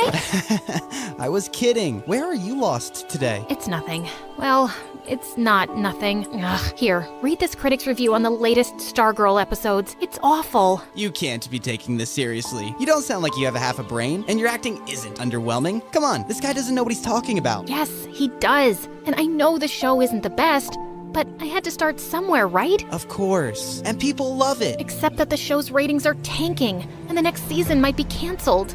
Maybe Mom was right all along, and I'm just kidding myself with this acting business. No, you're brave to pursue your dream, and you're lucky you get to do that without worrying about money. Don't give up on it. Well, there is something I've been thinking about to boost ratings. Don't judge me, okay? I have this doctor who I could pay to make fake medical records and say I have a serious disease. People would feel a lot of sympathy for a young, suffering actress, and it would jump up the views. It's a reality show, so you'd act like you're sick? Yeah, just to spice things up. All reality shows do stuff like that. How much would this cost? Like $200,000? Wow, okay, so you'd really just spend so much money on that? You're judging me, aren't you? I didn't say anything. He lay back down and fell quiet, and Brianna looked over at him. If you had $200,000 right now, what would you do with it? You know, when I was away some weeks ago, I went back to my hometown to meet an old friend. Well, we've been working on an app together. I think we have a really good idea, so yeah, I'd invest in that. Then that's what I'll be doing with my $200,000. What? No, I wasn't asking for money, Brianna. I don't want charity. It's a loan. You said the app is promising. I'm sure you'll be able to pay me back. Do you really mean that? Please, you're saving me from spending it on something stupid. I really mean it. Charlie stared at her, then let out an excited whoop and hugged her as she laughed. A few days later, Charlie walked into the boys' locker room to find the coach and Elijah sitting on a bench looking pale. Coach, you called me? Charlie, I know this is a lot to ask, but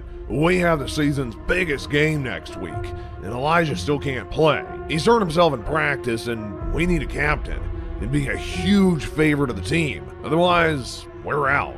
Elijah was seething with rage, but Charlie just couldn't turn down the coach. Of course, sir. I'll see you at practice. On the day of the match, Charlie played his heart out as team captain, and when he scored the winning goal against the school's biggest rivals, the whole crowd erupted into cheers. He ran over to Brianna in the stands and kissed her in front of everybody. Then his teammates carried him away on their shoulders while he waved the trophy happily. After celebrating with the team, Charlie headed out of school. He was just a couple of blocks away when someone pushed him into an alley. He looked up to see a couple of thugs, and behind them was Elijah. What are you doing? No, Charlie, what are you doing? You've really picked the wrong guy to mess with, haven't you? I'm not messing with you, man. I helped your team because you couldn't play. Now you want to beat me up for that? I couldn't play because your girlfriend caused my injury, and you're to blame. She rejected me and insulted me because of you. She rejected you before she even met me, because you're a jerk.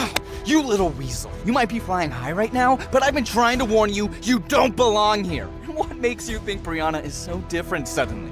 How can you be sure she isn't making a fool of you again? I'm sure. Now back off. I'm the school's hero right now. I don't think you want to mess with me. Elijah looked ready to punch him, but some kids passed by the alley just then, and he stepped away. This isn't over. 2 days later, the school was holding its annual spring dance, and Brianna walked into the gym looking for Charlie, who had said he'd meet her there. She saw Maddie, Amber, and Elijah glaring at her from a corner, then turned away to spot Charlie talking to someone. Hey, there you are. You look good. She leaned in to kiss him, but he gently pushed her away. We need to talk. I can't delay it any longer. Okay, you sound serious. What is it? Brianna, I'm breaking up with you. What? Haha, very funny. Do I look like I'm joking? Charlie, come on, what are you doing? I said I'm breaking up with you. I don't understand. Can we please? Are you really as dumb as everyone says? I thought you were the smartest of the Barbie angels. Did you really think I was in love with you? No, Brianna, I was just playing your game. When you told me how you were desperately in love with me, I saw it as the perfect chance to take revenge. I decided to make you believe I loved you too, and then dump you publicly just like you girls did. Brianna stared at him speechlessly as everyone stared at them. Then Charlie walked closer and leaned in. How does that feel? Being fooled and humiliated. I thought you should experience it. Oh, also one more thing. I won't be returning the $200,000 I borrowed from you. I've spent it already, treating myself to some nice things. I figured it's fair compensation for everything you've put me through. With that, Charlie left while Brianna stood frozen in her spot. Suddenly, she found Amber by her side. Come on, let's get out of here. As they walked out into the hallway, they heard Madison cackling loudly behind them. Wow, that was epic! I've never respected Charlie more in my life. He really played a number on you, Bree. And Amber, get away from her. She's not your friend anymore. Brianna didn't respond and continued walking away. We really broke him, didn't we, Brianna? Turned a perfectly nice guy into a heartless jerk. Now that's a high school project I'll always remember. Suddenly, Brianna turned around and lunged at her. Madison screamed as she tried to fight Brianna off. A few kids, including Amber, finally managed to pull them apart. God knows I've been wanting to hit you since the day I met you, and that's a memory I will cherish for years. Brianna turned away and ran out, breaking out into sobs. Brianna refused to go to school and just stayed in bed for days, feeling completely miserable. One morning, a maid brought her a letter. It was from Charlie. She anxiously ripped it open, and the check she'd given him for $200,000 fell out. He didn't even use it. He was just teasing me. I really don't get this jerk. He's completely messed me up. She buried her head in her arms and started to cry, but then she stopped and picked up the check. I don't care what Charlie thinks of me. I'm gonna use this to save my show. She jumped out of bed, stuffed the check in her bag, and put on her coat. A few days later, Charlie and Grandma were watching the local news on TV when suddenly Brianna's face appeared on the screen with the headline saying, "Young TV star diagnosed with Crohn's disease." Charlie stared in shock, then his face darkened. Poor girl. That's terrible news. Charlie, I don't know what happened between you two, but I think we should go see her. She's lying. What do you mean? She's not sick, Grandma. This is all an act to get ratings and views for her show. What? No, she wouldn't do that. Why do you have to assume the worst about people lately? Because they are the worst. She told me of her plan to do this herself. Well, she must have some reason. Brianna isn't like that. Yes, she is. Why do you need to see the good in everyone, Grandma? Least of all these people. They're awful and shallow, and they think people like us are more worthless than the gum stuck to their shoes. I made a huge mistake convincing you to attend this school. I thought nothing could ever change you, but I was wrong. I hardly recognize you these days, Charlie. Grandma walked out before Charlie could say another word. A few days later, Brianna was told someone had come to see her downstairs. She made sure she looked pale and walked weakly into the lounge to find Elijah sitting next to her mom. "What are you doing here? Mom, I told you I feel too sick to have visitors." Brianna, please sit down. This is important. Brianna, we both know you haven't been very nice to me, but I've always cared about you. It just crushed me the way that poor scumbag humiliated you. What do you want, Elijah? Oh, I don't want anything, but I brought you something that will really teach Charlie the lesson he deserves. That day at the spring dance, one of the kids standing close to you made a video. Elijah handed her his phone, and Brianna stared at it in shock to see Charlie caught on camera saying, "How does that feel? Being fooled and humiliated. I thought you should experience it. Oh, also one more thing. I won't be returning the $200,000 I borrowed from you. I've spent it already, treating myself to some nice things. I figured it's fair compensation for everything you've put me through." Brianna, when were you going to tell me about this? If Elijah hadn't shown me this video, I would never have checked your account and known that $200,000 have been withdrawn. How dare he threaten to not return your money? "Oh God, how can I tell Mom that Charlie returned the money? If she asked me where I spent it, I can't tell her I used it to bribe the doctor." Brianna, answer me. Has he been making any other threats? "No, Mom, he hasn't. Please, I'm just too sick to deal with all this. He'll give it back." Oh, you bet he will. When I sue him, I'll have my lawyer send him a notice today. No, I don't want to do that. Honey, I'm not asking you to be a part of this. You just need to rest. I'll take care of everything.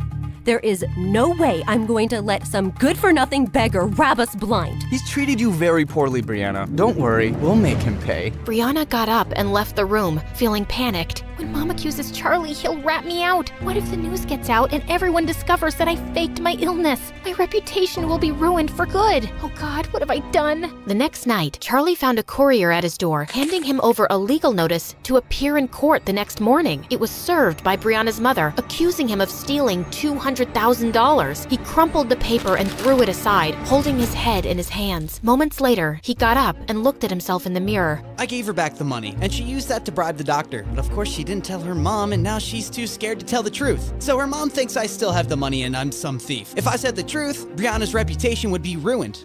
I won't stand a chance against people like them in court. Why should I suffer anymore because of Brianna? I shouldn't even go. But I will, because I'm in love with her. The next morning in court, Brianna nervously stole glances at Charlie as she sat next to her mom and Elijah. Charlie just sat there blankly, not turning to her once. Would the plaintiff's lawyer please read out the charges made against the defendant? The defendant, Mr. Charlie, is accused of the theft of $200,000 from Miss Brianna. We have submitted video evidence where he admits himself that he has no intention to return money given to him as a loan. The defendant is also accused of bullying and harassing Miss Brianna, causing severe emotional and psychological damage. We have submitted documents of Miss Brianna's recent illness triggered by extreme distress. Objection, Your Honor. Is there any medical evidence to prove that? Your Honor, I know it's not my place to speak, but as a mother, I simply cannot stay silent.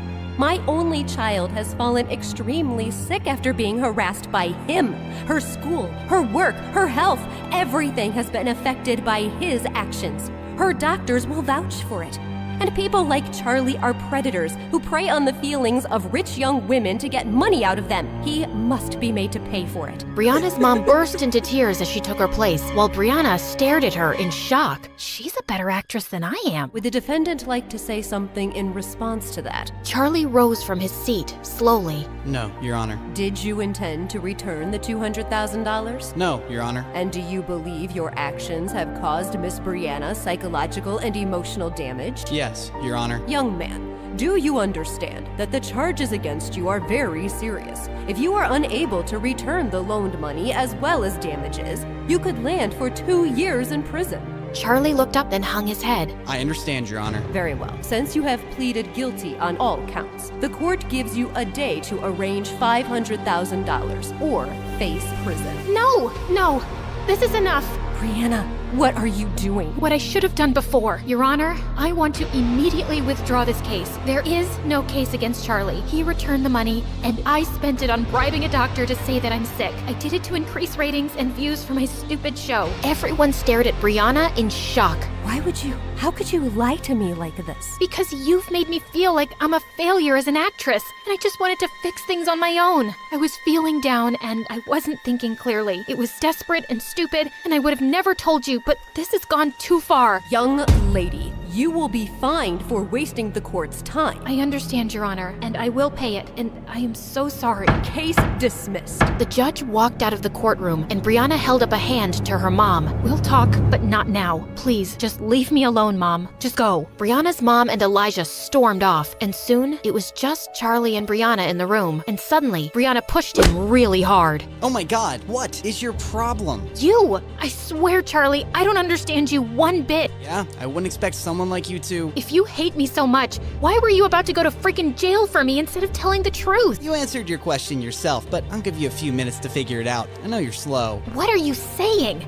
You don't hate me? Charlie just looked at her and she started to cry. If you don't hate me, Charlie, then why did you break my heart? Because I became a monster, Brianna. I just couldn't get over how you girls used me for entertainment. I was just so consumed by anger and revenge. But after I broke up with you, I realized that hurting someone you love is the worst feeling in the world. I just couldn't expose your secrets and make you look bad, and I'm really sorry for how I've treated you. So am I. I hate the things we've done to each other. Listen, do you think there's any chance that we can start over? No drama, no games, no lies. Because I really love you, Brianna. I know you're way out of my league. I always knew that. And you could find someone else 10 times richer and handsomer, like you deserve to be with some movie star. But I swear I'll try to be cooler and I won't ever hurt you again. And if you let me out... How do I get you to stop talking? I'll even work on that. It's a nervous tic. I'll go to a therapist. Hi, I'm Natalie, and I'm the only child of a rich couple of tech entrepreneurs. They developed some apps that became super popular overnight, and they became millionaires. Sounds cool, right? Well, it wasn't that great for me. My parents were always working or traveling, so I hardly ever saw them. I was practically raised by my nanny, and my best friend was my chauffeur, Thomas. I really wanted to have friends my age to play with. So when I was 5 and starting school, I was thrilled. I put on my new uniform and cleaned my thick glasses. Oh yeah, I have a huge eyesight problem. I'm almost blind without them. When we arrived, I noticed that everyone in the parking lot was looking at me. Just then, I spotted a girl my age standing close by and saw that she was wearing the exact same shoes as me. I walked up to her excitedly and put my foot next to hers. Look, we have the same shoes. We could be best friends. The girl stomped on my foot. Don't think you'll be popular here just because you came in a fancy car, Four Eyes. But I didn't ask, and I don't care. Don't talk to me. And with that, she flicked her hair and left, and her minions followed. I soon discovered that her name was Cynthia, and she was in my class. She told everyone I was a loser who'd begged to be her best friend, and I instantly became a laughing stock. For the next few years, I just kept my head down and ate my lunch alone in the janitor's closet. In the 2nd grade, I saw a sign-up sheet on the board for dance auditions. I'd been having dance lessons at home since I was a kid, and I loved it. So I immediately put my name down. But just then, I heard Cynthia laughing behind me. There's no place for you here. Only talented dancers can join the class. The ones who don't wear stupid glasses. I was so tired of her walking all over me. I am a talented dancer. You don't get to decide what my place is. With that heavy equipment in front of your eyes? I don't think so. That joke about my glasses is now older than my grandma, and I'm bored. Come up with something better already. Her eyes went wide in surprise, and I walked off feeling proud of myself. Maybe she'd let me be now, but I was so wrong. On the day of the audition, she got to dance first. She wasn't bad, but I was better. But when she finished dancing, all the judges got up and clapped for her. Immediately, a woman in the jury said, "That was brilliant. We have the person here for the lead role." Wait, what? I climbed onto the stage immediately.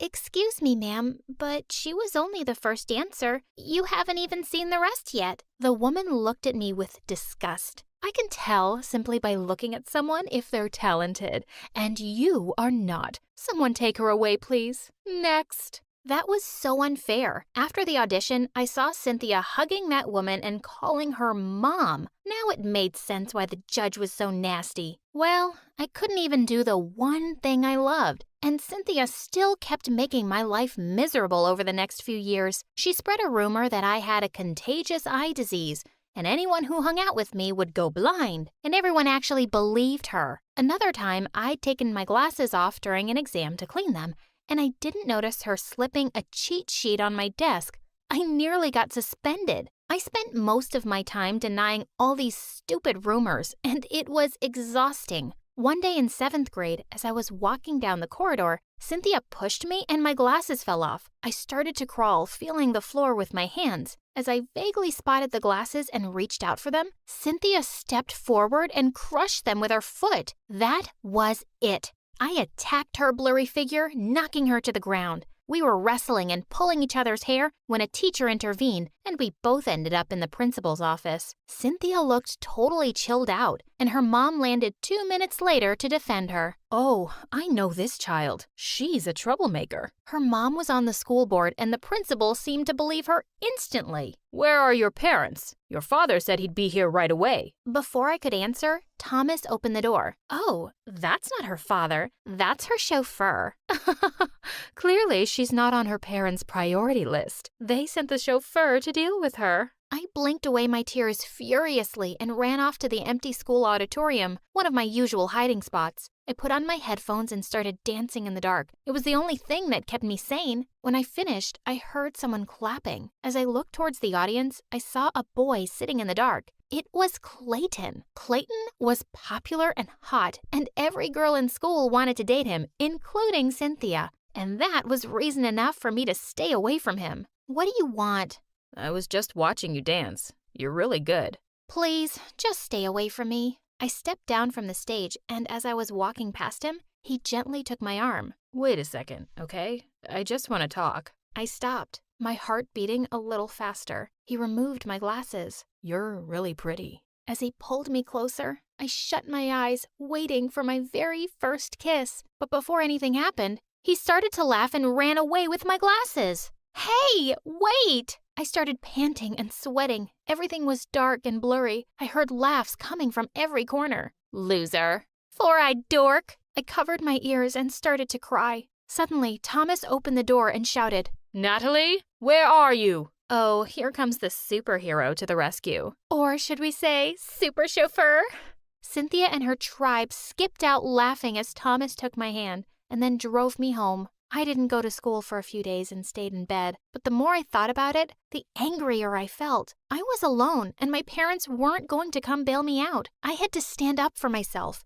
It was the only way to deal with these bullies. But when I went back to school, suddenly I called the car around immediately. When I got to her house, I was surprised to see that her house was huge, way bigger than mine. I realized just then that she'd never invited me, and she hardly ever spoke about her family. It turned out neither of her parents were home, and she begged me to stay. Please, don't go. I really don't feel well, and I don't want to be alone. Seeing her so sick, I just couldn't leave her. So I called my parents and told them to send everyone home because I had to stay with Shirley. The next day when I woke up in her room, I nearly fell off the bed in fright. Shirley was sitting by my side, watching me with a smile. Oh my gosh, you scared me. Were you watching me sleep?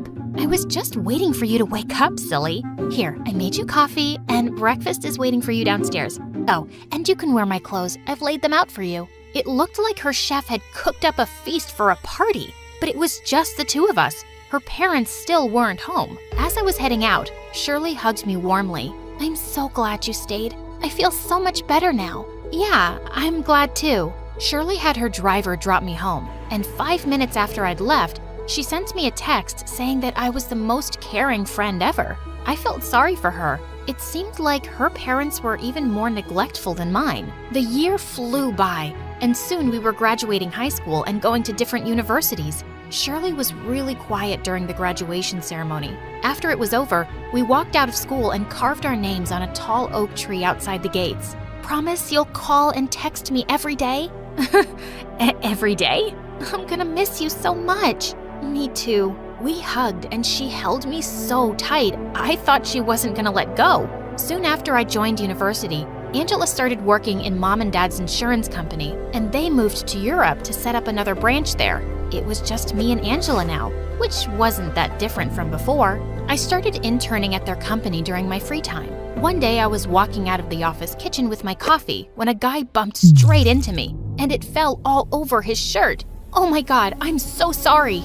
No, it's my fault. I wasn't paying attention. He took his shirt off right there to wash it in the sink, and boy was he ripped. When he turned to me again, I tried really hard not to stare at his abs. He introduced himself as Ryan, one of the general managers in the company. He seemed to have no idea that I was the boss's daughter, and I didn't mention it. We kept bumping into each other at the office every now and then, until one day he asked me out on a lunch date. So, how come you didn't tell me you were the boss's daughter? Oh, so you knew all along? No, but I asked around about you right after the first time we met. Well, I didn't want to scare you away. Ryan was sweet and funny, and I had a really great time with him. As we walked out of the restaurant, he gently helped this old woman with her heavy bags to get onto the bus, and my heart totally melted. We started seeing each other often, and once we took a selfie at the park that I posted on Instagram. Shirley immediately sent a heart reaction to my post and said she missed me and would come to see me soon. But later that evening when I got home, I found her sitting outside on our porch. She was crying non-stop, refusing to tell me what was wrong. I took her inside and made her a cup of tea, and she calmed down. Okay, are you ready to tell me what happened now? I had a fight with my parents, and I don't want to talk about it. I just don't want to go back there right now. I hugged her and told her she could stay for the night. Just as the two of us had settled into bed to watch a movie, Angela walked in and stopped short when she saw Shirley. You again? When are you gonna leave my sister alone, weirdo? Angela, can you not be a jerk for once? Angela stormed off, and just then my phone rang. Hi, I was just thinking about you. I couldn't stop smiling when I heard Ryan's voice. We'd just started talking when suddenly, Shirley started choking on popcorn. I quickly hung up and ran to the kitchen to get her some water. Oh, thank you. I don't know how that happened. Who was that on the phone? It's this guy I met recently. You know, the one I posted a selfie with?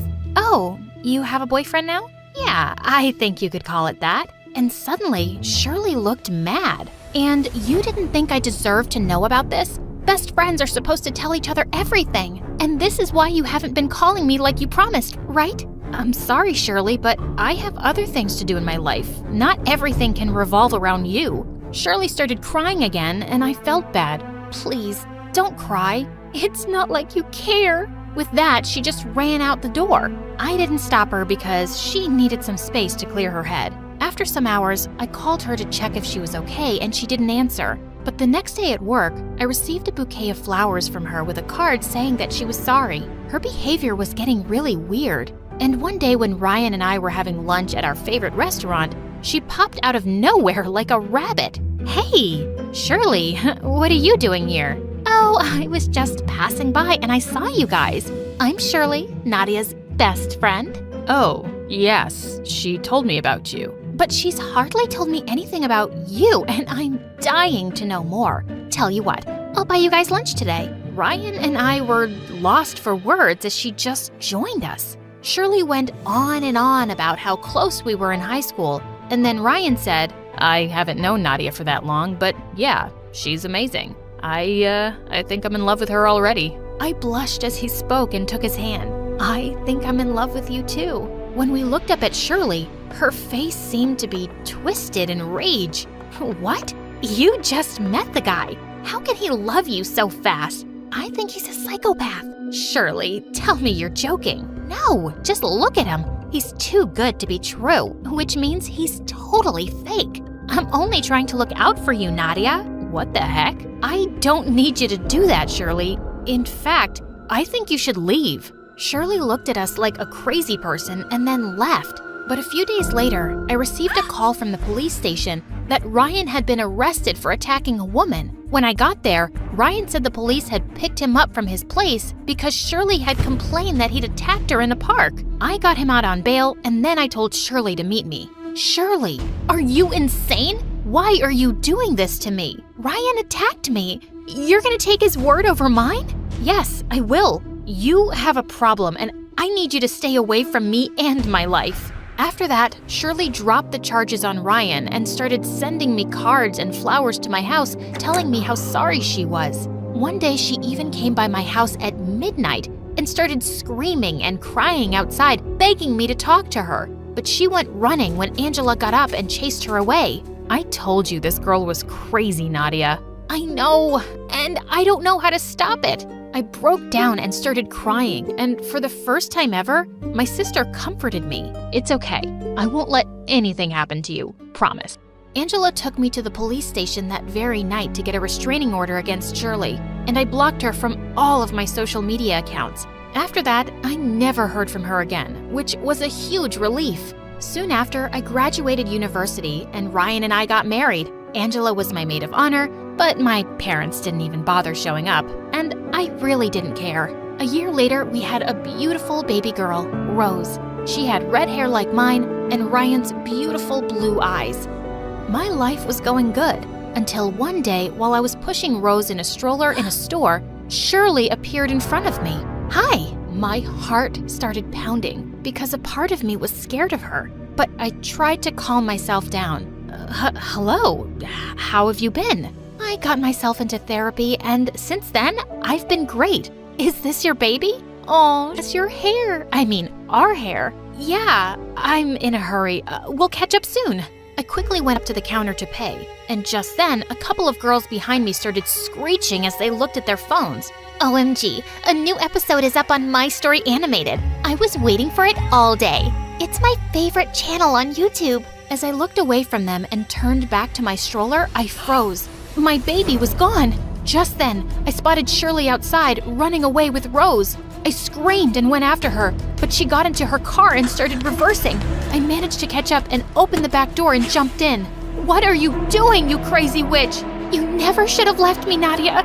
I was your best friend, and I would have done anything for you. Best friends don't hurt each other. Stop, right now. Shirley drove the car faster, and I secretly dialed a call to Angela. Thankfully, she answered, and I kept it on speakerphone so she could hear everything. Where are you taking us, Shirley? We're going to our high school, so we can show little Rose where we first met. And when we got to the school, she took my baby and walked to the tree where we'd carved our names. You see, this is where your mom and I made a promise to stay friends forever. And then she broke that promise. I couldn't bear to see Rose in her arms, and I leapt forward and attacked her. She let go of Rose, and as the two of us fought, we suddenly heard police sirens. The officers quickly arrested Shirley, while I held Rose tightly to my chest. Just then, Angela arrived on the scene too, and she threw her arms around us. Oh my God, I was so scared. I just knew you'd pick up my call and would know exactly what to do. You were always right about Shirley. You've been trying to look out for me since then, and I ignored you. I don't blame you, Nadia. I wasn't the best sister growing up, but you're an amazing sister and aunt now. I'm just glad you're both fine. Rosie, are you okay? Rose pulled a strand of Angela's hair and said, "Ooh, gaga," and we both started to laugh.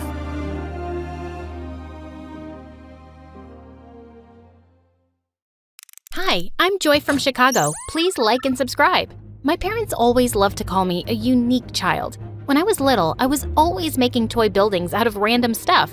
Seashells, bottles, cereal boxes, anything I could get my hands on. I was also kinda shy and found it more fun to help out with chores at home than play with other kids.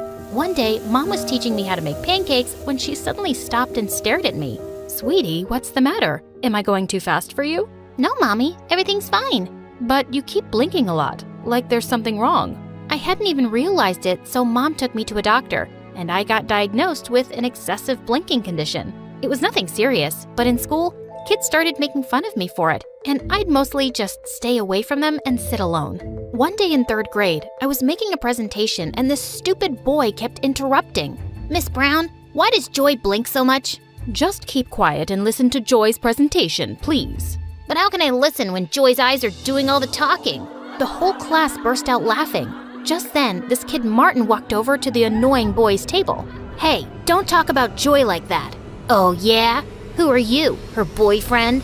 Martin jumped on him and the two started wrestling like crazy. They both ended up in detention for a week. So after school, I snuck into the detention room and sat next to Martin. Hey, thanks for sticking up for me. I hate when people tease you. You're like the awesomest, smartest girl in our class. I joined Martin for detention every day, and after that, we hung out all the time. It turned out he even lived in my neighborhood. I'd always been a loner, but for the first time, I had a best friend, and it was amazing. Having Martin in my life made me less shy, and I changed a lot. We stayed super close through the years, but when we reached high school, Martin gave me some news one day. My dad's business really took off, and we're moving to another neighborhood. I'm also going to a private school. Wow, that's super cool, but I'll really miss you. Hey, why don't you apply for a scholarship? Then we can still be at the same school. My parents were happy for me to try to get into a better school, so I applied for the scholarship, and I got in. Little did I know that it was the worst decision ever. On the first day of 9th grade, I almost fell over when I saw Martin there. He was dressed head to toe in designer clothes and was wearing a gold watch? Who are you, and what did you do to my friend? And how much gel is in your hair, dude? This is just how the cool kids dress nowadays. You didn't know that? No. Should I? Yeah, you should. You need a makeover, girl. I just laughed and punched his arm. Later at lunch, a bunch of rich kids walked by our table. Hey, Martin, I've seen you around my neighborhood. Want to come to my party this Friday? Sure. Can I bring Joy with me? She'll have to buy new shoes first. I bet the one she's wearing right now came from a garbage dump. Hello, I'm right here, and I love these shoes. Joy, she's joking. Calm down. The girl walked away with her minions, and I felt so annoyed at Martin. How could he think that comment was a joke? Apparently, there were lots of kids at school who lived in Martin's neighborhood, and it seemed like he was becoming friends with them overnight.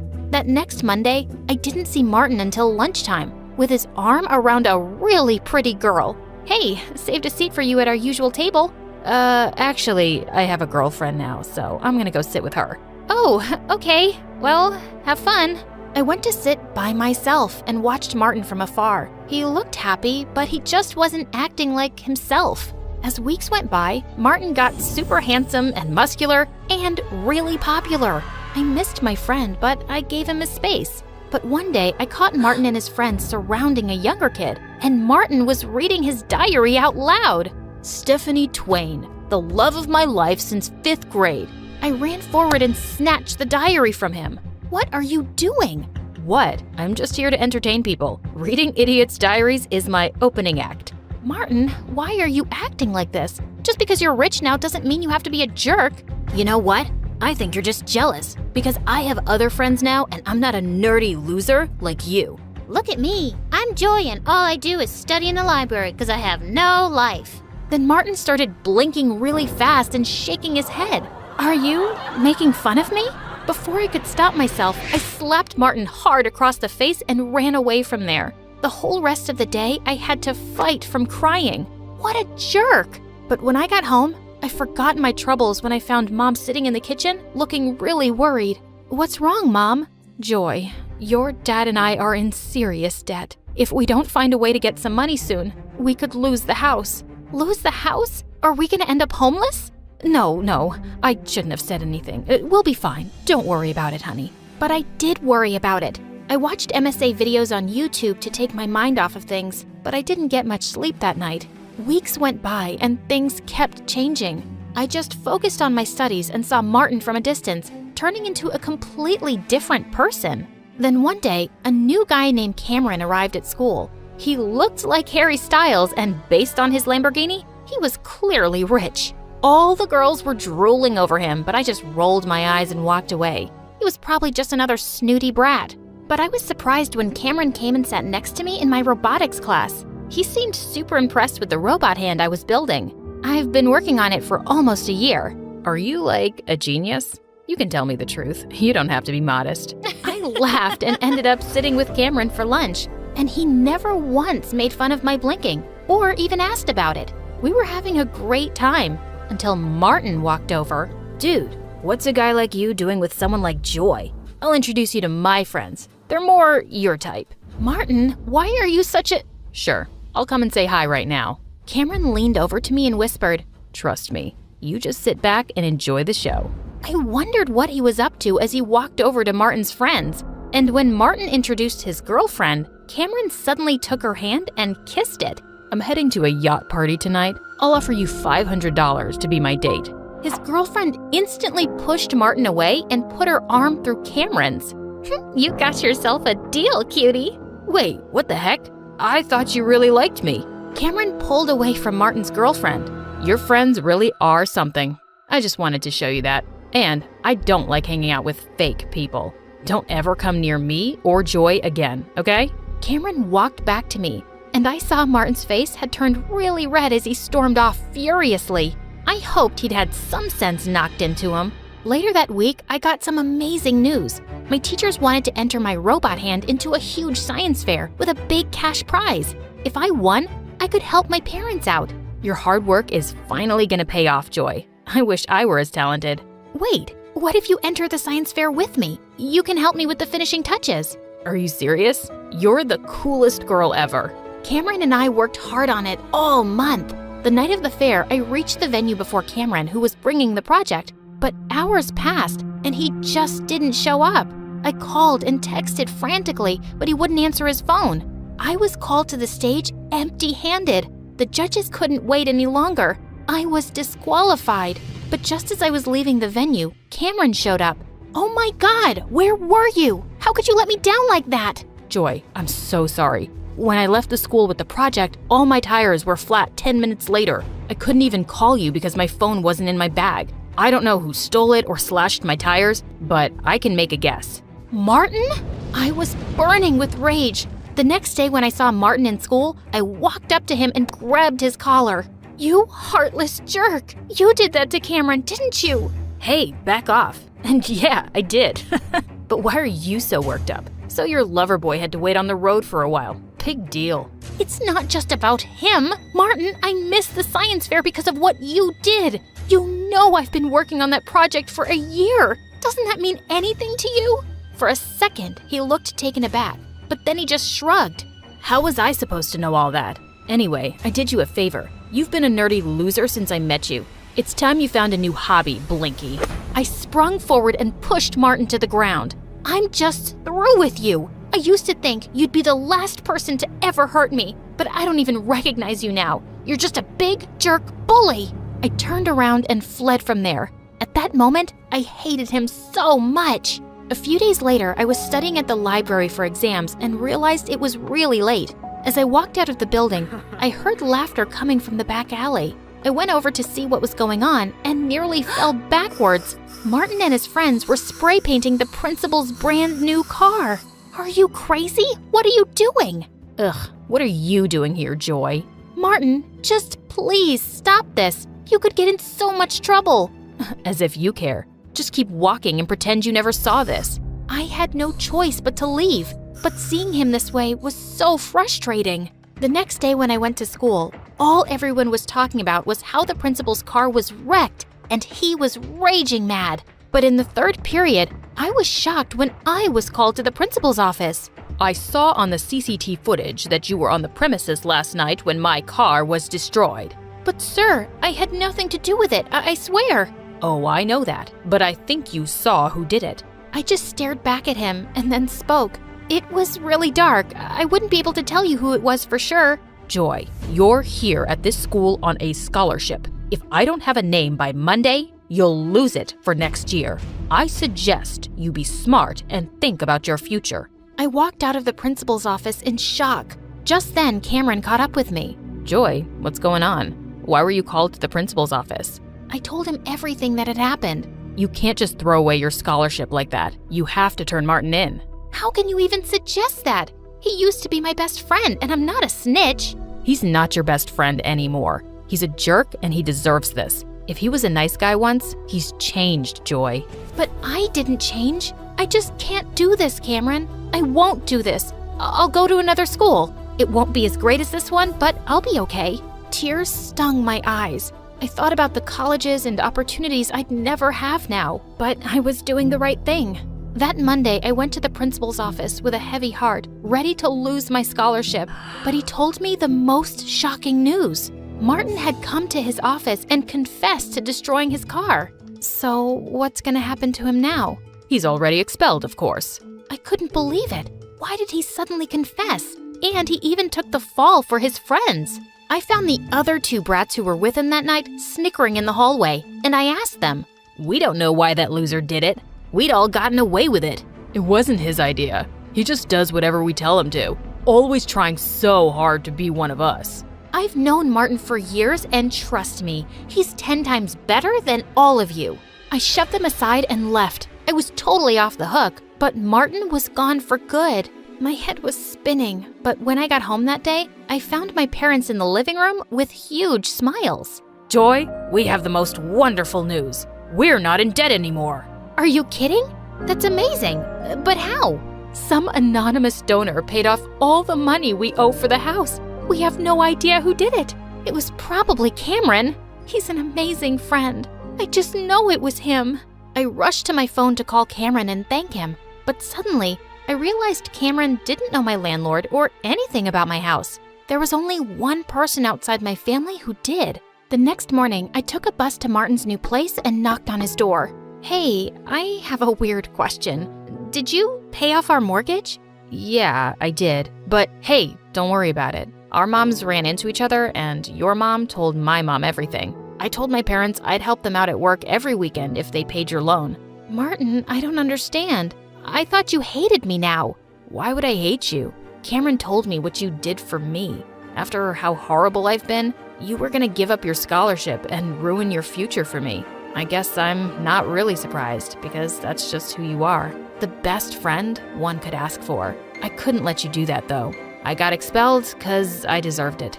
And I'm really sorry about everything. I was so touched to see Martin's teary eyes. Hey, don't make me cry, bro.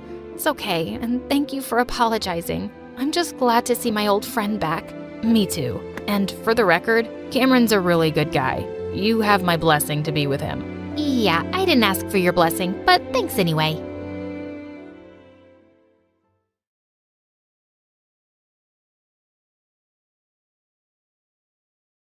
Hi there, my name is Penny. I'm 13 years old, and over summer break, my whole life changed. All because I found a way to get anything I wanted off of Amazon for free. Alright, I think I should start by mentioning that I've always been poor. Like, sometimes my mom and I are homeless kind of poor, and I'm pretty sure it's part of why I've always been super unpopular at school. Anyways, we were recently kicked out of our last spot and moved in with my aunt, which is great for me because at her house, I always get my own room with a TV and a computer in it and everything. Well, one day, I was on my computer surfing around on YouTube when I came across an interesting video. The title said, "How to Get Everything for Free from Amazon." I didn't really think it would work, but I was interested. I clicked in and began watching. "If you're watching this video, you must be ready for your whole life to change," the guy started. I was hooked. "This video is brought to you by a bug in Amazon's system," the guy continued with a sly wink. As he went on, I followed along, making sure to copy each step exactly. The whole process didn't take long at all, and before I knew it, I was at the last step, enter. Nothing seemed to happen.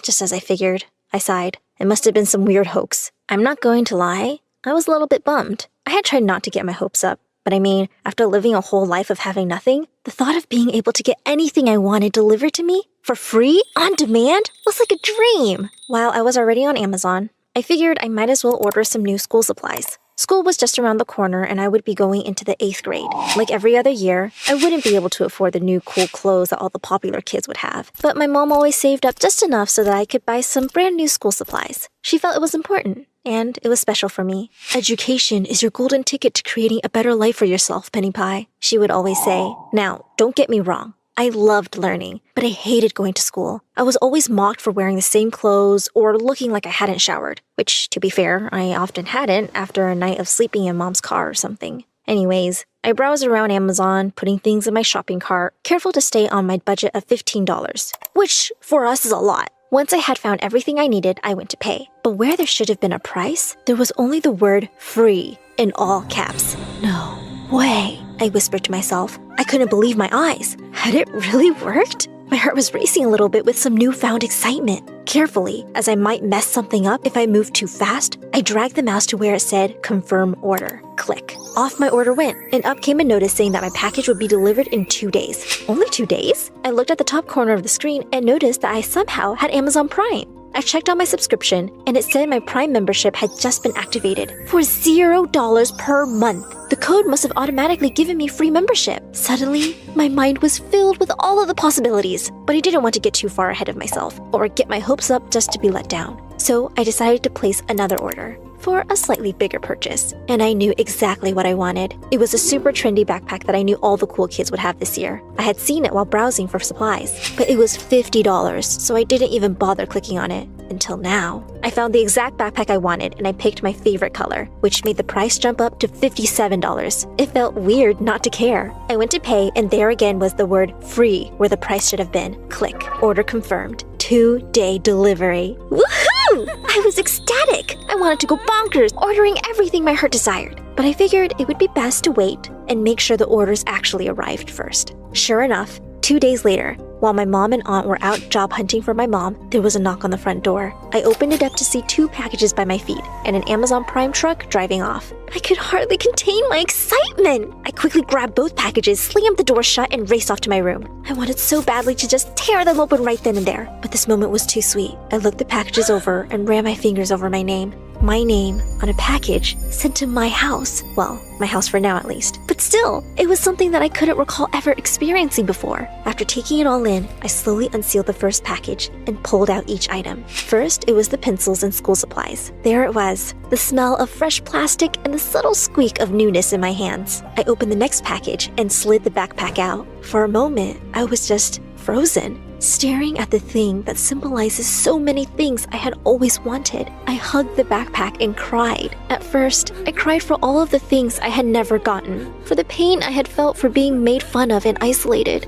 And then the tears turned into tears of happiness, and I began to laugh just thinking about how different life would be from here on out. And then, in a craze of emotion, the real shopping spree began. I bought new clothes and jackets, cool accessories and makeup, hair extensions and fake nails, all the latest gadgets and tablets. Whatever I wanted. I would go to school this year as a whole new person. Nobody would even recognize me. I suddenly had a new confidence about me that I had never known before. On the first day of school, sure enough, nobody recognized me at all. Not even my best friend Claire. She couldn't believe it when I told her it was me. We walked together in the hall and everyone stared, even the cool kids. At lunch that day, one of the most popular girls in school, Jade, even sat down next to us. "Hey, new girl," she said. "Cool backpack. I have the same one, but in Jade, which is my name. What's yours?" I laughed and said, "Jade."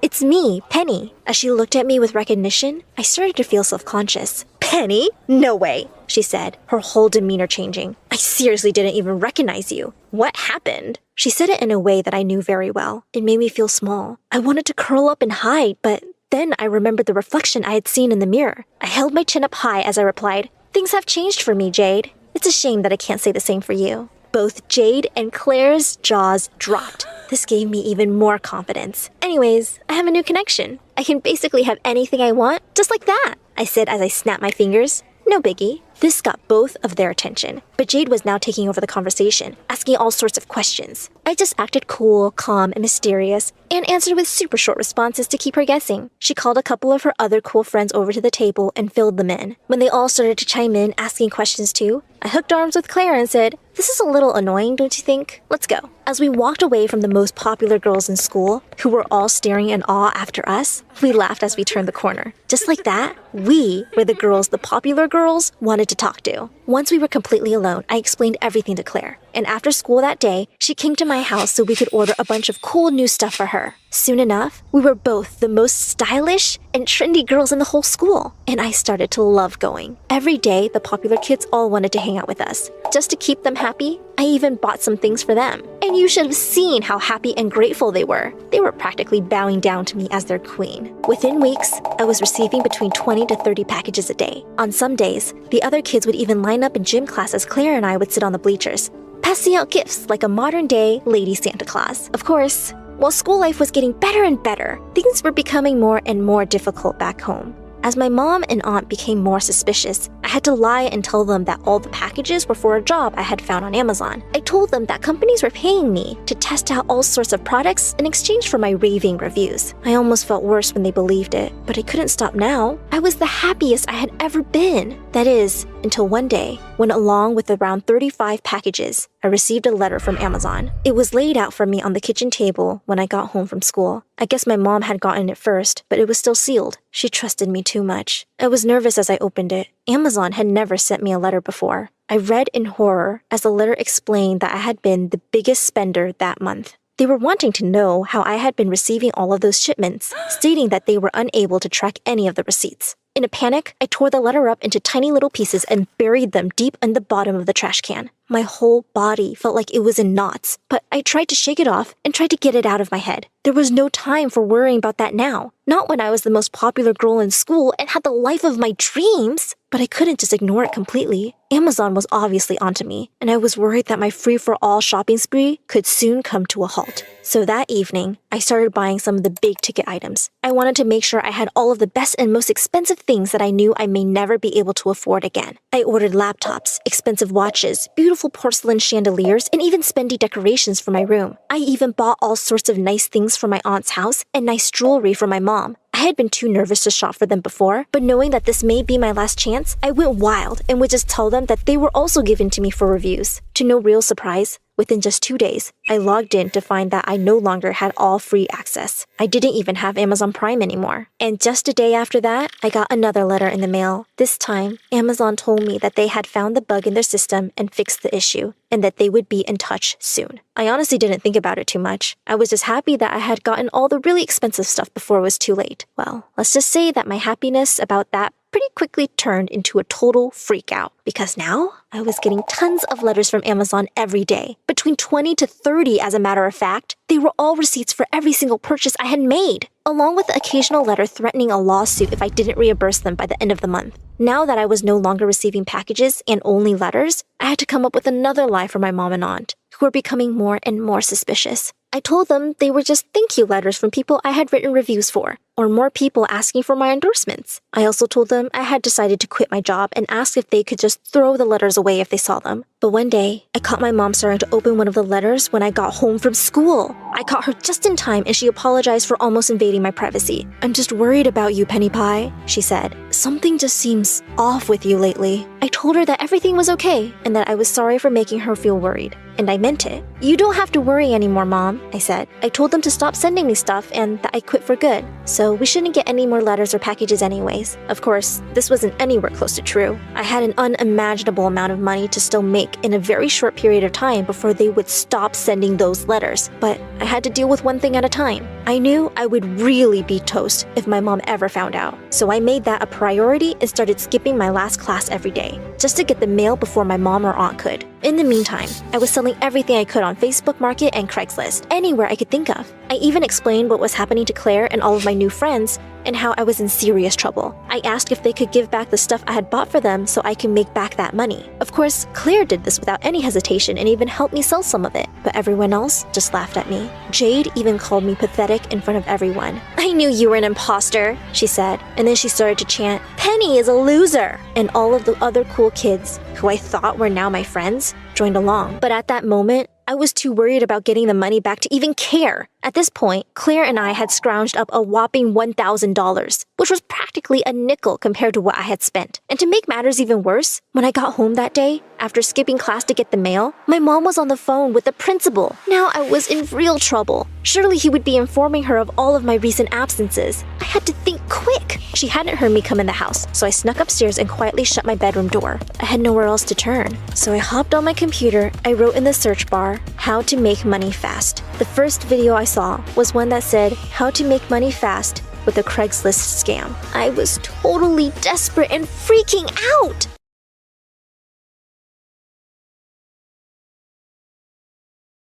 Hello, my name is Simona and I'm from Spain. Please like and subscribe. Growing up, what I hated most was when my parents argued and yelled at each other. And it happened a lot. But there were some moments when we'd all laugh together. Like when I turned 3, Dad came home with the biggest unicorn doll for me. And Mom baked my favorite vanilla cake. It was the happiest day of my life. Simona, you're the best thing that's ever happened. When you were born, our world changed. Yes, darling. You mean everything to us. Mom worked as a secretary at a big insurance company, and Dad worked at a local store. So we lived a pretty average life. But then one day when I was 4, Mom came home driving her boss's expensive car and told Dad that she was leaving him. Please don't go, Mom. I love you. Oh, my baby. Tell you what, you will visit me at my new house every weekend. I watched Mom pack her bags and drive away. And Dad was so sad. He told me that he and Mom were now separated. Months later, he took me to visit her at her new fancy house, and she was sitting with her boss carrying a new baby. Simona, I'd like you to meet your baby sister, Luisa. Luisa was the luckiest little baby because her dad bought her all the toys in the world. I liked going to their mansion, and Mom would be so happy every time I visited. But soon Luisa started crying so hard for Mom's attention that it became difficult for us to spend any time together. Once when I was 5 and Luisa was a toddler, Mom took us to the zoo and bought us both candy. But Luisa threw hers into the baboon cage, and then she started crying hysterically for more. She even started pulling Mom's hair, and I gave her my candy so she'd calm down and give Mom a break. Oh, Simona, thank you so much. You've always been such an understanding child. I hope your sister grows up to be just like you. Thanks, Mom. I just want you to be happy. Since Mom had left, Dad always tried to hide his sadness and make me laugh with his jokes and dramatic bedtime stories. And I tried my best to always make him proud and happy too. Once in 2nd grade, Dad came to my school for a parent-teacher meeting, and my teacher, Esmeralda, told him all sorts of nice things about me, since I was the top student in her class. Wow, I'm so proud of you, darling. You should be. Simona is a very special little girl. Right after the meeting, Dad invited Esmeralda to come with us for pizza. He looked really happy around her, and soon after, he started seeing her more often. And I didn't mind at all because she was very nice to me. Once in 4th grade, we went to the ice rink together, and Esmeralda showed me how to skate. Okay, I'm not letting go of your hand until you're strong on your feet. I think I can skate on my own. Look! I let go of her grip and twirled around, feeling like I was flying. And then suddenly my leg twisted and I fell down hard. I felt dizzy and I saw Esmeralda running towards me as I blacked out. I was rushed to the hospital and my leg was put through so many scans and then bandaged up. Esmeralda couldn't stop crying. This is all my fault. I am so sorry, Simona. No, please, don't blame yourself. I wanted to skate on my own. Dad hugged Esmeralda to make her feel better. And just then, Mom barged in with Luisa. How could you let this happen? She started yelling at Dad, and they both got into a big argument, forgetting all about me. Guys, stop! Everyone looked at me, and then Luisa came closer to my bed, looking angry. I had a big concert today, and I was the lead, but now I'm here because Mom was worried about you. You ruined my concert. Luisa, you can't speak to your sister like that. She just got injured. Luisa pulled an ugly face at me, and just then the doctor walked in with some bad news. He told my parents that my leg would never be normal again. I walked with a limp, and at school I couldn't participate in any sports, but I still remained the top student in the class. And everyone was so nice to me since I'd never had trouble making friends, and I always helped them with their homework. One day when I was in 7th grade, Esmeralda watched how I helped some kids understand a math equation, and she was so impressed. Simona, you would make a really good teacher one day. Yes, I would love to be a teacher one day, just like you, Esmeralda. Esmeralda really cared about me, and when I was in 8th grade, Dad told me that he wanted to marry her. I was so happy for them. Dad even invited Mom and her family. This was his way of finally making peace. Just before the event started, I found Louisa standing and glaring at the big wedding cake. What are you doing here, alone? Whatever I want.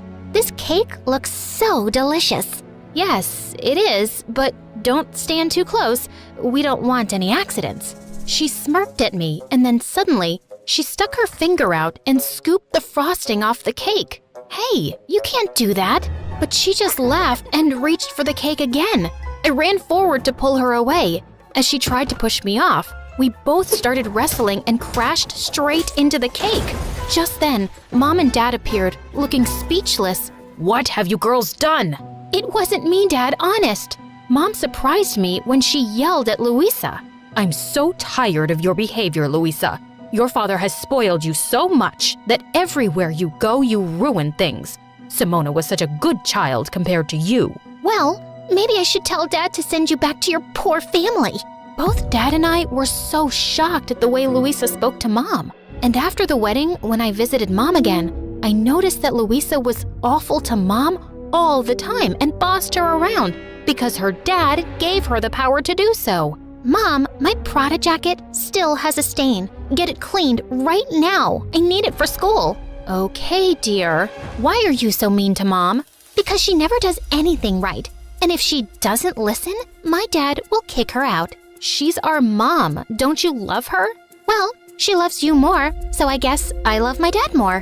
When I tried to talk to Mom about what was going on in her life, she told me not to worry and said she could handle it. There wasn't much I could do to help her. One day in 10th grade, I was studying in the school library when a boy came out and sat on the table opposite to me. I knew exactly who he was. Jared. He was one of the hot, popular guys at school and was reading one of my all-time favorite books. My eyes kept wandering to him now and then, and I tried not to make it too obvious.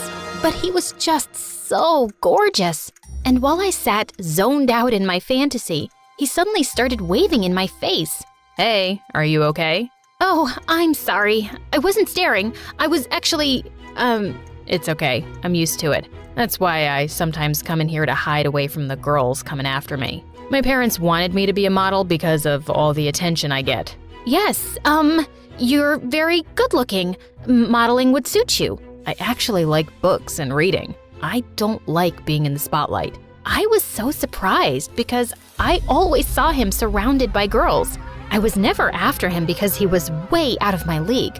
But after meeting him in the library, we actually became good friends because we had so much in common. One day, he asked if I'd like to see the latest Star Wars movie with him, and I was so excited that another kid in school liked that kind of stuff. We even dressed up like the characters and had the time of our lives. I'm so happy to finally have a Star Wars partner. Me too. You're such a cool person to hang out with. He looked deep into my eyes, and then he leaned over and kissed me. I was so shocked because it all felt like a dream. And then I looked down at my leg and started doubting myself and wondering if any of this was real. Hey, what's wrong? Jared, you're like the hottest guy on this planet, and there's so many pretty girls without any issues like mine. So why me?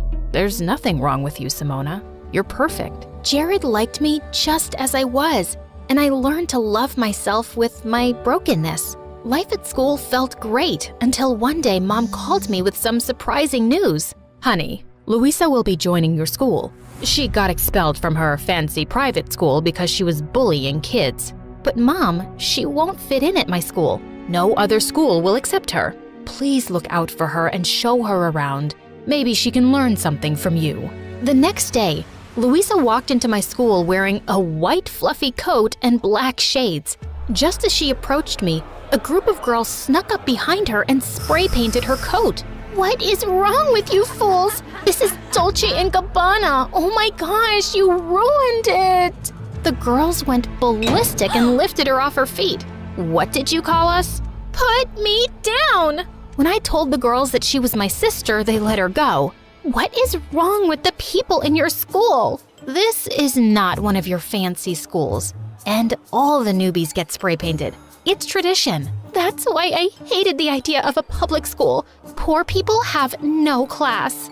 Ugh, she was such a snob. While I was showing Louisa around, we bumped into Jared and he kissed me before running off to class. Louisa looked at me, stunned. Oh my God, how did the hottest guy in school end up with you? Why? What's wrong with me? Everything. You're boring, you dress like a granny, and you have a broken leg. You're just a very ugly person inside and out, Louisa. I'm going to steal him from you. Watch and see. I wasn't threatened by my stupid sister. After school, when Jared walked me out to the gate, Louisa ran after us and slipped her number into his pocket. Before I could say anything, Jared spoke up. Louisa, what's wrong with you? I'm with your sister and I'm crazy about her. Please, just stay away from me. I smiled widely as Louisa turned red, and just then Esmeralda came to pick me up. We had to wait till Mom came for Louisa, and she yelled on the phone at Mom for being late. Hey, you can't speak to your mom that way. Mind your own business, lady. You are not my stepmother. Louisa was just out of control. I decided I was done with her. I completely ignored her for the next day at school, and during recess, she insulted some girls by calling them poor, and they all surrounded her, but I didn't run to her rescue. Hey, aren't those girls hurting your sister? Yes, but she can't control her awful mouth. Whatever happens to her, she deserves it. Yeah, but she's still your sister. Jared always had a way to make me think twice, so I stepped into the circle of girls and found my sister crying. Simona, please tell them to bring back my bag. Not until you promise to change your ways, especially how you speak to Mom. I promise. Please, please save me from these mean girls. It's not so nice when it's done to you, right? I told the girls to leave my sister alone, and then she joined me and Jared for lunch. And to my shock, she actually apologized for being a jerk. I'm really sorry, Simona. I've always been mean to you and Mom because I always felt she loved you more. But today, when those girls were mean to me, I felt what it was like to be the weak one. I've hurt so many people already. Well, it's never too late to change. Later that day, when my stepmom and Mom came to pick us up, Louisa apologized to both of them too. And then, Esmeralda told us some thrilling news. She was pregnant. Oh my God, what? I'm gonna be a big sister again. That baby's lucky to have you, Simona. And you, Louisa, will be the best big sisters ever.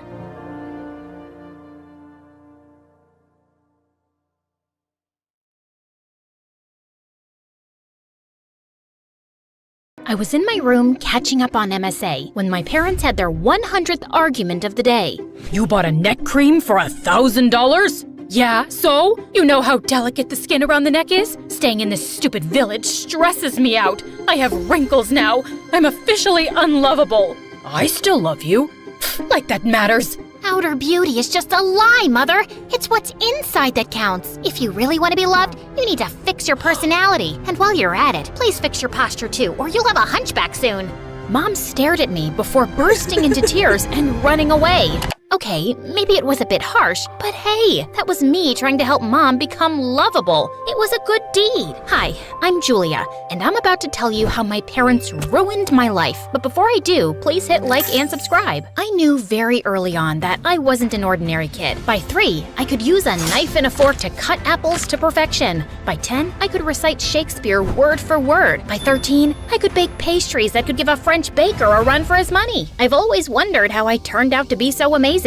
Maybe my great-great-grandma or grandpa was an extremely responsible, talented, sophisticated person, and I got my unique genes from there. Because my parents were a total mess. Dad owned a vineyard, and every year he would struggle to create a new wine variety. And every year he'd fail. Mom was a self-involved ex-beauty queen who kept complaining about how she gave up everything for her marriage. Now her only talent was blowing up money we didn't even have on makeup and skincare. Like this one time when I was was 16. Mom bought some anti-aging cream off the internet that gave her a bad reaction, and Dad had to pay a lot for her skin treatment. My face looks like a swollen monkey's butt. This is all your fault. If only you were rich and I could afford plastic surgery. If only you were smart enough to read the label, darling. Did you just call me dumb?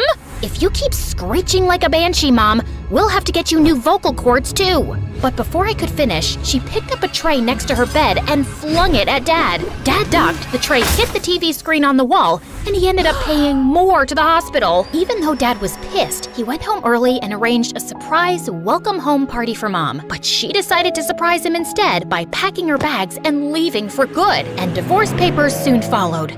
How could she leave me like that? I've done nothing but love her. Please compose yourself, Dad, and let's not cry over spilled milk. What? You'll get over it. I'm not some stone-hearted witch, trust me. I missed my mom too, but I wasn't gonna bawl my eyes out like a silly baby with no self-control. One of those in the house is enough. Dad threw himself into work after that, while I focused on school and picked up baking full-time. By 18, I got a job at a small cafe, and life went back to normal. Then one evening, Dad told me excitedly that he'd finally found an investor, Mr. Sharman, for his new wine batch, and he had invited us over for dinner to talk further. That evening, we were welcomed warmly by Mr. Sharman. He was showing us around his mansion, when suddenly, my world kind of stopped. This really gorgeous guy walked in, sadly with the prettiest girl on his arm. Apparently, he was Mr. Sharman's nephew and financial manager, Darren, and it was hard to keep my eyes off of him. At one point, he was feeding her grapes when one fell down. He bent to pick it up, and I saw the girl staring at me, staring at his butt. I got so flustered that I stepped back and knocked over a huge bowl of punch, getting plenty all over myself. So humiliating. As I cleaned myself up and walked out of the bathroom, I crashed into Darren in the hallway. Wow, are you always this clumsy? Or do I have this effect on you? I am not clumsy. I am the very picture of grace, and you have no effect on me. My date said you were staring at my butt when the accident happened. That's a false accusation, a blatant lie. Why would I be staring at your rear end? It's okay. I don't blame you. I work out a lot. Yes, it shows, and your behind is perfectly sculpted like a Georgia peach. But what does that have to do with me? Your girlfriend sounds like an insecure lady just making up nonsense. I doubt that you would make her insecure. She's a model and you look and talk like you're Mary Poppins' daughter. No offense. With that, he grinned and just walked off. I loved Mary Poppins, but it didn't feel like a compliment coming from him. I joined Dad and Mr. Sharman, but minutes later, someone tapped on my shoulder, and I nearly passed out when I saw Mom? Surprise! What is happening? Mom told us how she'd met Mr. Sharman on a cruise and they'd fallen in love. They'd been dating for a few months and she only recently moved back to the city. I went to the house and saw that your dad was still poor as a street rat, so I thought of investing in his business and helping him out. Am I not the best ex-wife ever? This is certainly unexpected, but calling yourself the best ex-wife is an exaggeration, Mother. My father and I have something called self-respect, and we'd like to keep it, so please excuse us. I grabbed Dad's hand and we left. We were still reeling from the shock of meeting Mom, but the next evening, she showed up at our door begging us to hear her out. I wanted to turn her away, but Dad gave her a chance. I know I left you too abruptly and hurt you, and I'm really sorry. But despite everything, you're still my family. I have a chance to make things right by getting your father the break he deserves, and I'd love to reconnect with my only daughter too. I wanted to be less cynical and believe this was an unselfish act, but I wasn't convinced. Dad, however, was staring at her with stars in his eyes, and he agreed to take Mr. Sharman's investment. After she left, I turned to Dad. I know you want to succeed, but is this really a good idea? Trust me, I know it is. Also, I think your mother's still in love with me, and I have another shot. What? Dad, no, she's happy with her rich boyfriend. We'll see. Good Lord, was this gonna end up with Dad as a weeping disaster again, and I'd be picking up the pieces again? But I couldn't do anything to stop it. Soon, Dad and Mr. Sharman were meeting regularly and getting to know each other before making the deal, while Mom wanted me to hang out with her so we could bond, which meant I had to see a lot more of Darren every time I went over to their house, or when Mom took me to some fancy party. And to my dismay, he even started visiting the coffee shop I was working at every time with a new girl. Can't you find another cafe as your saliva-exchanging rendezvous spot? Your mom told me you're the baker here, and I thought I was doing you a favor by bringing you business. But I get it. Seeing me with all those girls makes you jealous. Do you wish you were one of them, Julia? You can be, you know. I've got 20 minutes before my date turns up. As if I'd ever want to date an insufferable Neanderthal who thinks he's God's gift to women. One kiss from me, and you think I'm God's gift to women too. I'm curious, have you ever kissed anyone? I mean a boy, not your cat or your grandma. Of course I have. I have a very steady boyfriend of 2 years, and I'm wildly in love with him. Wow, does he also talk like he has a stick up his butt? I'm dying to meet him now. Let's have a double date tomorrow. How about a movie and dinner? I'll text you the details. Just then, his date of the day turned up, and I walked off. I had to find myself a boyfriend by tomorrow. I asked one of the newest interns at the cafe to be my date and showed up at the movie theater the next evening. After I'd introduced my boyfriend happily, we took our seats and the movie started. But Darren and his date kept giggling and whispering like teenagers. Sorry to disturb you guys, but my boyfriend Billy— Actually, it's Bobby. Billy, Bobby, tomato, tomato. Anyway, Barry and I are trying to watch the movie and would appreciate it if you guys could keep it down. Darren simply smirked and looked away, but minutes later he started making out with his date. You're still noisy. You're still annoying. Cut it out. Bite me. I grabbed Darren's soda and spilled it on his head. He got angry and knocked down my tub of popcorn, and we got into a huge argument. Soon enough, we were thrown out by security. Wow, this was a terrible date. I'm so sorry. Let's part ways with these two and grab some burgers? Sure, if you can tell me my name. You're so funny. Baby? It's Bobby.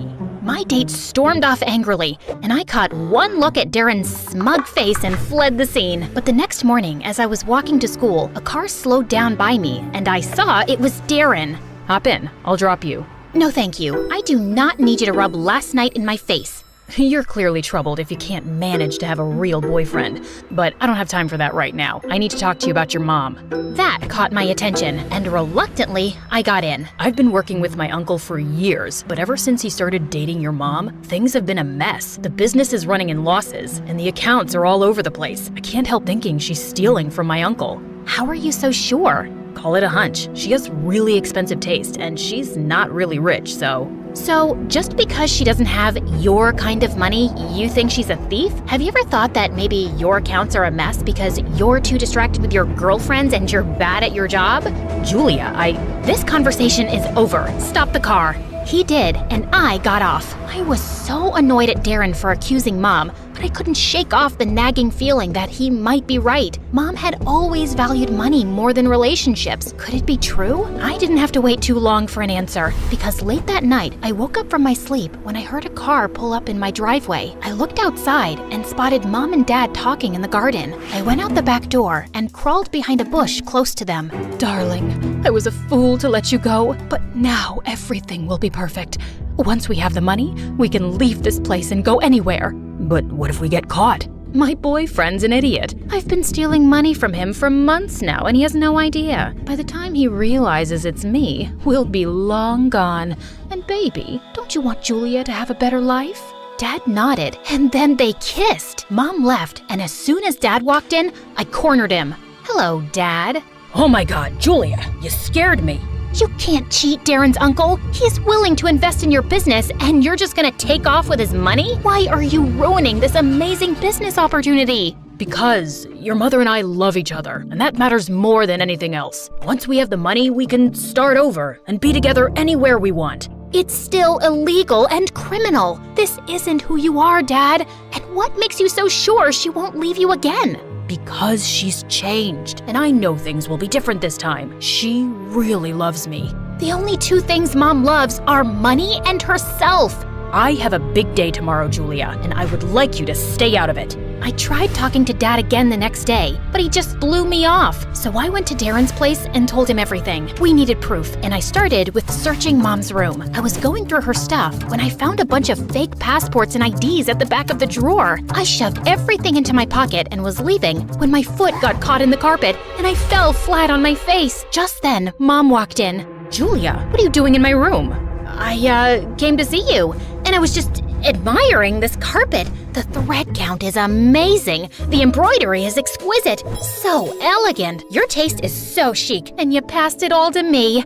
I am so thankful to you for making me the lady I am today. I kissed Mom's hands, hugged her tight, and ran out. Right outside the room, I caught Darren snickering and pulled him into an empty room.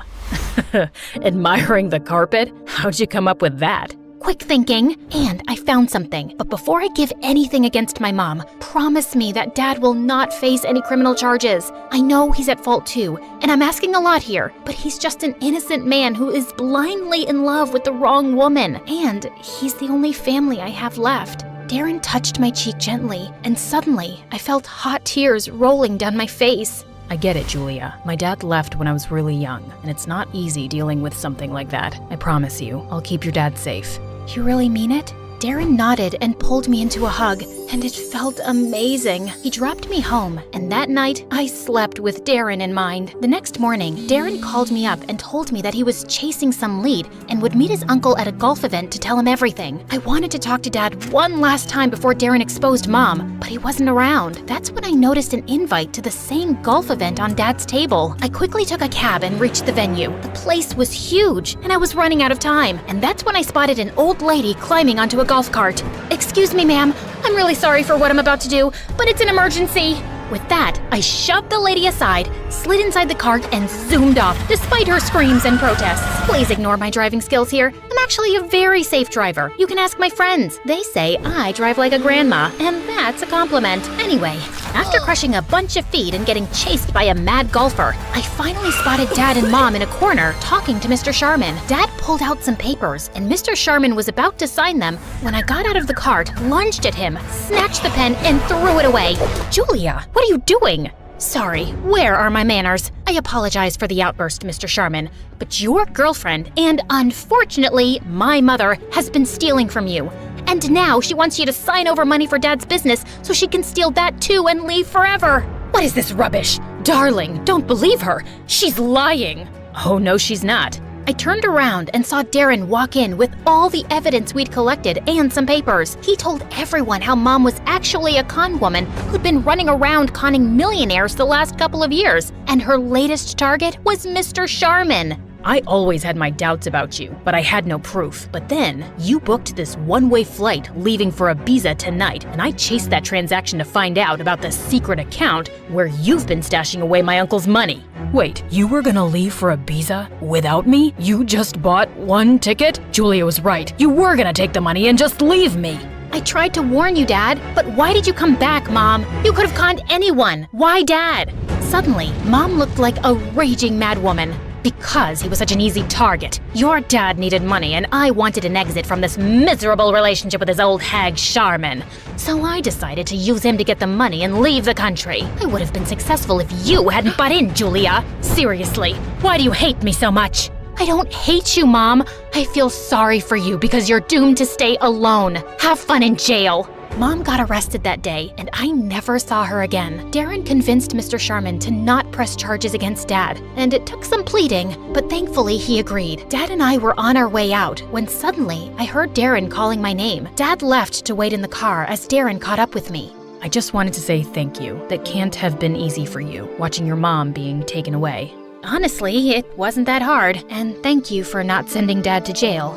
Actually, I wanted to tell you that I like you, Julia. I kinda have from the first moment we met. Do you think you could go out for a movie and dinner with me as my date? So I can be another trophy in your Playboy Hall of Fame? I politely decline. Will you listen for a minute? All those girls you saw me with are blind dates my mom set up. She's dying for me to find a girl I can settle down with. I clearly don't like her choices because I've had eyes for you only. Oh, well, that's flattering. But you'll have to woo me and treat me like a lady and work your way to my heart. Darren's still trying his best to impress me. And I'm almost in love with him. Okay, fine, I am in love with him. We're getting engaged soon, and all of you are invited to the party.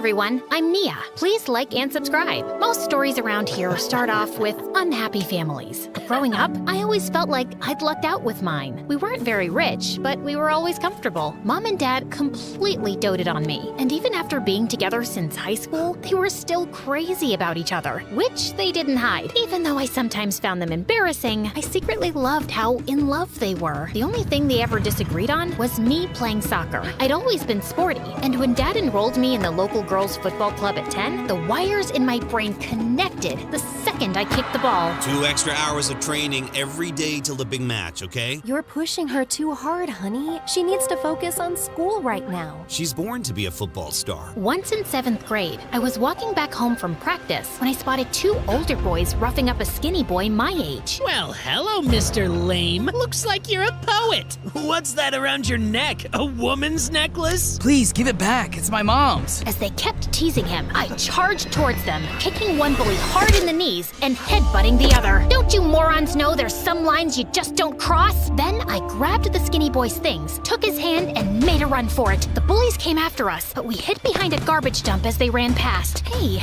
you're okay now? Oh, yes, thank you. It's just that you remind me of my goat octopus who used to headbutt everyone and died from a concussion. I remind you of a dead goat named Octopus? Yeah, your eyes are just like hers, even your voice. How about you just say thank you and stop talking? That was the day Zeke and I became friends. In fact, he'd just moved with his single dad into the house next to ours. He couldn't kick a ball to save his life, but he was sweet and smart, and he seemed to really enjoy doing all my homework. And because we were super close, I started getting teased about him in high school. He, likes you. It's all in the signs, babe. His eyes sparkle when he looks at you. His voice gets deeper when he says your name, and he always notices small things about you. And have you seen how his feet are always pointing at you when he's talking to you? Where else would they be pointed? You're being ridiculous. But those comments got under my skin, because after that, I kept seeing the stupid signs. Was I imagining them now, or had I missed them all along? I had a really big match soon, and before it started, I was sitting on the side bench and fidgeting with my hands when Zeke sat down next to me. Nia, you've got nothing to be nervous about. You're gonna win. We'll go out to celebrate afterwards. And there's,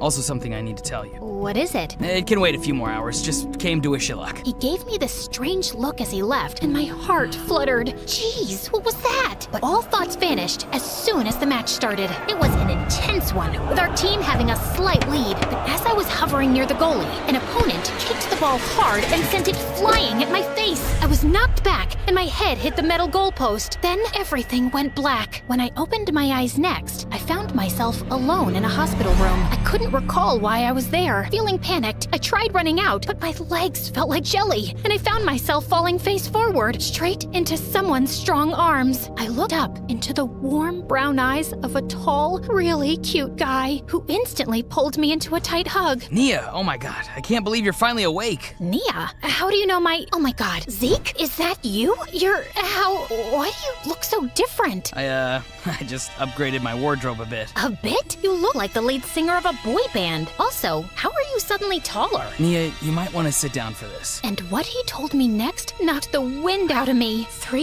years? I've been in a coma for 3 years? I didn't even know how to begin processing this. And when I asked him to call my parents, Zeke went pale.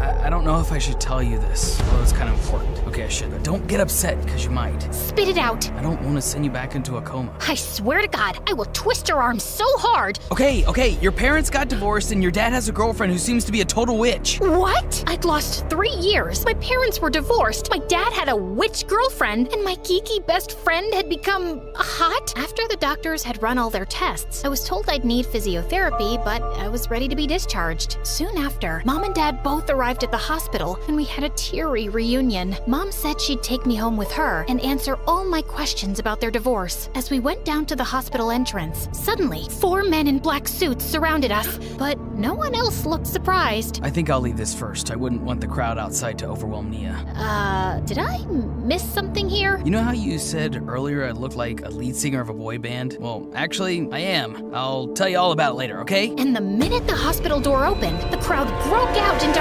frenzied screams. I looked on in complete shock at Zeke smiling and waving while his bodyguards escorted him to a car, and then he was gone. Holy mother of what? On the way home, Mom explained that a year ago, Zeke had joined some neighborhood kids to form a band. They'd won a talent competition with a song Zeke had written, which shot them to instant fame. His fans are usually camping outside the hospital because they know he visits often. His fans? Man, I was not getting over this anytime soon. It also turned out that he no longer lived in the house next door. And then, Mom finally explained everything that happened with Dad. After you went into a coma, I started getting really angry at your dad. I knew it wasn't his fault, but I kept blaming him because he'd always pushed you to play soccer. We were fighting all the time and growing distant. Then one day I received pictures in the mail of him and a woman from work looking like a couple, and that was the last straw. He denied having an affair, but I had proof, and soon after the divorce, he started dating that same woman. Maybe it wasn't fair to blame him for your accident, but he betrayed our marriage. My heart broke at how my perfect family had been torn apart, but somehow I was having trouble believing that Dad would cheat on Mom. Adjusting to my new life was quite tough over the next few days. I had to get used to Dad not being around, and he couldn't even visit immediately because his girlfriend Rachel had a family emergency out of town.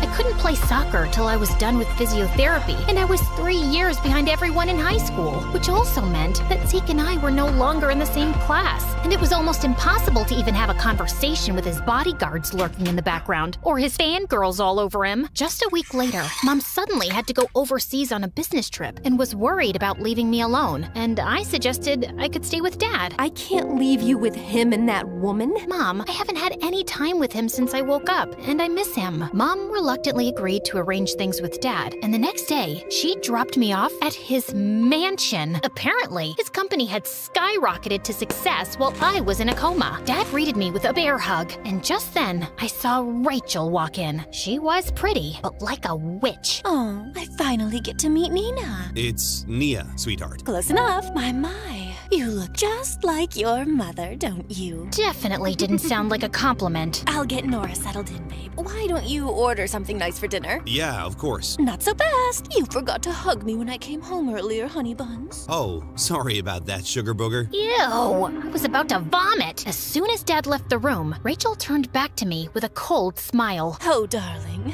isn't it just divine how fate brings people together? Here I am, the new beacon of light in your dear father's life. And there you are, the previous light. But let's not dwell on the past. We must look to the future. And sweetheart, the future is Rachel.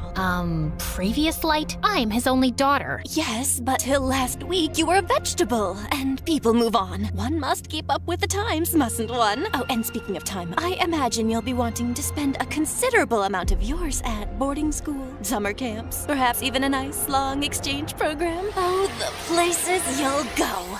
I'm not going anywhere. And why are you talking like that? I don't think you're listening to me, my little chickadee. While you were sleeping, a new world order was established. There's room for only one queen bee in this hive, and you're looking at her. Oh, but don't worry. I'm sure we'll find a lovely little worker bee role for you.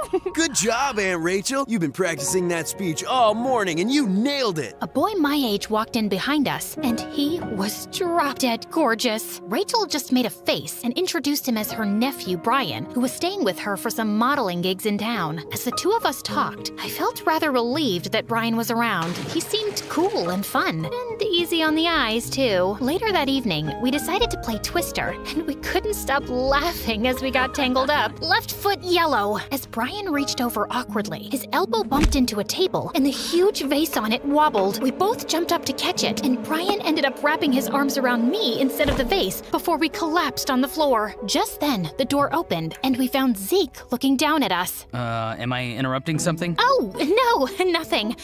What are you doing here? I dropped by at your place and your mom was just leaving for the airport. She told me you were here, and I thought you could use some company. Well, luckily for her, I'm staying with my aunt here for the next few weeks, too. Wait a minute, you're that boy band singer, right? I'm shooting a shampoo commercial with you tomorrow. Ah, right. You're the model. Small world. As Brian excused himself, I told Zeke about how weird Rachel was. I just don't know what Dad sees in her. Also, though. I'm finding it hard to accept that Dad cheated on Mom. I want to find out more about how exactly Rachel ended up in Dad's life. Yeah, she's shady. Don't worry, if there's some dirt, we'll dig it up. We? I doubt a celebrity like you has the time. I'll always make time for you, Nia. I remembered what Mom had said about him visiting me in the hospital often, and my heart skipped a beat. I'd be careful of Rachel during your stay. And maybe you should stay away from that Brian dude, too. I mean, he is her nephew. He seems nothing like her, though. Wait, you're not jealous, are you? No, why? I mean, that would... Of course not.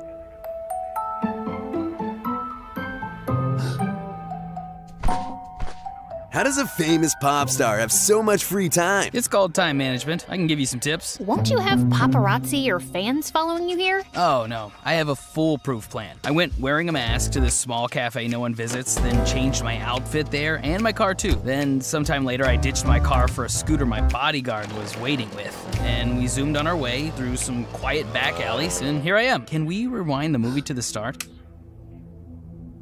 Hey, Nia, I thought you'd like to go watch a movie, so I booked the whole cinema for us. We'll go through the back entrance. No one will know I was there. That sounds amazing, dude. Can't wait. I meant me and Nia, us. There isn't space for you. It's a whole cinema. Of course there is. You look a bit cranky. Here, have a cookie. Dude, did you follow us here? Of course not. It's my favorite place. I practically live here. Nia, you've got to try their slushie. Can't you see we've already ordered them? Oh God, brain freeze, brain freeze!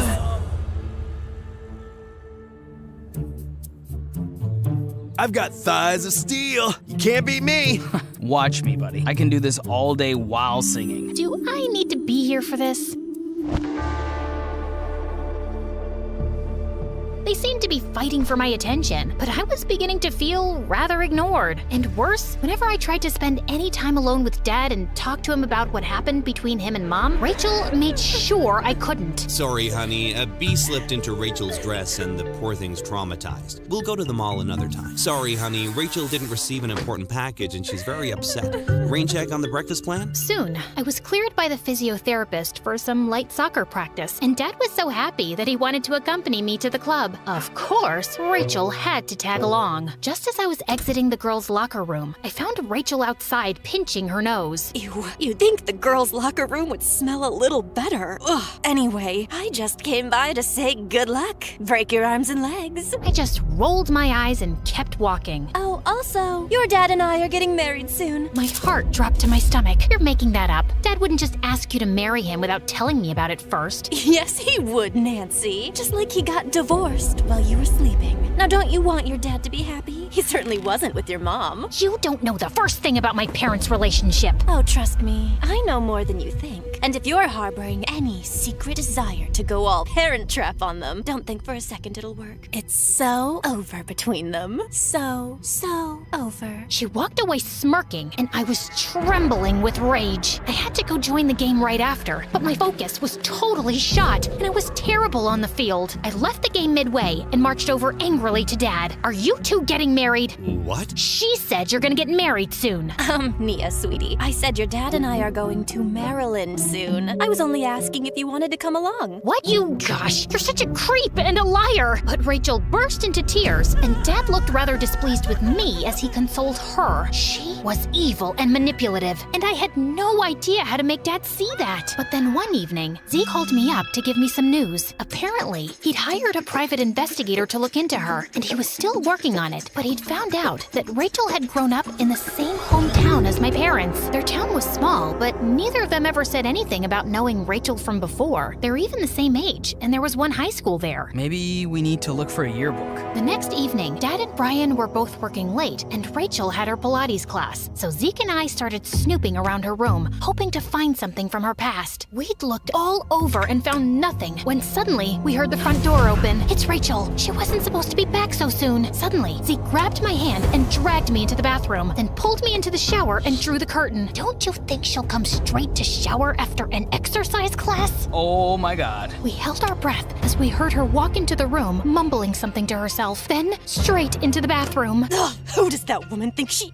is? Telling me I can't attend class because I was late? Oh, she's crossed the wrong blonde. Maybe her gym will be infested by rats soon. Or maybe it'll catch fire. The fun is in the mystery. She cackled like a maniac, let out a loud, stinky fart, and left. We waited a few more minutes, and then thankfully, we heard her car pull out of the driveway. Just then, I noticed Zeke was still clutching my arm. That was super close. Why are you looking at me like that? Sometimes, I still can't get over how much you've changed. How come I never knew you had all this talent? Well, I never let you read any of the stuff I wrote, and I always liked singing, but not in front of anyone. I guess after your accident, when more time went by and you didn't wake up, I felt depressed and alone. Joining a band really helped me. Helped you get tons of fangirls. That cheerleader in school who's always clinging to your arm is very pretty. She really is. Yeah, here I am, hiding in a bathtub of a weird woman with you. Suddenly, he leaned closer, and I could feel my heart beating faster. But then, he just reached over and pulled the shower curtain open and stepped out. What was I thinking? Maybe we should check the attic. As we were rummaging boxes, we suddenly stopped short when we heard someone coming up the stairs. Oh God, she's back? What are we gonna say we're doing here? I have an idea. And just as the door burst open, Zeke pulled me in for a kiss. Am I interrupting something here? Oh, it's just you. Yeah, duh, clearly. Can you please go away? Nia, are you okay? You look flustered. He didn't force himself on you, did he? Are you serious right now, dude? I'm talking to her, Nia. Before I could say anything, Zeke pushed Brian. Brian pushed him back, and the two started fighting like crazy. Ow! Stop! My face is my job! My face is my job! Don't touch mine either. I have a concert tomorrow. Deal. And then the two went crazy again. I tried to stop them, but they suddenly went crashing into a pile of boxes, and some things fell out that caught my eye. There were pictures of Mom and Dad sitting next to me in the hospital. Who took these? And when? And there were more pictures of Mom and Dad from before. All of them with Mom's face crossed out. Oh my God! Can you two cut it out and shut up for a minute? As they both calmed down and looked at the pictures, I filled Brian in on what we were actually doing here. We found Rachel's yearbook as well, and Mom's face was crossed out there too, but I couldn't find Rachel. No, look, that's her! It was a plump, brown-haired girl with glasses and acne who looked nothing like the Rachel I knew. She lost a ton of weight and got a lot of work done on her face. Obviously, I'm not allowed to ever bring that up. And I've always known she's crazy, but I didn't know she's some weirdo stalker. I don't know what all of this means exactly, but we're gonna find out. And later that evening, while she was cuddled on the couch with Dad watching a movie, the three of us confronted her. What are you doing? What are all these pictures? You'll have to ask Rachel. Also, did you know she used to attend high school with you? What? As Dad looked at Rachel, she suddenly lost it and wiped everything off the table.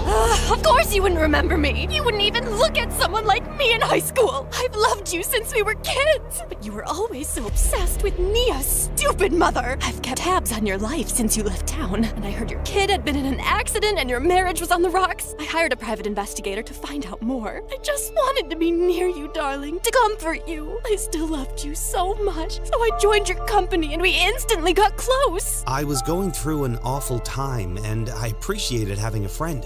But that's all it was back then. I never understood who would Photoshop pictures of us holding hands and send them to my wife. That was you? Why does that change anything? You guys were already at the edge of the cliff. I just gave you to the last push. And see, you've been so much happier since then. Honey buns. I want you to leave right now. Go to a hotel or wherever and I'll send you all your stuff. You can't stay here another minute. Rachel looked at him in shock, then screamed and lunged forward to attack him. But Brian and Zeke dragged her away. Dad collapsed on the sofa in shock. I can't believe this. Me neither. She broke up you and Mom. Dad lifted his head slowly. Not really, Nia. I can't believe Rachel sent those pictures to your mother. But the truth is, we were already broken. Your mom couldn't stop blaming me, and I should have been patient and comforted her, but instead I lashed out too. And she just wouldn't believe that I didn't cheat, so things had to end. Maybe we can fix everything now. Don't get your hopes up, love. Yes, we can start to forgive each other, but it may never be what it used to be. I still love your mom, and we both will always love you. Things slowly started to mend between my parents after they talked things over, but I wasn't sure if the old spark would return. But I was glad they could be friends. And a month later, when I was back at my first friendly soccer match, it warmed my heart to see them both in the stands, along with an unexpected visitor. What are you doing here? I thought you were still on tour. I canceled some shows. I couldn't miss this. So Is Brian here? No, I mean, we're still friends, but I didn't think he'd come right after he asked me out, and I turned him down. I could literally see Zeke's eyes light up. Aw, poor guy. You're not fooling anyone. I gotta go. The match is about to start. How about this time you finish it and let me take you somewhere to tell you that I like you, and have ever since the day we first met. I'm picking the restaurant.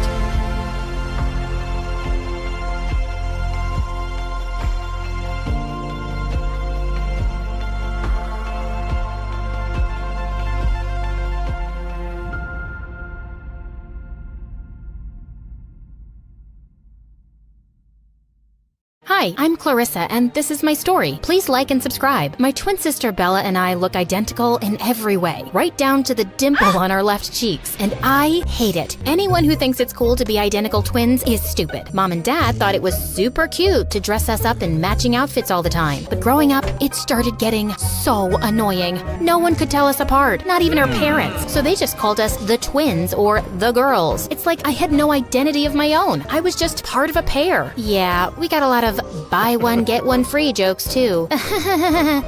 Also, it was everyone's favorite game to try and spot any differences. I think this one's shorter. Her nose is bigger, right? Her ears stick out more. Also, if I pinch your cheek, will your twin feel it? If I punch your face, will your mother feel it? You're basically a part of her. We were in the same class in school, and we did all the same extracurricular activities, and there was always so much pressure not to be the worst twin, because everyone made that instant comparison. Clarissa got an A on her maths test. Why do you have a C, Bella? Bella beat you in that race by a mile, Clarissa. Aren't your legs just as long? Why was it so hard to understand that we didn't have matching abilities to go with our matching faces? But by 4th grade, our personalities started changing. I was academically stronger, but Bella was more athletic. We'd both been attending dance classes since we were kids, but I eventually dropped out because she was clearly better. I started slipping into the quiet nerd mold, while she was more outgoing and loud. So she always got more attention. Like on our 10th birthday, Bella got her way, and the whole party was Hannah Montana themed. All my Harry Potter requests were ignored. Mom had baked our birthday cake, and it read, "Happy birthday to our beautiful beauty, Bella and Cla." Mom, what happened to my name? Bella told me she wanted this text on the cake, honey, and there just wasn't enough space left. Our classmates were gathered around Bella as they danced away to her playlist. I spotted a new kid sitting in a corner and playing some game. Hey, you think this party sucks as much as I do? Yeah, kinda. Sorry. Wanna play? I was having a really good time, till Bella and her friend started a crazy water fight and attacked us too. And they ruined the boy's gaming console. He left the party crying and never talked to me again. Yeah, Bella always found a way to ruin things for me. Then one day in 7th grade, we found Mom waiting for us at home with an envelope each. OMG, no way. You signed me up for the tween beauty pageant? Oh, thanks, Mom. A flyer for the middle school mathletes? Well, what do you think? One for my beauty and one for my brainiac. It's perfect. It's fine,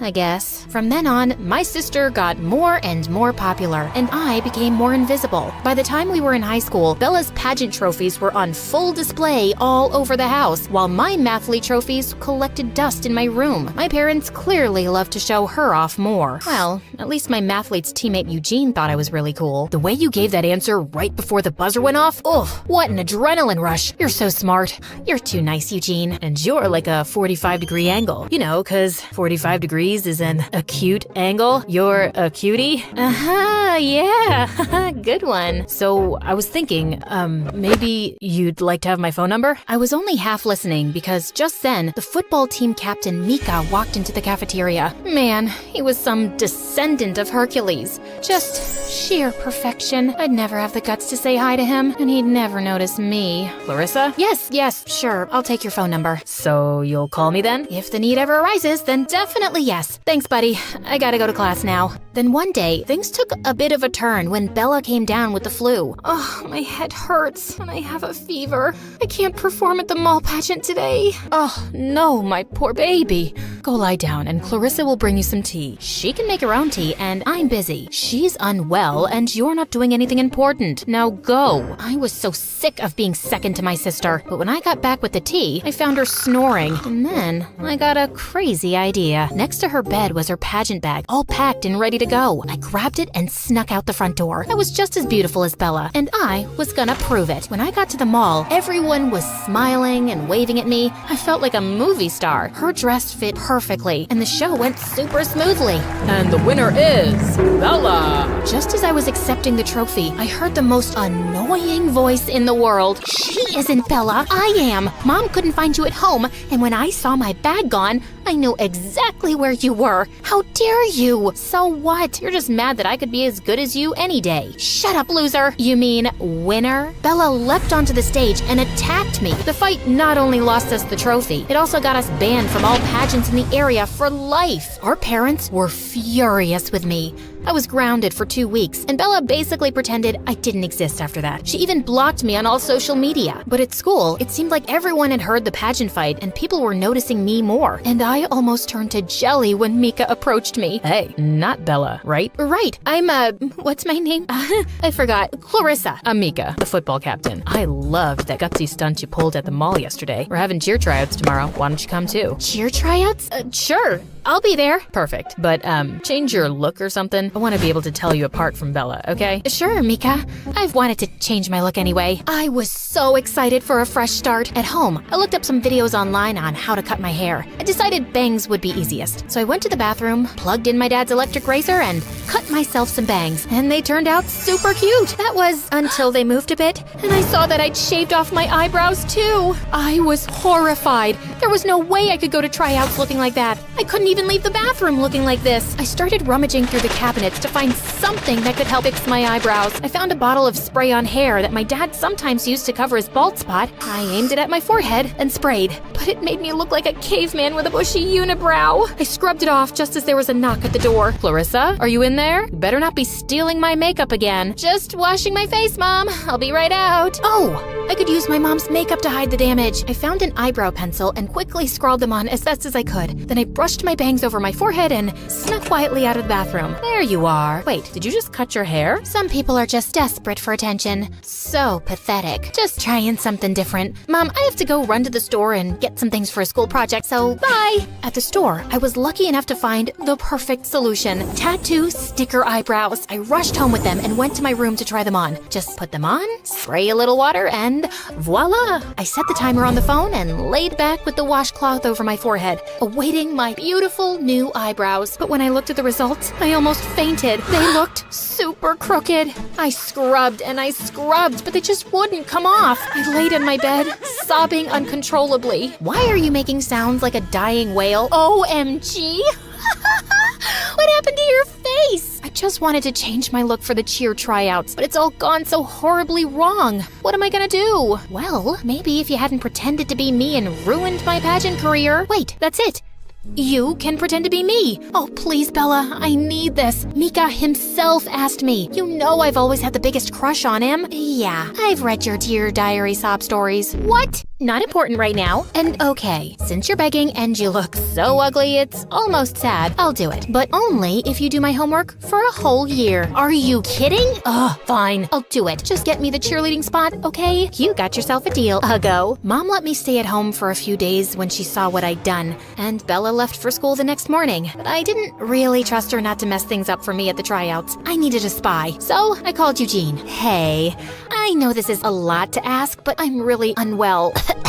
And I asked my twin Bella to do the cheer tryouts for me. Could you just go and see how she does? I don't know who else I can trust. Of course I'll do it. Want me to drop by later with some soup too? We could watch some MSA videos, or I could show you my cat's pictures. That sounds amazing, but what I have is really contagious.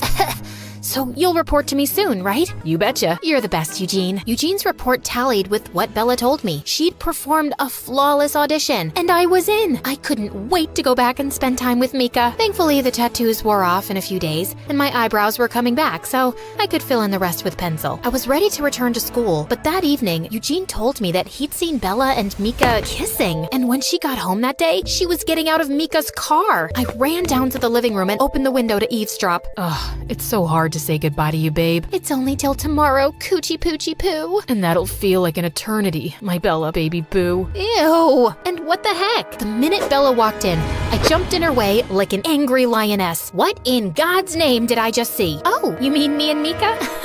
Silly. Didn't you want to ask him out? I just did it for you. As was you. No, don't lie to me, witch. I heard him say, Bella boo boo boo. He knows you're Bella and not me, Clarissa. And then her face turned totally evil. Yeah, okay, whatevs. I took a picture of you in your sleep and showed him your freaky eyebrows and told him you'd sent me in your place. We had a really good laugh and we just bonded. You took away my pageant life, I took away your guy. Trust me, he's way out of your league anyway. I let out a snarl and attacked her. My parents came running when we crashed into a table and pulled us apart, and I swore I'd never speak to her for the rest of my life. But watching her and Mika together in school and thinking of how they must have made fun of me made my heart burn. And then I found something in the mail one day that gave me the perfect opportunity for revenge. I knew I was successful when Bella screamed at me in the school hallway one day. Clarissa, what did you do? What are you talking about? Something boring, probably. Why do I have a rejection letter from the dance academy of my dreams, which says that my audition was way below their standards? I never went to any audition. Oh, yeah, that. See, I received the invitation for the audition and I decided to go as you. Now, I haven't danced in a really long time, so I was kind of rusty, but I thought I did an impressive chicken dance. I will kill you! Well, that was effectively the end of our relationship. Somehow, it didn't feel as good as I thought it would.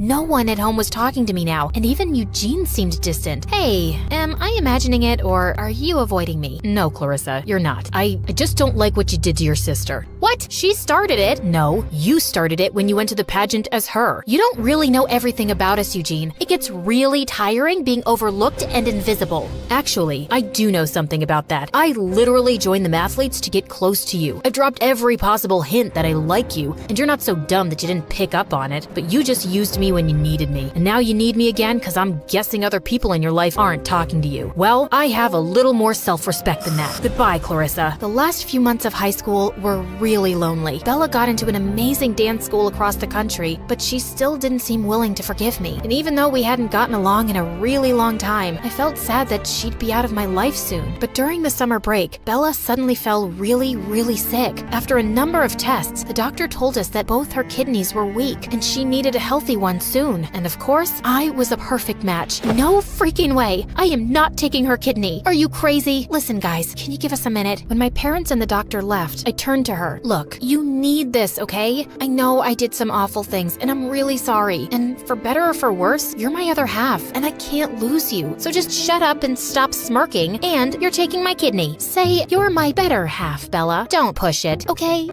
I know I haven't been very nice to you either, and I'm sorry too. I didn't even like Mika that much, so thank God he cheated on me and we broke up. Serves you right. Which reminds me, I gotta call Eugene before the surgery and apologize to him too. What kind of name is Eugene? That's Latin for ugly, girl. Well, Latin is a dead language, Bella, much like your love life.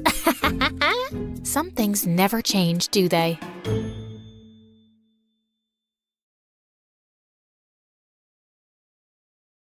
A large chair swiveled around to reveal a tiny, skinny guy. What? You think all mafia bosses are tall, fat, bald, and wear gold rings? Sorry to disappoint you with my looks, but trust me, I am every bit as ruthless. Something about his steely gray eyes sent a shiver down my spine. I believed him. His name was Pierre Souffle, which was obviously a lie, and the job he had for us was to steal a priceless painting from a museum and replace it with a fake. That's the painting? It's, tiny. What's your problem with tiny things and people? It's also kinda stupid. What is that? A raccoon eating a cheeseburger? It's worth $10 million, so the joke's on you, dummy. Now, the owner of the painting has allowed the museum to borrow it for only 3 days, so we don't have a lot of time. Wouldn't it be easier to steal it from the owner's house? Everyone, look at Lady Einstein coming up with brilliant ideas. Why didn't we think of that ourselves? Happy to help. Of course we thought of that ourselves! Trust me, the museum is easier. Why choose us? It's a very stupid security measure, but the museum's floors are activated by pressure sensors at night. Anything above 55 kilograms and they go off. I haven't been able to find a boy who weighs less than that. Ellie, get the weighing scale. Meredith weighed 52 kgs, while I weighed 55.1. How is this possible? You eat so much more than I do. What can I say? I got all the good genes. Okay. You're out, fatty! Meredith, you're my leading lady. The plan was to enter the museum through its large air ducts, carrying the fake painting with us. We first had to make a stop in the security room and disable all the cameras and alarms. Then we'd crawl back through the ducts till we reached the exhibit area, and I'd lower Meredith down along with the painting so she could switch them out. As Meredith made it to the bottom, I dropped the painting to her, and she missed it, and we heard a loud crack. Oh my god, did you break the frame? Me? It's your fault. Who told you to throw it like that? I was expecting you to catch it, but what was I thinking? You made us lose the frisbee tournament in 8th grade because you're so bad at catching things, unless it's someone's boyfriend. Seriously? You were so distracted by that hot boy on the bleachers, your throwing skills were completely off. FYI, that boy was totally into me. Why are we even talking about frisbees and boys right now?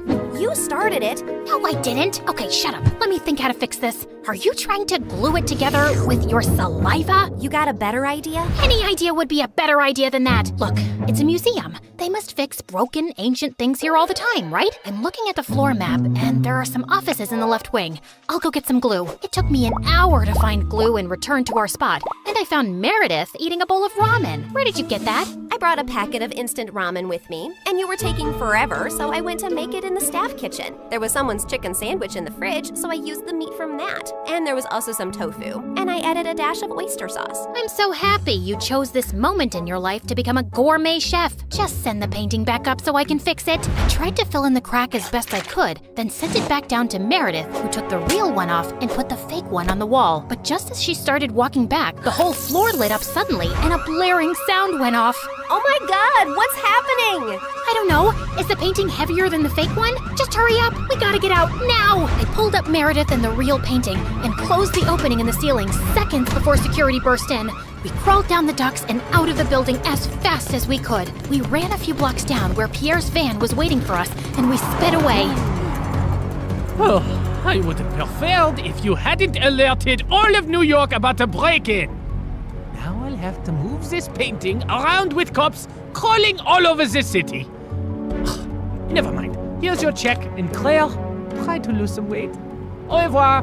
And without warning, we were dumped on a dark street. We scrambled to our feet, headed for the subway, and made it home. It was all over the news the next morning that someone had broken into the museum and switched off all the security systems. But apparently, nothing had been stolen, except a chicken sandwich and a block of tofu from the staff kitchen. You ate the entire block? Hey, I'm not the one who needs to watch her weight. I do not need to. Whatever. Listen, I've been meaning to talk to you about something. It'll have to wait. I got a hair appointment. We'll talk over dinner? Yeah, sure. I was gonna tell Meredith that I wanted a break from this life, and I wasn't sure how she'd react. As I sat in a cafe later, I suddenly found a cute guy next to my table. Mind if I sit here? There are no other empty seats. I won't disturb you. I promise. We actually ended up talking for over an hour, and I found him sweet and charming. I'd love to meet you again if you're free. I don't live in New York, but I come every weekend. You come here for work? No, actually, I came to visit my mom who's admitted in the hospital here for a medical trial. She has some rare brain issue that sent her into a coma. Oh, I'm sorry to hear that. How long has she been in a coma? 6 years now. It's been the toughest thing I've ever dealt with. Actually, she was part of this other really promising clinical trial before, but that didn't work for her. He was in a hospital in Connecticut. As he kept talking, I suddenly felt like I was spinning around very fast, and I could hear my heartbeat in my ears. My chest felt heavy, and I could barely breathe. I don't know what I said to the boy, but I just ran out of there and didn't stop till I got to our hotel room. Hey, I was about to call you. What's wrong? Claire, are we in trouble? I am a terrible person. Hey, you're not that terrible, just a bit ugly. You don't have cops after you, do you? Meredith, I met someone. It's not a cop, is it? No, I met a random guy in a cafe, and his mom was in a clinical trial. I hope this gets interesting at some point. In a hospital in Connecticut. Oh my god, the same hospital Mom was in? And the same trial? What a small world. No, it's not the same trial. It's a different hospital, too. Okay, I'm bored again. The coincidence made me interested for a bit. Meredith, his mom's been in a coma for 6 years. We did that to someone. Didn't you just say it's not the same trial? Yes, but for a few seconds, I thought it was the same trial, and I just realized for the first time today that we did something awful to someone out there. When we switched the patient files, we took away someone else's chance to get better. You realized this just now? Are you dumb or something? Of course that's what we did. I mean, I never really thought about it like this. It was just a name on a file. But meeting someone who's going through that with their mom for years, it just made it so real. We're really bad people. Not really bad, if you consider all the bad people in the world. Okay, look, we didn't have a choice. If I had to do something like that to save Mom all over again, I'd do it in a heartbeat. Okay, so we did that to save Mom, but what about everything else? We had a choice to not continue living this life, but we didn't stop, and I want to stop. What's the big deal, man? It's not like we're stealing from poor people. It doesn't matter who we steal from. It's not about them, it's about us and the people we've become. I don't want to be this person anymore. Look, just calm down. I'll get you a piña colada and everything will seem better. But I pushed her away angrily and she landed on the floor. She looked up at me, stunned. No, I am done. Meredith and I barely spoke over the next few days, and I had no idea what was going through her head, but I'd made my decision. I was gonna go home. I sent Freddie a text to say I'd be coming next week, and he called me back. Hey, I'm actually in New York with my parents for the weekend. Can we catch up? The moment I saw Freddie, I just burst into tears and he hugged me tight. As we talked over dinner, he assured me that he'd talk to Meredith and try to make her come home too. We had just stepped out of the restaurant and walked 2 blocks down when suddenly a black van screeched to a halt beside us and some men pulled us in, handcuffing and blindfolding us. When our blindfolds came off, I realized we were in Pierre's quarters and I found Meredith there too. What's going on here? Welcome, welcome. We just gathered here to discuss a teensy-weensy, itsy-bitsy issue. Now, Meredith, go ahead and tell them the moronic thing of titanic proportions that you just did. Apparently, Meredith had found her way to Pierre's headquarters and stolen the real painting from him. She had then tried to sell it to a buyer she'd arranged, and while the exchange was about to happen on the docks, the cops had showed up. Meredith had barely managed to escape, but the buyer and the painting were in police custody. The police didn't let it get out in the news, but they knew the real painting had been stolen and replaced with a fake. They were probably watching every dock, airport, and train station to see if someone would try and move it out. And your sister practically handed it to them. What were you thinking? It's your whole quitting the biz talk that made me do it. I did it for us, so we could sell the painting and retire to Bora Bora for good. And what the heck is Freddie doing here? Hi guys, I'm Freddie, old friend. Nice to meet you. Not terrified at all. You made me lose a fortune, and you double-crossed me. And Pierre does not take betrayal well. Harry! Sam! Yes, sir! You know what to do. Boss? I'm not really sure how I feel about punching a girl. Yeah, boss, I am not really comfortable with this. Maybe we can just punch the boy. I'm not really a boy. I used to be a girl. Ask Claire and Meredith, we practically grew up like sisters. Please don't hurt him. He has nothing to do with this. Silence! You buffoons! I didn't say hurt anyone yet. I just wanted you to threaten them. But of course, you're useless. I'll do myself. Torture Harry and Sam after this meeting. Now, get lost. Then Pierre shifted his cold gaze to me. That painting is everything to me, and I want it back. And now the only way we can get it is from the owner himself. You, Claire, will be executing this mission. The heir of that painting is a young, charming millionaire.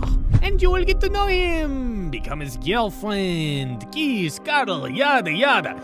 You need to earn his trust completely, so he lets you into his life and his home. Then, when the time is right, you will steal the painting from a high-security vault inside his house and bring it back to me. You will do this if you care about your mourn sister and this girl/boy and his family and your mother and your stupid husband and your whole neighborhood. What if I fail? I don't think you want the answer to that, but But once you succeed, I'll give you two enough to go to Bora Bora and never return. I'd be ecstatic to never set eyes on you annoying girls again. I had my eyes on the target from across the street. As soon as I saw him walk towards the cafe, I headed for the entrance. Just as he opened the door, I bumped straight into him, spilling coffee all over his shirt. Oh, God, I'm so sorry. I wasn't looking. I'll pay for the dry cleaning. His arm rested gently on mine. Hey, it's okay. It was an accident. I looked up into his bright green eyes. In fact, you're the one who's without a coffee now. Can I get you a new one? Sure, I'd like that. Can we also start over? Hi, I'm Christina. Hello, I'm Eric.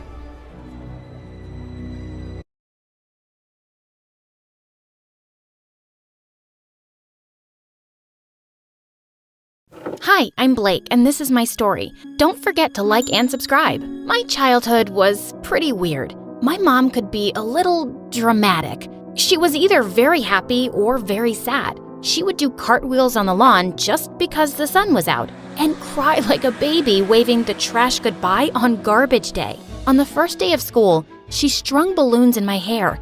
Everyone made fun of me. This one boy, Sam, made a game out of who could pop the most of my balloons while they were still attached to my head. I went home crying. They're just jealous of you. You're the prettiest girl in your class. But I didn't like the way people looked at us and talked about my mom behind her back. I heard she serves candy for dinner. So irresponsible. That poor child, stuck with a crazy mother like that. I didn't want anyone talking about us like that. So I started dressing myself for school and packing my own lunch. I was super serious about my studies and tried to be as invisible as possible. But Sam made it his mission to make my life miserable. Where'd you get that dress, loser? Because it's screaming for some color.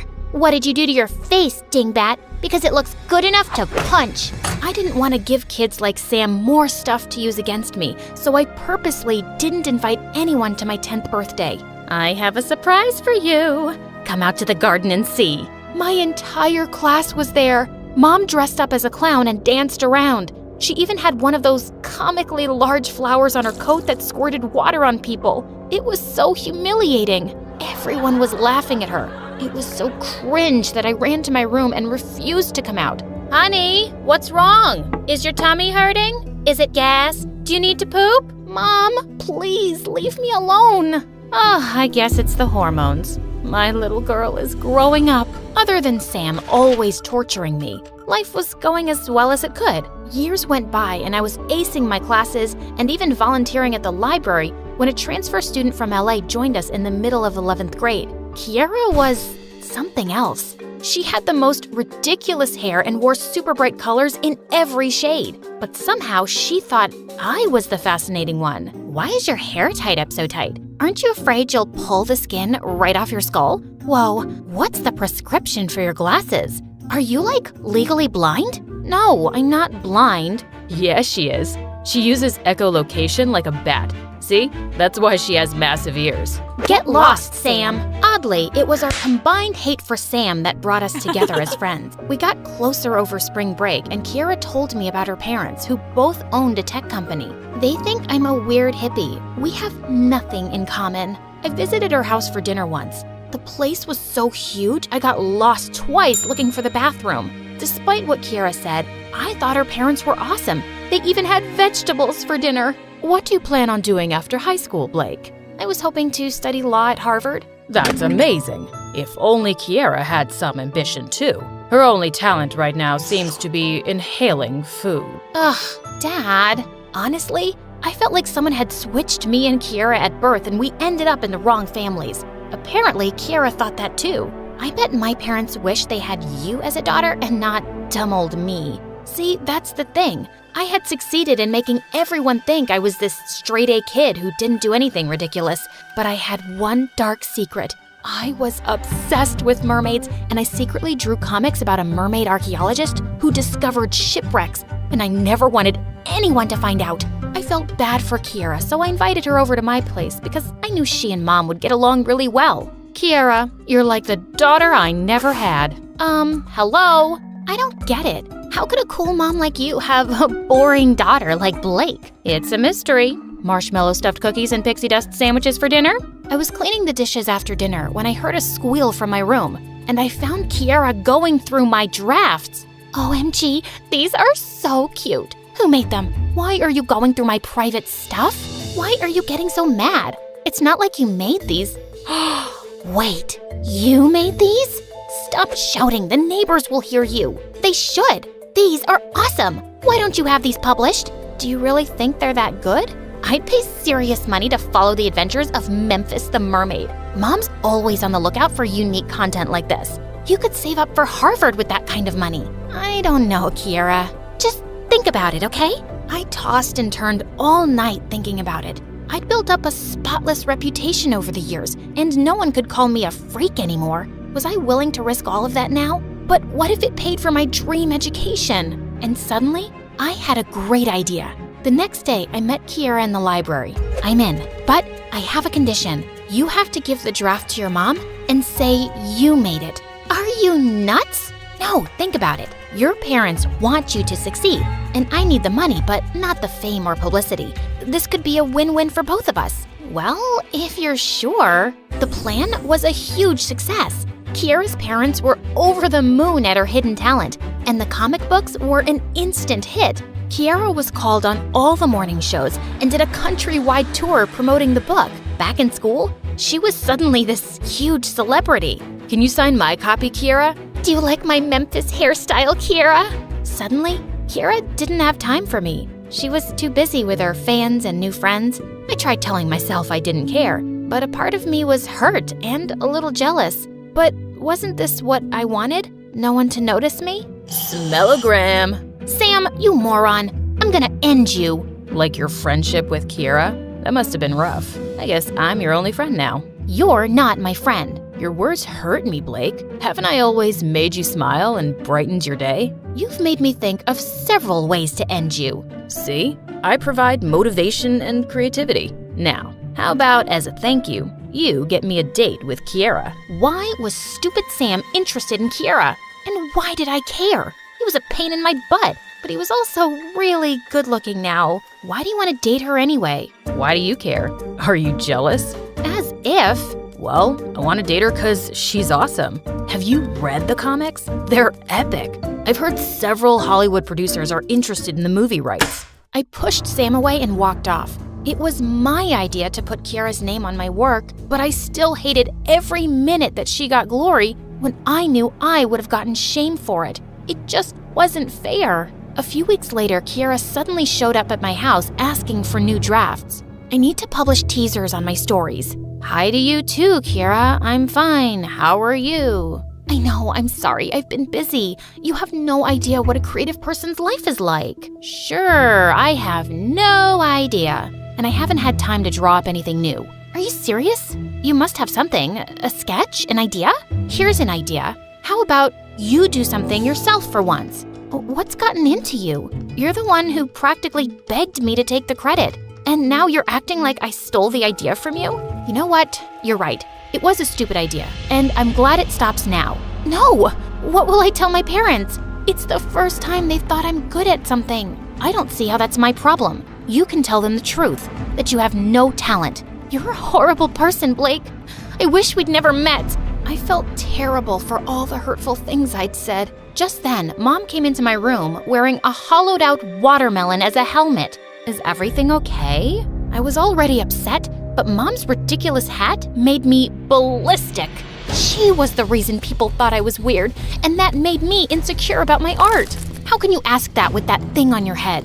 Geez, Mom, when will you act your age? I'm sick of being the adult around here. Why are you speaking to me like this? Because you're an embarrassment. I regretted my words instantly. Mom looked so deeply hurt that I wanted to hug her and apologize, but she immediately left. What had I done? Mom didn't kiss me goodbye the next day, and Kiara didn't show up at school. I skipped lunch and drew a quick outline for Kiara when a shadow loomed behind me. Is that Memphis the Mermaid? You're the original artist? Are you nuts? I was just copying Kiara's work. She's really talented. Nah, I don't believe you. No one's that good at copying stuff. Wait till I tell the whole school. What do you want, jerk? Just the truth, actually. Why won't you take credit for your own work, loser? It's because of you and other people like you. My whole life, you haven't missed any chance to ridicule me, and I've worked so hard to seem normal. I was afraid everyone would think I'm a dork or a freak for writing those comics. So, yeah, I asked Kiara to put her name on it, and now it's ruined everything, and I don't need you making things any harder for me. For the first time ever, Sam actually shut up and looked guilty. I'm really sorry, Blake. You always seemed tough, and I never realized how much my jokes actually affected you. You're amazing, and you shouldn't have to hide who you really are because of me or anybody. He leaned in and gently kissed me on the cheek before running off. What just happened? And why was my heart racing? After school, I went to Kiara's house, but I was in for a shock. Kiara left for Japan this morning. I don't know what happened, but she was really upset and said something about not having any talent. She's gone to study anime drawing for a year. I was heartbroken to learn that my words had affected Kiara so much. My best friend was gone, and she'd probably hate me for the rest of her life. When I got home, I was in store for an even bigger surprise. Mom was in a boring dress making a roast dinner with vegetables. Welcome home, Blake. I'm sorry for making your life tougher than it is. You're such a good, hard-working daughter, and I'll try my best to be like other moms. No, I'm sorry. I shouldn't have said those things to you. I was so obsessed with being normal that I pushed away the two people I love the most. And you're awesome, just as you are. I told Mom everything that had happened with Kiara. People make mistakes, honey. Write to Kiara and explain everything. I'm sure she'll forgive you. Want to have chocolate cake for dinner? That sounds perfect, Mom. That night, I wrote an apology email to Kiara, but I never heard back from her. I still visited her parents once a week, and they'd tell me about her life in Japan, but I really missed having her around. Soon after, Sam asked me out and we started to date. He was still annoying, but he also knew how to make me laugh. A year flew by, and I started working on a new comic about a unicorn girl with rainbow hair and the habit of wearing every color at once. I was nervous about handing it to Kiara's mom for publishing, but Sam encouraged me, and she loved it. She said it reminded her of Kiara. My life turned upside down after the comics became a success. I sent Kiara a signed copy with a note saying it was inspired by her, but I never got a reply. One day, I was drawing in my room when there was a knock on my door. It was Kiara. Kiara, I'm so sorry. I was such an awful witch to you. I'm sorry too. I took credit for your talent without even thanking you. It was never going to last, and I'm glad it ended when it did. But I'm sad that our friendship got caught up in the mix. I needed to get away to figure myself out. I've missed you so much. I know, and I guess I missed you too. It was a novel about a prim librarian that looked a lot like me, cataloging in the mornings and hunting vampires by night. I guess I am very inspiring. Don't push your luck.